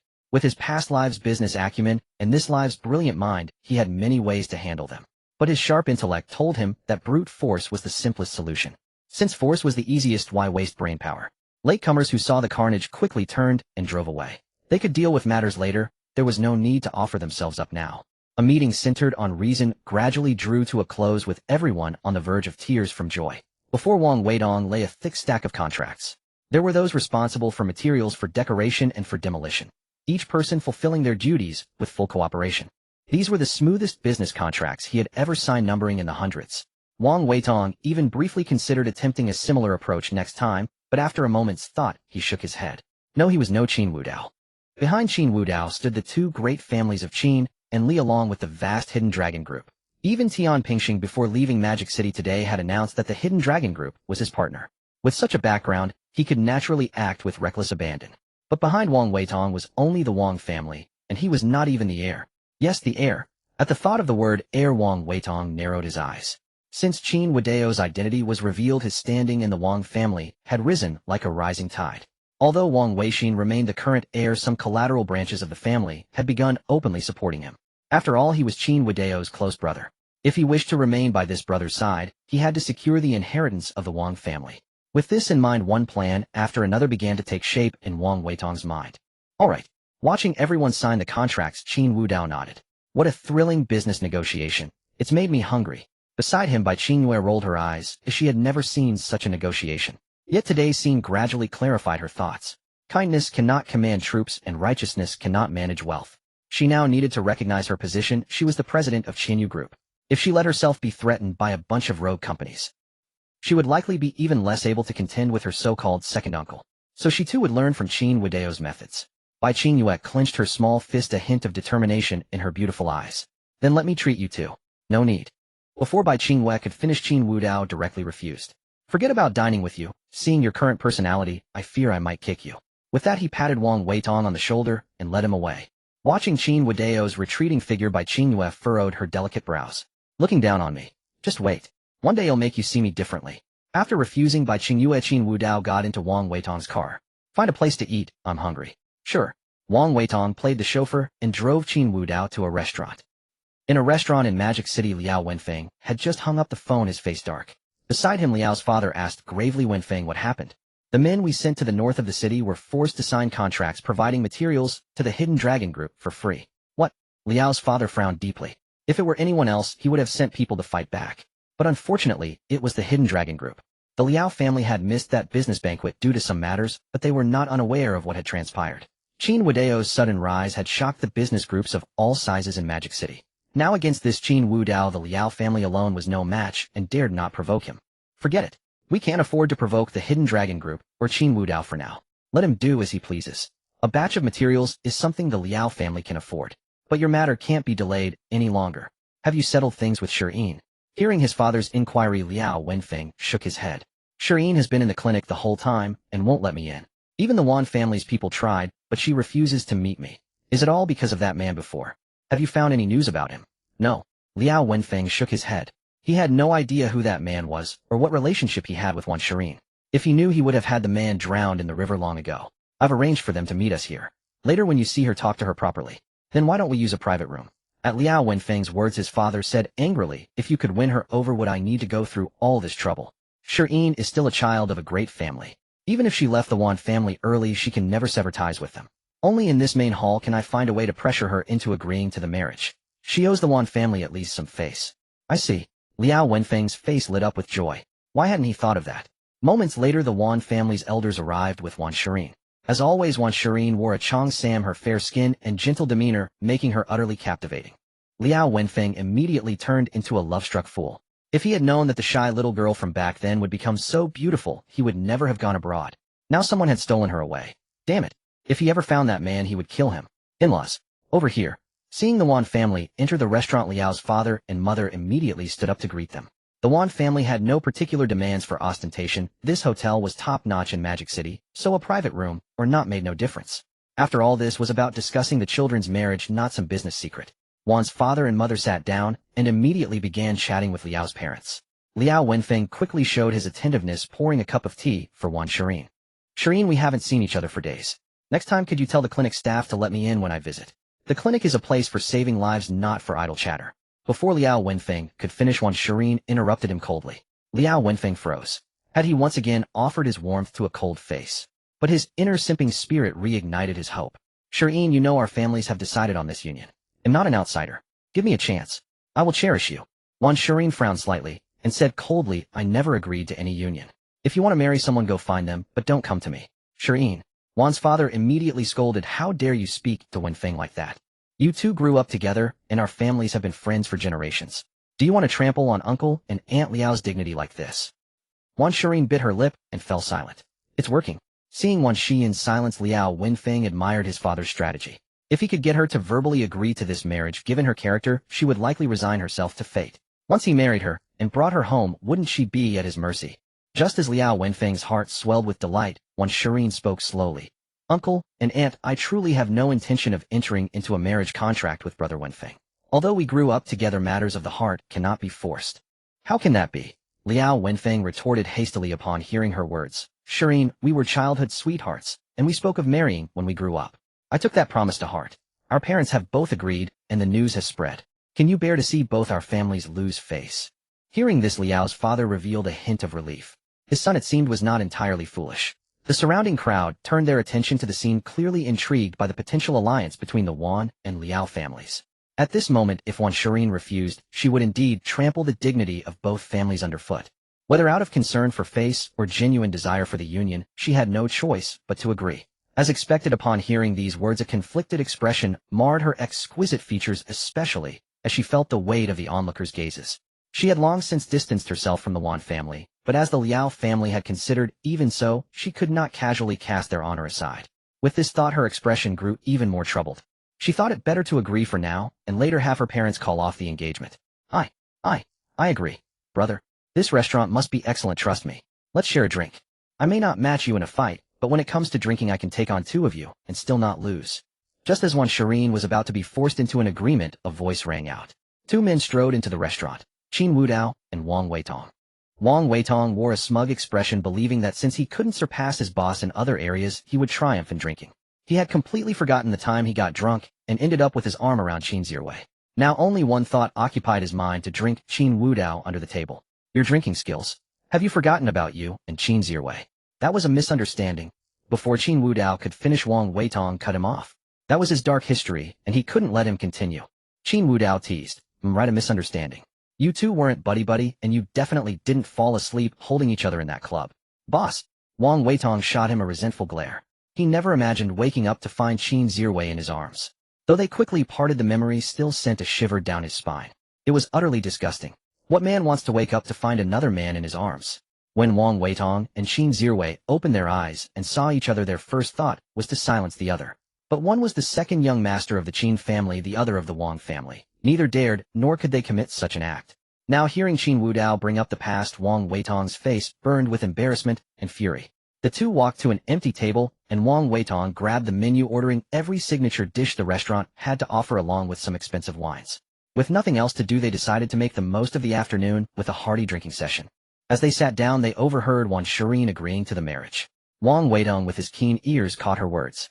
As the second young master of the Wang family, and a figure with connections to the underworld, he knew the heirs of all major and minor powers in the city well. He turned to look and recognized the Wan and Liao families. Lowering his voice, he said to Qin Wudao, the Liao and Wan families are forming an alliance. They hold a significant stake in the land north of the city. What do you think, boss? Qin Wudao replied flatly, I think him sitting.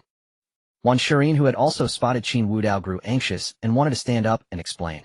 But at that moment Liao Wenfeng spoke. Shirin, since you've agreed to our union, don't pay attention to others. My parents and yours are here. You need to consider your family. Hearing this, Wan Shirin bit her lower lip. After a moment, she said firmly, I never intended to marry you, Liao Wenfeng. Can you please stop bringing it up? Why? Liao Wenfeng exclaimed in panic. Why is that? We've already settled on the engagement. Both our families are preparing for it. And now you say you don't want to go through with it. Do you want to drag both our families' honor through the mud? Have you thought about how others will see us? As Liao Wenfeng spoke, a look of conflict crossed Wan Shirin's beautiful. She didn't want to agree to the arranged marriage, but with everyone watching, refusing would shame the Wan family. And what excuse could she give? Meanwhile, Qin Wudao was thoroughly enjoying his meal. The restaurant served Western cuisine, which was quicker than Chinese food. He drank and feasted, paying no attention to Wan Shirin. She noticed him, and seeing his indifference, a flicker of disappointment passed through her eyes. Liao Wenfeng, observing her expression, quickly said, "Is someone who can't even speak his mind truly worth your concern?" Huh. Both sets of parents turned to look at Liao Wenfeng. Liao's father asked, "Wenfeng, what are you saying?" "Father, I'm talking about the man Shirin can't let go of." With that, Liao Wenfeng pointed at Qin Wudao at the next table. "It's him, the one we saw in the elevator. He's the reason Shirin keeps refusing my proposal." "What a—" Liao's father erupted in fury. He never imagined that the man pestering Wan Shirin would be so persistent as to follow them here. He had already suffered enough humiliation from Qin Wudao, and now some unknown rogue dared to cross him. It was a death wish. If he couldn't touch Qin Wudao, he could certainly put this nobody in his place. Liao's father said coldly to his in-law beside him, "We're all family here, so I won't beat around the bush. Shirin has grown up under our watch, and her character goes without saying. But precisely because of her innocence and kindness, she might be deceived by outsiders. I believe we must eliminate these factors." Hearing this, Wan's father quickly replied, "Rest assured, Brother Liao. We arranged the betrothal when they were children, and we won't go back on it. As for certain people, we couldn't care less. Do as you wish." "No." Before Liao's father could speak, Wan Shirin suddenly cried out anxiously, "I won't let you touch him." "Shirin, what are you doing?" Liao Wenfeng's face was twisted with rage. "See, he doesn't care about you at all. He only dares to sneak to your side, without an ounce of manly responsibility. If he stood up now and said he wanted to take you away, I wouldn't stop him. But does he dare?" Wan Shirin turned to look at Qin Wudao, a glimmer of hope in her beautiful eyes. But Qin Wudao was engrossed in the feast before him, paying her no mind. Seeing this, Wan Shirin felt a pang of disappointment. Liao Wenfeng sneered, "See that? He doesn't even have the courage to face me. Is someone like that really worth your affection?" Wang Weitong overheard Liao Wenfeng's words. He turned to look and saw that Liao was indeed staring in their direction. He quickly said, "Boss, are they talking about you? You and Miss Wan?" "It's nothing." Qin Wudao cut him off before he could finish. "Food can't even shut you up. They might be talking about someone else. What's it to me? As for that Miss Wan you mentioned, she's none of my concern. No need to bother." "Oh, I thought they were talking about you." Hearing Qin Wudao's words, Wang Weitong lowered his head and continued eating. Neither of them cared about appearances, devouring the food like a whirlwind, eating at an astonishing pace. They even finished the wine in the decanter without a second thought. Seeing the wine was almost gone, Wang Weitong quickly called to the waiter another bottle. "Actually, make it 3. I'm going to drink my fill today." "Certainly, sir. Please wait a moment." As the waiter went to fetch the wine, Wan Shirin continued, "I don't care what he thinks. Since he's waited for me so long, I must stay by his side. Brother Wenfeng, we grew up together. Please don't force me." "Force you? Huh?" Liao Wenfeng let out a cold laugh. "Shirin, do you know how long I've waited for you? I went abroad to broaden my horizons, to lead the Liao family to greater heights, and to better protect you. And what do I find? While I've been striving for our future all these years, you've found another man." Liao Wenfeng's words drew him so deeply into his own drama that his expression rivaled an award-winning actor's, a perfect blend of heartbreak, fury, and despair. It was a sight that would move anyone to tears. Yet even so, not a trace of love appeared on Wan Shirin's face, only a hint of guilt. "Brother Wenfeng, matters of the heart cannot be forced. Even if you compel me, my heart belongs only to him. You." "Shirin." Before Wan Shirin could finish, her mother cut her off. "What are you saying? Does our Wan family have no face to preserve? Your marriage was decided when you were children. It's a matter of parental command and matchmaker's word. You can agree or not, but it's already set in stone. There's no room for your insolence here." "Mom." Wan Shirin's eyes reddened as she confronted her father. "I am your daughter, but I am not your tool. If you want a marriage alliance, have another child, or do whatever you like. Just stop forcing me." Bang! Liao's father slammed his hand on the table, drawing stares from those around them. "Unfilial daughter. Unfilial. Do you even know what you're saying? Is this how you address your elders?" "Of course I know what I'm saying." Wan Shirin, who had always been submissive, finally exploded. "I've obeyed your every arrangement since childhood. Even when I opened my own clinic, you had to send people to manage it. Don't I have my own identity? Must I be manipulated my whole life? Marry a man I don't love and wither away in misery? That's not the life I want. Then what do you want it?" Wan's mother couldn't hold back, either scolding Shirin, "We've given you too much freedom, and it's spoiled your character. I'm telling you, marrying Wenfeng will be good for you. Don't regret it later. We're doing this for your own good. Why can't you understand?" By now the diners at nearby tables had abandoned their meals, all eyes fixed on the Wan and Liao family's table. Such a spectacle was a rare treat. Liao's father even regretted his impulsive decision not to book a private room. He had assumed Wan Shirin would at least consider the family's reputations, but clearly she had no such intention. "Heh, those words are truly grating." Wang Weitong from the next table couldn't help but sneer. He had heard the same rhetoric from his own parents at home. He never thought he'd hear such nauseating words again over a meal. Hearing this, Wan's mother turned and said coldly, "Second young master Wang, am speaking with my own daughter. Please don't interrupt." "Interrupt? When the hell did I interrupt? We may know each other, but don't talk nonsense. Look at your greasy mouth. Your teeth are practically falling out. Wang Weitong looked at Wan's mother with disgust. The latter was stunned for a moment before realizing the insult, and snapped, "Did your family never teach you manners? I don't have much of a family. The only one I can call family now. Well, this is my big brother." Big brother. Wan's mother looked at Qin Wudao in confusion. She had never seen this man before. He wasn't the eldest son of the Wang family, so why did Wang Weitong call him big brother? Just then Liao Wenfeng spoke up, "Uncle Auntie, this man is the one Shireen has been pining for." "What?" Wan's mother exclaimed, standing up to scrutinize Qin Wudao. After a moment, she sneered, "So you think that latching onto the Wang family's second son gives you the right to be with our Shireen? What a pipe dream." Qin Wudao put down his chopsticks and turned to face Wan's mother. "You're just like your daughter. If your eyes are useless, donate them to someone who needs them. Which dog's eye of yours saw me with your daughter? You've been bad-mouthing me for ages." I couldn't be bothered to respond, and now you're picking a fight. "Shireen, do you see that? This is how he speaks to your mother." Wan Yu's face was brimming with fury. Wan Shireen, upon hearing her mother's words, displayed a hint of conflict on her delicate features. She had been raised by her parents to be somewhat submissive, and opening a clinic outside was the only act of defiance she had ever committed against them. Now hearing Wan Yu's words, she wanted to speak up for Qin Wudao, but opened her mouth only to find nothing to say. "Enough." Wang Weitong stood up, looking coldly at Wan Mu. "I said, old hag, are you never going to stop? Hurry up and piss off with that shameless face of yours. Don't disturb my boss while he's eating." "Your boss?" A flicker of doubt passed through Wan Yu's eyes. Since when did the second young master of the Wang family have a boss? Could this brat be some new underground power player? After all, Wang Weitong was the Wang family's enforcer. Someone he called boss might be some kind of underground overlord. A shady little nobody. How could he ever be worthy of my daughter? Don't even think about it. Shireen will only be with Wenfeng. Mom. Wan Shireen stood up, her beautiful eyes slightly red, her expression resolute. "I want to be with Wudao." Wudao. Both Wan Fu and Liao Fu's pupils constricted sharply. Though they hadn't attended that banquet, they clearly remembered its protagonist was named Qin Wudao. This young man called boss by Wang Weidong and Wudao by Wan Shireen. Could he be that eldest young master of the Qin family? Impossible. Impossible. Liao Fu shook his head. He remembered clearly that Liao Wenfeng had said that man was once Wan Qian's simp. If he truly were the eldest young master of the Qin family, the president of the Hidden Dragon Group, how could he have been anyone's simp? It absolutely couldn't be Qin Wudao. Even as he comforted himself inwardly, Liao Fu couldn't help but ask, "Shireen, what did you say your friend's name is?" Hearing Liao Fu's question, though, Wan Shireen wondered why his voice trembled slightly. She firmly replied, "He is my boyfriend, Qin Wudao. Uncle Liao, if there's any issue, just direct it at me. Don't hurt him." "It really is Qin Wudao." Liao Fu nearly fell off his chair, barely catching himself. "What's wrong?" Liao Mu quickly stepped forward to support him. Liao Fu pointed a trembling hand at Qin Wudao and whispered, He is Qin Wudao. What's wrong with that name?" Liao Mu looked puzzled, clearly not understanding his reaction.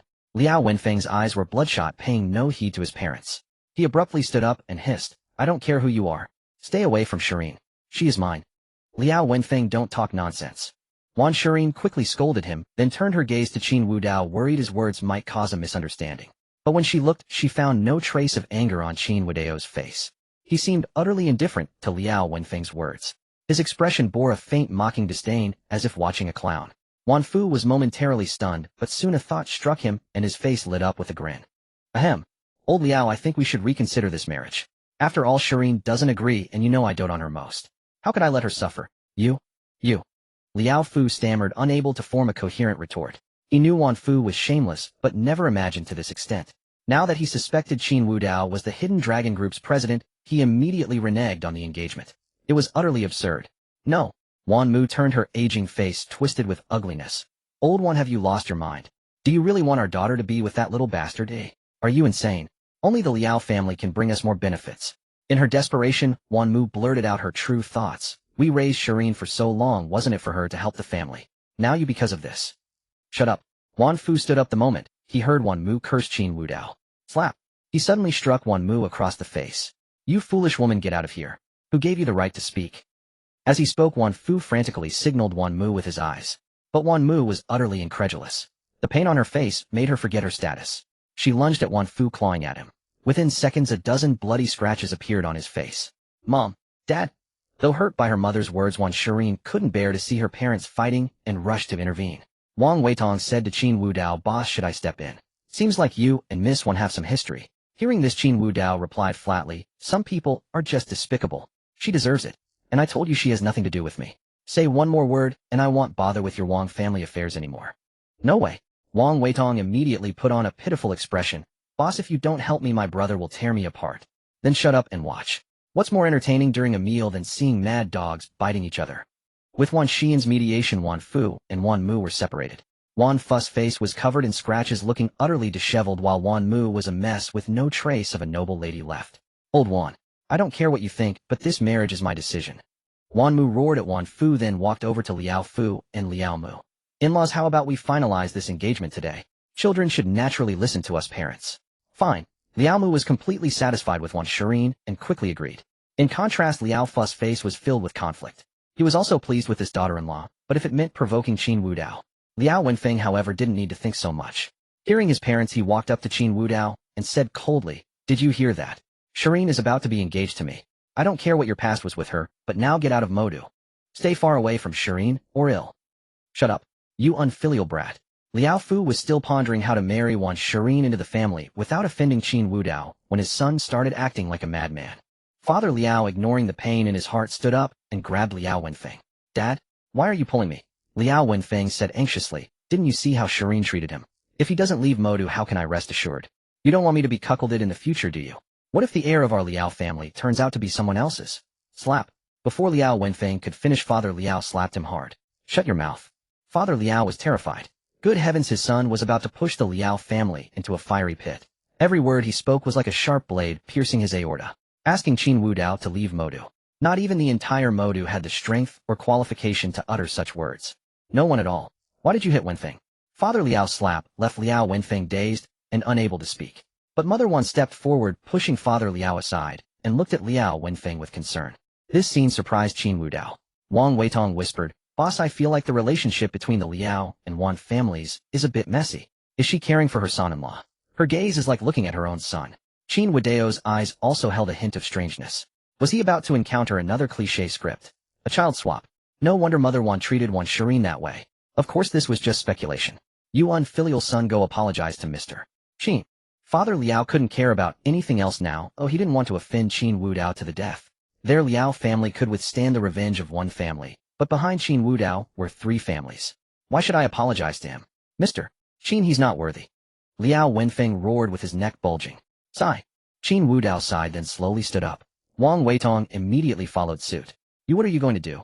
Mother Liao, seeing Qin Wudao approaching Liao Wenfeng, spoke warily. Father Liao felt the same. He had heard of Qin Wudao's ruthless methods. Seeing his intention to act, he wondered if Qin would be so impulsive in public, especially since the Liao family was no pushover. "Wudao." Wan Shirin walked directly to Qin Wudao's side, her beautiful eyes pleading, "Please leave here. They are my family. I know this matter. Get lost." Qin Wudao showed impatience and pushed Wan Shirin away. With a bang, Wan Shirin crashed into the table, the pain making her unable to straighten up. "You little beast. Are you crazy?" Mother Wan, seeing Wan Shirin hit the table, charged at Qin Wudao, her husband unable to stop her in time. Mother Wan rushed at Qin Wudao with claws bared. To Father Wan, those claws were hard to defend against, but to Qin Wudao, it was like a slow-motion movie. He easily grabbed both of her hands. Mother Wan, her hands caught, was stunned. She tried to pull free, but his grip was like iron pincers. Coupled with his faint smile, she grew flustered. She quickly said, Don't do anything rash. I'm Xian's mother. If you hurt me, I guarantee she won't forgive you." Hearing this, Qin Wudao's smile widened. He slowly said, "Forgive me. What the hell is Wan Shirin?" Crack. He. A scream echoed through the restaurant. Mother Wan's hands were broken by Qin Wudao. Her face was covered in tears and snot as she never imagined he could be so ruthless. "Mom." Wan Shirin, seeing her mother injured, wanted to rush over, but the pain in her waist made it hard to stand, let alone rescue her. Father Wan's body trembled. He wanted to separate them, but seeing Qin Wudao's mocking gaze, he stood still. The Wan family was not like the Liao family. They were already in decline. That's why they wanted Wan Shirin to marry Liao Wenfeng. The Liao family could help them. Aunt. Liao Wenfeng, hearing Mother Wan scream, moved to help, but Father Liao held his arm tightly. "Dad, let me go. Don't you see him being bullied? He's Qin Wudao. Are you crazy to still meddle? So what if he's Qin Wudao? Just a name. Why should our Liao family fear him? He's that Qin Wudao from the Qin family. How did I raise a son who only thinks about women? I should have never had you." Father Liao looked at Liao Wenfeng with disdain. What did the Wan mother being beaten have to do with the Liao family? Hadn't Father Wan just said they wanted to break off the engagement? Seeing Mother Wan's tear-streaked face, Qin Wudao felt disgusted. He turned to Wang Weidong, who cooperatively stepped forward. "Boss, any orders? Have someone beat her mouth until it's ruined. If she screams, cut out her tongue." "Got it. Leave it to me." Wang Weitong waved at the restaurant entrance, and several men in black approached. What are you going to do? What are you doing? Mother One was hoisted up by two underlings struggling in the air. Just then Wang Weitong's eyes flickered, as if he had a good idea. He said to the underlings, beat her mouth until it's ruined. If she dares to scream, cut out her tongue. And a cold glint flashed in his eyes. Old man, you said I couldn't interrupt before, right? I hold grudges. Wang Weitong took a baseball bat from one of his men and said, use this to teach her what interrupting means. Yes. The men immediately dragged Mother One away. By then Wan Shirin had recovered and limped over to Qin Wudao. Wudao, please let my mom go. I'm willing to be with you. I know it's because my mom disagreed that you. Stop. Before Wan Shirin could finish, Qin Wudao interrupted impatiently. Wan Shirin, can you have some shame? Huh? Who said I want to be with you? Don't you still love me? Are you blind and deaf? Remember, stay far away. If you end up like your mother, I guarantee you'll suffer the same fate. And what makes you think I do want a woman like you?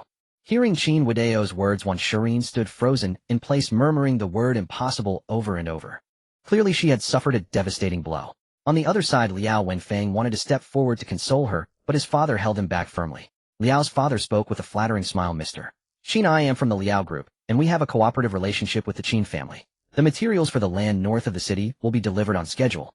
To make up for today's misunderstanding, I'm willing to provide double the materials. We'll also cover the labor costs. Liao's father had seen how Qin Wudao treated Wan's mother and knew he would not hesitate to do the same to them. For now, survival was paramount. After all, money was less important than life, and Liao Wenfeng hadn't been as foolish as Wan's mother. There was still a chance to salvage the situation. Oh, and the engagement with Shirin, we call it off. No, we should never have agreed to it in the first place. Wang Weitong looked at Liao's father with an expression of speechless disdain. Wasn't he the head of a family? Such cowardice. He hadn't even had a chance to act. What did the old man mean by surrendering so quickly? Oh. Qin Wudao spoke with interest. President Liao, don't force yourself. Hearing this, Liao's father said earnestly, not at all. This is my duty. With that, he tightly gripped Liao Wenfeng's hand and led Liao's mother away. Just as Liao Wenfeng tried to say something, a slap landed on his mouth. Wang Weitong stood beside Qin Wudao and whispered, Boss, are you just letting them go? Of course not. Qin Wudao narrowed his eyes, watching the Liao family's retreating figures look into the Liao family's recent business dealings. Let's start our plan with them. Got it. Hearing Qin Wudao's words, Wang Weitong perked up instantly.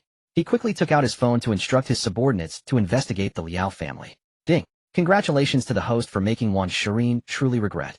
Congratulations to the host for obtaining the reward Idiot Aura. Within 10 meters, all humans and animals suffer reduced intelligence. Congratulations to the host for obtaining the reward Strength 10.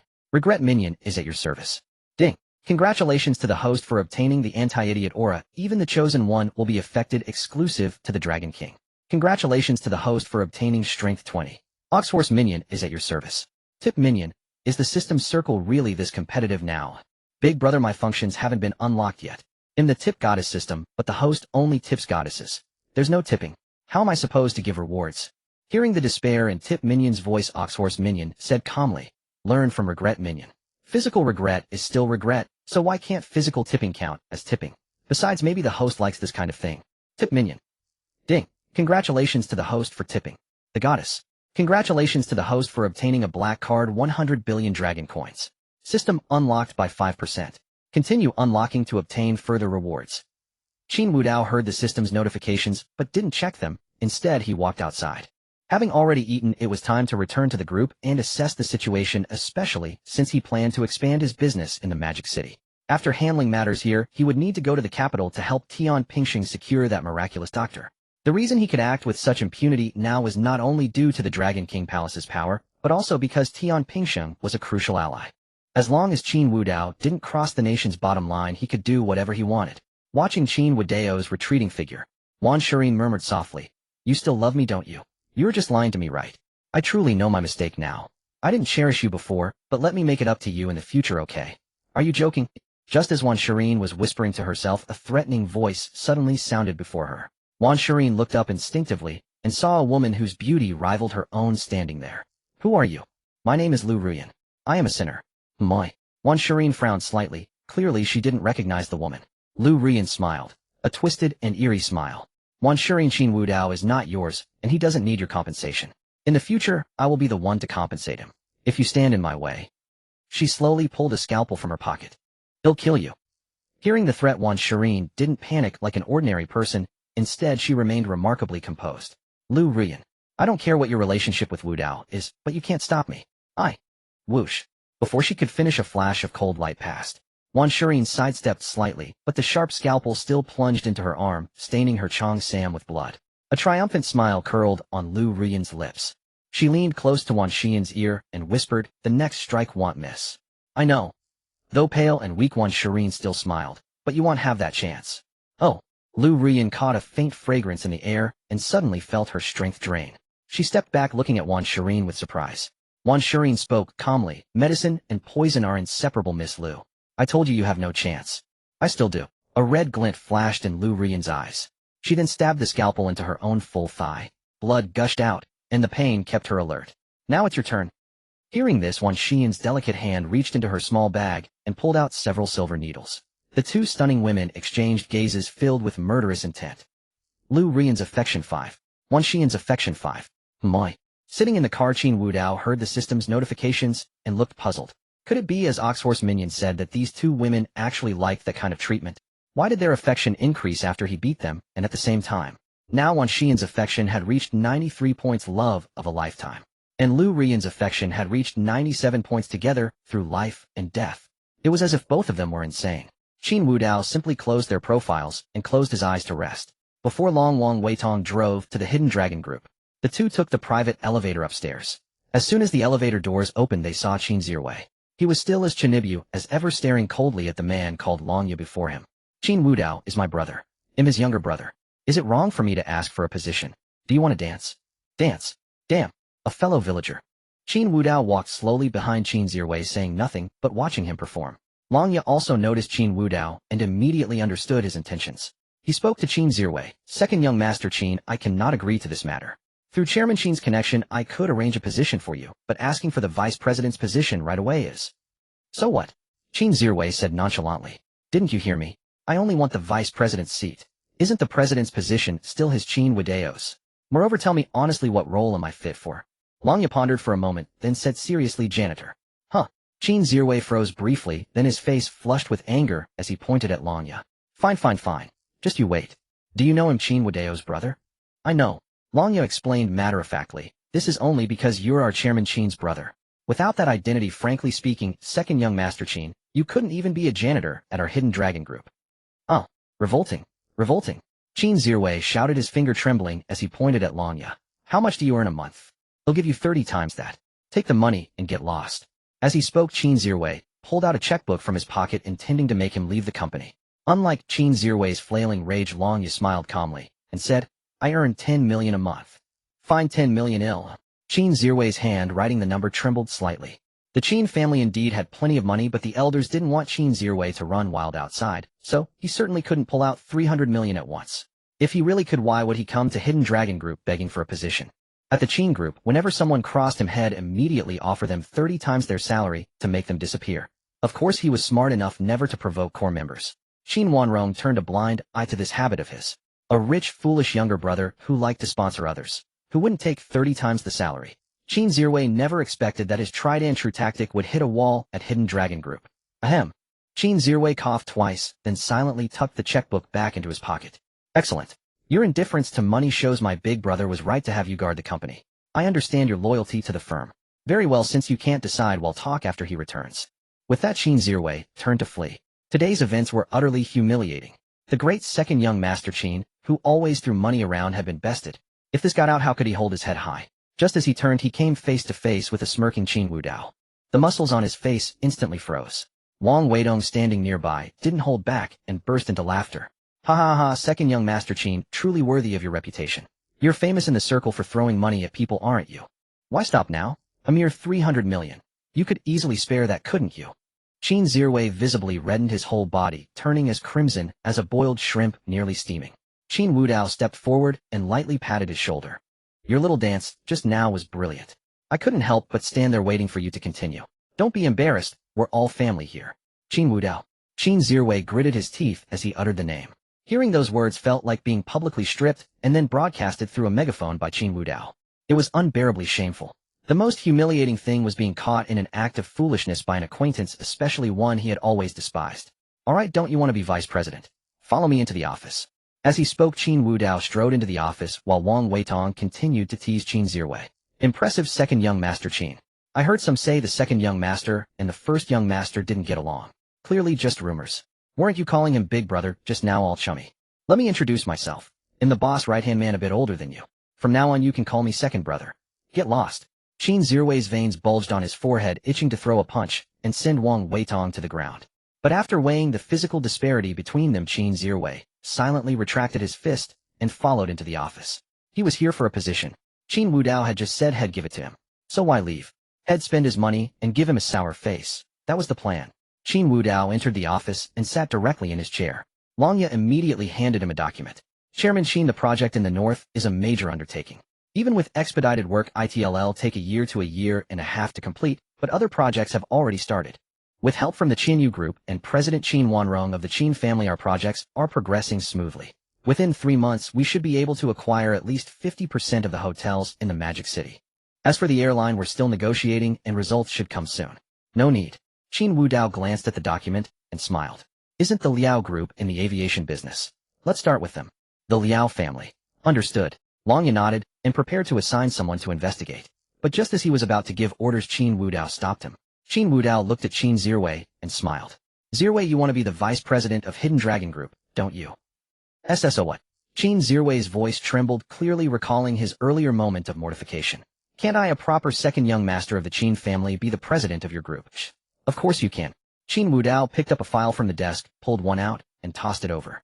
Qin Zirwei caught it instinctively, and the document clearly outlined plans for the aviation business. This is a venture our group intends to expand. Doesn't the Liao family have an airline?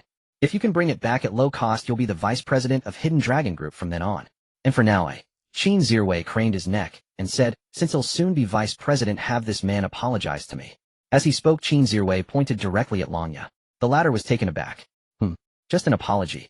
He had thought the second young master Qin would seize the opportunity to demand Qin Wudao fire him, but instead he was being told to apologize. This second young master Qin.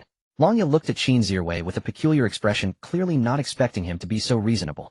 Qin Wudao had intended to have Qin Zirwei forget the matter, but before he could speak, Longya directly bowed to Qin Zirwei. Second young master Qin, my apologies. I spoke out of turn earlier. Humph. Qin Zirwei let out a cold snort. You insulted me so gravely before. In the past I would have made you dance to my tune. But forget it. Considering your loyalty to the company and your sincere apology, I forgive you. Thank you, second young master Qin. Longya suppressed his urge to laugh as he turned away, fearing that one more glance at Qin Zirwei would make him burst out laughing on the spot. Qin Wudao was equally speechless. He even began to doubt whether Qin Zirwei could handle the Liao family. Just then Qin Zirwei turned to Qin Wudao and continued, I have no problem acquiring the Liao family's airline at a low price, but since I'm about to become vice president, you need to assign me some men, right? Of course. Qin Wudao pointed at Wang Weitong, who was secretly laughing over there. He's yours now. He'll be your subordinate. I believe with the two of you working together, you'll get this done in no time. Wang Weitong, who had been chuckling, was instantly stunned. He pointed at himself. Huh, me, him, huh, fine, hell do I suppose. Qin Zirwei declared with an air of arrogance. Wang Weitong, from today onward you are my subordinate. Follow me and let me show you what it means to be invincible. With that, Qin Zirwei strode out the door, first his swaggering gait exuding tremendous momentum. Wang Weitong looked at Qin Wudao with a face full of despair. Working under such a tsundere chinib, you fool. That would be worse than death itself. But catching Qin Wudao's gaze, Wang Weitong let out a deep sigh, then turned and followed Qin Zirwei out. After the two had left, Longya spoke respectfully to Qin Wudao. President Qin, should I send someone to assist them? No need. Qin Wudao said with a smile. Those two complement each other perfectly. They'll handle this without a problem. I have something more important for you to do. Yes, sir. At this, Qin Wudao's expression grew serious. How are things with Long Lin? Any news? Reporting to you, President Qin. Long Lin has returned to the Dragon King Palace. As you predicted, the Elder Hall is very displeased with your actions. They have begun to gradually install their own people, planning to marginalize the entire Dragon King Palace. Humph. Qin Wudao let out a cold laugh. Since those old fogies are so eager to be put in the ground early, let's help them along. Tell Long Lin to keep investigating. I want to see just how many rotten elements are hiding in our Dragon King Palace. When I return, there will be a great purge. Yes, sir. Hearing Qin Wudao's words, Long Ya's pupils constricted sharply. He knew full well how many would die in such a purge, but those who perished were parasites, and it would mean a rebirth for the Dragon King Palace. By the time Qin Wudao had finished organizing everything at the Hidden Dragon Group, night had already fallen. He stood up and walked outside. His His strength had now surpassed 300, granting him a terrifying physique. Such simple work had no effect on him, and he felt not the slightest trace of fatigue. Stepping out of the company building, he savored the pleasant sensation of the evening breeze washing over him. Screech. Boom. Just as Qin Wudao was enjoying the night wind, the sharp sound of brakes rang out. Immediately after, a car crashed into a large tree before his eyes, then sped off into the distance with a roar of the accelerator. Through the open car door, he clearly saw several burly men restraining a woman. A kidnapping. Ding dong. The Neoma minion issued a quest. Kill or subdue the child of destiny Yi Tian. Reward unknown. Child of destiny Yi Tian. Qin Wudao looked around, but didn't see anyone with a refined face and resolute expression. Where was the child of destiny? Right? It suddenly dawned on Qin Wudao. The woman being kidnapped in that car earlier. If a child of destiny were to appear, wouldn't it be a classic hero Sevesta beauty scenario? If that's the case. Qin Wudao pulled out his phone and directly dialed Long Ya's number. 2 minutes ago, a white van knocked down a tree in front of our company. Find out where that van is. Yes, sir. While Long Ya was investigating, Qin Wudao had already gotten into his car. As the engine roared, Long Ya's message arrived on his phone. Seeing the destination, Qin Wudao floored the accelerator and sped off towards it. Meanwhile, inside an abandoned factory. Don't ask why there are so many abandoned factories. This one was just abandoned. Several burly men threw a bound woman onto the ground. The leader spat contemptuously. Damn it. This job cost us 3 brothers. Those idiots didn't get the intel straight. Tell the employer the payment is increased by 50% or it'll make him pay. Yes, sir. A nearby lackey received the order and immediately went to contact their employer.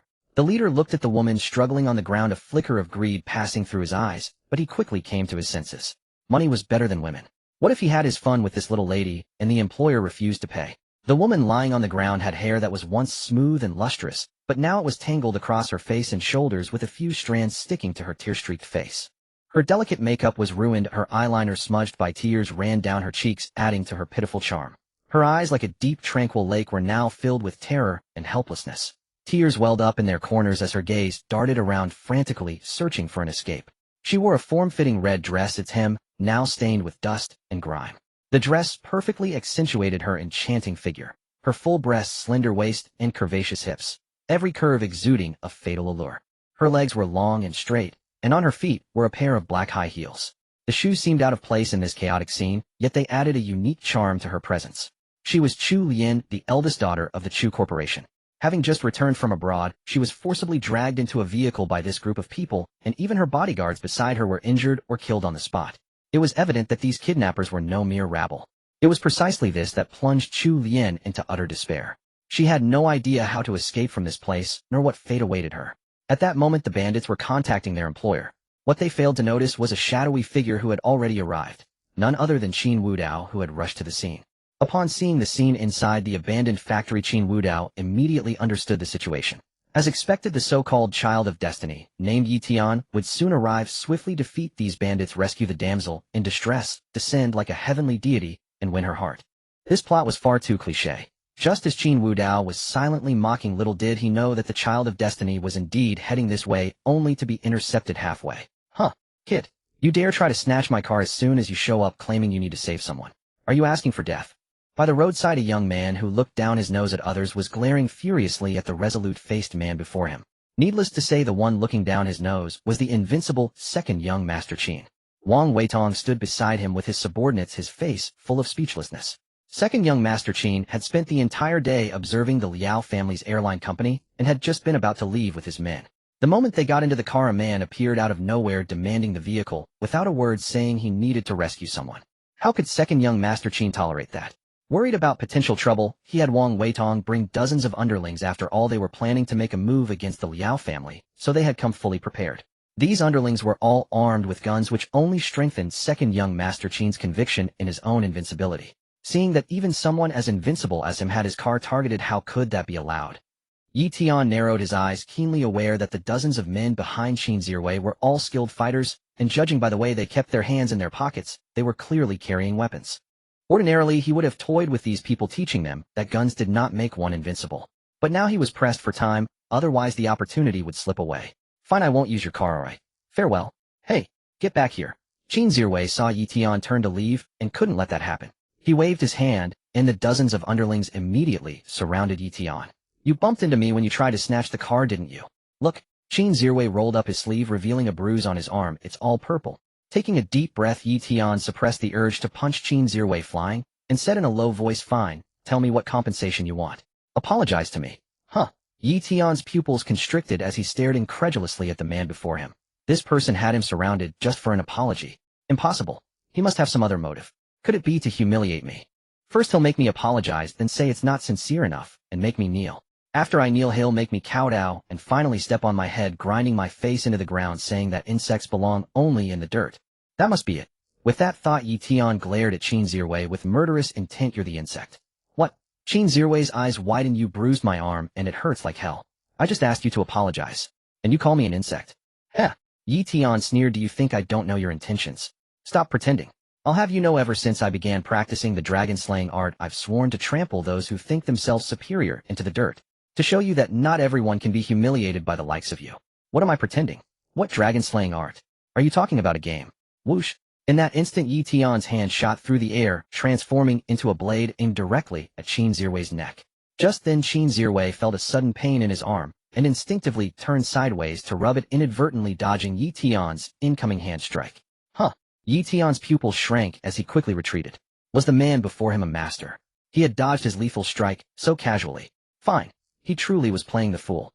Meanwhile, Wang Weidong's eyes gleamed coldly. He had clearly noticed Yi Tian's move. Qin Zhiwei must not be harmed. Wang Weidong immediately drew his gun from his pocket, and the other underlings followed suit, aiming at Yi Tian. Unaware of what had happened, Qin Zhiwei asked in confusion, "What are you all doing?" "It's just an apology. Why the guns?" "Put them away." Before Wang Weidong could explain, Yi Tian roared, "How much more do you want to humiliate me? I get it.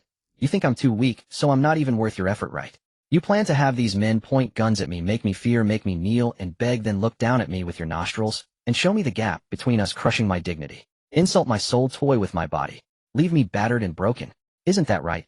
Qin Zhiwei, Wang Weidong, and even the surrounding underlings seemed to have 3 question marks floating above their heads. "Dude, what are you talking about? What kind of wild nonsense is this?" Qin Zhiwei turned stiffly to Wang Weidong. "Did he say I want to toy with his what?" "I don't know." Wang Weidong shook his head and muttered, "Maybe he's trying to seduce you." "What?" Qin Zhiwei exploded with fury, shouting at Yi Tian, "What status do you have to try seducing me? I tell you, don't even think about it. How could a centipede ever match a true dragon? You don't stand a chance." Wang Weidong was even more speechless. Was that the real issue here? Shouldn't the focus be on gender? What did matching have to do with anything? Great, today he had forgotten to check the almanac, and everyone he met was crazier than the last. If this kept up, he'd catch their madness. Wang Weidong felt like crying. He had known he shouldn't have taken this job. Now he was stuck between 2 idiots inexplicably raging at each other. Hearing Qin Zhiwei's words, Yi Tian grew even angrier, veins bulging on his forehead, as he roared, "Not worthy of you. I'll show you what not worthy means." "What?" Qin Zhiwei's face was etched with fury. He had never anticipated such brazen arrogance from this fellow. Could this brat be a savage, ignorant of his invincible reputation as the second young Master Qin? "Kid, I warn you, you'd better." "Huh? You dare to make a move?" Before Qin Zhiwei could finish his words, Yi Tian lunged forward, his hands blurring in the air. Surrounded by dozens of guns, he naturally sought to capture the leader first. In Yi Tian's eyes, Qin Zhiwei seemed profoundly unfathomable, so he unleashed a lethal strike from the outset. A sharp whoosh sliced through the air. Yi Tian's hand sealed off all avenues of retreat for Qin Zhiwei, his eyes fixed intently on his opponent, as if anticipating a counterattack. Yet Qin Zhiwei stood there dazed, showing no intention of retaliating. Just as Yi Tian's hands were about to touch Qin Zhiwei, he abruptly withdrew. The hasty dissipation of force caused his internal energy to churn violently, his face flushing crimson. "You have not a single flaw. Truly a master." Hearing Yi Tian's words, Qin Zhiwei paused briefly before breaking into a grin. "Kid, you're perceptive. I didn't expect you to see through my identity as a master." "Heh. Very well, since that's the case, you may leave. I want to demand your apology." Wang Weidong, standing behind them, was utterly exasperated by their exchange. He had clearly witnessed Qin Zhiwei's trembling legs paralyzed by sheer terror, hardly the mark of a master. Silently, he holstered his gun and stowed a wrist arrow on his right hand.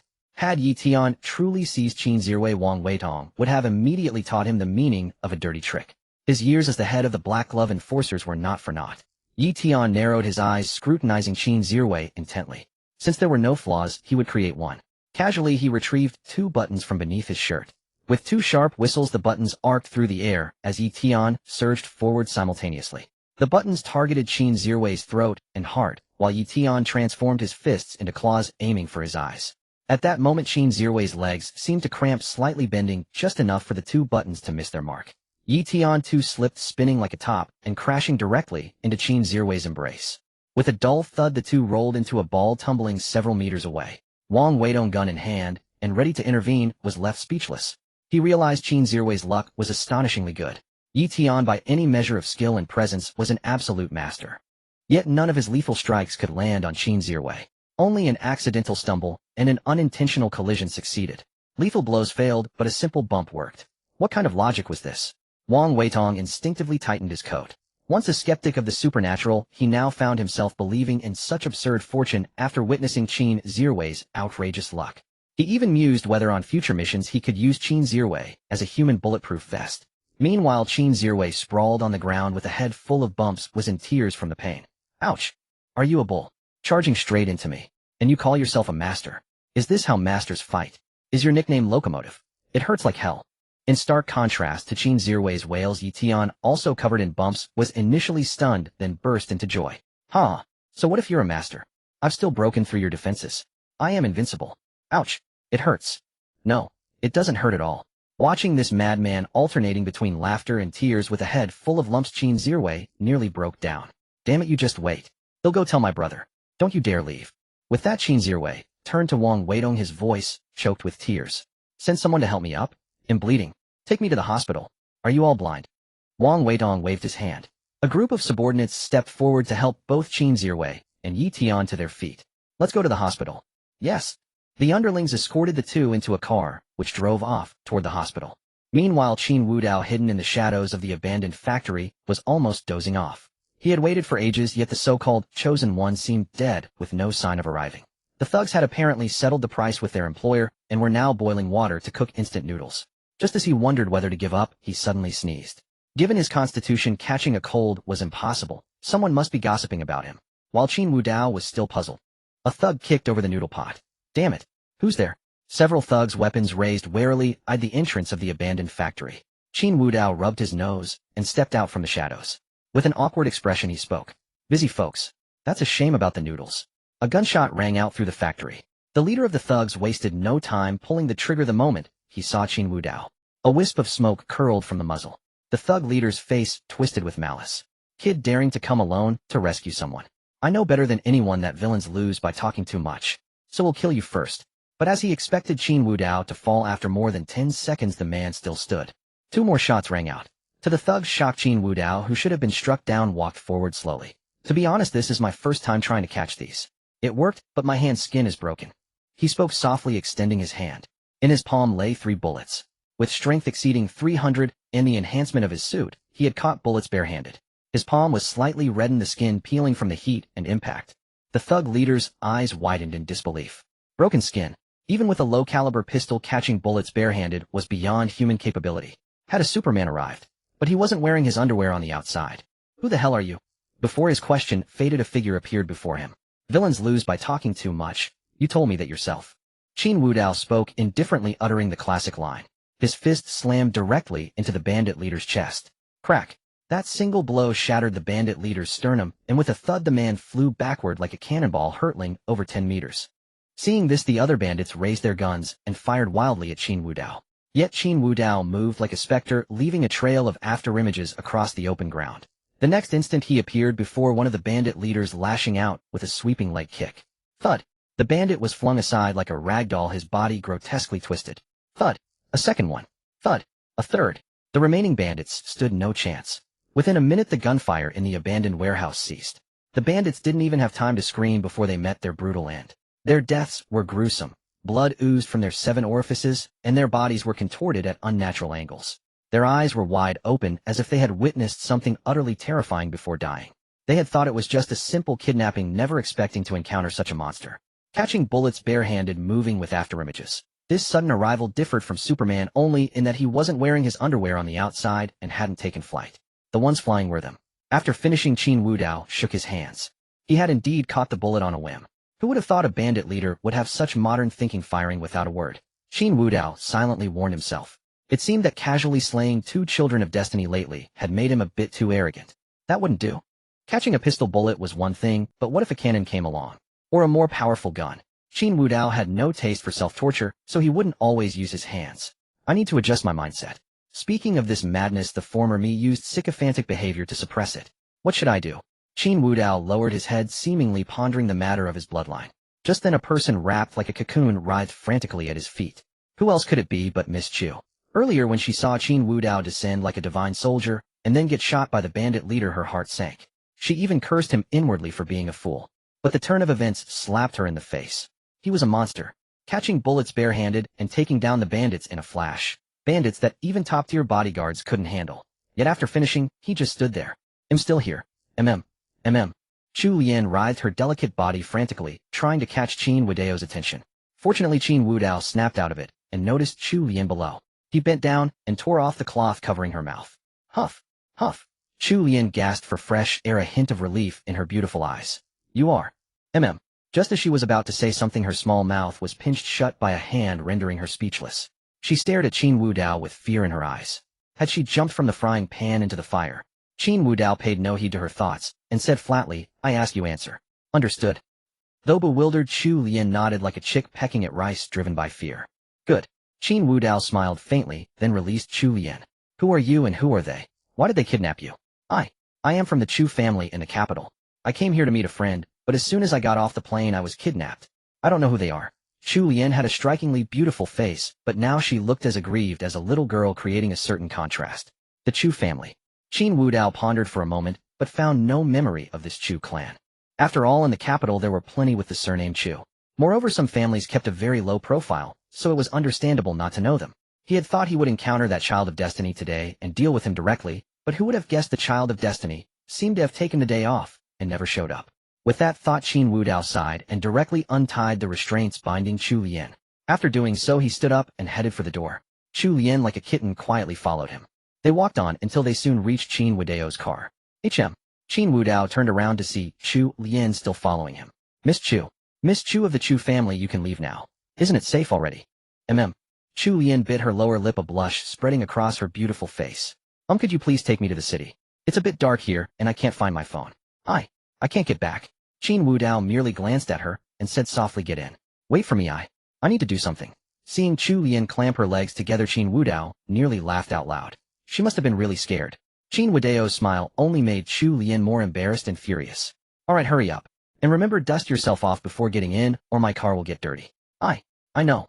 With that, she turned and ran into the small grove of trees. 5 minutes later, she walked out slowly, her flushed face even more alluring under the headlights. As she got into the car, she pressed her lips tightly together, her gaze evasive, afraid to look at Qin Wudao. Unbothered, Qin Wudao started the car and drove toward the city.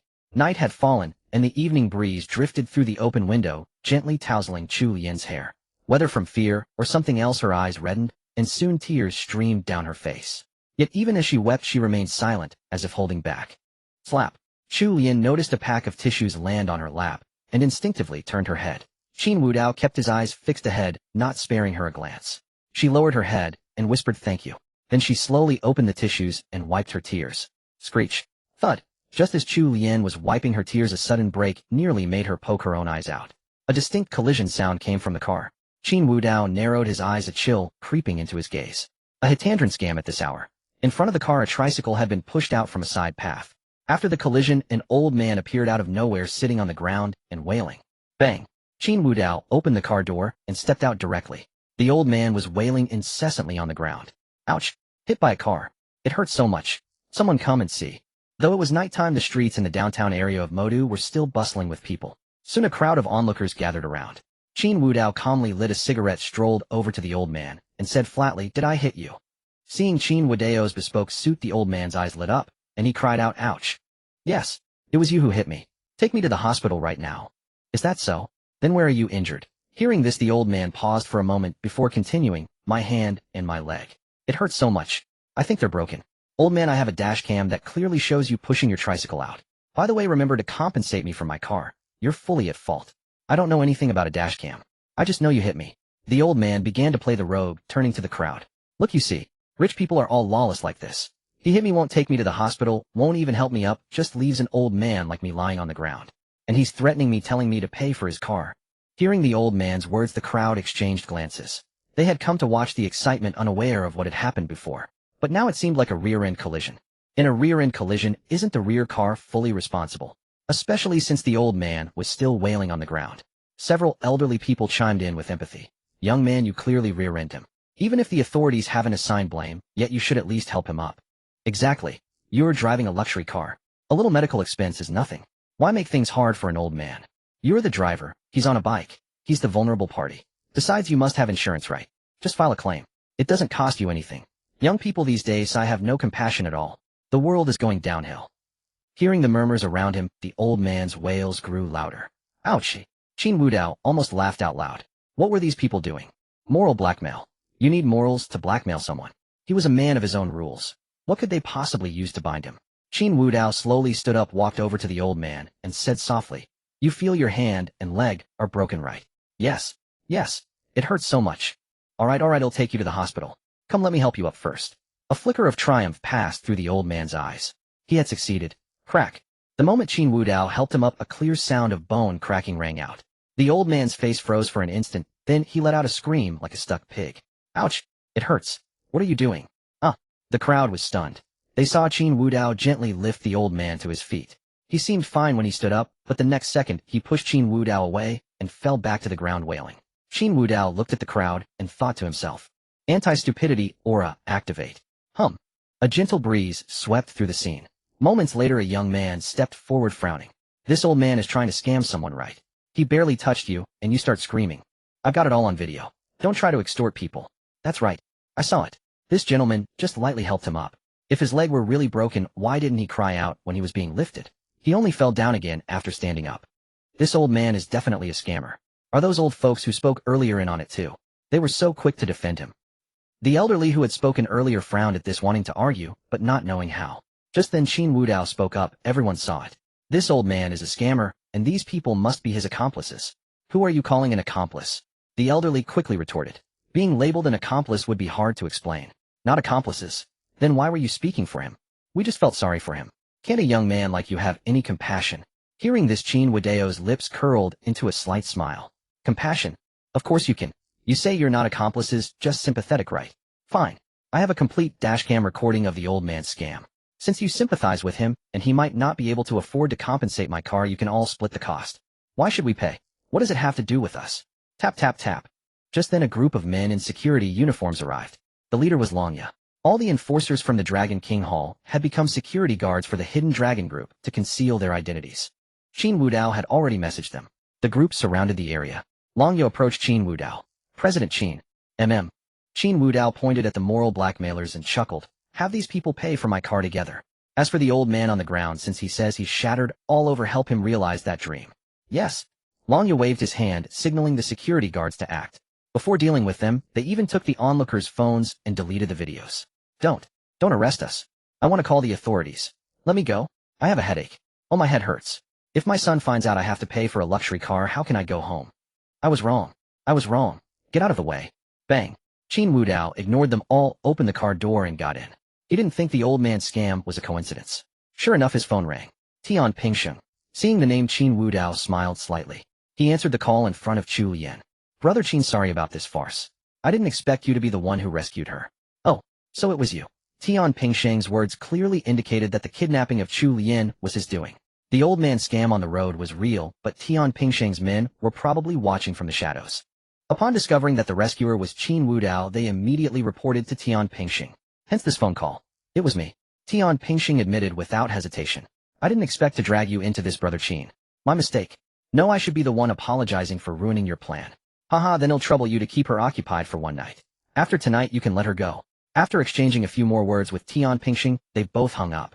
Chu Lian, seated in the passenger seat, hadn't heard the voice on the phone, and thus remained unaware that the one scheming against her was in league with Qin Wudao.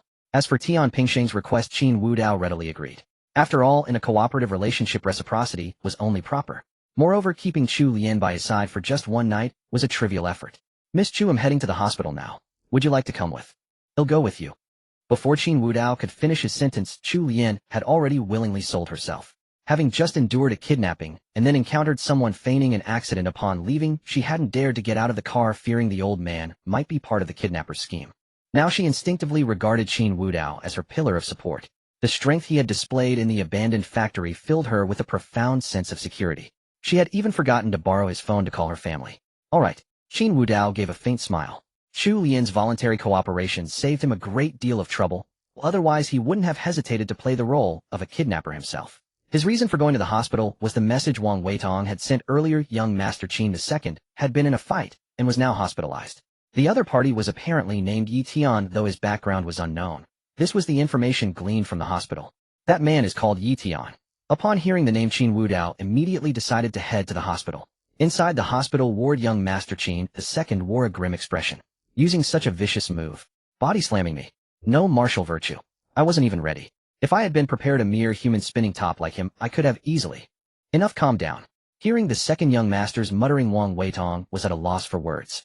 Ironically, while Yi Tian's lethal moves had no effect on the second young master, this non-fatal collision had broken several of his ribs. He was as fragile as paper. Wang Weitong. Qin Zhiwei, irritated by the interruption, snapped. Brother told you to protect me, and this is how you do it. You protected me all the way to the hospital. How can you be so incompetent as my subordinate? Second young master Qin. Wang Weitong rolled his eyes and said impatiently, even if the boss told me to cooperate with you, he never said to protect you. We're just superior and subordinate, I'm not your bodyguard. Fine. Just wait until my brother gets here, I'll have him fire you. Oh, I hadn't noticed. Wang Weitong suddenly spoke with a teasing tone. Has our second young master Qin started calling him brother now? Tisk tsk. Nonsense. I did not. Qin Zhiwei retorted, his face reddening to the neck, but his agitation caused a sharp pain in his chest. The agony of broken bones was no joke. It made him grimace and wince. Just then the door swung open, and a smiling Qin Wudao walked in, followed by the stunning Chu Lian. Still quite spirited, huh? Doesn't seem like anything serious. Oomph. Seeing Qin Wudao, Qin Zhiwei snorted coldly. This is a work injury. Remember to reimburse my medical expenses. A rough estimate of mine comes to about 200 million. 200 million. Qin Wudao burst into laughter. Ha, your rough estimate is indeed quite rough. Just say whether you'll pay or not. Hearing this, Qin Wudao extended his hand. Come on, give me your phone. Qin Wudao, are you pulling that stunt on me again? Qin Zhiwei nearly jumped up, veins bulging on his forehead. The memory of Qin Wudao taking out an online loan in his name was still vivid. Back then, Qin Wudao had worn that very same smile before asking for his phone. And then a loan of 200,000 appeared out of nowhere. Even now, loan collectors called him, constantly asking if he needed credit. As the esteemed second young master of the Qin family, being pestered daily about loans was a disgrace. Worse, it had earned him a thorough beating from his father's belt. Seeing Qin Zhiwei's nearly contorted face, Qin Wudao simply took his phone and tapped away at it. You wanted 200 million, so here it is. Qin Zhiwei took the phone back with skepticism, staring warily at the screen. There was indeed a transfer record stating that 200 million had been credited. No way. I need to check carefully, it might be another online loan. Qin Zhiwei said, sternly fiddling with his phone. Meanwhile, Qin Wudao turned to Wang Weitong. What about that Yi Tian? I don't know. Wang Weitong shook his head. That kid is highly skilled. After getting a simple bandage at the hospital, he left directly. My men couldn't stop him. Qin Wudao wasn't surprised by this at all. A child of destiny after all. Having a few cheats was only natural. As they were talking, the hospital door opened again, and a beautiful doctor walked in. She wore a clean, crisp white coat, its collar slightly open to reveal a simple light blue blouse beneath, exuding efficiency and elegance. The hem of her white coat swayed gently with her steps. Her hair was jet black and glossy, tied neatly into a high ponytail. Her skin was like snow, her features stunningly beautiful. A pair of black-rimmed glasses perched on her high nose bridge, adding an intellectual charm. How is the patient's recovery? Huh? Qin Wudao. As the beautiful doctor moved to check on Qin Zhiwei, she froze, her eyes fixed directly on Qin Wudao before her. Qin Wudao frowned slightly as memories began to surface in his mind. The beautiful doctor was Su Muxue. Whether his past self had a peculiar fetish for doctors, before pursuing Wan Shirin, the traditional Chinese medicine practitioner, he had chased another woman, Su Muxue. The most bizarre part was that Su Muxue was Su Yao's aunt. Su Muxue and his past self had once been on the verge of becoming a couple. But like Liu Ruyan, Su Muxue had a male best friend. They often appeared together in various settings. His past self, the devoted admirer, had repeatedly urged Su Muxue to be more mindful. Yet all he got in return was Su Muxue's impatience. Can't you be more mature? He's just my best friend. Why are you so jealous? If you can't handle it, then stop pursuing me.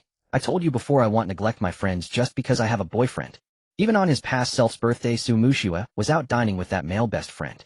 Only a man truly knows what another man is thinking. His past self's repeated warnings had only earned him impatient scolding instead of any distance.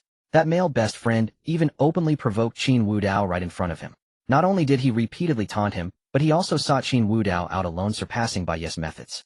He could be called the king of manipulators. In the end, the former self was abandoned by Su Muxue and turned to Wan Shirin, a substitute romance. Qin Wudao sighed as he observed the memories, marveling at how his former self suppressed his madness like he was possessed. What humiliation could he not endure?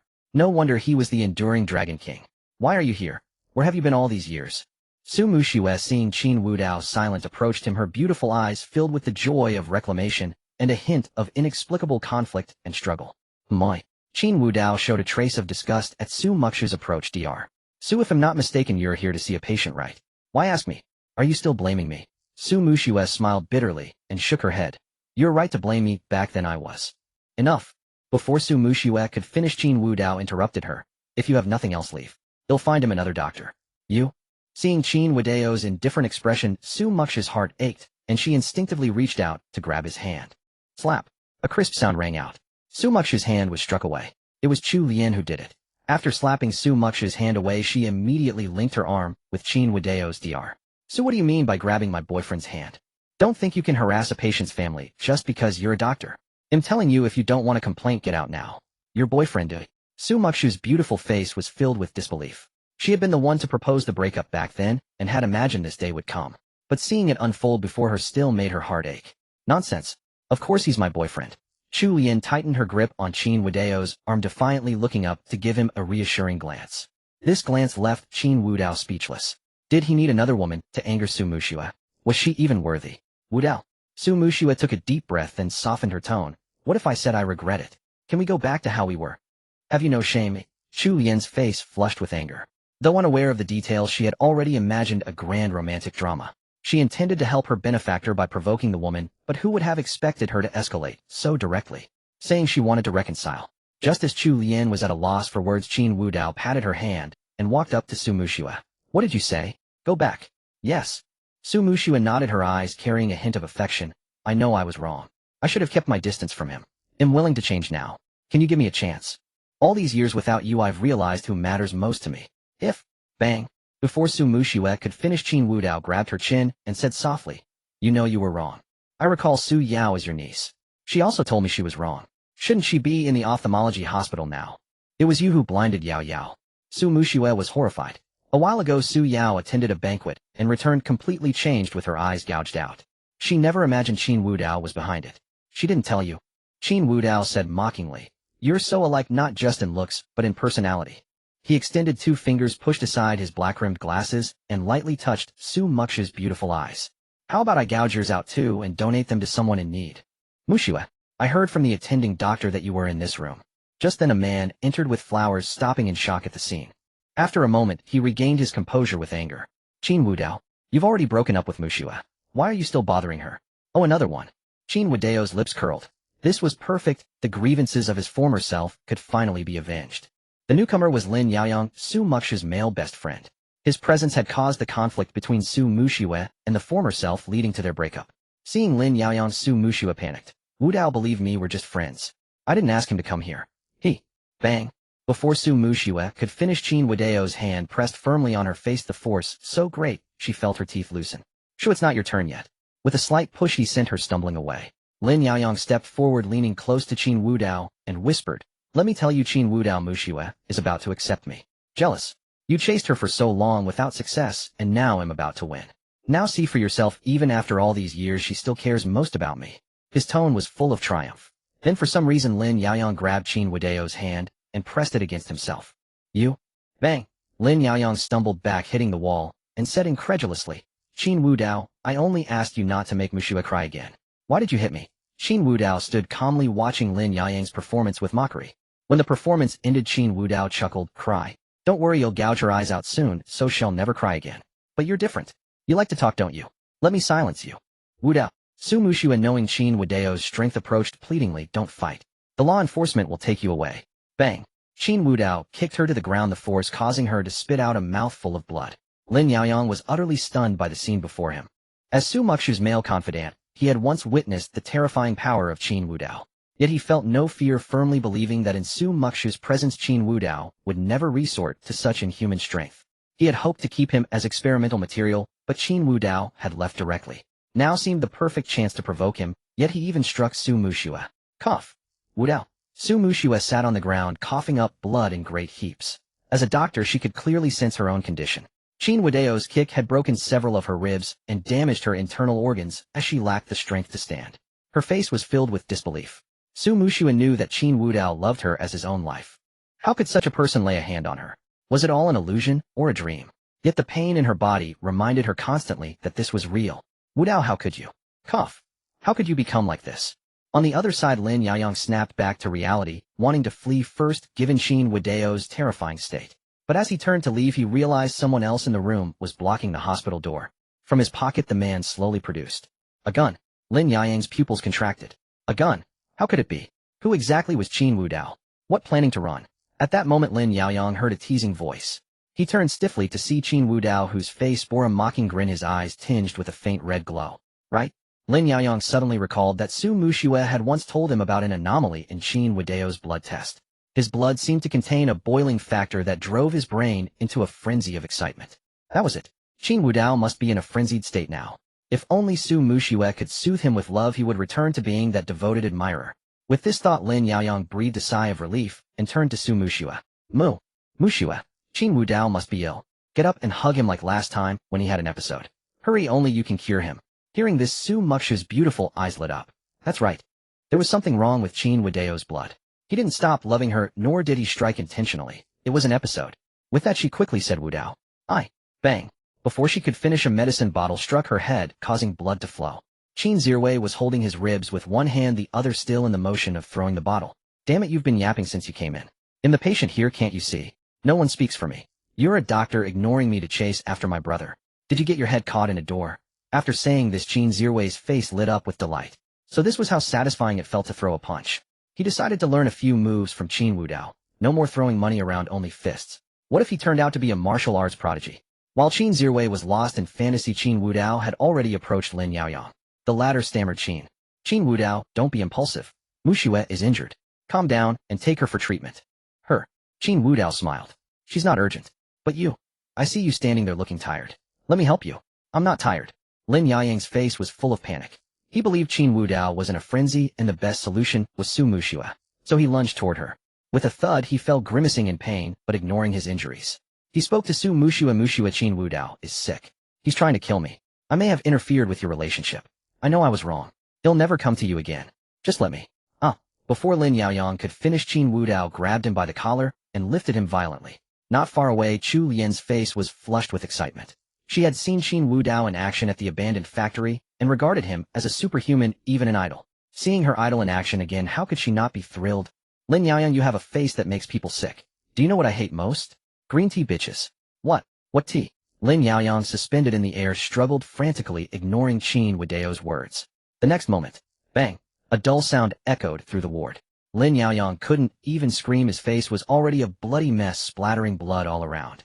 Su Muxue's body and face were covered in blood droplets. She sat slumped on the ground, fear rising in her beautiful eyes. Wudao? Stop. Killing leads to retribution. I almost forgot about you. Qin Wudao looked at Su Muxue with interest, then swung Lin Yaoyang toward her like a baseball bat. Bang! Lin Yaoyang wielded like a club, sent Su Muxue flying, crashing into the nearby equipment. Qin Wudao held the massive baseball bat, shaking it up and down. Lin Yaoyang still had a sliver of consciousness, struggling to open his mouth, as if to call for help. Seeing this, Qin Wudao slammed him hard onto the ground. Crack! The pristine floor tiles shattered into pieces along with Lin Yaoyang's bones. Afterward, Qin Wudao walked over to Qin Zirwei, grabbed his blanket, and wiped his hands.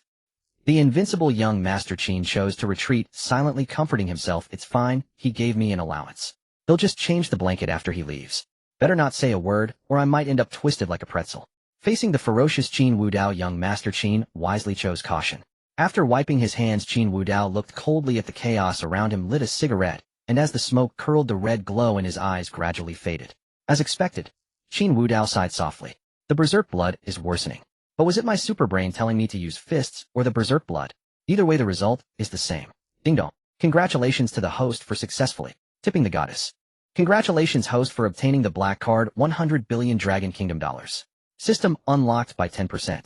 Congratulations, host, for making the female lead truly regret. Congratulations, host, for obtaining the mad blood suppression ring.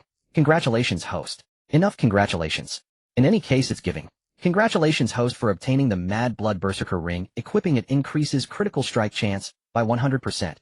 3 consecutive system notifications rang out, yet the workhorse system didn't even bother pretending. Whenever another system gave a reward, it would follow suit. Moreover, it seemed to target the regret system specifically. Whatever it gave, the workhorse system would frantically offer a corresponding reward, often even superior. Truly a system of extreme involution. Qin Zirwei, seeing Qin Wudao wipe the blood from his hands, breathed a slight sigh of relief. Since you've beaten them, you won't hit me, right? Wang Weidong, standing nearby, shook his head. He had some understanding of Qin Wudao's mad blood, but his brother's transformation filled him with immense joy. After all, back when Qin Wudao was a simp, Wang Weidong was genuinely infuriated at you at times. He even wanted to kill those women, yet he feared provoking Qin Wudao's wrath. Now he didn't even need to act. Qin Wudao was equal opportunity in his destruction, striking everyone regardless of gender. After wiping his hands, Qin Wudao turned to Wang Weidong. Clean this place up, then get Qin Zirwei a new room. Got it, boss. I guess I'm just destined for hard work. Bang! Just as Wang Weidong was about to leave, the door was suddenly kicked open. A group of men in black entered, immediately aiming their guns at the 3 inside.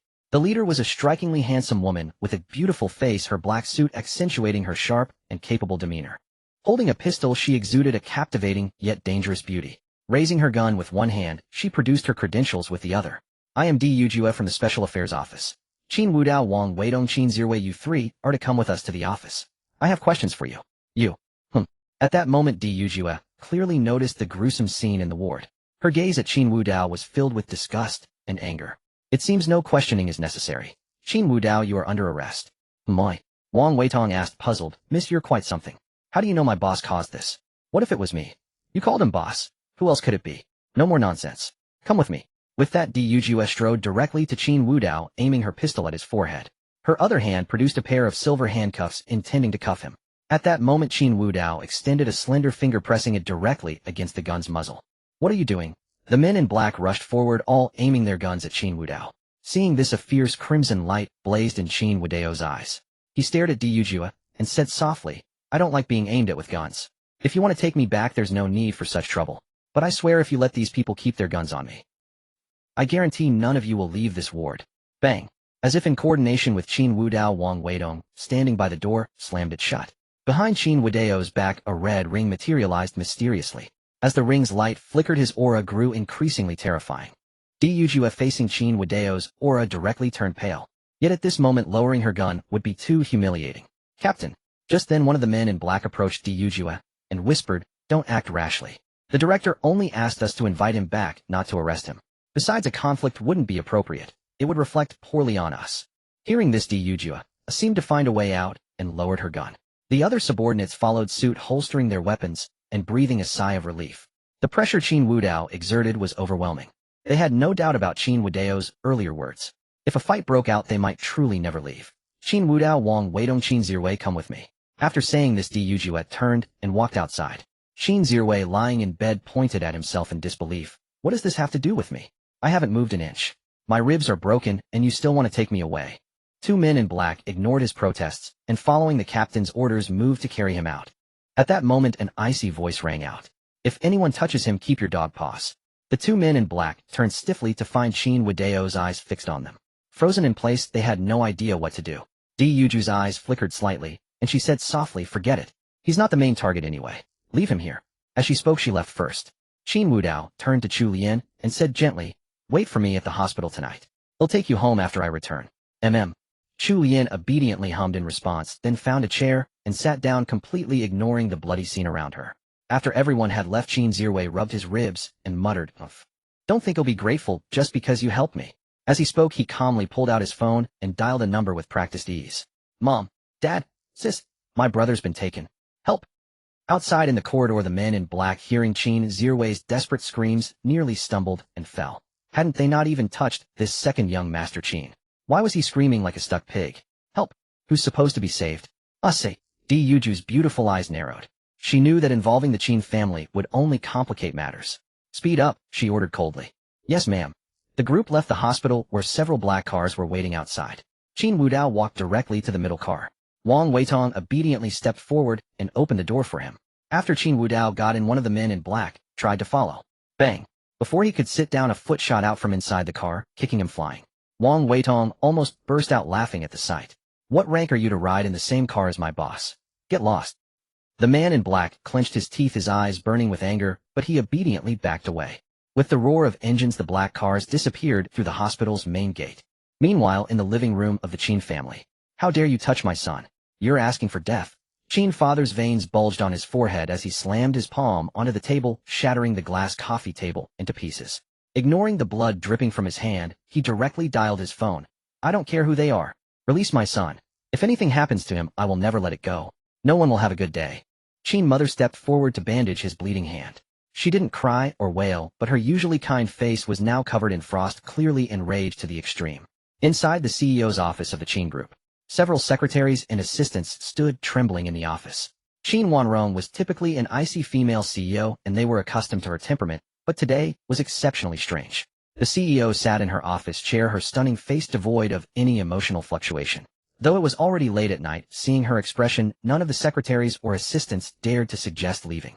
Contact the garrison commander of Modu. Tell him that if he doesn't want the commercial street built by my Qin family to become ruins by tomorrow, give me an explanation in 3 minutes. No. 1 minute. Yes. One of the assistants carefully took out his phone and began dialing the numbers of those influential figures. Leaving the hospital, Qin Wudao rode in the car and soon arrived before an ordinary office building. But the car didn't stop, instead it drove directly into the underground garage. Only upon entering did he realize there was a hidden world here. Like a secret base, an underground entrance appeared devoid of any light, the air growing thin. 10 minutes later, as the car stopped, the door opened. Clatter. The moment Qin Wudao stepped out, he saw dozens of black-clad sharp figures around him, holding guns aimed at him. Though the muzzles were pointed downward, seemingly just a precaution. But Qin Wudao could sense a hint of killing intent from them. These were people who had fought on real battlefields considered elites. Follow me. At that moment, Liu walked over to Qin Wudao, uttered 3 words in a cold tone, and strode forward. Qin Wudao shrugged, ignoring the stares around him, and followed Liu slowly. Wang Weitong seemed to have been taken elsewhere, as he was nowhere to be seen after getting out of the car. Tap tap tap.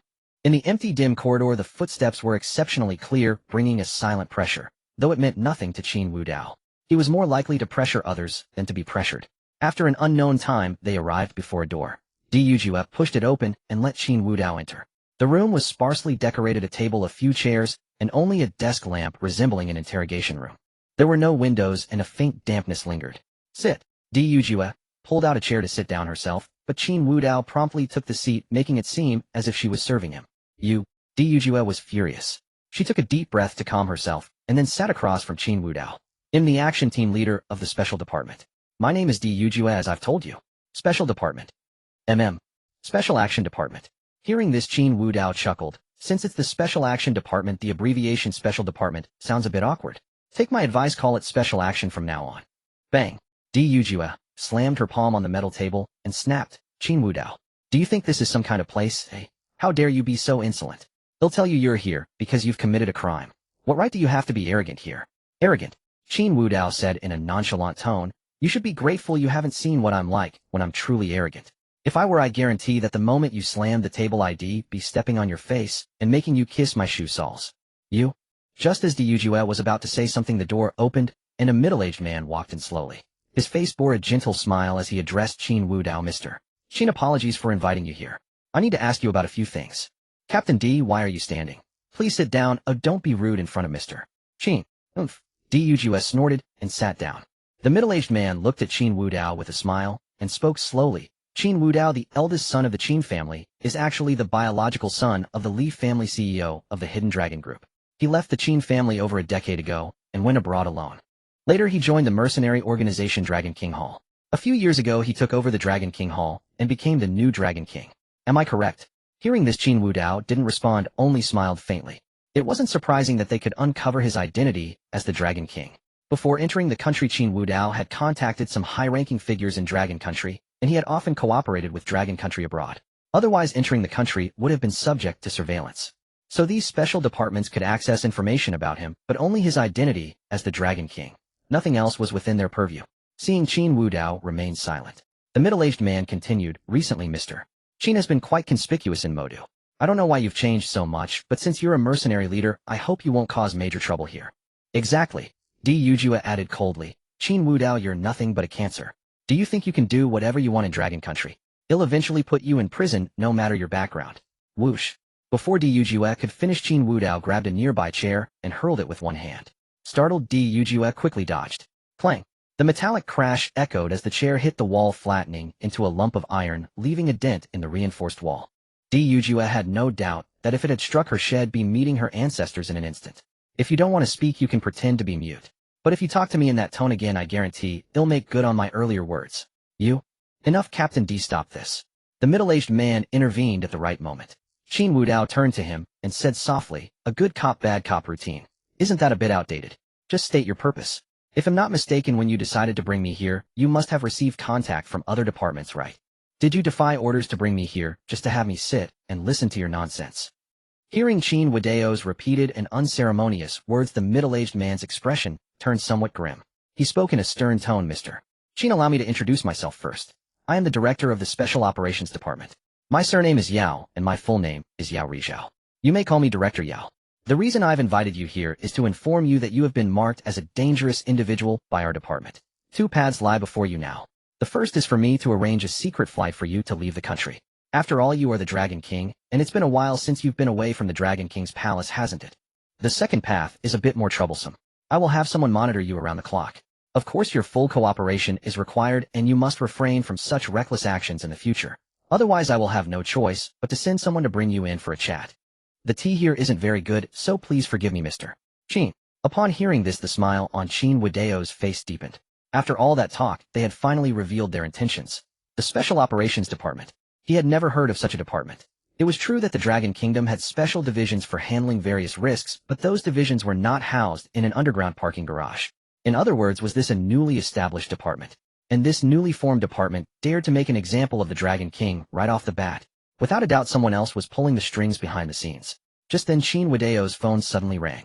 He pulled the phone from his pocket, glanced at the caller ID, and said to Liu Ruyan with a light chuckle, "It seems Director Yao's underground base isn't quite up to par. You didn't even install a signal jammer." Yujue quickly stepped in front of Qin Wudao and said coldly, "No phone calls are allowed here. Hand over the phone. Otherwise, I have the authority to take emergency measures." This Yujue had repeatedly spoken in such a tone. Qin Wudao's expression had completely turned icy. He slowly extended his hand and said in a flat voice, "Come and take it." The phone continued to ring incessantly. Beads of sweat formed on Yuju's fair forehead, for she felt as though she was being stalked by a beast at the top of the food chain. Qin Wudao merely sat there without even a hint of movement, his expression and gaze still as calm as ever. Yet this oppressive aura made Yuju's legs feel weak. Seeing his prized subordinate caught in a dilemma, Liu Ruyan quickly interjected, "Mr. Qin, why don't you take the call first? Captain D was only following procedures. I hope you can understand." Just then a second call rang out. Seeing that Yujue had no intention of taking the phone, a mocking expression crossed Qin Wudao's face. He directly answered the call. "Brother Qin, I apologize. If I'm not mistaken, you must be a guest at that newly established department right now, correct? My father specifically asked me to call and express his apologies. This department has just been established and hasn't been officially incorporated yet.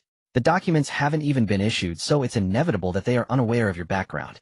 If it's convenient, Brother Qin, please put the call on speakerphone." Upon hearing this, Qin Wudao looked at Liu Ruyan with a hint of amusement in his eyes. Not officially documented yet.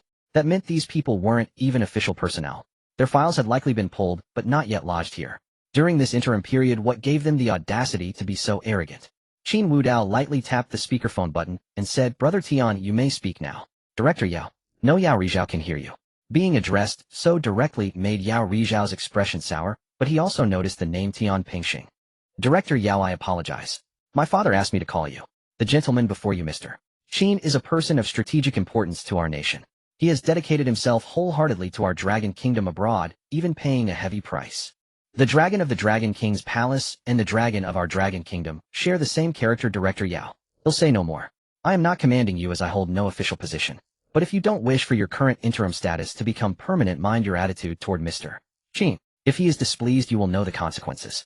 By the way, let me give you a heads up, your phone is off, so you wouldn't know that at least 100 calls were made to you simultaneously just now. These include, but are not limited to, calls from the offices of various representatives. I think you understand. That's all I have to say. Goodbye." With that, Tian Pingxing hung up the phone. As for Liu Ruyan, sweat began to bead on his forehead. Calls from the offices of various representatives? Was this man nothing more than a foreign mercenary? And what did he mean by the dragon of the Dragon Kingdom and the dragon of the Dragon King's palace being the same character? Tian Pingxing's grandfather was a general, and his father was the commander of the capital's defense forces.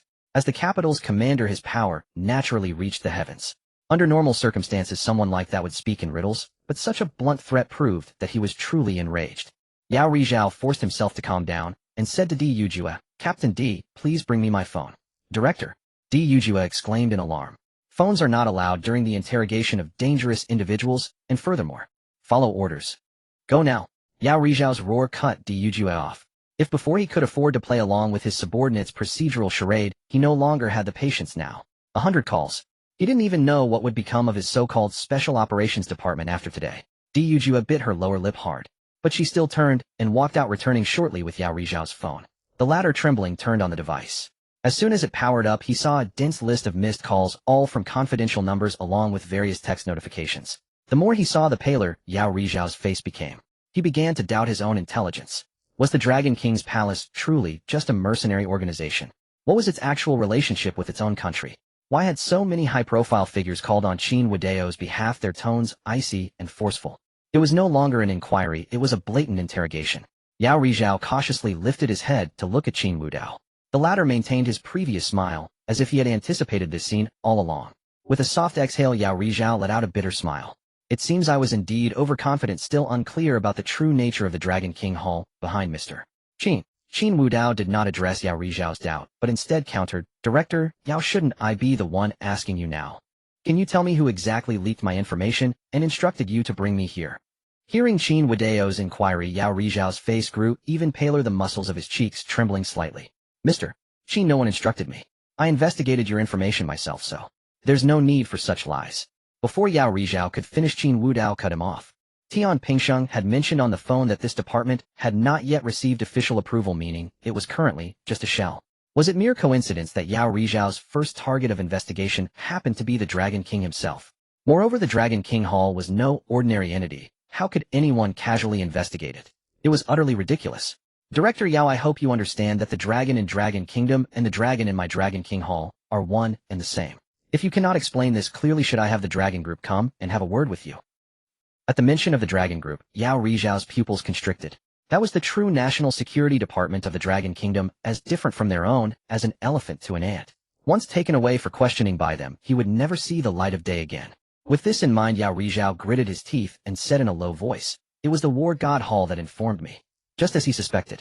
A look of understanding flickered in Qin Wudao's eyes. He had wondered how this special department could have tracked him down under normal circumstances. It turned out to be the War God Hall. Due to the incident with Qin Group, Qin Wudao had already planned to deal with that so-called War God, but he hadn't expected the other party to make a move first. "May I ask how the person from the War God Hall contacted you, Director Yao?"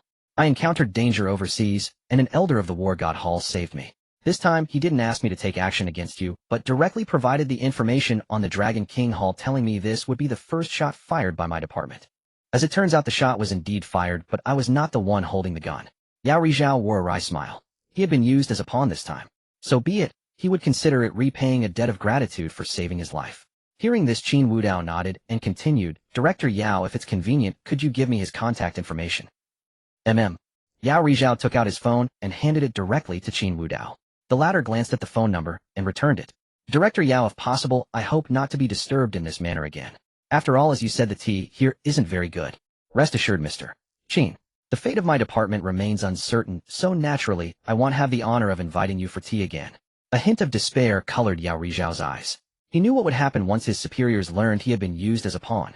He also understood that if the Dragon King Hall was indeed closely tied to the Dragon Kingdom, then his contact with the War God Hall would be tantamount to treason. "Mr. Qin, before I go, may I ask you one question? What exactly is the relationship between the Dragon King Hall and our Dragon Kingdom?" "Of course, if it's classified, you don't have to answer. It's just a personal curiosity." At this, Qin Wudao spoke with profound meaning. "The current Guardian General is the junior disciple of the previous Dragon King, my uncle." This revelation nearly made Yao Rizhao fall out of his chair. Junior disciple? Uncle? What exactly was the Dragon King Hall? Di Yujue, standing nearby, had no idea what was happening. All she knew was that her upright director seemed ready to release Qin Wudao due to his background. "Director, have you also fallen? Someone as lawless as Qin Wudao should be imprisoned here. You can't let him go just because of his power. You really are courting death." Qin Wudao slowly rose to his feet and addressed Di Yujue. "Do you think I have time for some righteous flower of the Law Bureau and the Dragon King's love story? I have no such leisure, and I despise fools like you to the extreme. You should at least possess either ability or intelligence. You have neither." Though Di Yujue didn't understand the meaning of his words, she knew he was insulting her. Qin Wudao, don't think you can do whatever you please. Even if the director is intimidated by your background, I am not. Is that so? A slight smile curled at the corner of Qin Wudao's mouth. Then tell me, O righteous captain, what do you make of your director's contact with the foreign war god hall? Moreover, I noticed that the person from the war god hall used a domestic number. Captain D, aren't you going to arrest them? I know nothing about any war god hall. Yujue shook her head and said firmly, even if they are a foreign force, so what? Since they reported you, it proves they are the good guys. Furthermore, compared to them, you, a lawless rich second generation, deserve to be arrested far more. Oh, I see. Qin Wudao nodded, then turned to Yao Rizhao. Director, Yao, let me confirm your department hasn't been officially established yet, has it? Yao Rizhao said softly, as Tian Pingxing told you, our department is indeed not yet officially established.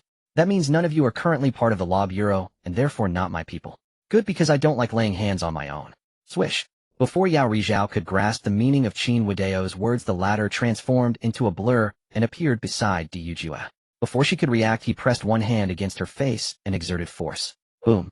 With a resounding crash, Qin Wudao slammed Yujue against the wall with such force that cracks appeared in the surface. A crimson glint flickered in Qin Wudao's eyes. He had not yet put on the ring that suppressed his frenzied blood. Qin Wudao looked at Yujue, whose life or death was unknown, and said softly, I've tolerated you for far too long. You're not even on the official roster. What gave you the audacity to provoke me time and again? Thud. Qin Wudao tossed Yujue to the ground and addressed Yao Rizhao. Director, Yao, since she's not one of your people, I assume it's fine for me to deal with her. It is. Yao Rizhao was at a complete loss for words. Gazing at Yujue lying in a pool of blood, he showed no inclination to check on his condition, merely sitting there staring blankly at Qin Wudao's receding figure. As Qin Wudao had stated, the Special Affairs Department had yet to complete its formalities. In other words, both he and Yujue were now nothing more than ordinary civilians, without any official status. As ordinary individuals, they had apprehended Qin Wudao and subjected him to solitary interrogation. Even if Qin Wudao had slain everyone in this underground base, including Yujue, no one could fault him. After all, Qin Wudao's background was far too formidable. Dragon King Palace, Dragon Nation Guardian General, one of us. One phrase after another related to Qin Wudao surfaced in Yao Rizhao's mind. Moments later, veins bulged on his forehead, and the corners of his mouth twitched incessantly. War God Hall, how dare you? Naturally, Qin Wudao was unaware of Yao Rizhao's outburst. By now he had leisurely walked to the underground base's parking lot, where Wang Weitong had been waiting for some time. The so-called Special Affairs personnel stood frozen in place, their gazes fixed on Qin Wudao and Wang Weitong with a complex expression. They were clueless about what had transpired, having only received a notification from their director 2 minutes prior.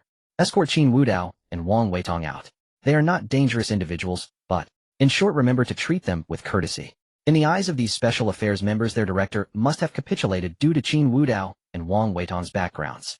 Thus, each of them harbored a measure of apprehension. Particularly those who had previously accompanied Yujue in inviting Qin Wudao back. They dreaded that he might settle scores later, for they were merely soldiers following orders. If a person of high authority sought revenge, their careers would be over. Qin Wudao paid no heed to anyone, and directly settled into the back seat of a car, speaking in a flat tone, "Take me back to the Qin residence." Yes. Yes. One of the Special Affairs members volunteered as the driver. Wang Weitong followed suit, as he too needed to return to the Wang residence. Having been taken away from the hospital earlier, he feared that his family, especially his elder brother, might have already made moves against his influence. He needed to return quickly to take control of the situation. With a roar of engines, the exterior gates slowly opened and 2 cars sped off towards the Wang and Qin residences respectively. At the Qin family villa, Father Qin, Mother Qin, and Qin Wanrong were all seated on the sofa. Their expressions were dark and icy, clearly still brooding over Qin Wudao's abduction. Although some important figures had already apologized and assured them it would not happen again, it still left a bitter taste in their mouths. Just then Lebeau strode in quickly, his face beaming with joy. "Master, Mistress, Eldest Miss, the young master has returned." "Really?" The 3 of them rose simultaneously, their faces also lighting up with delight. Moments later, Qin Wudao walked straight in. Mother Qin rushed forward and embraced him tightly. "My dear boy, were you frightened? Did they mistreat you? If they bullied you, tell your mother, and he'll seek justice for you." Father Qin also wore a look of deep concern. Facing his family's care, Qin Wudao said softly, "Mom, Dad, I'm fine. They didn't bully me, so rest assured." "That's good." Hearing that he hadn't been mistreated, Mother Qin's anxious heart finally settled. Just then, as if sensing something, she slowly turned around. Sure enough, her daughter's exquisitely beautiful face was etched with worry, and even her lovely eyes were faintly reddened. This silly girl. Still too shy to show it. A mother knows her daughter best.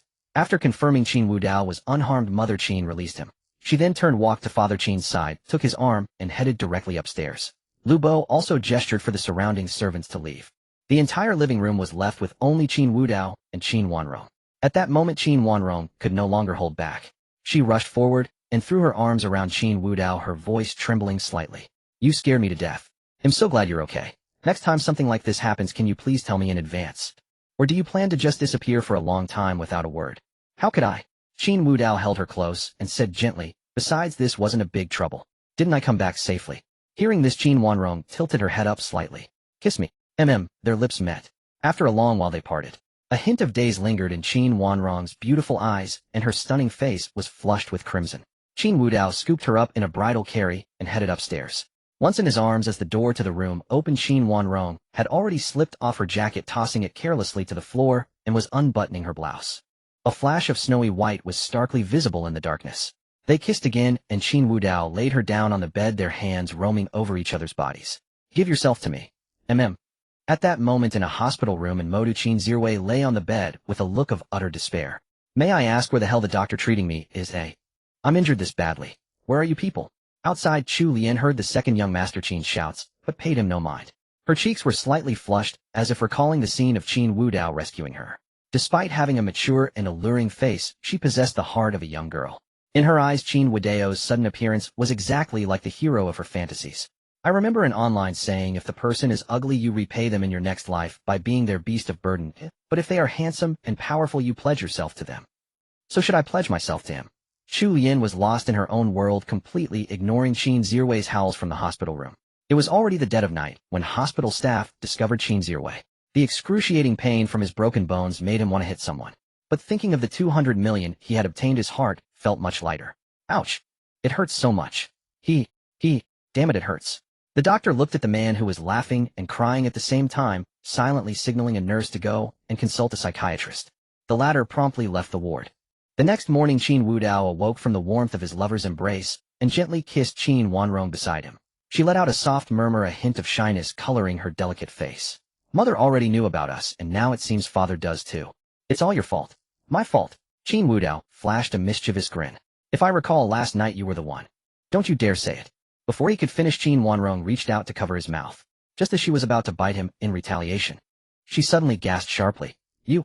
Qin Wanrong pulled Qin Wudao's large hand out from under the covers. He had just pinched her. "Get up. No more mischief. What if mother sees us? How could I face her then?"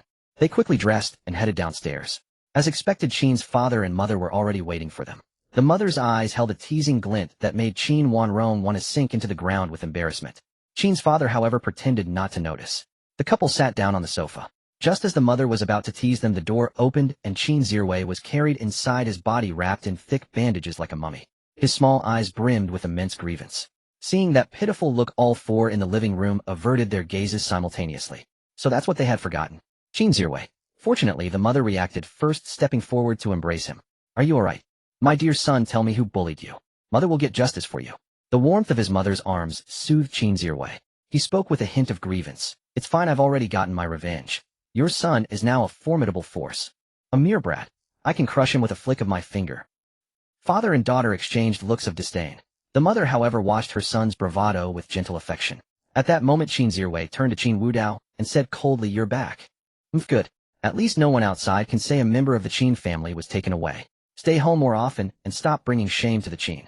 As Qin Zirwei continued his petulant rant, Qin Wudao pulled out his phone and waved it, interrupting him. "I have the power to freeze the 200 million I transferred to you." "How can you do that?" "That's my medical compensation." 200 million. Qin's father boomed. "You asked your elder brother for 200 million. Are your mother and I not providing for you? You have to beg him for money." "Huh?" Qin Zirwei's face crumpled in despair. "This is medical compensation from Qin Wudao? I got hurt doing things for him. Besides, I'm about to become the vice president of Yinlong Group. What's wrong with taking a little money?" "Nonsense." Qin's father showed no leniency toward Qin Zirwei. "Look at yourself. Vice president. Don't think just because your elder brother indulges you I will too." "Enough." Seeing her husband's attitude, the mother complained, "Wudao is his brother. What's wrong with a brother doting on his younger sibling?" Besides, the mother's eyes sparkled as she glanced at Qin Wudao and Qin Wanrong. "Wudao is happy, so what's wrong with giving his little brother a red envelope? Isn't it a change of address gift? Hearing this, Qin Wanrong's face flushed crimson, and she instinctively squeezed Qin Wudao's hand. Change of address. Qin Zirwei asked in confusion. What address? You want me to call him Big Brother? No way. I don't have a big brother. It's not about calling him Big Brother. He is your big brother whether you call him that or not. It's just that after this. Mom. Qin Wanrong, seeing her mother about to blurt it out, quickly stopped her out of shyness. Qin Zirwei looked suspiciously between Qin Wanrong and Qin Wudao, trying to discern something. Catching his gaze, Qin Wanrong warned in a threatening tone, What are you looking at? Do you want to break 2 more ribs, eh? Huh? In stark contrast to the harmonious atmosphere at the Qin residence, inside the Li family villa, Li's father and mother sat on the sofa, their brows furrowed with worry. Li Sisi had been hospitalized due to severe injuries. As for Li Jingyu, he had taken over some of Li Sisi's responsibilities and was doing a disastrous job. Dad, Mom, I know I was wrong. Li Jingyu stood before his parents full of grievance. It's not my fault. It's because Qin Wudao came back, and now everyone in the company says he'll be kicked out soon. They won't cooperate with me at all.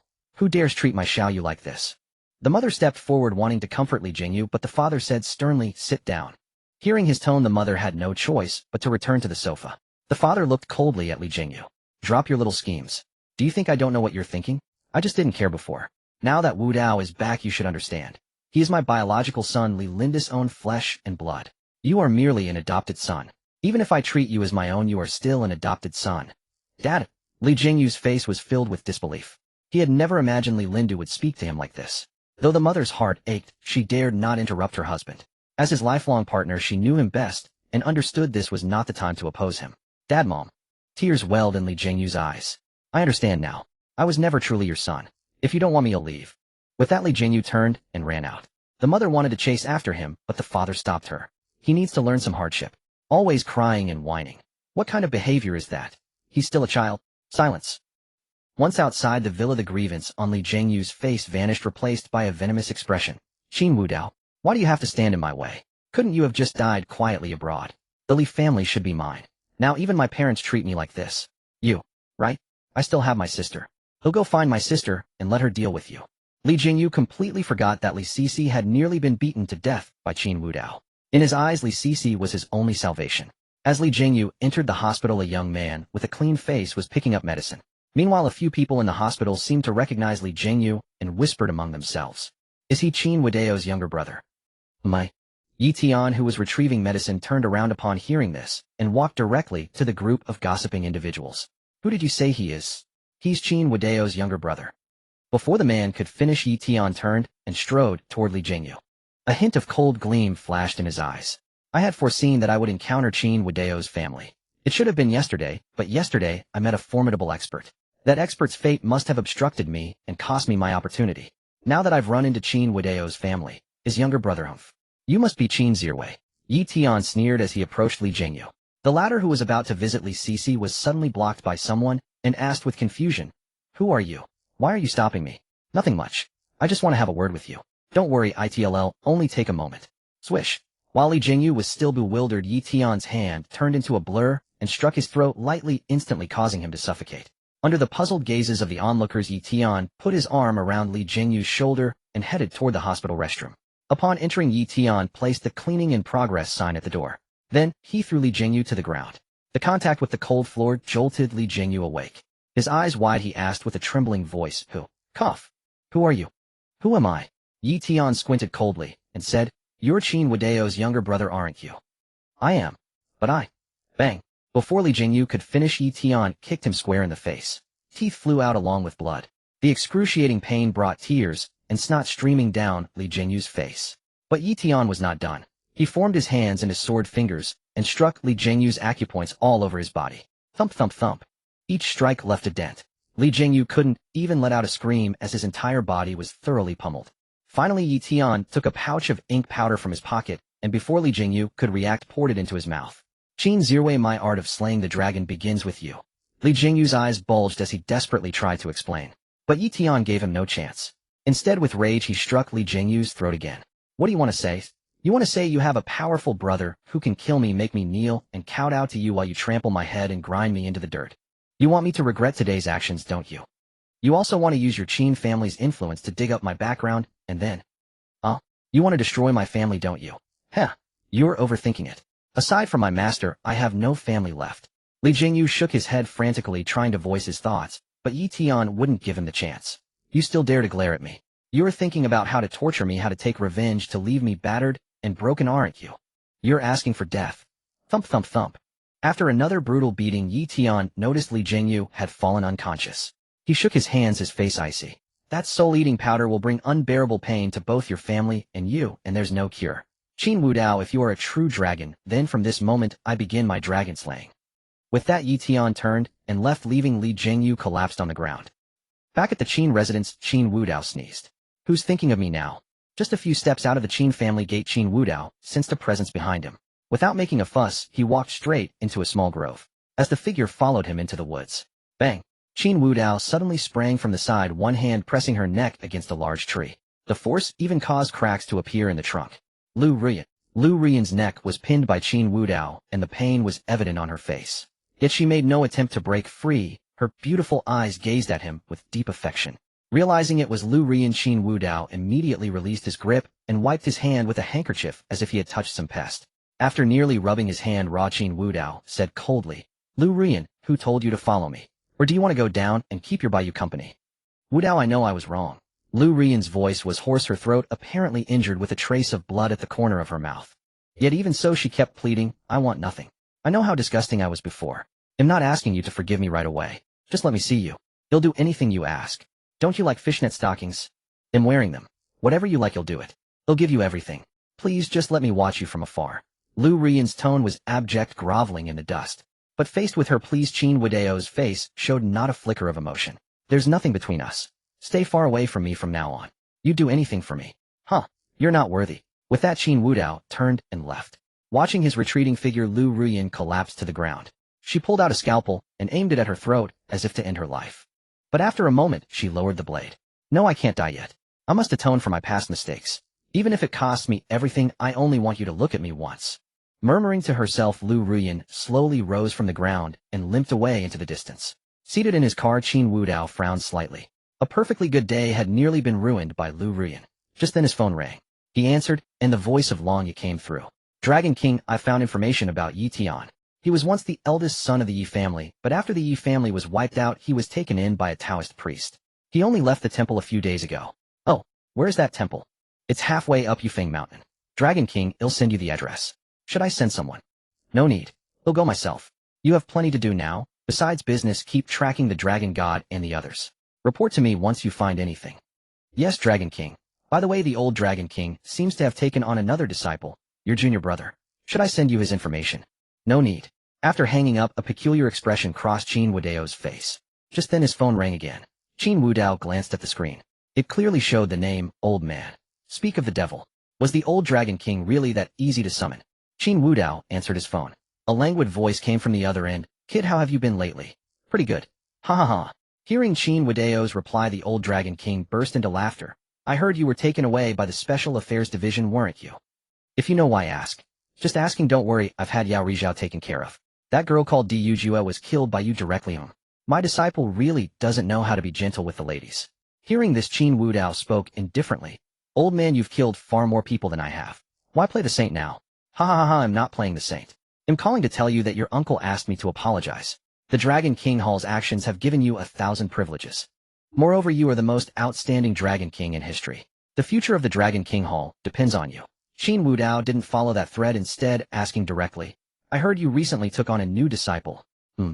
Are you worried he'll compete with you for power? Worried? Qin Wudao chuckled lightly. What's there to worry about? If he's bold enough, let him try. You know how I became the Dragon King, old man. Ha ha ha ha, I knew it. How could you become a simp? Your compromise with those women was because of your mad blood, wasn't it? But it's fine now. Good. The old Dragon King was silent for a moment, then his tone turned grim. Kid, I only have you and your senior sister as disciples, and I only acknowledge you too. As for that so-called second senior sister and junior sister, they are merely warming pan girls I found for you.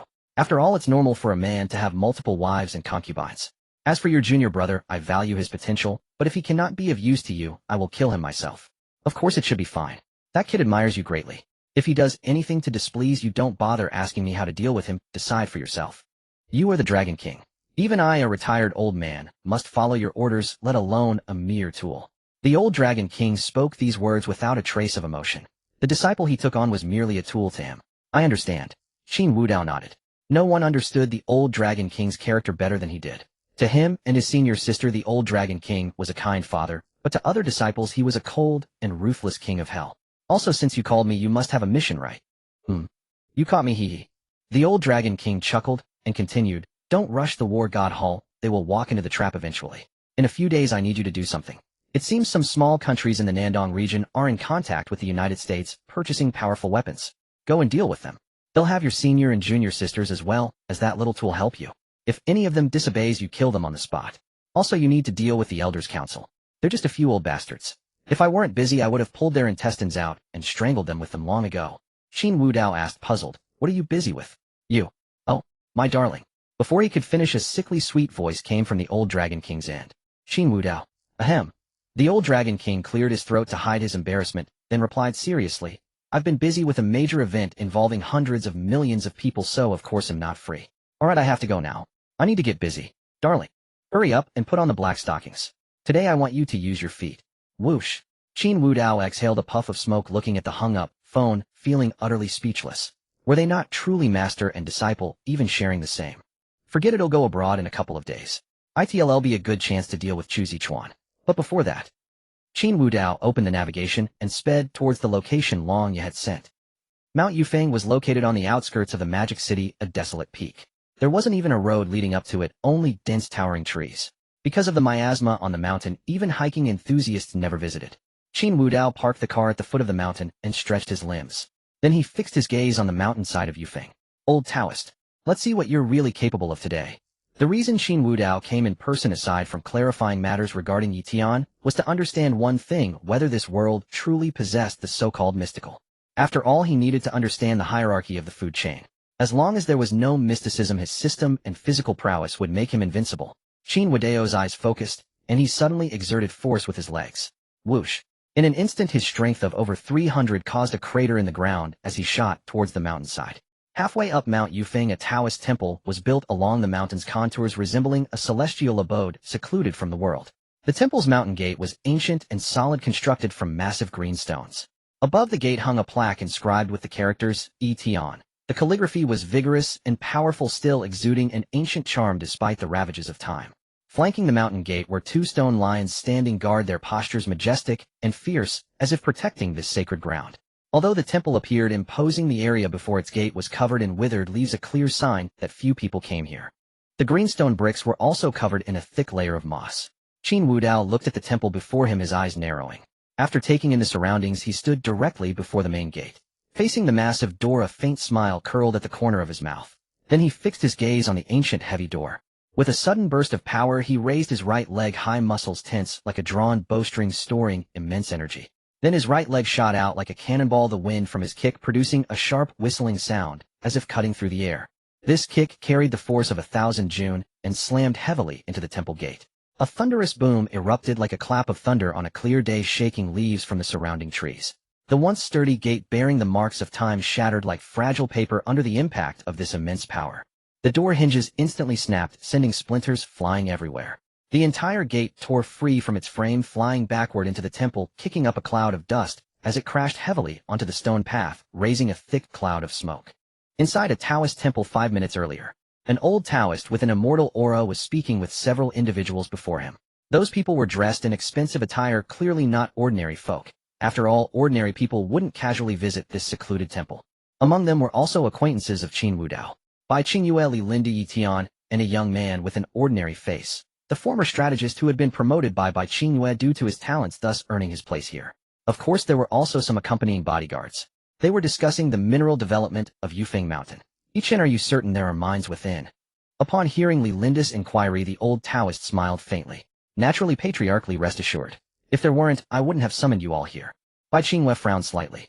Since Uncle Li and this gentleman are so familiar, why don't you develop Yufeng Mountain yourself? Why reveal this news to our Qinyu group? Li Linda chuckled. Qingyue, don't overthink it. Your grandfather is my elder, and once helped me, so this is my way of repaying that kindness. Though Li Linda's tone seemed sincere, Bai Qingyu's beautiful eyes still held a trace of vigilance. Inside Yufeng Mountain. Boom. Before Yichen could finish his sentence, a thunderous crash echoed as the heavy temple door flew inward toward them. The bodyguards reacted instantly, shielding their employers. Yichen's pupils contracted. He had summoned by Qin Wudao because his divination revealed a red thread of fate connecting her to the true dragon of the Qin family. In this situation, if he could draw by Qin Wudao into the scheme, and even let his disciple intercept her beforehand, perhaps he could diminish some of Qin Wudao's fortune. Yet he had only calculated that red thread, never foreseeing this calamity today. The door kicked up a cloud of dust, and from within the haze a man strode forward. It was Qin Wudao. Seeing him, both Li Lindu and Bai Qingyue froze in shock. Qin Wudao walked in with a smile, raising his hand in greeting. Yo, everyone's gathered here. Mind if I join? Yi Tian stepped forward warily, demanding coldly. Who are you? As he scrutinized Qin Wudao simultaneously opened his status panel. Name Yi Tian. Age 20. Fate son of heaven, persecution complex, deranged blood feud, lone star. Who am I? Hearing Yi Tian's question, Qin Wudao's smile widened. Why not ask patriarchally here? He'll tell you who I am. Yi Tian didn't consult Li Lindu, but instead began calculating on his fingers. Moments later he exclaimed in shock. You're that true dragon, Qin Wudao. Qin Wudao frowned, puzzled by the term true dragon. If it meant Dragon King, then it had to be him. So you recognize me yet? Qin Wudao walked forward, casually stopping before Li Lindu with a light chuckle. Patriarchally care to explain. What mischief are you all plotting gathered here for no reason? Hearing this, Bai Qingyu's sharp mind quickly caught on. She spoke anxiously. President Qin, I was merely called here to discuss the development rights of Yufeng Mountain. As for the grievances between you all, I know nothing. Bai Qingyue wasn't lying. She explained urgently because she had witnessed Qin Wudao's terrifying combat prowess firsthand. These bodyguards likely wouldn't stand a chance against him alone. And clearly Qin Wudao bore a grudge against Li Lindu and the Taoist, or why else would he have burst in? To clarify her allegiance, Bai Qingyue immediately declared her stance. She had no desire to be beaten to death for no reason. Moreover, her Qinyu group and his Yinlong group were still partners. Wudao. Li Lindu's voice carried a note of melancholy. I didn't expect you to find this place. So you've discovered the truth from back, then haven't you? Qin Wudao nodded. Tell me why. Discover the truth. He had discovered nothing. His visit to Yufeng Mountain was merely to see who Yi Tian's master was. But Li Lindu's words hinted at something deeper, so Qin Wudao threw out a vague question. Seeing Qin Wudao's smiling face, Li Lindu sighed and explained, what happened back then was indeed my fault. I shouldn't have heeded Yi Qin's words and schemed to have you taken away by the Li family's enemies. But believe me, I only wanted the Li family to prosper. Now that you're grown, just come back with me, and tomorrow I'll make you the heir to the entire Li family. Wudao, you are my own son. I want to make amends. I see. Qin Wudao nodded. So it turned out that his predecessor hadn't been abandoned in battle, but was deliberately cast aside by Li Lindu's scheme, left as a foundling. Tisk tisk tsk. As a son of heaven, his tragic background was indeed maximized. Thank you for telling me patriarchally. You said if I return to the Li family, I'll inherit everything, right? Of course. Hearing this, Li Lindu thought Qin Wudao truly intended to come back, and eagerly exclaimed, as long as you're willing to return, anything is negotiable. Really? Alright, don't get so worked up. You'll spit on my face. Qin Wudao stepped back in disdain, then continued, but you're still alive. How about this? After you die, I'll absorb the Li family. Of course we share blood ties, so I'm especially eager to show filial piety. To keep you company, I'll send everyone from the Li family down to join you. How about that? At this, Li Lindu was furious. Qin Wudao, you're utterly unfilial. My name is Wudao, what did you expect? Qin Wudao's gaze toward Li Lindu was like looking at a corpse. Originally he had no intention of doing anything to the Li family. Even if they were unrighteous and unkind, they were still his blood relatives. But Li Sisi and Li Jingyu of the Li family kept jumping out like clowns seeking death, and hearing Li Lindu's shameless words. If he still harbored no killing intent, he might as well be a living Buddha. Alright. At that moment Qin Wudao seemed to recall something and turned his gaze to Yi Qin. Old man, Li Lindu said he followed your advice back then. So it was you who told him to abandon me, wasn't it? It was I who said so. Yi Qin admitted it directly without any concealment. Back then I cast a hexagram. You are a true dragon, while the Li family bears the fate of the rapacious and bellicose greedy wolf. If you had remained with the Li family, one general's glory might have been built upon the bones of 10,000, and the entire Li family would have become a stepping stone for your destiny. That is why I advised the Li family head to send you away. Unfortunately, when he later sought to have you killed, you had already vanished. Otherwise today you would not have. Yi Qin. Upon hearing Yi Qin reveal everything, Li Lindu roared in fury. If Qin Wudao learned that he had once sent assassins after him, what would happen next? Would he ever return to the Li family? Absolutely not. Patriarch Li, why persist in concealment at this point? Yi Qin shook his head, a faint smile flickering in his eyes. Clearly he hoped for a confrontation between Qin Wudao and the Li family. The more chaotic the situation, the better his disciple Yi Tian could ride the winds of fortune. Yet Qin Wudao did not follow his expectations. Instead he teased Yi Qin. Old fellow, that grin of yours is far too insufferable. I hear you dabble in divination. If I slay you, you wouldn't curse me, or anything like that, would you? Ah, and before I forget, it seems you have a disciple as well. Qin Wudao turned his gaze to Yi Tian. At this, Yi Chen's smile froze. He could endure harm himself, but not to his disciple. Qin Wudao, if you have any grievance. Whoosh. Before he could finish, Qin Wudao shattered the air, and in an instant appeared before Yi Tian. The latter, startled, mustered all his strength, and threw a punch, the force so immense that his sleeves rustled violently. Seeing this, a cruel smile curled on Qin Wudao's face. A contest of strength. He too threw a punch, the stone slabs beneath his feet cracking under the pressure. Boom. A thunderous roar erupted, and the next moment Yi Tian was sent flying backward like a cannonball, his leg twisted into a grotesque spiral.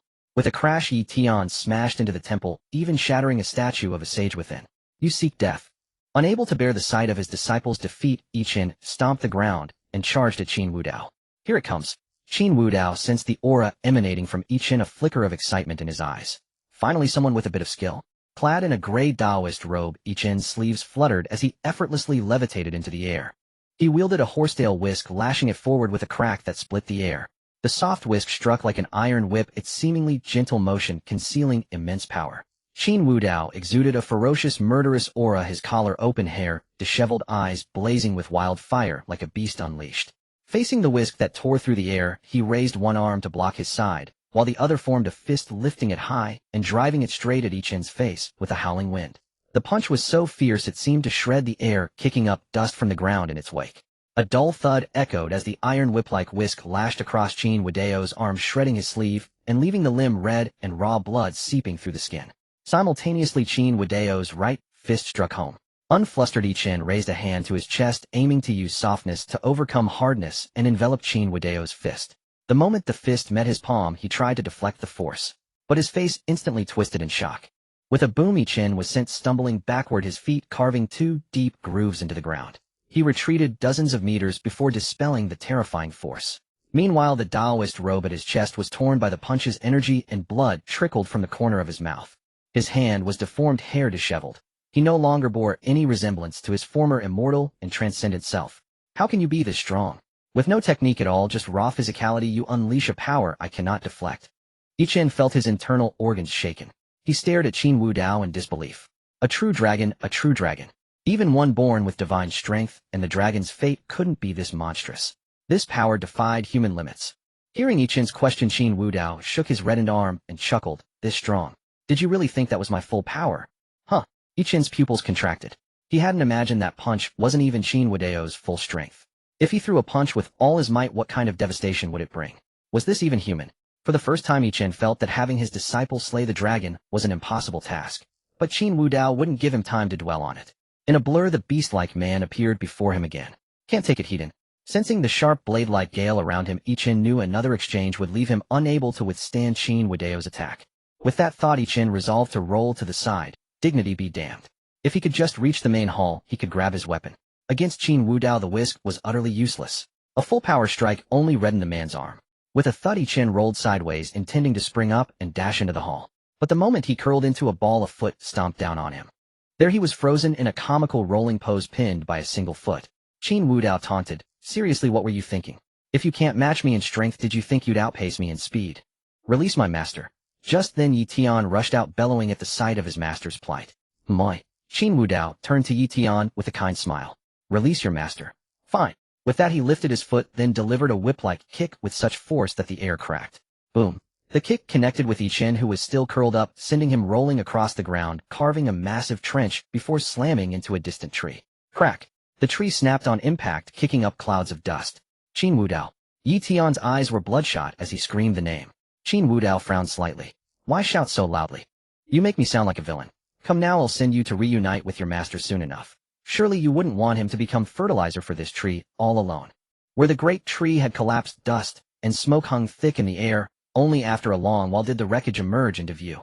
Its trunk utterly pulverized, reduced to splinters beyond recognition. Yi Chen lay embedded deep within the gnarled roots, his body grotesquely twisted and contorted, curled into a lifeless spherical heap. He coughed up blood in violent heaving gouts, his breath grew fainter with each passing moment. Clearly death was imminent. Yet even then his eyes remained locked unblinkingly upon Qin Wudao, wide with sheer uncomprehending terror. Impossible. Impossible. Even a true dragon could never possess such terrifying might. Innate divine strength must have its limits. My dragon-slaying art is flawless. Once Yi Tian mastered it, he would inevitably slay that dragon. Qin Wudao's hearing was preternaturally acute. He caught every whispered syllable. With a wry smirk, he retorted, "Old Taoist, when you divine mortal fates, do you never bother verifying your subject's identity? Who told you I was a true dragon? I am the Dragon King. The Dragon King." A flicker of confusion crossed Yi Chen's face. He clearly had no notion what the title signified. Meanwhile, Li Lindao, standing nearby, paled with shock. The Dragon King. The Dragon King of the Dragon King Hall. Bai Qingwei reacted similarly. Her grandfather had merely told her Qin Wudao was an eminent figure, the CEO of Yinlong Group, who could stabilize her conglomerate and repel external threats. Now hearing the title Dragon King, she stood momentarily stunned. As one of Shanghai's most elite aristocratic families, how could they possibly be ignorant of the Dragon King Hall? Beside Bai Qingyue, the strategist wore an expression of utter awe. DD Dragon King. Is this the Dragon King I've heard of? If he truly is the Dragon King, how on earth am I supposed to court Bai Qingyue now? No, absolutely not. At that thought, the young man hurriedly urged Bai Qingyue, "Miss Bai, let's leave immediately. We must get out before the Dragon King's bloodlust escalates, and he turns his wrath upon us as well. Let's exit first, then call the Enforcement Bureau." Hearing this, Bai Qingyue's delicate brows furrowed slightly. Her voice turned icy as she replied, "Fu Siming, if you wish to leave, do so alone. And I advise you strongly against contacting the Enforcement Bureau. Remember, I elevated you. I can also cast you down." Ms. Bai. Fu Siming wore a bitter, helpless smile. His cultivation system had instructed him to win Bai Qingyue's heart, even granting her any request. Yet now it seemed she held some profound, singular affection for the Dragon King. How could he possibly compete? Meanwhile, Qin Wudao paid no heed to others' thoughts. Step by deliberate step, he advanced toward Yi Chun, having orchestrated Li Lindao's betrayal, even urging him to eradicate all traces. Now he'd even summoned Yi Tian to provoke chaos. If this old Taoist survived this confrontation, Qin Wudao's Dao heart would surely falter. Moreover, though divination existed in this world, genuine Xinxia cultivation remained absent, for now. Each footfall Qin Wudao took echoed like a funeral bell tolling doom. "Qin Wudao, do not harm my master." Whoosh. A sonic crack split the air as Yi Tian, bracing himself against the doorframe, launched himself forward. Just before reaching Qin Wudao, he slammed headlong onto the floor with a sickening thud and spat forth a torrent of crimson blood. Earlier, Qin Wudao had hurled him straight into the grand hall, shattering statues along the way, leaving him grievously injured internally. Merely standing upright required immense effort, yet he forced himself to charge. The result? He collapsed at Qin Wudao's feet without ever laying a hand upon him. A faint mocking smile curved Qin Wudao's lips. "What? Is this extortion? Or do you genuinely wish to join your master in fertilizing that tree? Very well, I'll oblige you." Without hesitation, he seized Yi Tian by the collar and hoisted him aloft. Dragging him before Yi Chun, Qin Wudao flung Yi Tian down beside him. "Old Taoist, tell me, what is this dragon-slaying art?" "Oh, silence," playing the enigmatic master. Seeing Yi Chun remain mute, Qin Wudao shifted his gaze to Yi Tian and stepped forward. Crack. Arg. Yi Tian's ankle shattered instantly, though already unconscious. Agony wrenched a scream from his throat. "Do not touch him." Yi Chun roared, enduring searing pain. To speak, the dragon-slaying art originates from an ancient sorcerer. It encompasses myriad disciplines: medicine, sorcery, astronomy, geography, statecraft, military strategy. Indeed, all things under heaven and all living beings. Its most extraordinary facet lies in destiny manipulation. If your fate designates you a dragon, my disciple may employ this art to sever your celestial destiny, transferring your fortune entirely to himself. Qin Wudao's interest sharpened markedly. This sounded profoundly Xiangxi-esque. No wonder Yi Tian lacked any system. His golden opportunity was precisely this dragon-slaying art. If fate designated Qin Wudao a celestial progeny, the true dragon, then what of the celestial antagonist? Two opposing destinies entwined. How could a mere dragon-slaying art possibly sever them? Especially with 3 systems involved, or rather 2.5. The regret system counted barely as half. Yi Chun revealed everything. For one reason above all, he knew escape was impossible. He stood at the precipice of annihilation. Better to secure Yi Tian's survival. The sins belonged solely to him and Li Lindao. Yi Tian bore no guilt. Should Qin Wudao wish to learn the art, sparing Yi Tian sufficed. "Elder, you surrendered this truth so readily. Do you expect me to release Yi Tian?" Yi Chun lifted his gaze, astonished that Qin Wudao had pierced his intent. "Yes, I beg you, spare this boy. He suffers madness born of vengeance. The Chu family stripped him of everything. The Chu family stole his entire world. Grant him mercy, and I swear he shall serve you utterly, becoming the swiftest blade in your hand. I implore you." For the first time in his life, the proud Yi Chun bowed his head low, prostrating himself before Qin Wudao. Qin Wudao watched amused as Yi Chun lay broken beneath him. Suddenly Yi Chun jerked his head upward, mouth agape, releasing a streak of obsidian light that shot like a bolt toward Qin Wudao. Clang! Metal rang sharply as Qin Wudao caught the projectile between two fingers. "Old man, you still dare to show such a shabby thing," Qin Wudao said with a faint smile, casually tossing the hidden weapon to the ground. A villain dies from talking too much. This saying holds some truth, but for him it does not apply. The next moment Qin Wudao stepped forward. Boom! With a deafening crack, the tree roots and Yi Chen were utterly crushed as blood mist and wood shavings danced in the air. Whoosh whoosh whoosh. Just as the ground trembled from the immense force, several figures suddenly dashed out from within the Taoist temple. Two of them grabbed Yi Tian and fled while the remaining few directly blocked Qin Wudao's path. Moi! Qin Wudao frowned at the sudden arrivals, recognizing them as members of the Dragon King's hall. "What are you doing?" Facing the Dragon King, the men left behind all swallowed, nervously, knowing full well how terrifying this living demon had been when active abroad. Yet this was an order from their boss, and they had to obey. "Dragon King, the Dragon God, said Yi Tian came for revenge, so he hopes you will hand Yi Tian over to him. Rest assured he won't let Yi Tian live." The old Taoist had mentioned earlier that the Chu family were Yi Tian's enemies. Now it seemed that Chu Zichuan and Chu Feng were both members of the Chu family. Where did Chu Zichuan go? Hearing Qin Wudao's indifferent tone, one of them braced himself and replied, "The Dragon God seems to have returned to headquarters." You. Swish. At that moment Qin Wudao suddenly struck. He radiated a chilling, ferocious aura, his right fist shooting out like a meteor with terrifying speed, aimed directly at the face of the foremost man. The punch carried a horrifying sound of air splitting, its fierce wind tearing through the surrounding atmosphere, stirring up dust in its wake. With a muffled thud like a heavy object striking a wall, the victim's head snapped back as if hit by a sledgehammer, his entire body flying backward. His face instantly became a bloody mess, nose-crushed teeth mixed with blood spraying from his mouth, tracing a grotesque arc in the air. Before the others could react, Qin Wudao closed in like a phantom, his left fist following up to smash into the chest of another man. The force was immense. The victim's chest felt as if struck by a speeding car, his ribs emitting a bone-chilling crack. Crack! With several sounds, his body flew backward like a kite, with a broken string crashing heavily into the wall of the Taoist temple. The wall collapsed from the impact, and he lay in the rubble, spouting mouthfuls of blood, his eyes filled with terror and despair. Meanwhile, another man trying to flee had just taken a few steps when Qin Wudao lunged forward in a single stride, leaped high, and drove his right knee like a sharp battle axe into the man's back. With a sickening crunch, the victim's spine seemed to snap, his body twisting grotesquely as he pitched forward. His face slammed into the stone pavement, leaving a trail of blood, his limbs twitching a few times before going still. In just a few seconds, the ground was stained with blood and strewn with debris, the victims' bodies lying in a chaotic heap, their deaths brutal. Qin Wudao's eyes, tinged with red, burned with sadistic fury. The surrounding stench of blood and the dead silence could not mask the chilling, violent aura emanating from him. Chu Zichuan, I don't care what grudge you have with Yi Tian, or whether you intend to kill him. But since you stole my prey, I'll deal with both of you together. Headquarters. Perfect timing. You sure chose a good place. Just then, Bai Qingwe stepped forward with her bodyguards. Even as the heir of a prominent family, she couldn't help trembling in the face of Qin Wudao's terrifying aura. Yet she forced herself to overcome her fear and approached him. Just as she was about to speak, Fu Siming stepped forward. He couldn't let Bai Qingwe get hurt. Moreover, this was a golden opportunity. The Dragon King's brutality must have frightened Bai Qingwe, making it the perfect time for him to swoop in. A Dragon King. When it comes to his own woman, isn't he best at forbearance? As a strategist, Fu Siming knew this all too well. With Bai Qingwe present, the Dragon King probably wouldn't dare to do anything to him. Besides, stepping forward now might even leave a heroic impression in Bai Qingwe's heart. With this thought, Fu Siming directly blocked Bai Qingwe and stood before Qin Wudao. But he failed to notice the red glow in Qin Wudao's eyes growing ever brighter. Mr.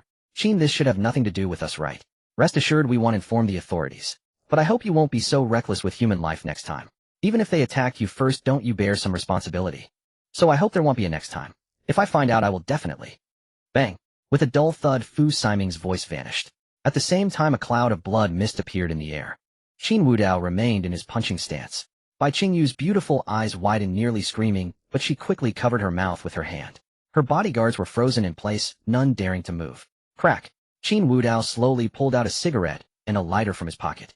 His face was stained with blood, looking even more terrifying in the glow of the flame.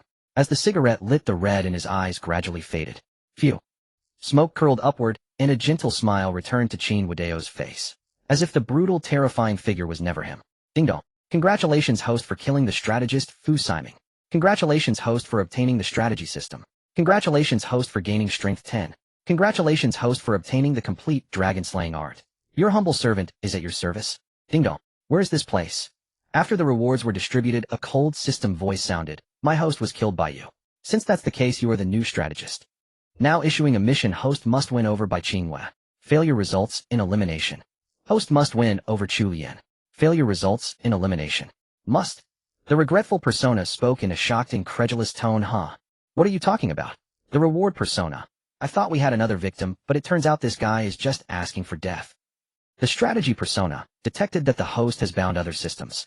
It is recommended that the host uninstall them immediately. Otherwise elimination. The humble servant persona. Come on, say that again.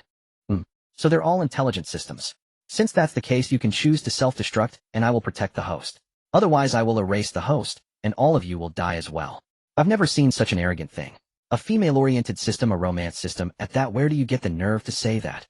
He might be a bit unhinged. Initiating host erasure countdown 3. Boom. Before the romance system could finish speaking, a thunderous roar silenced him. Damn it. I let you show off. I haven't even had my turn, and you're already acting high and mighty. They'll show you. They'll show you. Regret. Where the hell is your Italian cannon? Get it from me. Huh. Useless, get out of the way. Big brother Oxhorse, I'll hand you the knife. Here, here, here. With a series of tearing sounds, the system's circle fell silent once more. Thighs. You killed him just like that. You have the same personality as the host. He was a female-oriented system. You. Spare me the nonsense. The host says men and women are equal. Regret, get over here. The remnants of this trash don't even deserve to stay in the host's mind. You will eat him piece by piece. Hurry up. If there's even a bit left, I'll dismember you too. I'll eat him eating now. At that moment within the Qin residence, Qin Zirwei and Wang Weitong were talking in a room when a subordinate ran in. Young masters, we were indeed planning to kidnap that Li Zhengyu, but before we found out he and Li Sisi had been taken back to the Li family. They're both severely injured and probably won't be coming out for a while. My. Wang Weitong looked puzzled. Severely injured. Does that mean someone got to him before us? Who was it? Send someone to thank them. We don't know, but according to our mole in the Li family, it was because of Master Qin. Big brother made a move. As he spoke, the subordinate pulled out a photo of Li Zhengyu lying in a hospital bed. In the image, Li Zhengyu lay on the bed, his arms seemingly broken, his body covered in bruises, many teeth, missing, his face full of grievance, tears, and snot streaming down. Qin Zirwei took the photos, glanced at them, then threw them on the ground. He curled his lip and said disdainfully, "This is definitely not Qin Wudao's doing." Wang Weitong nodded in agreement. My. The subordinate looked at his young master in confusion, not understanding why they were so certain it wasn't Qin Wudao. Qin Zirwei said contemptuously, "Look at Li Zhengyu in the photo. He's miserable, bruised, and battered. But if this were really Qin Wudao's work, he'd be in pieces scattered all over. Could he still be lying in bed? He'd be fit for a jigsaw puzzle in a box." Wang Weitong chuckled. "See this? This is called reputation. By the way, if you get a chance, get both him and Li Sisi out of the Li family. I want to bury them alive with my own hands." Yes. In the Taoist temple, Qin Wudao threw his cigarette, but on the ground crushed it with his foot, then turned to look at Bai Qingyue, smiling. "President Bai won't blame me for killing your little follower, will you?" Of course not." Bai Qingyue shook her head, frantically afraid that if she was too slow, she might get beaten too. He's not my follower. I just thought he had some talent, so I wanted him to handle some tasks. But now you've killed him, so be it. He'll take care of the authorities and his family. No need. Qin Wudao no longer needed to worry about the aftermath when he killed someone now. The previous incident where the Special Affairs Department tried to arrest him had already enraged the higher-ups. As long as he didn't do anything against the nation's core interest, professionals would quickly handle the cleanup for whatever he did in Modu. He really isn't my follower. Bai Qingyue panicked. She had done a simple background check on Qin Wudao and knew what happened to Liu Ruyan, who was still nominally his girlfriend. She didn't want him to misunderstand. She had no idea what happened between Liu Ruyan and Bai Yu, but she had definitely never looked twice at Fu Siming. Bai Qingyue took a deep breath, then ignoring the bloodstains on Qin Wudao, walked up and took his arm, even producing a handkerchief to gently wipe his cheek. Qin Wudao looked at her strangely. "What are you taking my arm for?" Hearing this, Bai Qingyue's face flushed. She murmured, "I'm your girlfriend, so of course I should take care of you." Just then Qin Wudao took out his phone. Long had sent a message. "Dragon King, everything is arranged. You can take a private jet to Nandong tonight. Long Lin will pick you up there." Satisfied with Long Ya's efficiency, Qin Wudao nodded and said to Bai Qingyue, "For our cooperative project, you can liaise with Long Ya from now on. I need to go abroad for a few days to handle some matters." Abroad. Now that Bai Qingyue knew Qin Wudao was the Dragon King, the word abroad made her beautiful eyes narrow in concern. There was no need to elaborate on what abroad meant. The global situation was extremely chaotic with major powers in constant friction and small nations directly at war. And wherever there was war there would inevitably be the Dragon King's palace. What did the Dragon King's palace do? Did one even need to ask? Qin Wudao choosing to go abroad now was definitely for those purposes. Bai Qingwei had witnessed Qin Wudao's mighty display of power firsthand. She couldn't even imagine what kind of scene such a terrifying person would create on a battlefield. What are you thinking about? Seeing Bai Qingwei in a daze, Qin Wudao asked directly. Off. Bai Qingwei snapped back to reality, her face turning even redder. She said inexplicably, nothing. When you go abroad, be careful. I know. Qin Wudao nodded, then let go of Bai Qingwei and walked out of the Taoist temple. The Li family patriarch had long since fled during the earlier chaos, as Yi Qin had told Qin Wudao that he had sent people to assassinate him. Coupled with having clearly seen the crimson glint in Qin Wudao's eyes, he knew his madness had flared up again. If he didn't escape quickly, what if Qin Wudao just killed him outright? Bai Qingwei stared blankly in the direction Qin Wudao had gone, lost in thought. After leaving the Daoist temple, Qin Wudao headed directly to the private airport. On the way, he sent a few messages to his family. Qin Wanrong immediately declared that she wanted to accompany him, but he refused. I have business abroad, and will return within a month. Stay home, and wait for me obediently. What if some vile woman abroad tries to seduce you? Hearing the jealousy in Qin Wanrong's tone, Qin Wudao couldn't help but chuckle. During my absence, remember to buy more stockings for me to use when I return. You're getting more mischievous by the day. After a playful exchange, they ended the call. The smile on Qin Wudao's face gradually faded as he began reviewing the information on his phone. Over the years he had returned to the country, the Dragon King Hall had undergone a major upheaval.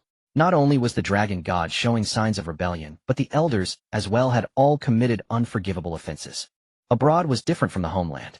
Qin Wudao would no longer feel restrained. Even if he tore a hole in the heavens, the Dragon King Hall's power could handle everything. It seems you truly are courting death. In a small nation in the southeast. Unlike other small countries, this place was not plagued by war, but was peaceful and tranquil. In the heart of the bustling city, towering skyscrapers stood, and the clamor of traffic filled every corner. People of all ethnicities walked silently on the streets. From their gait one could tell they were military veterans, and the aura of bloodshed proved they were no ordinary men. This nation was called the neutral state, a name simple and arbitrary. It was called neutral because it was a country founded by mercenaries. This was also where the Dragon King Hall's headquarters were located. War had not reached here. For this reason, no one wanted to provoke a nation full of mercenaries. After all, offending them would be like poking a hornet's nest.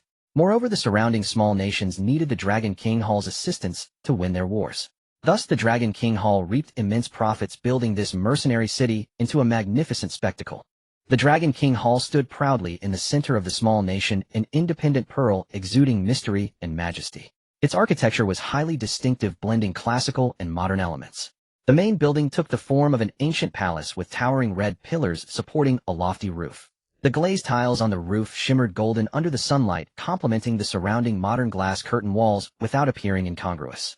It could well be described as a fusion of an ancient palace and a modern castle. As an iconic structure, only the high-ranking members of the Dragon King Hall worked here. But today the entire hall was on high alert. Outside, mercenaries patrolled everywhere, and unlike in the home country, they were all armed with real weapons. Armed helicopters could even be seen constantly circling the skies. The reason inside the Dragon King Hall, all the elders had gathered for a meeting. To decide the future direction of the Dragon King Hall, all elders except the Dragon King and the Dragon God were present. Without such strict security, if an enemy were to seize the opportunity, they might be wiped out in one fell swoop. The battlefields abroad were never short of brainwashed fanatics. At the highest level of the Dragon King Hall was a conference room. Its decor was luxurious and solemn, with a massive rosewood round table occupying the center, adorned with exquisite tea sets and documents. On the walls hung maps, symbolizing the hall's glory and territorial influence, along with portraits of successive dragon kings. A crystal chandelier cast bright light, illuminating every face clearly. The room was thick with smoke as dozens of elders sat around the huge table, their faces etched with gravity. At the front was a throne resembling a dragon chair, but entirely black, emitting a dark sheen. The person presiding over the meeting dared only stand before the throne, not daring to sit. For this chair represented the supreme authority of the Dragon King Hall, the Dragon King. Thus, even in the Dragon King's absence, the elders had to respectfully leave the chair vacant. On the chair nearest the throne sat a woman. She rested quietly, her features exuding allure. A striking red floral mark between her brows resembled a blooming poppy in the dark night, instantly capturing everyone's attention. Her eyes were meticulously outlined with heavy black eyeliner, deep and seductive, with slightly upturned corners like invisible threads that could ensnare hearts. Every glance seemed to possess soul-stealing power. A Miao ethnic long dress and a silver crown testified to her extraordinary identity. Despite her captivating charm, no one dared to look at her for long. She was the Dragon King's senior sister Wu Qingxi. To her left sat two equally beautiful women. The Dragon King's second senior sister Yu Yunshi possessed an ethereal and transcendent aura, her pure and exquisite face, now bearing a hint of anger. Her anger stood in stark contrast to the demeanor of the younger junior sister Ji Linger, who resembled a lively and adorable sprite. Childlike face, ample figure, every smile and frown radiating cuteness, with two small tiger teeth, slightly exposed, extremely playful. All three female disciples of the old Dragon King had arrived, along with the old Dragon King's newest disciple, a resolute-faced youth named Xiaoyu. Every disciple of the old Dragon King held significant status in the Dragon King Hall, especially the senior sister who, aside from the Dragon King, was the other authority. With all four disciples present, the importance of today's discussion was evident. Everyone. At that moment, the middle-aged man sitting opposite Wu Qingxi spoke directly. Since none of you are willing to speak, let me break the ice. I believe you've all seen the documents on the table. We all know that our esteemed Dragon King has spent years in the Dragon Kingdom, not only failing to fully open the market for Hidden Dragon Corporation, but also indulging in personal romantic affairs. In my view, he has forfeited his qualification to be Dragon King. I won't waste words. I propose that the Dragon God become the Dragon King, as he was only a hair's breadth away during the last election. That's all I have to say. Who agrees and who opposes? The speaker was the great elder of the Dragon King Hall. Despite appearing as a middle-aged man, it was solely due to his mastery of preserving youth. In truth, his age was second only to the old Dragon King. The dozens of elders present all looked at the Grand Elder in astonishment. They had indeed gathered today with the intent to stage a coup, but none expected the Grand Elder to cut straight to the chase. After all, the old Dragon King's four disciples were still here, especially Wu Qingxi. Could it be that Chu Zichuan had some backing? Otherwise, how would he dare to bring up this matter so directly? The meeting room instantly buzzed with murmurs. They were all discussing the matter of the Dragon King. After all, the documents on the table clearly listed the absurd deeds Qin Wudao had committed in the Dragon Kingdom. Over the years, the Dragon King's Hall did not belong to the Dragon King alone. As elders, they naturally had the right to propose the removal of the Dragon King. Grand Elder. At that moment, the second senior sister Yu Yunshi suddenly spoke up. It seems your purpose in convening the Elders' Order and summoning all the elders here is to stage a coup. The Grand Elder chuckled lightly. Girl, you don't paint me in such a bad light. You must know about your junior brother's deeds. Do I need to elaborate? Upon hearing this, Yu Yunshi's delicate brows furrowed slightly. When Qin Wudao returns, I will naturally have him give everyone an explanation. But the position of Dragon King was passed down from my master, Chu Zichuan. He is not qualified to become the Dragon King. That's not necessarily true, is it?